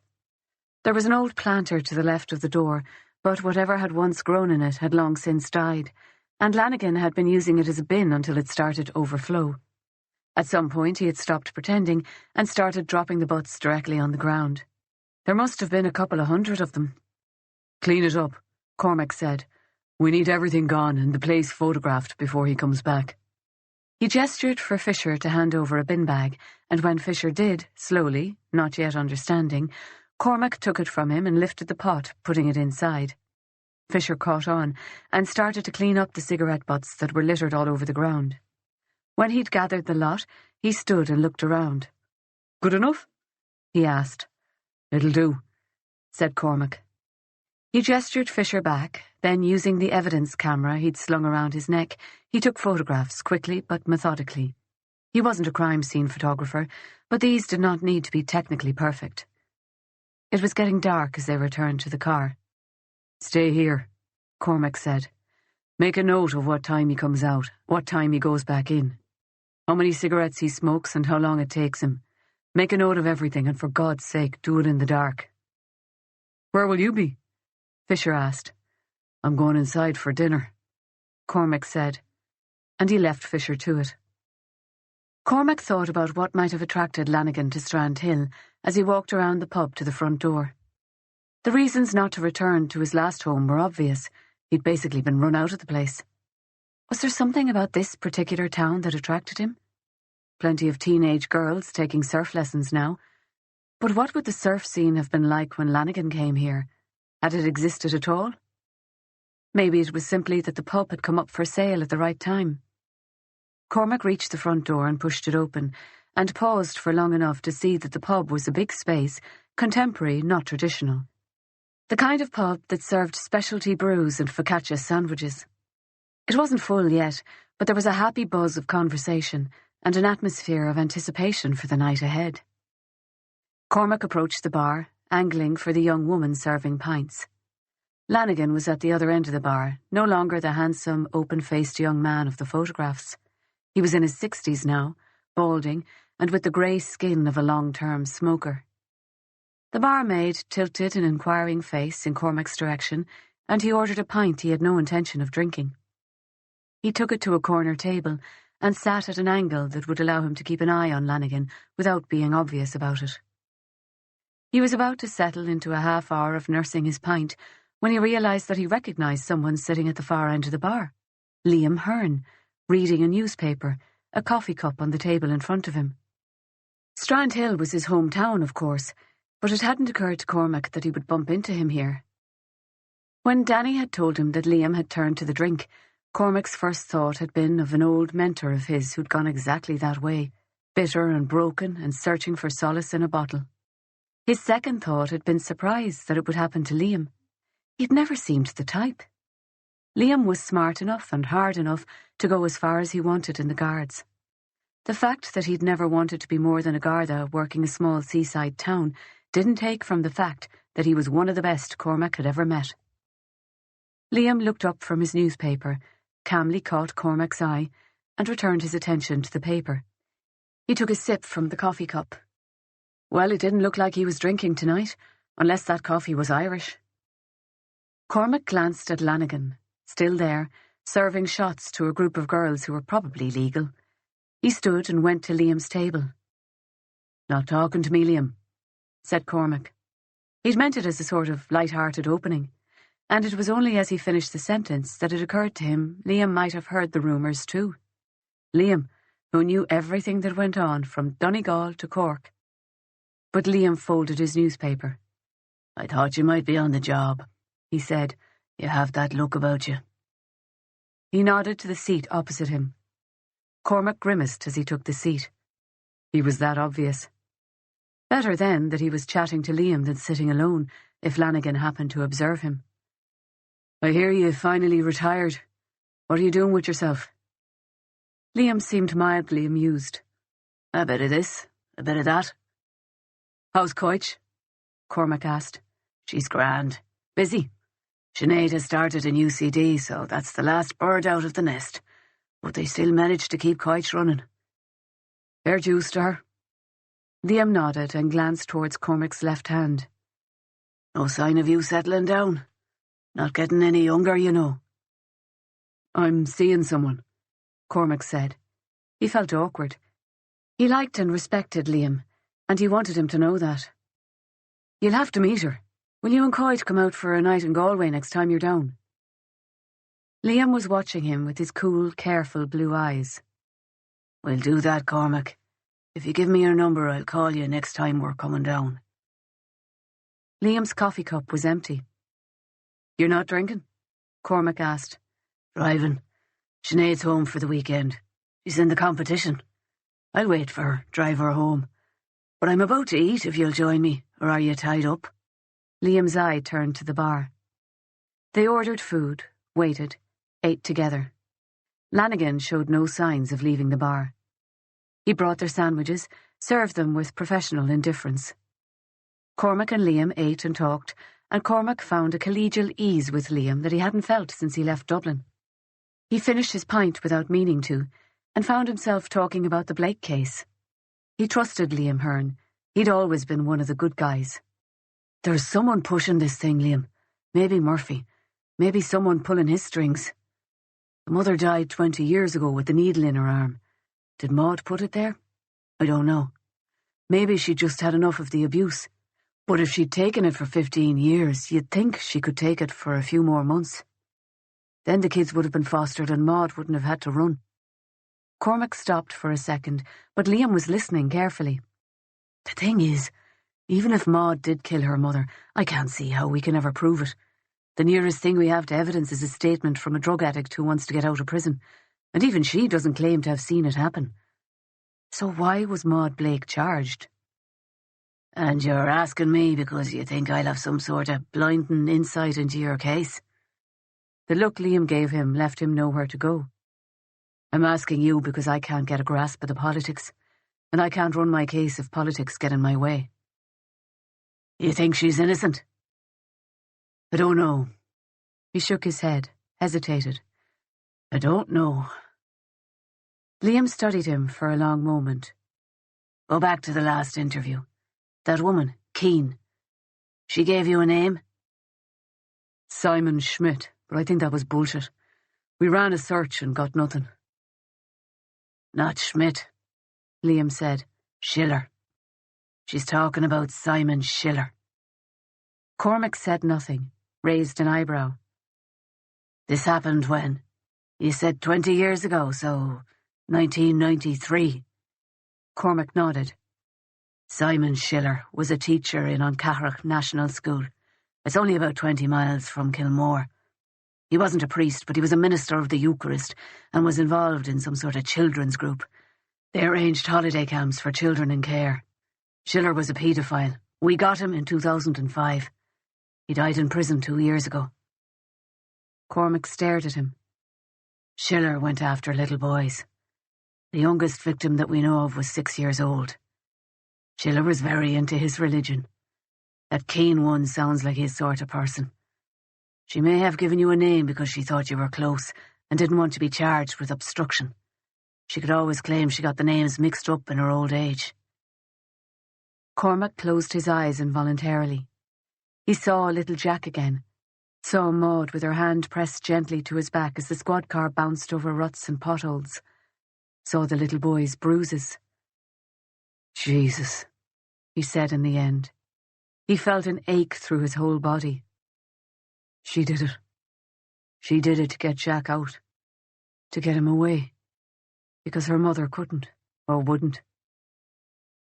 Liam was watching him, his eyes unreadable. He didn't speak for a long time, and when he did, he looked away.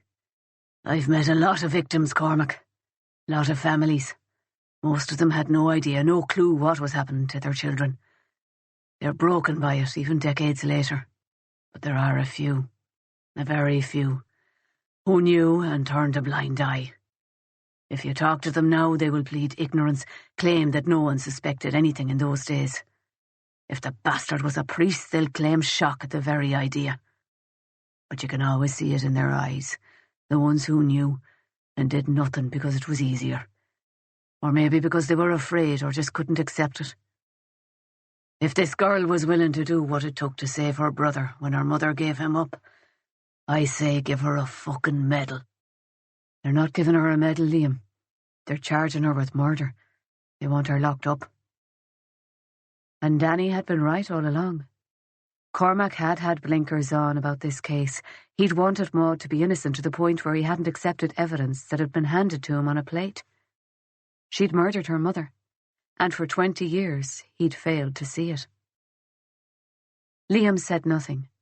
Cormac tried to read his expression, then realised he was expecting Liam to deliver a solution, neatly wrapped up in a bow, if possible. He felt a sinking depression. "This Schiller thing," Cormac said in the end. "It's motive." "Is it, though?" Liam said. He looked around the pub. "I'm not a cop anymore. We're just a pair of old colleagues catching up over a beer. And maybe I'm wrong. You were given a name. Maybe that's the name you put in your report." "Christ, Liam, you're not a cop anymore, but I am. And if he'd been so wrong about Maud, could he have been wrong about everything? Could she have had something to do with Jack's death? No, just no way.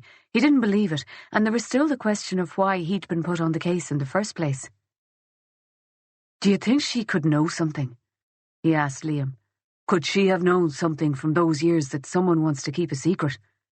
Someone with the power to force a Garda investigation and a prosecution?"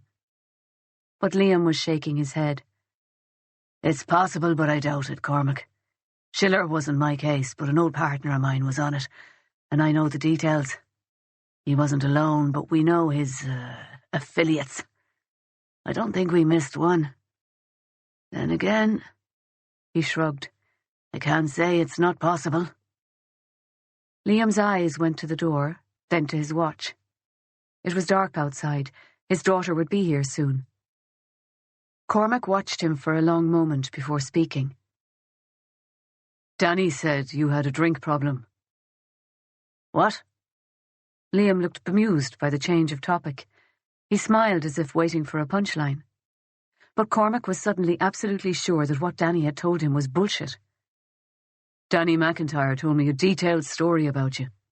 He said that the last few years had taken their toll, that you'd retired and hit the bottle, and that Coit didn't want you spending your time with cops." Liam's eyes had lost their amused glint. "Did he now?"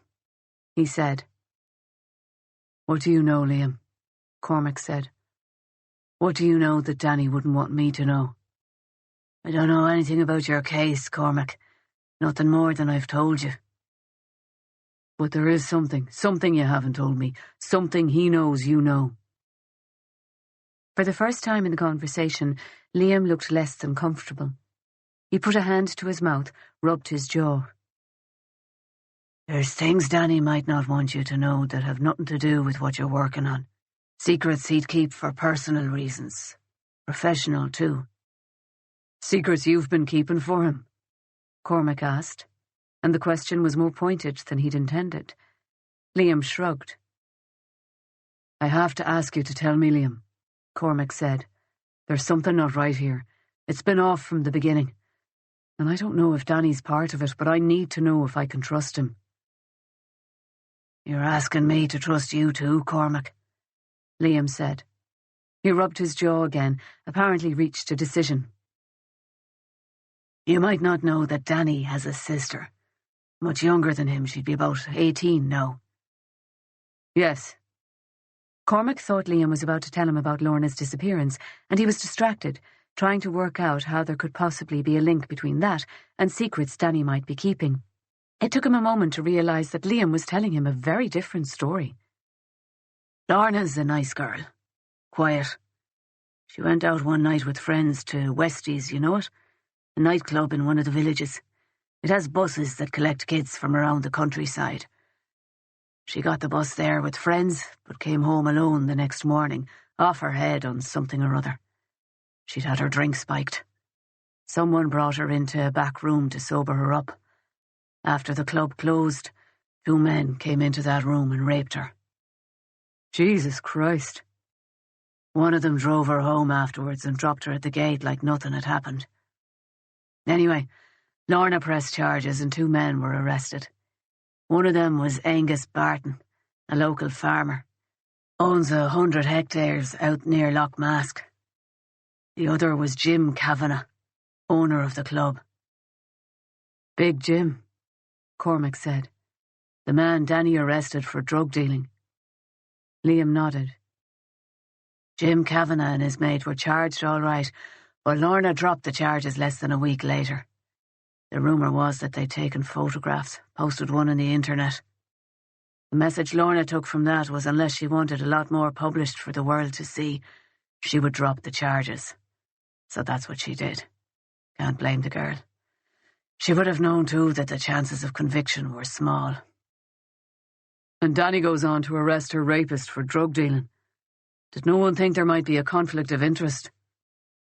Liam gave a shrug. Clearly no one had given a shit either way. Cormac rubbed his eyes. Jesus, Liam. Do you think he did it? The rape or the drug dealing? Liam asked. The drugs. That was Danny setting him up, wasn't it? To get revenge. And could he even blame him? He thought about Emma.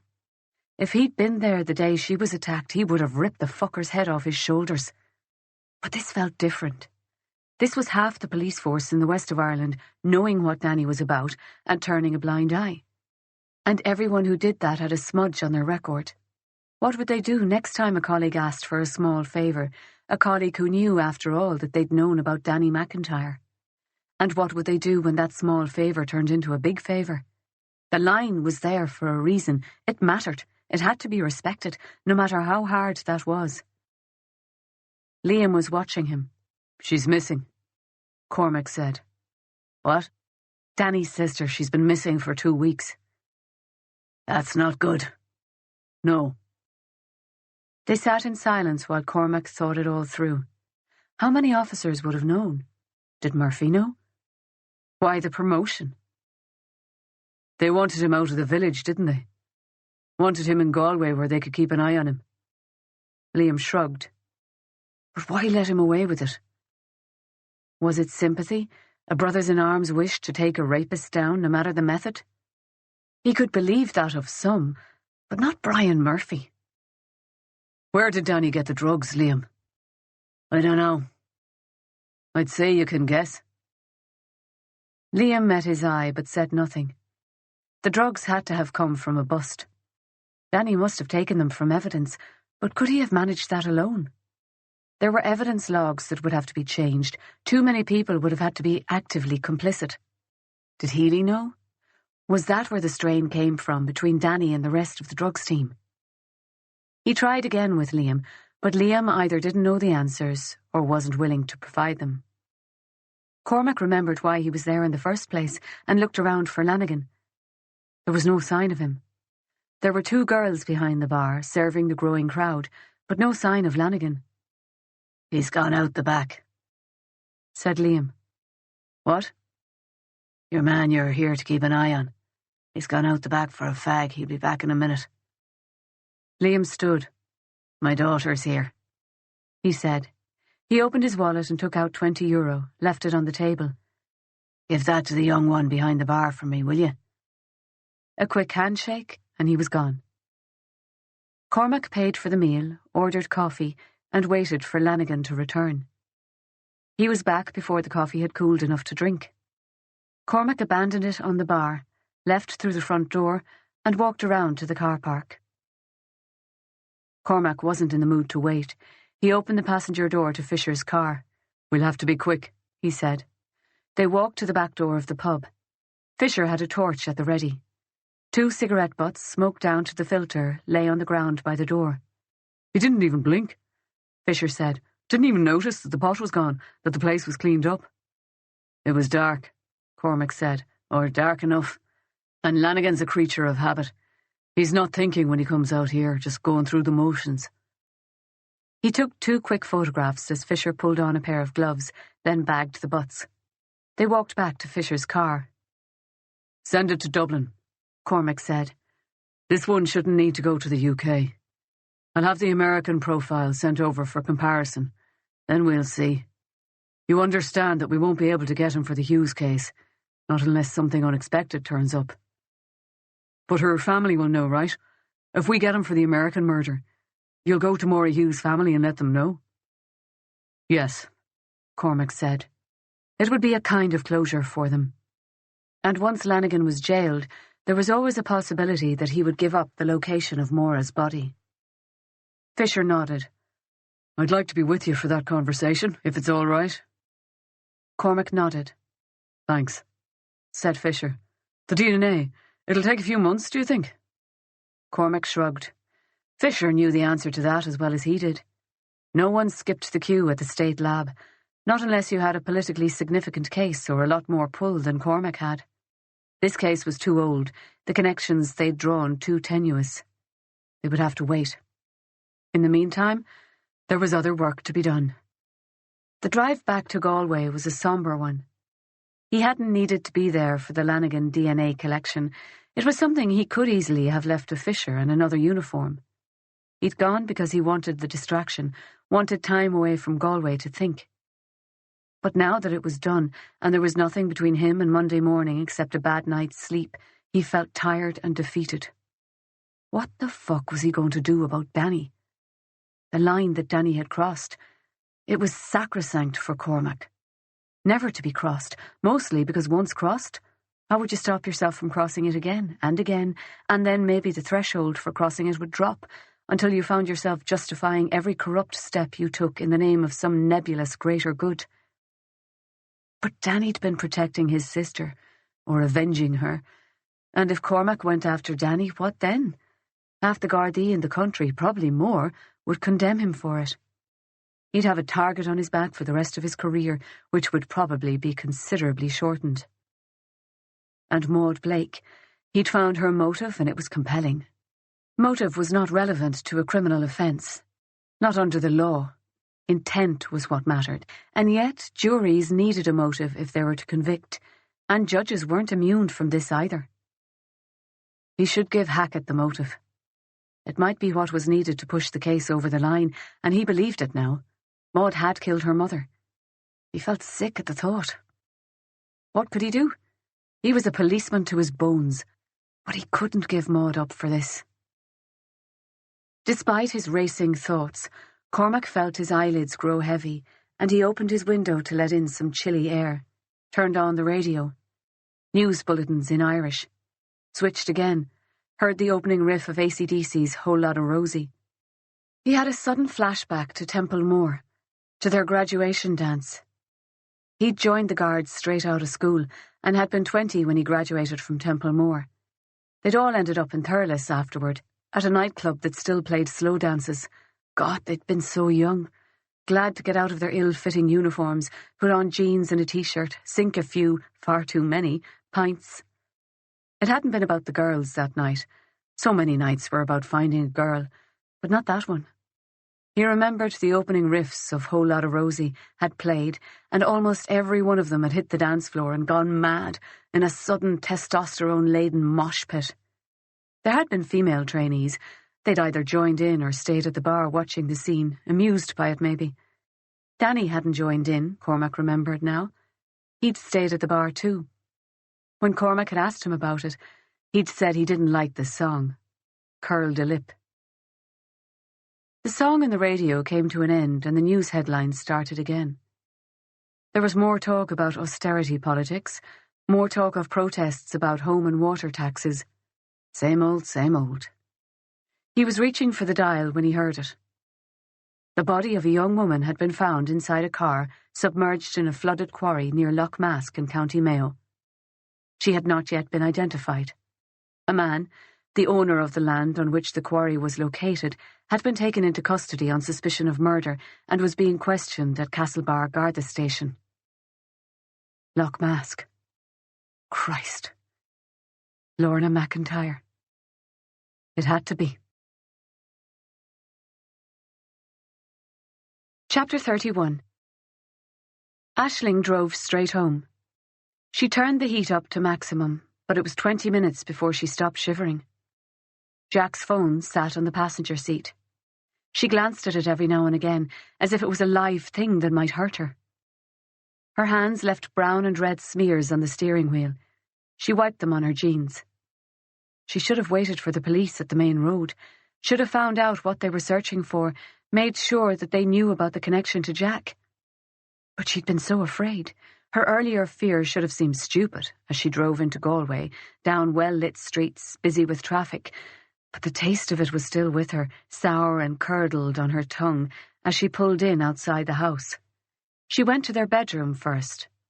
Jack's charger was still plugged in on his side of the bed. She connected it to the phone, waited, Tried switching it on. Nothing. Aisling checked her watch and could have screamed in frustration. She was due at the hospital in less than 2 hours. With an enormous effort of will, she left Jack's phone plugged in and headed for the shower. She dropped her dirty clothes in a heap onto the bathroom floor and was climbing into the shower before the water had a chance to warm up. It took far longer than she had patience for to scrub the dirt from her hands and nails, to wash her hair. But when she got out of the shower and returned to the phone, it still wouldn't switch on. Damn it! Maybe it had gotten wet, or the fall that had cracked the screen had broken something more fundamental. Aisling pulled a pair of jeans from her drawer, a t-shirt, an old jumper. She would get a set of scrubs at work. She told them she was coming in for this shift. She couldn't change her mind again or be late, or they'd think she'd turned into a total flake. But first she had to get to the Garda station. She paused long enough to send a message to Maud, telling her that she'd found the phone and was bringing it to the police. Aisling felt she owed her that much. She got to the station just after 7, went straight to reception and asked for Cormac Reilly. Not available. Kerry Walsh, too, was off duty. In desperation, she asked for Rogers and was met with a polite suggestion that she return in the morning. That was when she raised her voice, said she wanted to make a formal complaint, said she had evidence her boyfriend had been murdered and the police weren't doing anything about it, said that if she didn't get to speak to someone in the next 10 minutes, she was going straight to the newspapers. She felt sure that Maud would have been proud of her performance. Unfortunately, shouting got her nowhere.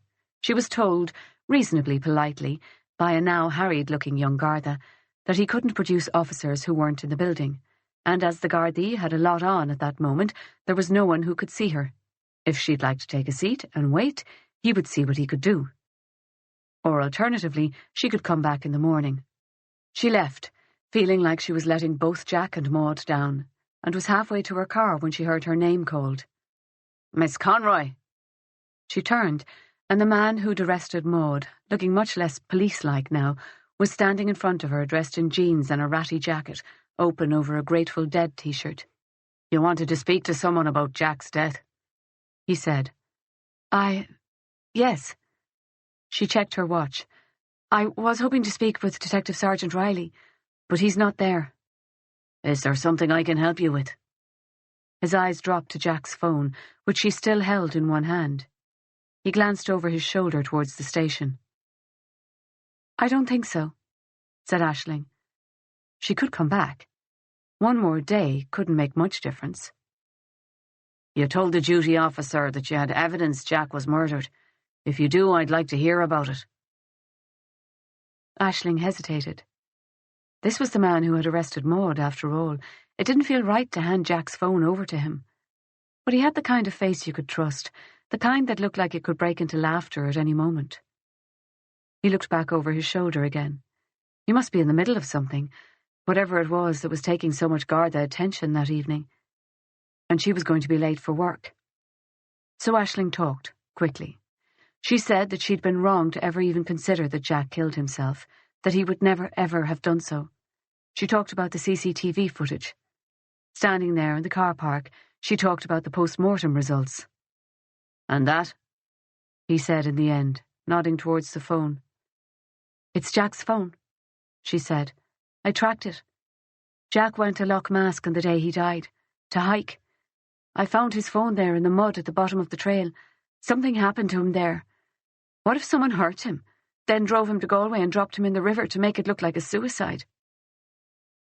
She got it all out in one fast sentence, afraid that she might sound hysterical, but desperate to be taken seriously. Something flashed in McIntyre's eyes, but it was gone too fast for her to read. "Loch Mask," he said. "Yes, Jack liked to hike there. I have his email password. I tracked his phone. That's where he went that last day. I drove there myself this morning to see if I could find his phone, and I did. It was just sitting there at the bottom of the trail, half covered in mud." She didn't say anything about her desperate search on her hands and knees, didn't say anything about her fear. "Okay," McIntyre said. He shivered, a little reflexive shake against the cold. "Do you think Jack was meeting someone?" "I don't know. Jack liked to hike alone. But when I was up there I saw Gardaí at the quarry. Do you know what's going on out there? What if Jack saw something, saw someone while he was out there, and that's what got him killed?" McIntyre frowned and shook his head. I haven't heard, but I can find out. He held his hand out for the phone, and when she didn't react, he took it from her hand. He pressed a button, waited. You haven't turned it on. Have you checked his messages? I can't, she said. I've tried charging it, but I think it's broken. I hoped maybe the Gardaí could examine it. Or if you can't get it working, maybe you could get his messages from the phone company? McIntyre nodded. And you wanted to speak to Sergeant Reilly about this? Yes, I've spoken with him before. I thought he might be helpful. Not Garda Rogers? Aisling flushed. No. He nodded slowly again, like he understood. Rogers is an old-style Garda. He's not always as proactive as he should be. Yes. If ever there was an understatement. From the information you've given me today, well, I was aware on the periphery of some of it. But your brother's death was not my case. Put together like this. He shook his head. Look, if you won't repeat this, it's obvious that a shitty job has been done on this case so far. No offence, Aisling, but it shouldn't have come down to you to find this. It should have been traced from the beginning. Will Garda Rogers... Aisling let her voice trail off. She wanted to know if this would finally get Rogers kicked off the investigation. This is still his case for now. But if you can leave this information with me for a few days, I'll see if we can make new arrangements. His smile was a little warmer, as if they were friends and he was going to do her a special favour. And Aisling felt a little internal reaction, the smallest glimmer of dislike. Someone needs to go to the trailhead and look for evidence. There are rocks there, tree branches. Someone could have hit Jack on the head, and the rock could still be there, she said. As I said, if you give me a few days, we can move this forward, he said. And you'll keep me informed? Certainly. If you give me your contact numbers, where you can be reached. She gave him her details again, her address and how she could be reached at the hospital, her mobile number.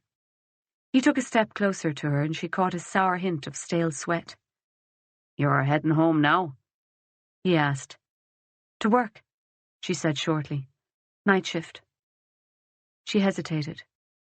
Look, Jack's sister, Maud, you arrested her. Do you know if she has a lawyer? Is it possible to visit her? She tried to read his face as he shook his head. I'm sorry, no visitors until after her bail hearing. She can see her lawyer, but that's it, he said. She noticed a little crust of sleep in the corner of his left eye.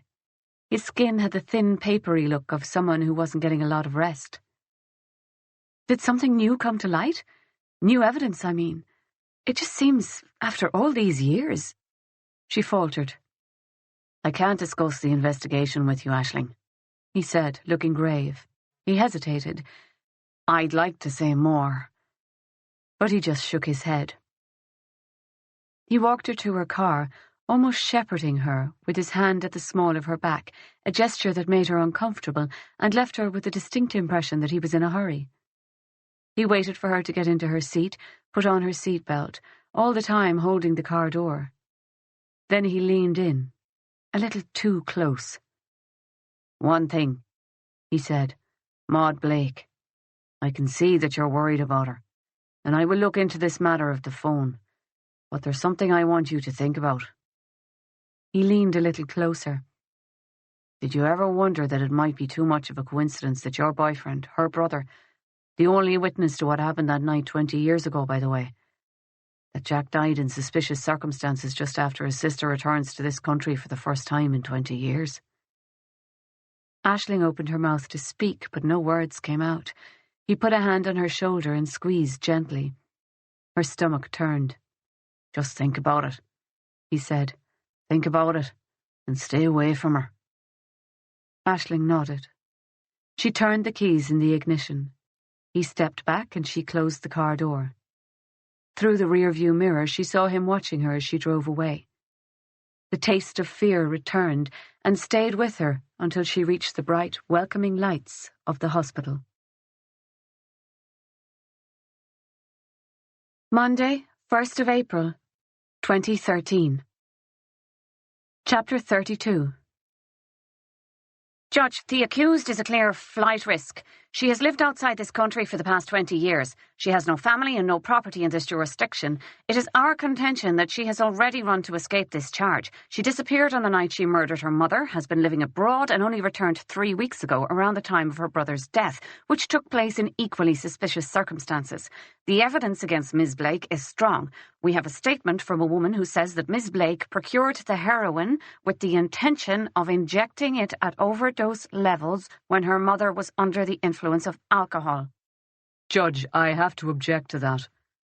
Tom Collins stood as he spoke, but his manner was relaxed and his tone was measured, in contrast to the prosecutor's excited delivery. Yes, Mr. Collins. The judge, his wig slightly askew but his white collar pristine, was reading the papers, holding them up and slightly away, as if his glasses weren't quite addressing his long-sightedness. I have a copy of the statement my friend refers to. The statement does not speak to Ms. Blake's intent. In fact, the witness says very clearly that she had no knowledge of Ms. Blake's intent at the time, and that Ms. Blake did not say what she intended to use the heroin for. Is this the case, Mr. Conway? I believe so, Judge. I apologise if I misspoke. But I would argue that the evidence is very compelling. I am also told that there are further witnesses speaking with the guards, although written statements have not yet been taken.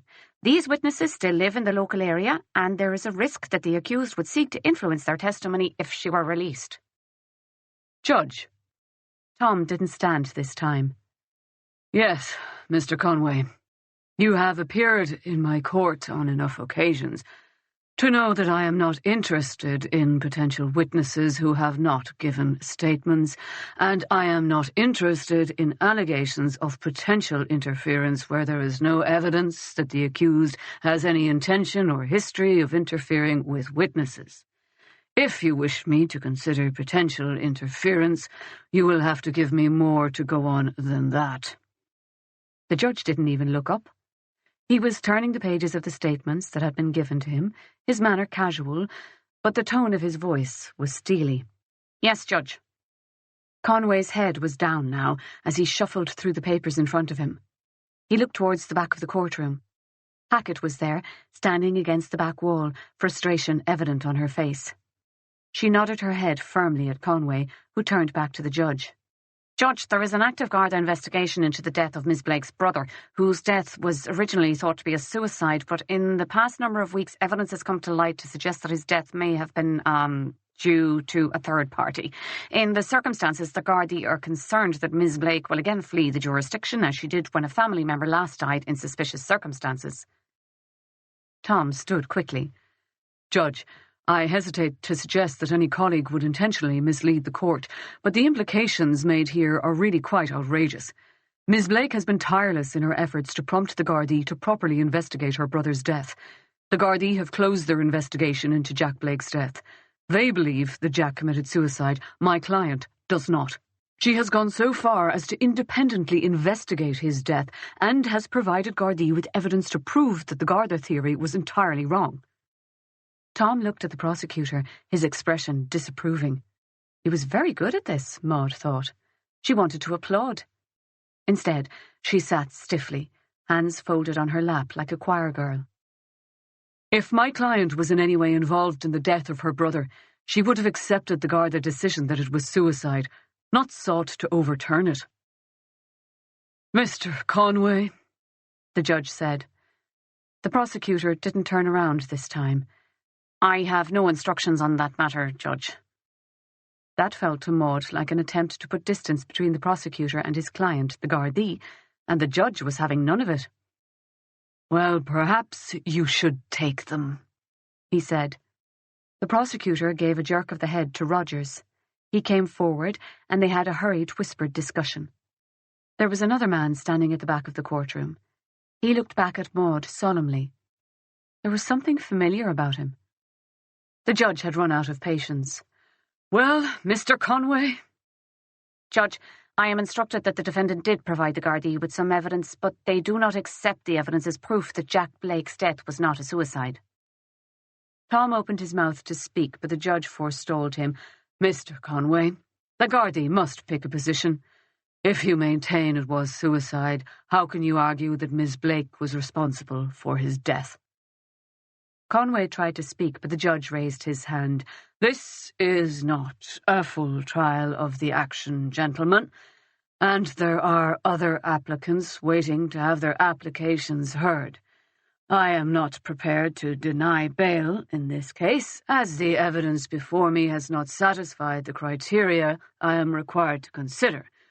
However, I am concerned about the accused's lack of connection with Ireland and her resources outside of the country, as well as her history of leaving this jurisdiction precipitously. Bail is therefore set at €100,000. If your client cannot provide a bond or surety, Mr. Collins, I will remand her into custody pending the next trial date. The judge held his gavel above the block and raised his eyebrow in Tom's direction, the first time Maud realised that he had looked up from his papers since she had been called to the courtroom. Tom turned to her, his face pale. "It's more than I expected," he said, "but it's bail." Maud shook her head. "It's fine. I'll pay it." "Mr. Collins, Miss Blake is to surrender her passport to the court. Bailiff, kindly take Miss Blake into custody and make arrangements for her to contact her bank."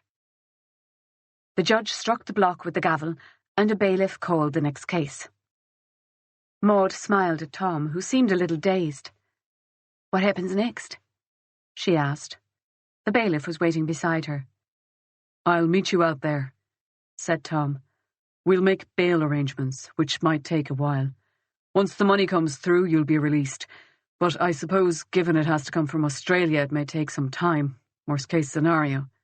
Maud shook her head, but they didn't have time to say more. In the end, it didn't take long at all. They walked out of the courthouse 2 hours after the bail hearing. Tom took her arm as they left the court, steering her away from the only journalist who regularly haunted the steps of Galway Courthouse. "Where did the money come from?" he asked. Maud looked away, avoiding his gaze. Lawton had paid her well enough, and she'd had little to spend it on. "I moved my money over after the station was sold. I had my savings, and John left me something. Once the station was sold, I didn't really have a place in Australia anymore. I thought I might come back to Ireland." Tom reached out and squeezed her hand. She found herself staring down at his hand on hers. How easy it seemed for him now to touch her. How impossible it had been when they were young. She wondered if time had healed that part of him, or if it had been a relationship, and if so, where that person was now. Tom withdrew his hand, then put it protectively at the small of her back as they crossed the road. "It fell apart pretty quickly for them, didn't it?" Maud said. Tom shook his head. "Faster than I expected, that's for sure. But it's not over yet, Maud. Hannah should be released this afternoon. I have to go back to the office, make a call, just to be sure. Then I'd like to go to Dublin, be there to collect her." He stopped walking, reached out and turned Maud towards him. "What they said in there about Jack was appalling. Are you all right?" "I'm fine," she said, then shook her head. "Actually, I'm absolutely starving. Have you time for a late breakfast?" Tom started to laugh. Chapter 33. After the bail hearing, Cormac left the courtroom, crossed the street, and entered the Town Hall Theatre. The box office was just inside the entrance. It was quiet, staffed by a young girl who showed a profound lack of interest in his presence. She was reading a magazine with Emma Watson on the cover and barely looked up at his arrival. The room had a large window that offered a perfect view of the courthouse exit, with the added benefits of making him a little less conspicuous and keeping him out of the cold. He watched Hackett and the prosecutor confer outside, the prosecutor gesticulating, very obviously angry, before they separated and Hackett turned in the direction of Mill Street. Hackett had fucked up, had sent the prosecutor in there with air for evidence, had actively misled him even. Once the lawyer was clear on his facts, there would be repercussions. It was a long time before Maud and Tom Collins appeared, leaving from the custody exit. They stood outside the courthouse and talked for a few minutes. The way Tom bent his head towards her when he spoke, the look he gave her when she laughed. There was such intimacy between them that he almost expected them to kiss. They hugged instead, then parted, Tom walking back towards the office, Maud crossing the street at the pedestrian lights and walking up Eglinton Street. Cormac took 2 quick steps down the theatre steps, crossed the street and followed. She walked quickly, and when she reached the corner at St. Anthony's Place, she turned down towards Wood Quay. Cormac picked up his pace, but very nearly missed her. She had opened the door to a pub by the time he reached the corner. He followed her, a few beats behind. It was a maze of a place, with interconnecting rooms spread over 2 floors. He found Maud at the back, sitting at a table. She held a menu in one hand, but her attention was focused on her phone. She looked up as he approached. "Do you know who I am?" he asked. Up close she looked different, more attractive than he had expected. He'd remembered a child, and now there were fine lines around her dark eyes. She had freckles and a light tan where she'd been pale before. And though she was still slight, she looked much stronger. "Yes," she said.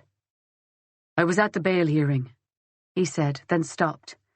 He didn't know where he wanted to bring this conversation. "I would never have hurt Jack," she said. "I know that," said Cormac. "I wanted to tell you that I'm sorry. I'm sorry for what just happened in there, and for any part I played in it. And I'm sorry for what I didn't do 20 years ago, when you were only a kid." She gave him a smile then, an echo of that sad smile that he'd never quite forgotten, despite all the cases and all the years. "You've nothing to be sorry for, Detective. Nothing at all. You took us away from that house. There was nothing else for you to do." "I'm sorry then that no one stepped in before that night, that you felt you had to do what you did." Her smile faded, and her face grew shuttered. "I know about Schiller," he said, and he had the only confirmation he needed in the look in her eyes. "I know why you did what you did. Your mother was a monster.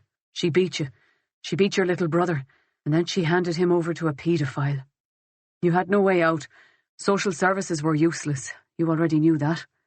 There was nowhere for you to turn, so you did what you had to do." Her face had lost colour. She closed her eyes for a long moment, then opened them. "My mother never touched us," she said, her voice faint. "You don't have to lie about it. There's no one left to protect Maud except yourself. Look, this is your defence. If you did this to defend yourself or your brother, you need to tell the truth." It was the sort of thing he said to suspects. He'd give them something that looked like a way out, so that they'd bolt for it, only to find themselves in a noose.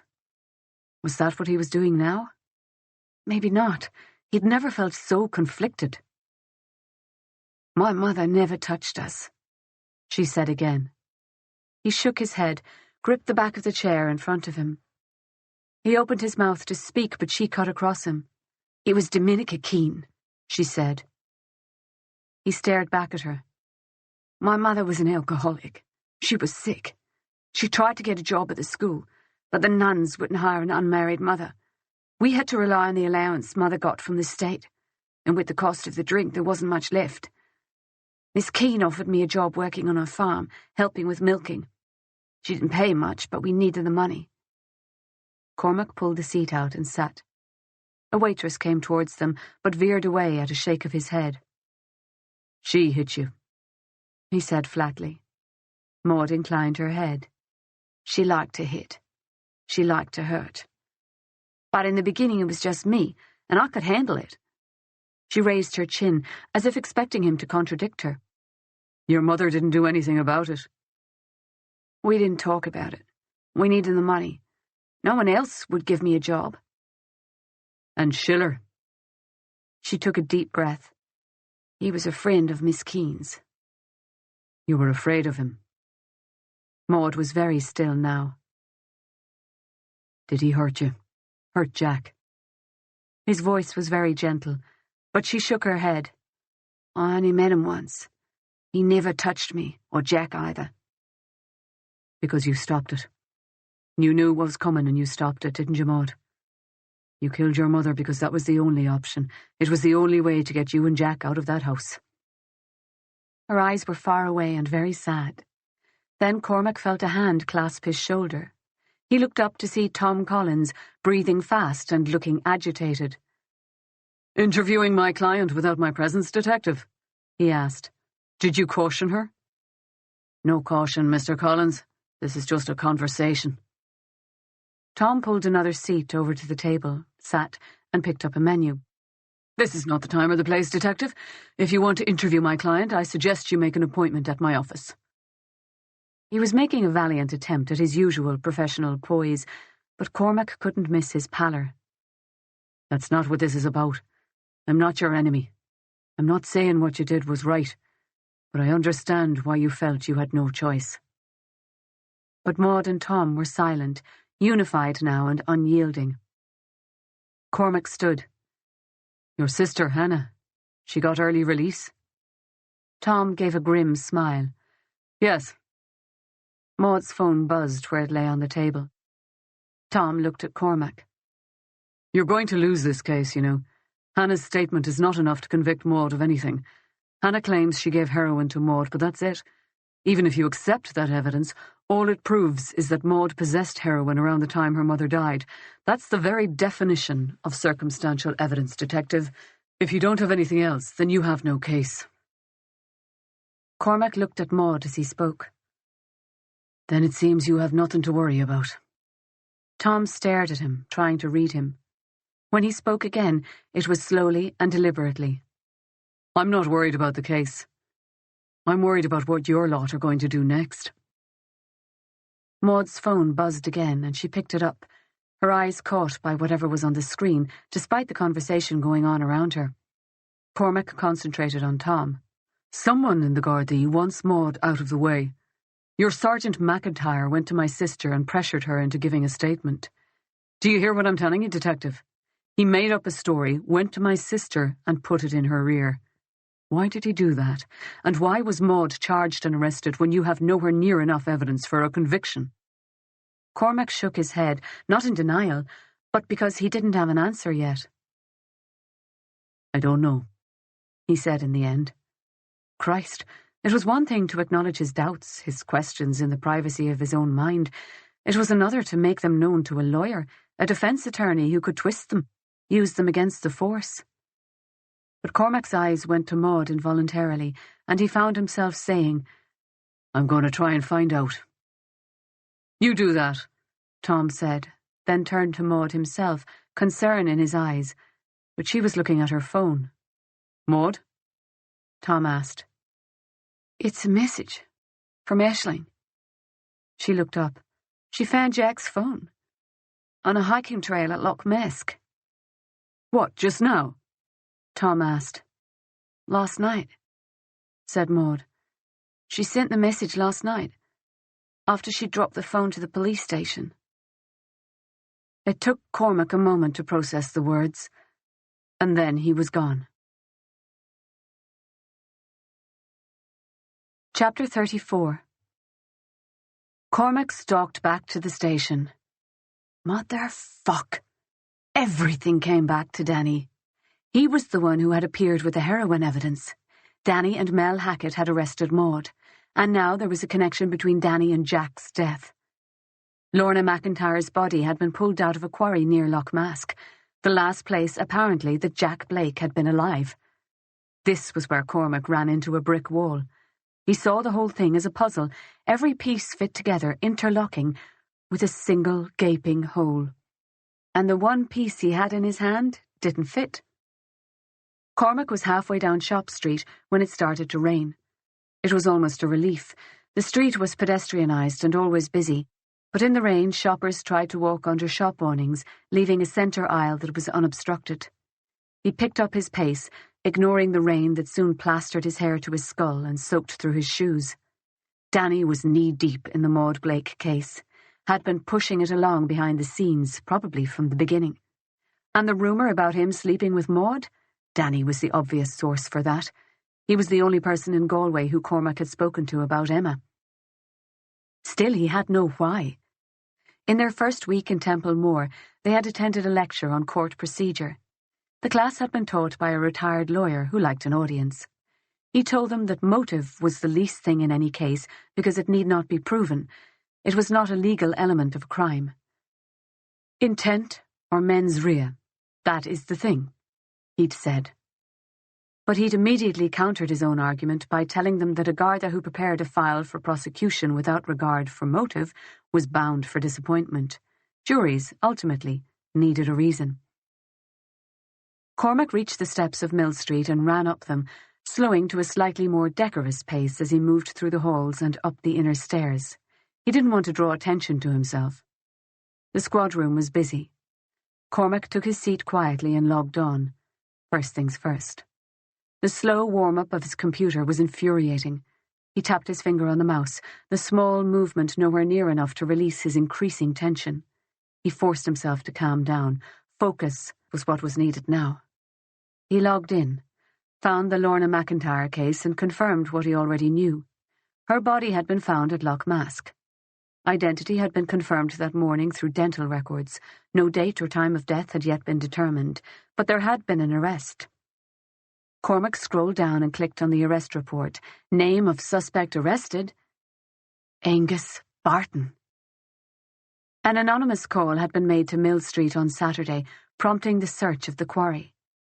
Barton owned the surrounding farmland and, according to the arrest report, had a prior connection with the victim. He'd been arrested and charged with her rape in December 2011, though charges had later been dropped. Cormac stared at the screen, willing the words to make sense. Fisher appeared at his shoulder, cleared his throat. Yeah? I've sent the sample off, Fisher said, and I've started looking at the process for extradition warrants, if it is positive. Right, said Cormac.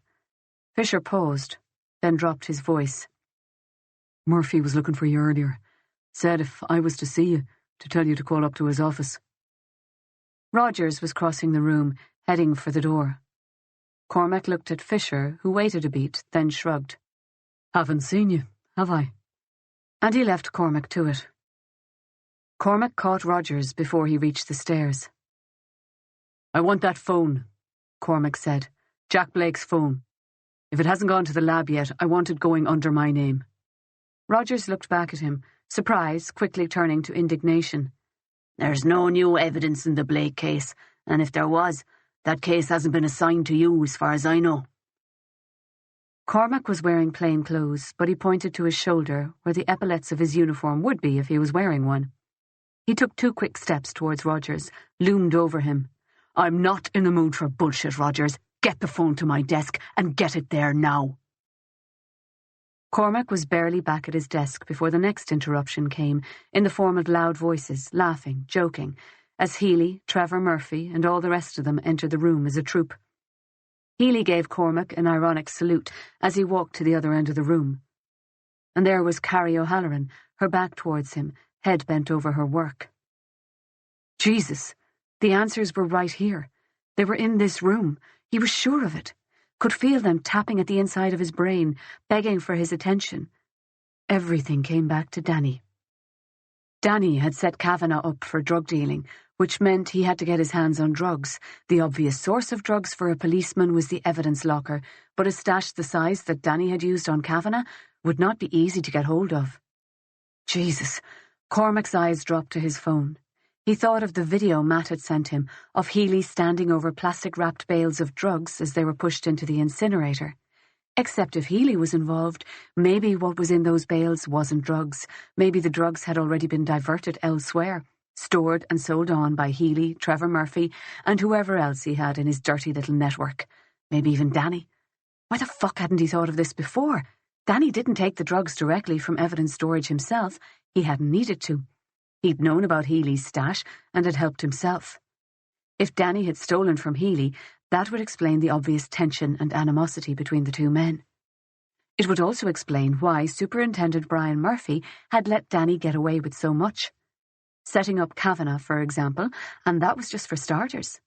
If Danny had proof that Trevor Murphy had been involved in drug running or stealing drugs evidence for resale or whatever the fuck they were up to, What were the chances that Murphy Sr. would have looked the other way rather than risk his son's future?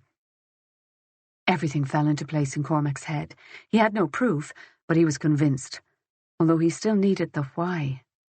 He stood and walked to O'Halloran's desk. "I need to speak to you," he said. "It's important and it has to be now." He made his way downstairs and waited for her in the car park. She appeared a few minutes later, stood on the top step, stopped there. When she didn't take another step, Cormac walked back towards her, stopping at the base of the steps. Even with that, she was just barely taller than him. She looked exhausted. "You found her," Cormac said. "Yes." "Another anonymous tip." "Another?" "Jack Blake's death was called in the same way. We got nothing useful about the caller." Carrie sighed. "Nothing useful this time either. Call was from a burner phone to a Mill Street extension. A male who made a clumsy effort to disguise his voice said that Barton had confessed to him that he had killed Lorna and dumped her body in the quarry. Claimed Barton had run into her and Lorna had gotten angry, had said she was going to file the charges again. Barton is supposed to have killed her in a fit of rage, dumped her body in the flooded quarry on his land." "You've arrested him?" "No choice. Her body was in the quarry on his land. We searched the place. There was blood-stained clothing hidden at the back of one of his wardrobes. We sent it for testing, but I think we both know it will be her blood." The wind whipped Carrie's hair across her face, and she pushed it back with one hand, looking past Cormac to the street beyond. "Everything leads to Barton. A great big neon sign pointing his way." "You don't think he did it?" Cormac said flatly. Her eyes returned to his. "I know he didn't do it." He knew it too, knew it to his bones. But that didn't mean he understood. Why would he kill her? His own sister. A look of intense relief crossed Carrie's face and was gone. "He's not the person he pretends to be. Lorna was afraid of him, more afraid of him than she was of anything else. She was raped a year and a half ago. She came to Galway to report it and I met with her. She came alone and her biggest concern was that Danny would hear of it." Her eyes took his measure, trying to read how he was reacting to her words. "I've just come from the house. Danny's not there. He took compassionate leave, but he hasn't been near the parents." Shit. Cormac hesitated only for a moment. "Jack Blake was there that day, at the lake." "Your dead boy?" she asked. "Danny's been all over the case from the beginning, pushing for the sister to be charged, coming up with evidence." There was a noise from the station behind them. A pair of uniforms came down the steps, throwing curious looks in their direction. And then her phone rang. Carrie answered it, pressing the mobile to her ear, her eyes still on Cormac in a way that let him know that whatever this was, he needed to hear about it. "Stay where you are," she said into the phone. "I'll be there in 5 minutes." She hung up, sliding the phone back into her pocket, her eyes still locked with his. "I need you with me," she said. "She might talk this time." She waited only for his nod, and then she was running, Cormac 2 steps behind her. Chapter 35. The handover with Cummins hadn't exactly gone to plan. Aisling was there, ready and waiting at 8 p.m. At first she was relieved he was late. It gave her a chance to pull herself together after her scare at the quarry and her conversation with McIntyre. When he still hadn't appeared by 9, she assumed he was in a surgery that ran over. But when she went looking half an hour later, she found that he'd changed his plans and wasn't coming in until 10. By the time he finally showed up, she'd been exhausted and furious, and incapable of holding it all in. For the first time in her life, she told a consultant exactly what she thought of him, unprofessional, self-involved, with completely unrealistic expectations. She got it all out, then stood there, hyperventilating, and waiting for her career to disappear down the tubes. He'd looked her up and down for a long moment, laughed, said that maybe she had what it took to be a surgeon after all, and invited her to join him in an emergency surgery that had just come in. Asshole, she'd thought, but hadn't said. She'd taken a deep breath and thanked him. The aortic aneurysm repair started at 10:30 and took nearly 8 hours. She finally left the hospital just after 9 a.m. the following morning, tired, but with her leave approved, and maybe an improvement in her relationship with Cummins. He'd let her run the procedure, only stepping in at her request for a pivotal section that she had seen done only once before. Sometime in the night, she'd made her decision. She was going home to sleep, would take Monday and Tuesday to rest, then, on Tuesday night, she would take those little white pills, go to bed, and wait. Aisling drove home, feeling sad and tired, but sure all the same that it was the right decision. Now was not the time for her to have a baby. Someday, maybe, if she was very lucky. She would do this, and she would forgive herself, and she would try very hard to move on with her life. For now, what she wanted was food in front of the TV, then bed. And she would try not to think about anything. Not about Jack, not about Maud, not about work, and definitely not about Wednesday. But she couldn't help turning it all over in her mind as she drove home. McIntyre was wrong. Maud hadn't killed Jack. She had done everything possible to force a police investigation into his death. If she'd killed Jack, why on earth would she set about trying to prove his death was murder and not suicide? But something had happened to Jack at Loch Mask, and whatever was going on out there, it must be bigger than Jack and Maud. On Tuesday, she would find a way to see Maud, talk to her. If she could find out who her lawyer was, maybe she would be able to arrange a visit.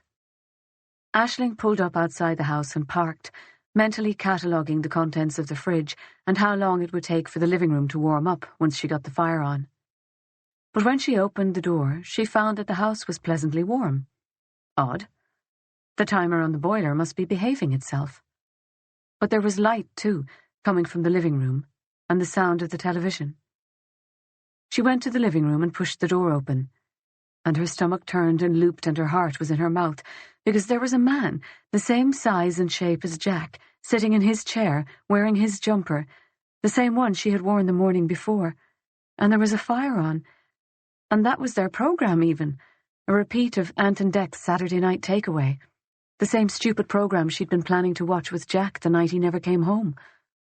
Except it wasn't Jack sitting in the chair.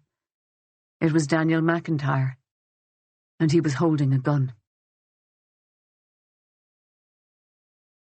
Chapter 36. Carrie drove. She'd had keys for an unmarked in her pocket, and that was what they took, driving fast and controlled through busy streets. The car had lights they could have thrown onto the roof and a siren, but she didn't use either, and he assumed she had her reasons. "Who was it, Carrie? Who called you?" She didn't take her eyes from the road. "Sarah McIntyre, Danny's wife. I gave her my number months ago, but she's never called me before." "Your domestic violence case," Cormac said slowly. "The one you talked about the other night. Married woman, 2 kids. That's who you were talking about, right? You were talking about Sarah." Carrie slowed, shifting down a gear as she took a corner, accelerated out of it. "It's not a case. There's never been a formal investigation. Lorna told me about the abuse. I tried to talk to Sarah about it more than once. She's always denied it." There was no time for more. Moments later, Carrie pulled up outside a semi-D in Salt Hill. It had the slightly shabby look of a long-term rental. They got out of the car, Cormac loosening his gun in its holster.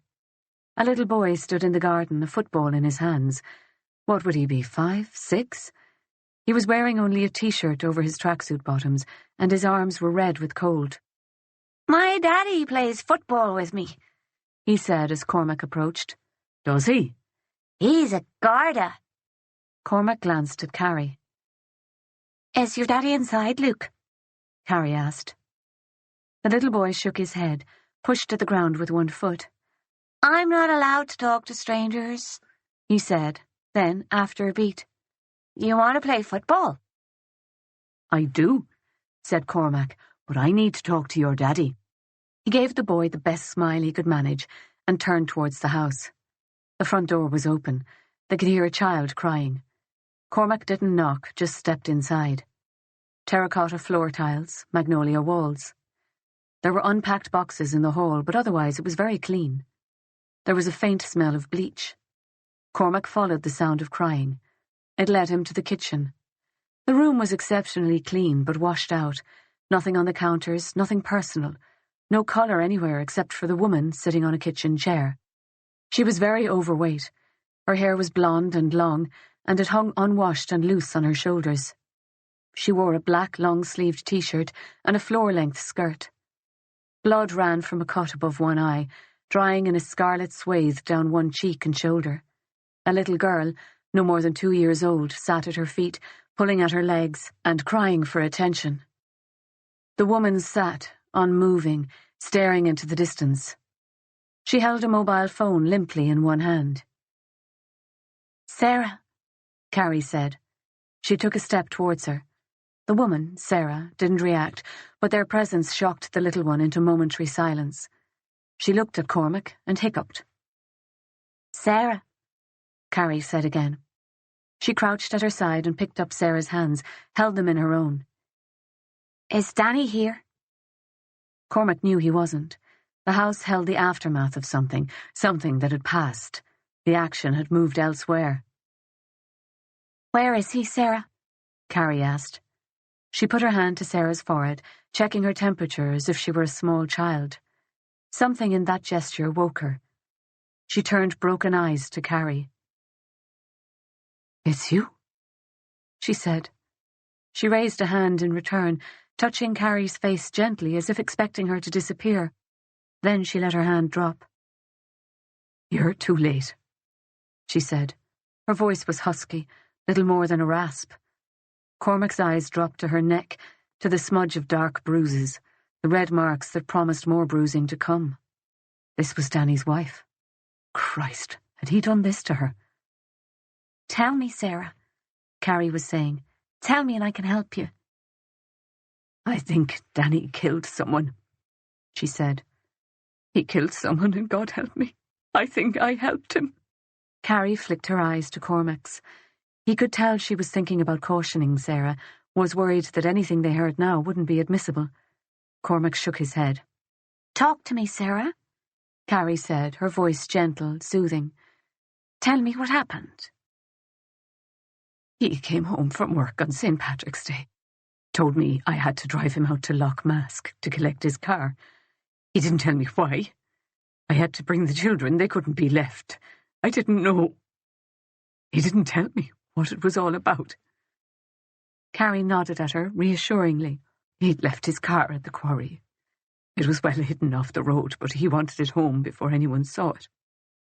I drove him out there to collect it, and I didn't ask any questions. I never ask any questions. But she was already dead by then, wasn't she? That's what I keep telling myself, that what I did didn't make any difference. The toddler started crying again, and Cormac picked her up, shushed her, jigged her gently up and down. She put her thumb in her mouth and looked at him solemnly. "Tell me who you're talking about, Sarah. Who is dead?" Carrie had to know, of course, that it was Lorna, but it was better that Sarah say it without prompting. "I didn't know," Sarah said again. "You have to believe me." But it was too late anyway, wasn't it? There was nothing I could have done to help her. "Did Danny tell you that he killed Lorna?" Cormac asked. None of this was admissible anyway, and he had such a sense of urgency. This wasn't over. The child in his arms was too young to understand the conversation, surely. Sarah stared at him, as if she'd just now realized he was in the room, then shook her head slowly. Then she closed her eyes, bent forward, and started to rock. Carrie squeezed her hand again, but the rocking continued, and she closed her eyes. "Where is he, Sarah? Do you know?" Carrie asked. She'd raised her voice, and the little girl in Cormac's arms started to cry again. But Sarah had withdrawn completely, wasn't reacting. Before Cormac could respond, Carrie stood and took the little girl from his arms, put her into Sarah's lap, forcing Sarah to take her. Cormac put out a hand to stop the child from falling, but Carrie supported the child herself, then took one of Sarah's arms and unfolded it from Sarah's body, helped the child cuddle into her mother. For a moment Sarah didn't reach, then her arm tightened around her little one, and she opened her eyes. "He'll find me," she said. "He always finds me." "Not this time," Carrie said. "You'll come to mine until we can find a better place. Danny McIntyre won't come near my house, I can promise you that. But I need to speak to Detective Reilly for a moment, all right? We'll be just over there. She pointed to the far corner of the room. And when we're finished, you and I, we're going to get packing, all right? Carrie didn't wait for Sarah to respond, but took the few steps away, and Cormac followed. They spoke quietly. Christ, said Cormac. I had no idea. He's very good at pretending, Carrie said. You aren't the only one to miss it. Christ, Cormac said again. He looked back at Sarah. Do you think he's done a runner? Carrie asked. Cormac thought about Danny, thought about his absolute sincerity when he'd apologised for not coming to Cormac with the Hannah Collins statement. He's not running. He's too fucking arrogant to run. Something was nagging at him. That look on Roger's face when he'd asked about Jack's phone. There is no new evidence in the Blake inquiry. Pompous, officious. Probably he would have been obstructive just for the sake of it, but hadn't there been surprise in his face when Cormac asked the question? Which meant Rogers hadn't seen her, hadn't met Aisling. The phone had never reached him. Cormac dialed Fisher directly on his mobile, cut through his greeting. I need to know if Daniel McIntyre was in the station yesterday evening. Find out who was on the desk. Patch me through. A minute later he was talking to Garda Stephen Moore, who hesitatingly confessed that yes, Aisling Conroy had asked for Reilly the evening before and had been told to come back the next day. Danny McIntyre, did he talk to her? Cormac asked. No, I was the only one to talk to her, as far as I know, Stephen Moore said. But McIntyre was in the station when she came in. He came in because he heard his sister had been found. He wanted to know what we'd found so far, about the arrest. Someone sent him home. Could he have overheard your conversation with Aisling? Silence at the other end of the phone gave him his answer. Did he leave at the same time as her? There was a pause. A minute or two after, I think. Christ!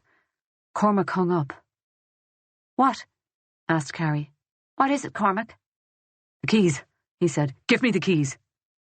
They were in his hand before he had to ask a second time. He hesitated, looking back at Sarah. I look after her, said Carrie. He nodded and made for the door. Call back up, he said over his shoulder. Tell them the house in the Claddagh, Jack Blake's place, right now. Chapter 37. There was a car parked outside the house, a little grey Mazda that did not belong to Danny. Lights glowed behind curtains in every window, and from the road he could hear music playing. Cormac ran for the door, knocked, rang the bell, waited a fraction of a second, but no longer. He threw his weight at the door, once, again, a third time, and the lock gave, the wood splintered, and he was in. Oh, Jesus. Danny, stop! Danny! He pulled the gun as he stepped into the hall, aiming it but knowing he couldn't shoot. Stop, or she goes over, said Danny, almost shouting to be heard above the music, but there was no emotion in his voice, no fear. And Cormac stopped.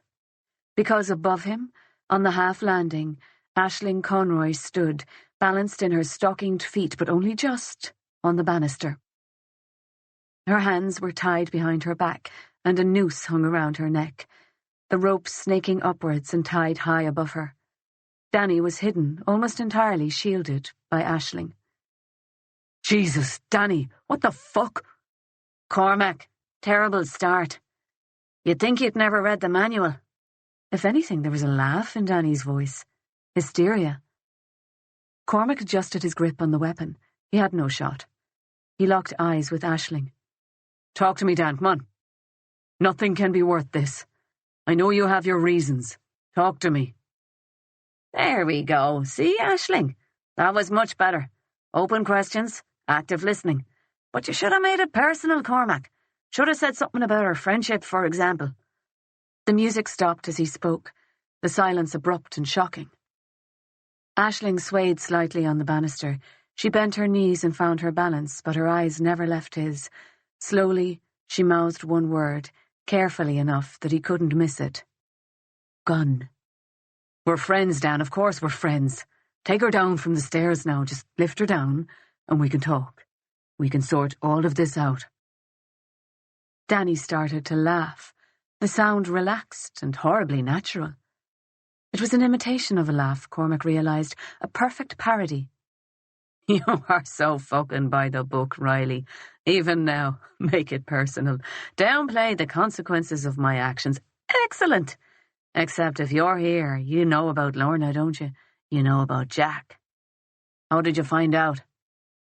The music started playing again. Was it on a loop? The heartbreaking sound of Sia singing that she was bulletproof. Danny's idea of humour, perhaps. I don't care about any of that, Dan. You know that. We can work this out. I want to know how you know. It can't be to do with Barton, or that bitch O'Halloran would be here with you. It was the phone, wasn't it? Jack Blake's phone. Christ. Danny was holding back, only to find out what Cormac knew. He still thought he could get out of the situation. Other people know about this, Danny. Backup is on the way. You need to take her down. Cormac's palms were sweating. If backup didn't arrive, there was only one way this could end. If Danny thought Cormac was truly alone, that no one else suspected him, he would kill them both and try to cover it up. On the other hand, if he thought that other people knew, what was to stop him from trying to kill them both and making a run for it? Danny said nothing. Cormac adjusted his grip on the gun, tracked left, then right, looking for a shot. There was no cover here at the bottom of the stairs. He could try for Danny's legs through the banister, but if he did, Aisling would surely go over. How long did it take to die when hung by the neck? He couldn't look away from Aisling, not even for a moment. Their eyes were locked together, and it felt as if that connection might be the only thing holding her. He could see pain etched on her face. How long had Danny had her standing there? The music soared again, and then, horribly, her expression changed, slackened, and her gaze lost its focus. She closed her eyes. Aisling couldn't hold her position. He'd had her standing there for 20 minutes, was entertained by her efforts to hang on, to balance. Her muscles were cramping and the pain was all she could feel now, and she had barely recovered from her last slip, her muscles refusing to obey her. Her hands were tied, a tightrope around soft fabric, to stop bruising, she'd supposed, so that this could be made to look like suicide. There was no way out. Which would be worse, death by hanging or by gunshot? The pain welled again, and with it came the music, enveloping her, overwhelming her. She closed her eyes and let it come. She thought of Jack, called her memories to her, and then he was with her in the void. She felt the warmth of his hand on hers, saw his face. Oh, the everlasting dearness of him. She wanted him now, with a physical ache that overwhelmed every other sensation. The gun in her back, the hardness of the banister under her feet, the screaming pain of her cramping calf muscles. Her eyes were still closed, and if she kept them closed, maybe this moment would last forever. No, Jack was dead. He was gone, and he would want her to live, and if she wanted to live, she had to fight. Aisling's eyes snapped open, and she was back in the moment with a jerking violence that made her gasp hard air into her lungs. Her feet slipped, and her eyes locked again with Cormac Reilly's. He took another step towards her, mouth open and breathing hard. She saw her fate in his eyes, felt it in the pressure of the gun in the small of her back, had known it almost from the moment she saw Danny McIntyre sitting in her armchair wearing Jack's clothes. Now there was nothing Reilly could do. Danny was shielded behind her body. When he was ready, he could shoot around her and take Reilly out. What could Reilly do to defend himself with her body between them? He was totally vulnerable, standing in the hall before her, gun raised and eyes desperate. And yet he hadn't left her. She felt the pressure of the gun leave her back, heard Danny take a long, slow breath in, watched Reilly's face crease with anxiety. She knew what she had to do. Her eyes still locked with Reilly's, willing him to understand, she mouthed one word at him and stepped forward into the void. Reilly watched as she mouthed something. One word. Unmistakable. Now. Then Aisling Conroy took a single deliberate step forward and fell. He had no time to think. His gun hand was already up and instinct took over. There was surprise on Danny's face, a moment of hesitation, before he brought his gun around. Adrenaline heightened Cormac's senses. He saw Danny's finger tighten on the trigger, braced himself for the impact of a bullet, even as he felt the shock of the recoil from his own gun. Oh, Jesus! Danny was falling backwards, and Aisling Conroy was hanging from the end of a rope, her feet less than a metre from the floor. Cormac dropped his gun and ran, lifted her weight so that she was no longer pulling against the rope. He held her with one arm and used his other hand to loosen the noose around her neck. It was too tight to get over her head. He tried to feel for a pulse, felt her weight slip, so he held her in both arms as high as he could. It felt like hours he was standing there, but it could only have been seconds, minutes, before he heard the sirens, and moments more before other Gardaí were pouring through the door. Her weight was taken from him, the rope cut, and then the paramedics were there, checking her airway, her pulse, whisking her out of the door and into an ambulance. Another paramedic had run up the stairs to where Danny lay. Cormac took 2 steps to follow them, then stopped, breathing heavily, and waited for them to come back down. They didn't come. A uniform found his way down the stairs and to Cormac. "Sergeant?" It was Fisher, looking shocked and questioning. "Danny?" Cormac asked.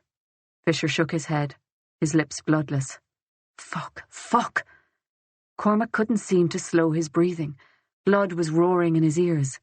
It was all he could hear, now that someone had finally turned off that bloody music.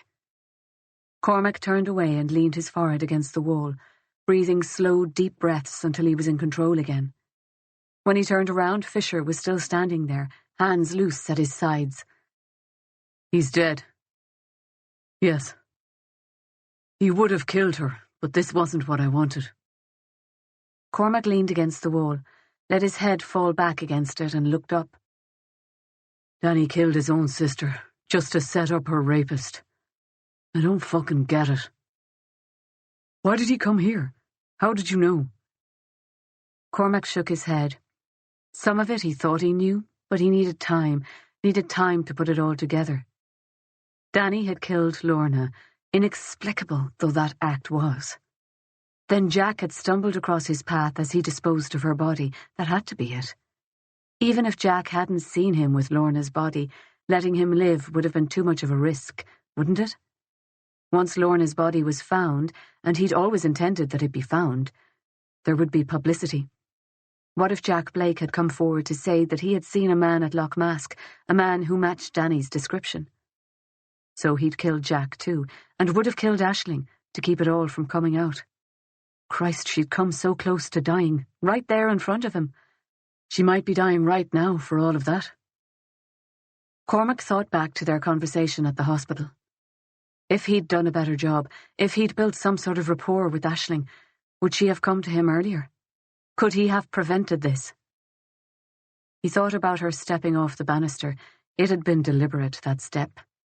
She'd been trying to give him a chance. Another uniform stepped out of the living room, looked in his direction. "You'll want to look at this," he said. The room was a shrine. A fire was burning low in the hearth, and every other surface was covered in candles. There were photographs on the coffee table, on the floor, photographs of Jack and Aisling together.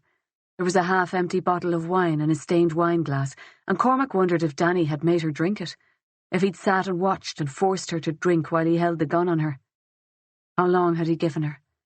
Had he wanted it done fast, or had he enjoyed it? Had he wanted to toy with her, to watch her and make her talk? There was a sheet of paper on the coffee table too, covered in writing. A suicide note. No, a suicide letter. Long and detailed. So it had been slow then. "He was waiting for her, wasn't he?" Fisher asked, when she got in. He looked like he was going to be sick. "I always thought he was a bit of a dick, but fucking hell." Cormac stepped forward, picked up a photo.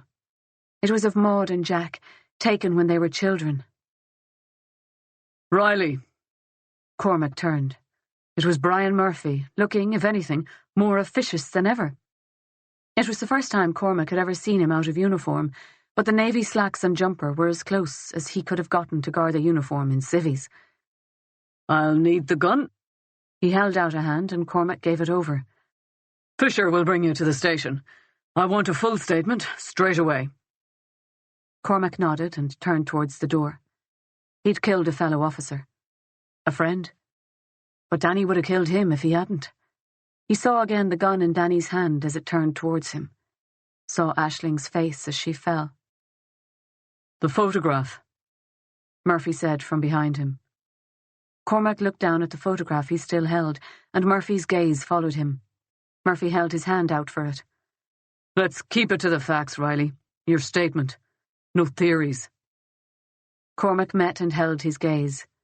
How much had Murphy known? Yes, sir. Just the facts. There were more than enough of those, after all.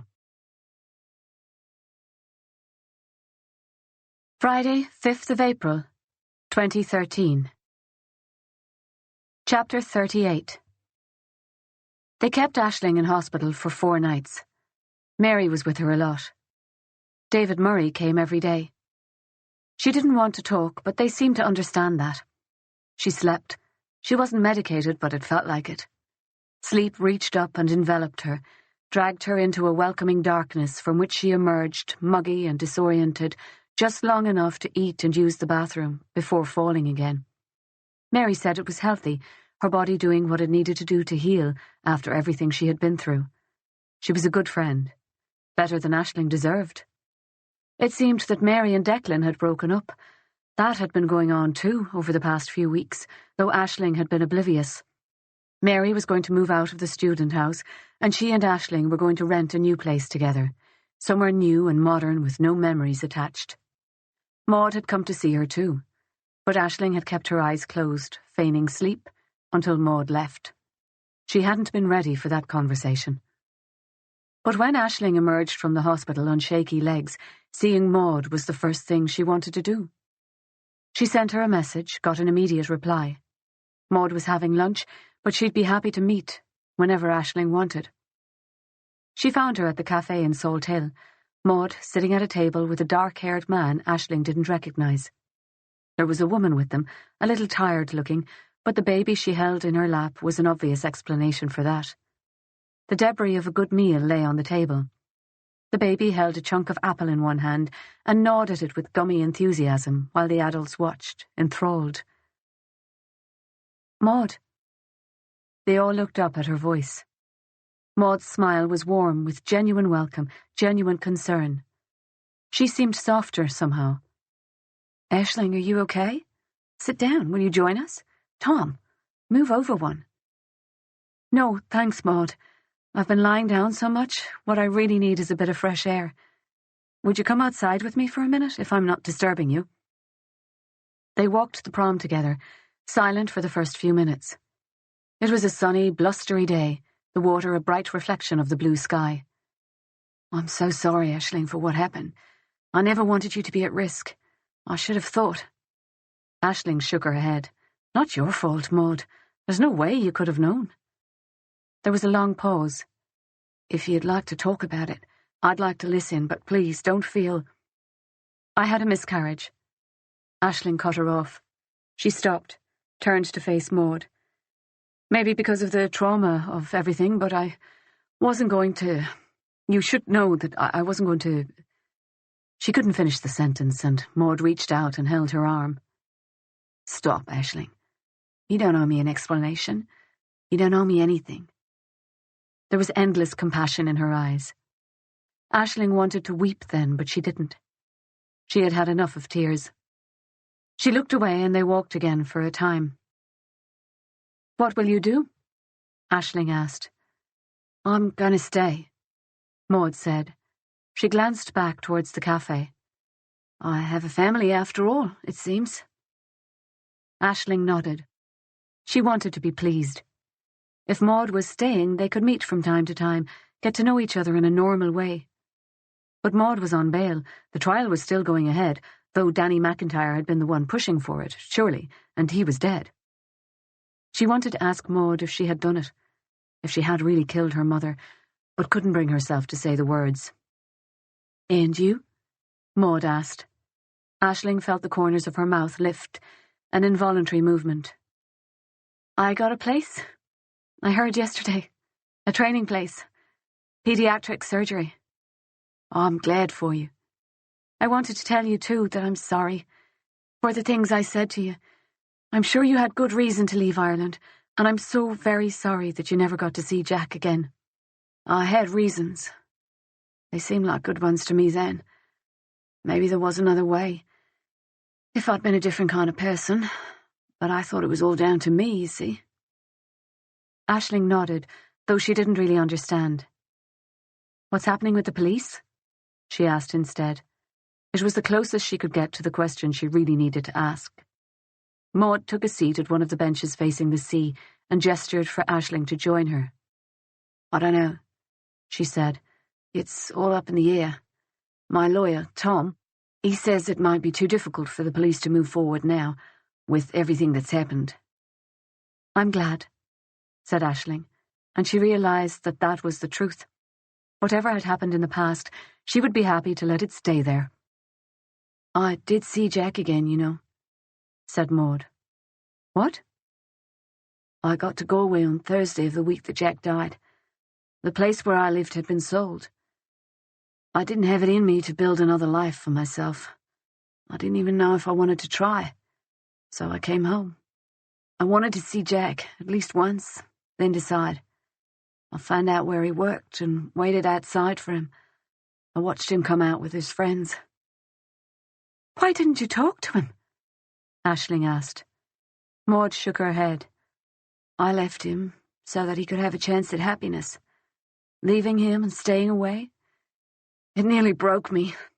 When I saw him, he looked so happy, so perfect. I suppose I was afraid that if I came back into his life, it might bring back memories that he was better off without. And when he died? I waited for him again the following Monday and didn't see him. Tried again on Tuesday. I wondered if maybe he'd gone on holiday. Then on Wednesday I saw it in the paper and I fell apart. Locked myself in my hotel room. Didn't eat, didn't sleep. I might have stayed there, except the newspaper article wouldn't leave me alone. I couldn't accept that Jack had killed himself. If he had, it would have meant that he was never really free, that it followed him all those years, that everything I did, that it was all for nothing. So you pulled yourself together so you could fight for Jack? I don't know if it was for Jack, really. It was for myself. I needed it all to have been for something. It was for something, Maud. Jack was so good. He cared for me, protected me, loved me, made me feel worth loving.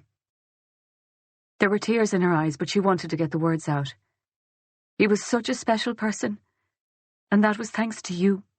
You gave him love and he gave it to other people, not just me, lots of people. So I don't want you to feel that Jack's life was wasted, that everything was for nothing. I'm different because of him, better, and I wanted to thank you.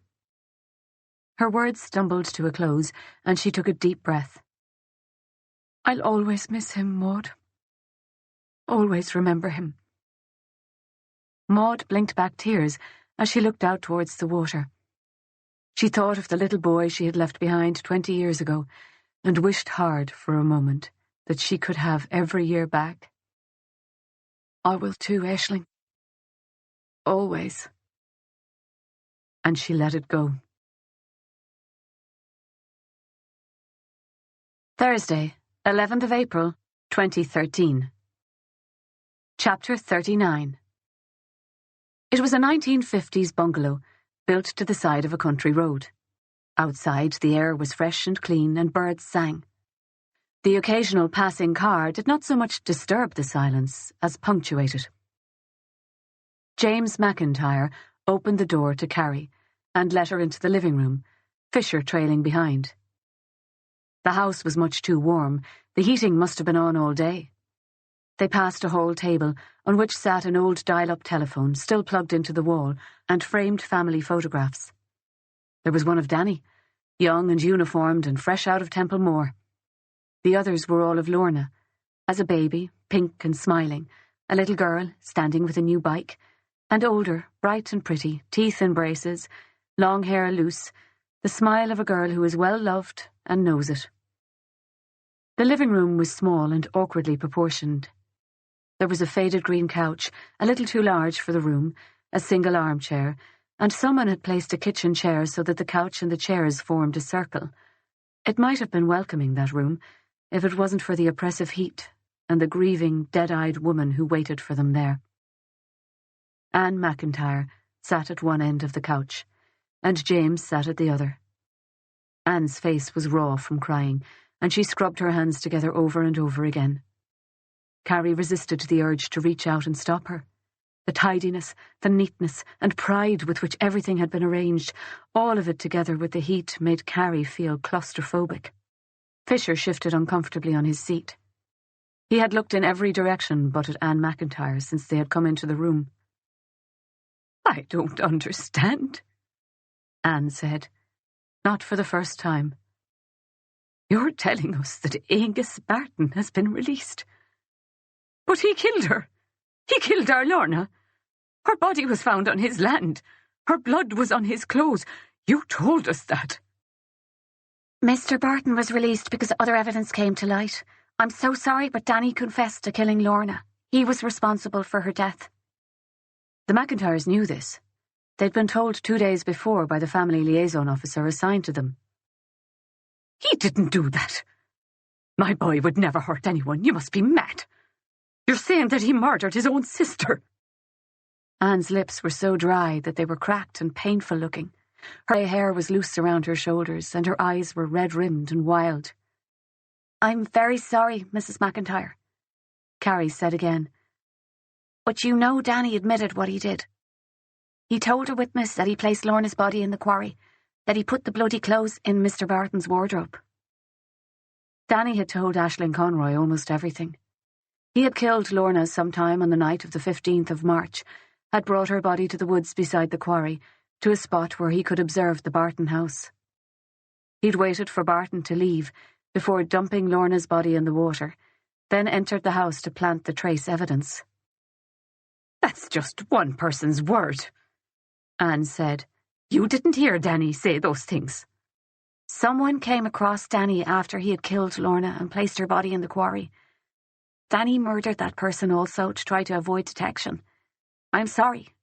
I know this is very hard.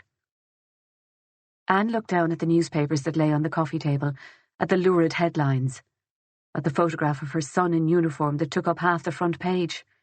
"You killed him," she said, raising her voice. "He was murdered by one of his own, by a man he should have been able to trust." Sergeant Reilly had no choice. He shot Danny only to save the life of a witness. "This says he's been suspended." Anne gestured sharply at the papers. "He wouldn't have been suspended unless he did something wrong." Carrie looked at James McIntyre. His eyes had been focused on the carpet since they all sat down. He hadn't looked up once during the interview that followed, didn't reach out to his wife as her distress grew. He didn't react now either. His head hung so low that Carrie couldn't read the expression on his face. "That is standard procedure for an officer-involved shooting," Carrie said. "Sergeant Reilly is on administrative leave on full pay until the investigation into Danny's death is completed, but it's my expectation that he will shortly return to active duty." Anne stood. "If you're right, if that man goes back to duty, if he's never charged for Danny's death, then this is all a cover-up, isn't it? What did he find out, our Danny, that you killed him for?" She was shouting, her mouth so wet that spittle flew. A tiny droplet landed on Carrie's forehead. "Stop it." James spoke softly. So softly that his single utterance might have gone unheard, but Anne reacted as if a gun had just gone off in the room. She turned to look at him, almost staggering in her haste. "Stop it, Anne." "James," is all she said, her voice a broken whisper. He finally raised his eyes to her face, and whatever she saw in them caused her to turn and leave the room. She left a silence behind her, thick and cloying in the heat. James walked to the window, and a moment later a welcome blast of cold air released some of the tension in the room. "She has never been able to accept what Danny was," James said as he returned to his place on the couch. Carrie opened her mouth to ask a question and shut it again. He had a story to tell, and she needed to give him space to do that. "He is not mine," James said. "I'm sorry?" "Danny was born in 1973. Anne was only 16. She had him in a mother and baby home in Vespera. She stayed there for 6 months. Then she left to find work, and Danny went to an orphanage. It wasn't her fault. She wasn't much more than a child. Her family didn't want to know her. If she'd taken Danny with her, she wouldn't have been able to rent anywhere, wouldn't have been able to get a job. She stayed as long as they would let her, and she refused to sign adoption papers because she was always going to go back and get him." "I see," Carrie said. "When did she go back?" "I met Anne in London in 1982. We got married, and she told me about Denny." James's voice was gruff, his words cut off. Had Anne told him before or after the marriage, and would it have made any difference either way? Would they have moved back to Ireland if it hadn't been for Danny? Ireland in the early 80s would have been a difficult place to get a job. "You came to get him once you were married?" James shrugged. "He was always a difficult child, but we should have expected that. We did expect it. Those places, they were brutal. Well, we've all heard about what went on in them, haven't we? And he was only a baby." "He found it difficult to adjust to living with you?" It wasn't quite a question. "He used to go out at night. He would get up and wander the fields, the village. I don't know how long it went on, but Anne woke one night and found him gone. We were on the point of calling the police in when he walked back in the door, cool as a cucumber." "Where had he been?" "He never told us. Just gave us some story about needing to see the night sky. Anne was terrified, but she would have done anything for that child. She made him promise never to do it again, but I don't think he ever stopped. And that was the least of it. You have to understand the way it was with him." James took a breath, leaned forward. He still looked exhausted, but something was animating him. Maybe the relief of telling a story too long kept to himself. Then he stole from other children at school. Just random stuff. School books, pencils, whatever. We talked to him. The school talked to him. He just didn't care. Getting upset with Danny never worked. The only thing that stopped him was threatening to take the TV away. That worked for about a month. Danny behaved himself or he lost the TV time. Then one day, Anne was making dinner in the kitchen, and she heard a crash. She went running, thought he'd hurt himself. When she got to the living room, she found he'd taken a hurley to the television, destroyed it. Anne said he didn't even look at her, just walked past her as if nothing had happened. "That must have been very distressing for you." James snorted, shook his head. "I wasn't even there. It was poor Anne who had to try to deal with it. And with what came after." "He started stealing again?" asked Fisher. "No. He never stole anything again after that day, as far as I know.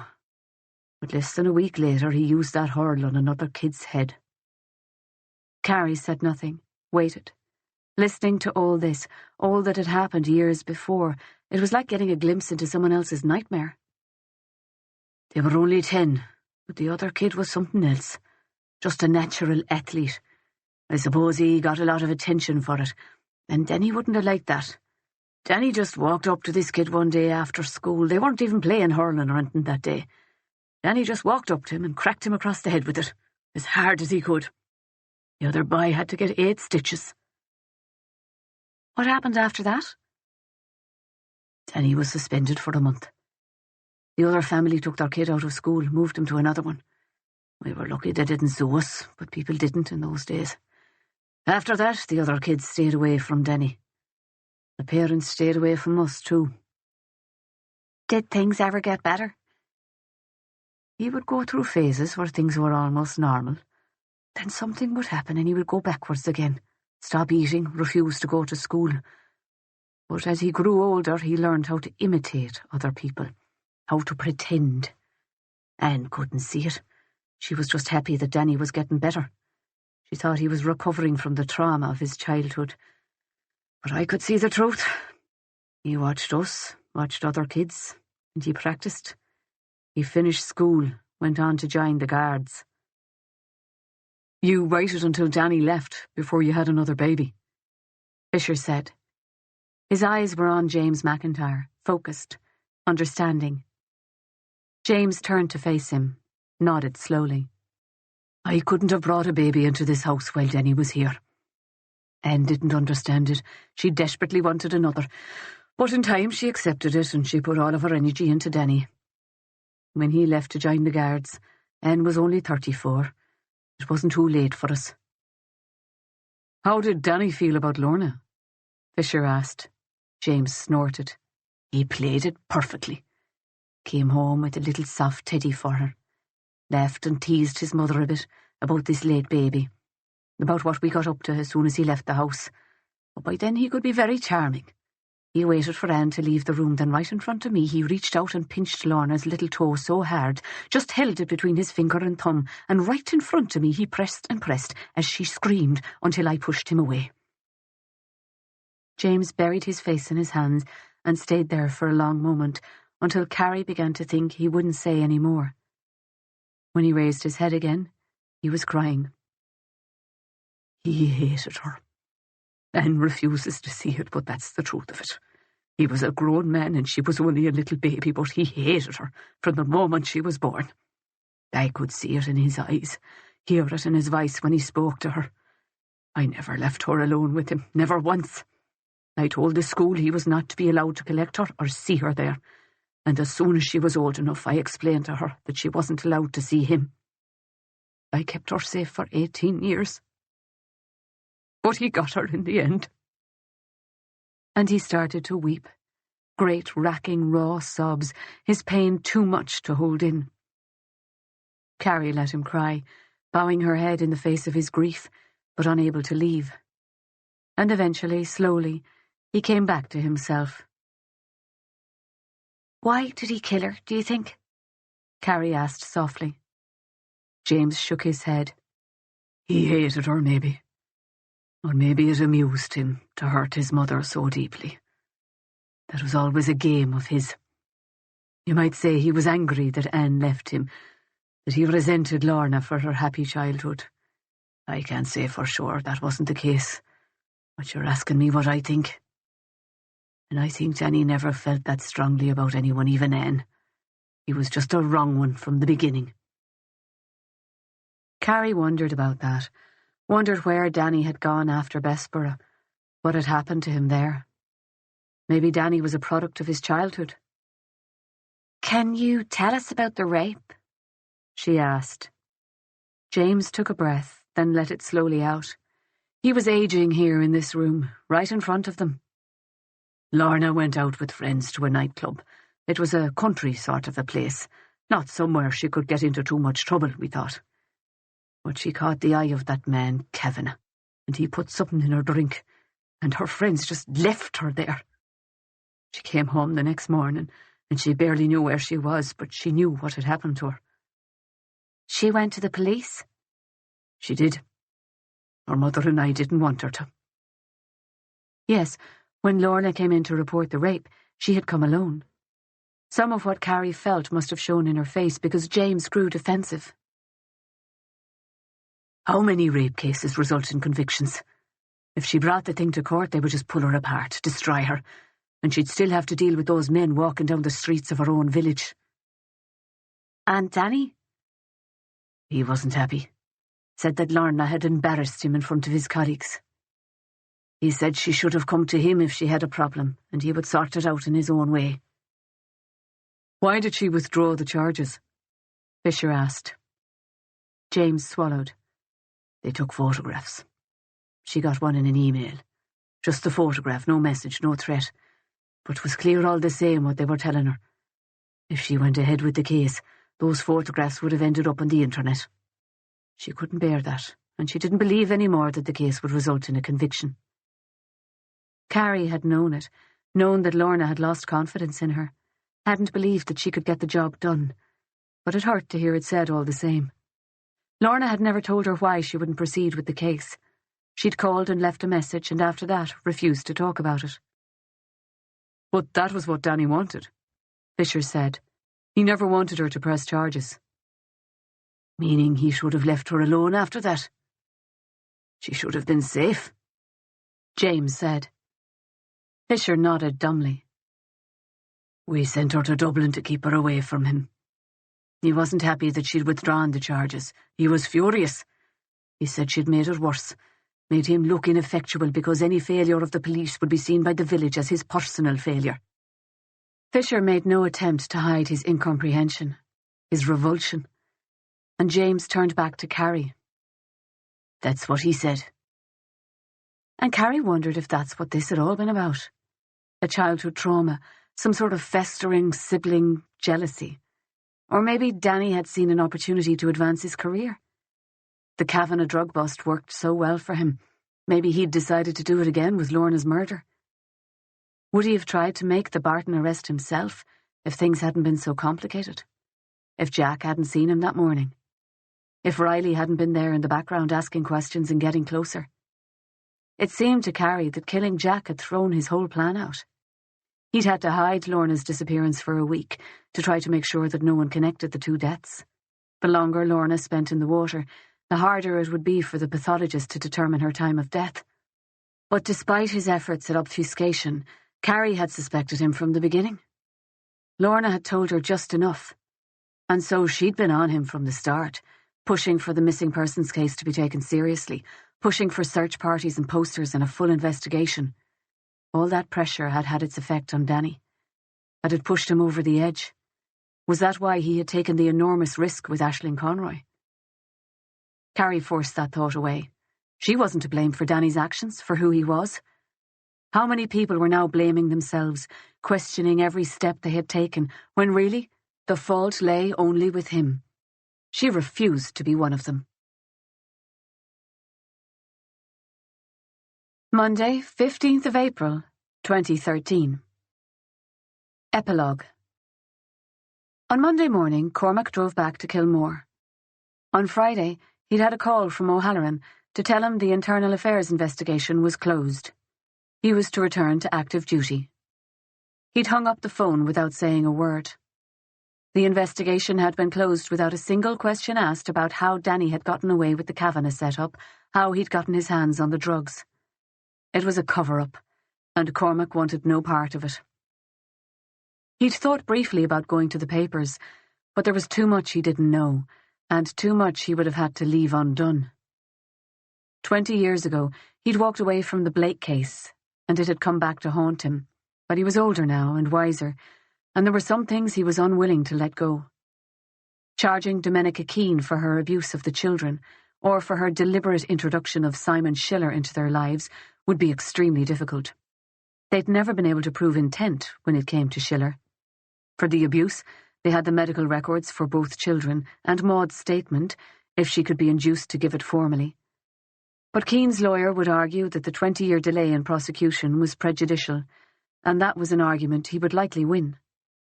Case law was against them. The High Court had thrown out simple assault cases where prosecution had been delayed by less than 3 years. But Cormac wasn't giving up. In the Blake-Keane case, there might be something they could do. Maud and Jack had been children when the abuse occurred, and in a position of dependence on Keane. Reporting the assaults hadn't been an option. And there might be something in the new legislation he could use, new offences for child abuse or procuring a child for sexual exploitation. Cormac had a meeting scheduled with a friend at the Office of the Director of Public Prosecutions, and he had a list of questions he wanted to ask. In the meantime, he was going to interview Keane again. She was sitting, spider-like, in her house in Kilmore, thinking herself immune from consequence. He wanted to rattle her confidence, unsettle her. At the very least, it might give the old bitch a few sleepless nights. At best, it might provoke her into making a mistake. But he pulled up outside the house to a flurry of activity. There was an ambulance in the drive, a local squad car, and a car he recognised as Caoimhe O'Neill's. Caoimhe in 2 uniforms were standing outside the front door. As Cormac approached, paramedics rolled a gurney from the house. There was a body on the gurney, and a sheet had been drawn up over its head. Cormac kept walking towards Caoimhe. "What happened?" Cormac asked. He flashed his badge at one of the uniforms, who showed signs of becoming officious. Probably carbon monoxide poisoning, sir, the uniform said. Accidental death, unless you're here to tell us otherwise. It was that shitty old heater, Caoimhe said, wringing her hands. I warned her 10 times. The bloody thing was recalled about 15 years ago, but she wouldn't listen. Cormac turned and watched the paramedics load the gurney into the ambulance. You found her? Cormac asked. I haven't been here for 2 days, Caoimhe said. I had a day's holiday yesterday and none of the other girls would see her. If I'd been here, maybe it wouldn't have been too late. Christ. She didn't deserve your care, Caoimhe, and she doesn't deserve your regrets. He walked away, back to his car. He had nothing else to say. What did she do? Caoimhe called after him, but Cormac shook his head, got into his car and drove away. He didn't drive far. It took him a few minutes to find the driveway. He wasn't sure which direction it was from the Keane house, but he found it in the end, drove the car up as far as the drive was passable, then got out and walked the rest of the way. The house had been derelict 20 years ago, and it was rotting now. The roof had collapsed inwards, the front door was missing, and the doorway gaped, dark and threatening. He was glad to see the place in ruins, glad that no young Celtic tiger couple had come here with their dreams and their temporary money to turn the place around and give it new timbers, new sheen. This house deserved to die. Maud had killed her mother. Hilaria had been dying, certainly, and perhaps it had been an act of euthanasia as much as it was an act of defence. Would Maud now go to prison when Domenica Keane, the root of it all, escaped what she would have hated most, exposure and public ruin? He couldn't do it. He'd sat on his knowledge of Maud's motives since Danny had died, had fallen one way, then another, every day since. But now he was sure.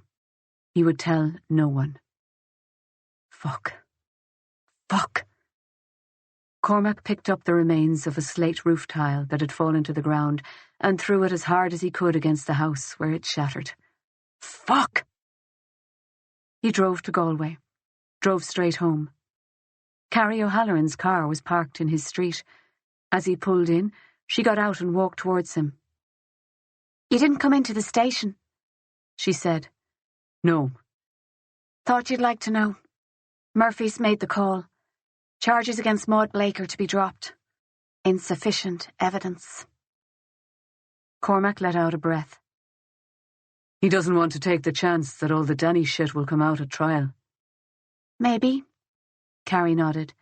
Or maybe he just agrees with you that there was no case to begin with. She looked away towards the canal. It's good the charges have been dropped. The case would never have gone anywhere. Our time is better spent elsewhere. Her expression was set, closed. How much did she know? And how much would she tell him? When he spoke, he did so slowly, deliberately. I think Brian Murphy knew about Danny. Knew, at the very least, that he'd set up Kavanagh. Knew about the drugs. Maybe even about Lorna. Carrie said nothing for a long time, so long that he began to think she wouldn't respond at all.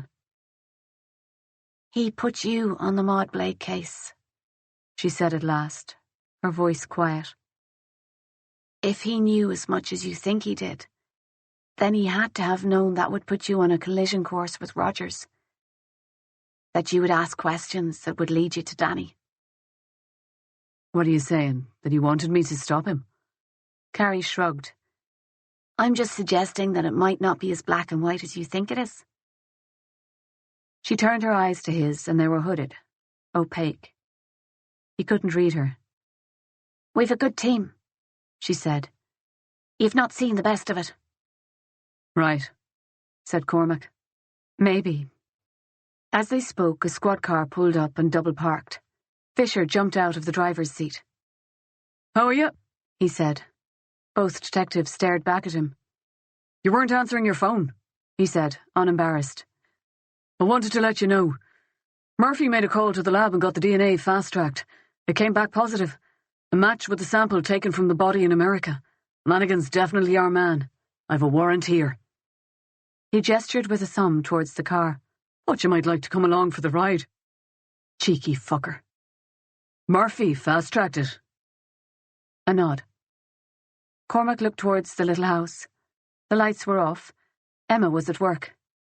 "Get in the car," said Cormac. "I'll be with you in a minute." Fisher climbed back into the squad car, cheery and unfazed. "He's one of the better ones," said Carrie, nodding towards the car where Fisher waited. "I'm not letting it go, Carrie," Cormac said. "I know," she said again. They looked at each other for a long, tense moment, then she nodded and walked away. Cormac got in the car beside Fisher. "Be like arresting a murderous fucker who thought he'd gotten away with it." "Always," Fisher said. "Right," said Cormac. He reclined the passenger seat a little, closed his eyes. "You're driving," he said. "Wake me when we get there." This concludes the reading of The Ruin by Dervla McTiernan. Copyright 2018 by Dervla McTiernan. This book was read by Aoife McMahon. This unabridged audiobook was recorded by arrangement with Penguin Books, an imprint of Penguin Publishing Group, a division of Penguin Random House LLC, and was produced in 2018 by Belinda Publishing, which holds the copyright. Neither this recording nor any portion of it may be reproduced or used for any purpose without prior written authorization from Blackstone Publishing. If you would like to obtain a monthly update telling you about new releases, call 1-800-SAY-BOOK. That's 1-800-729-2665. For a complete listing of our titles, visit our website at www.downpour.com. Thank you.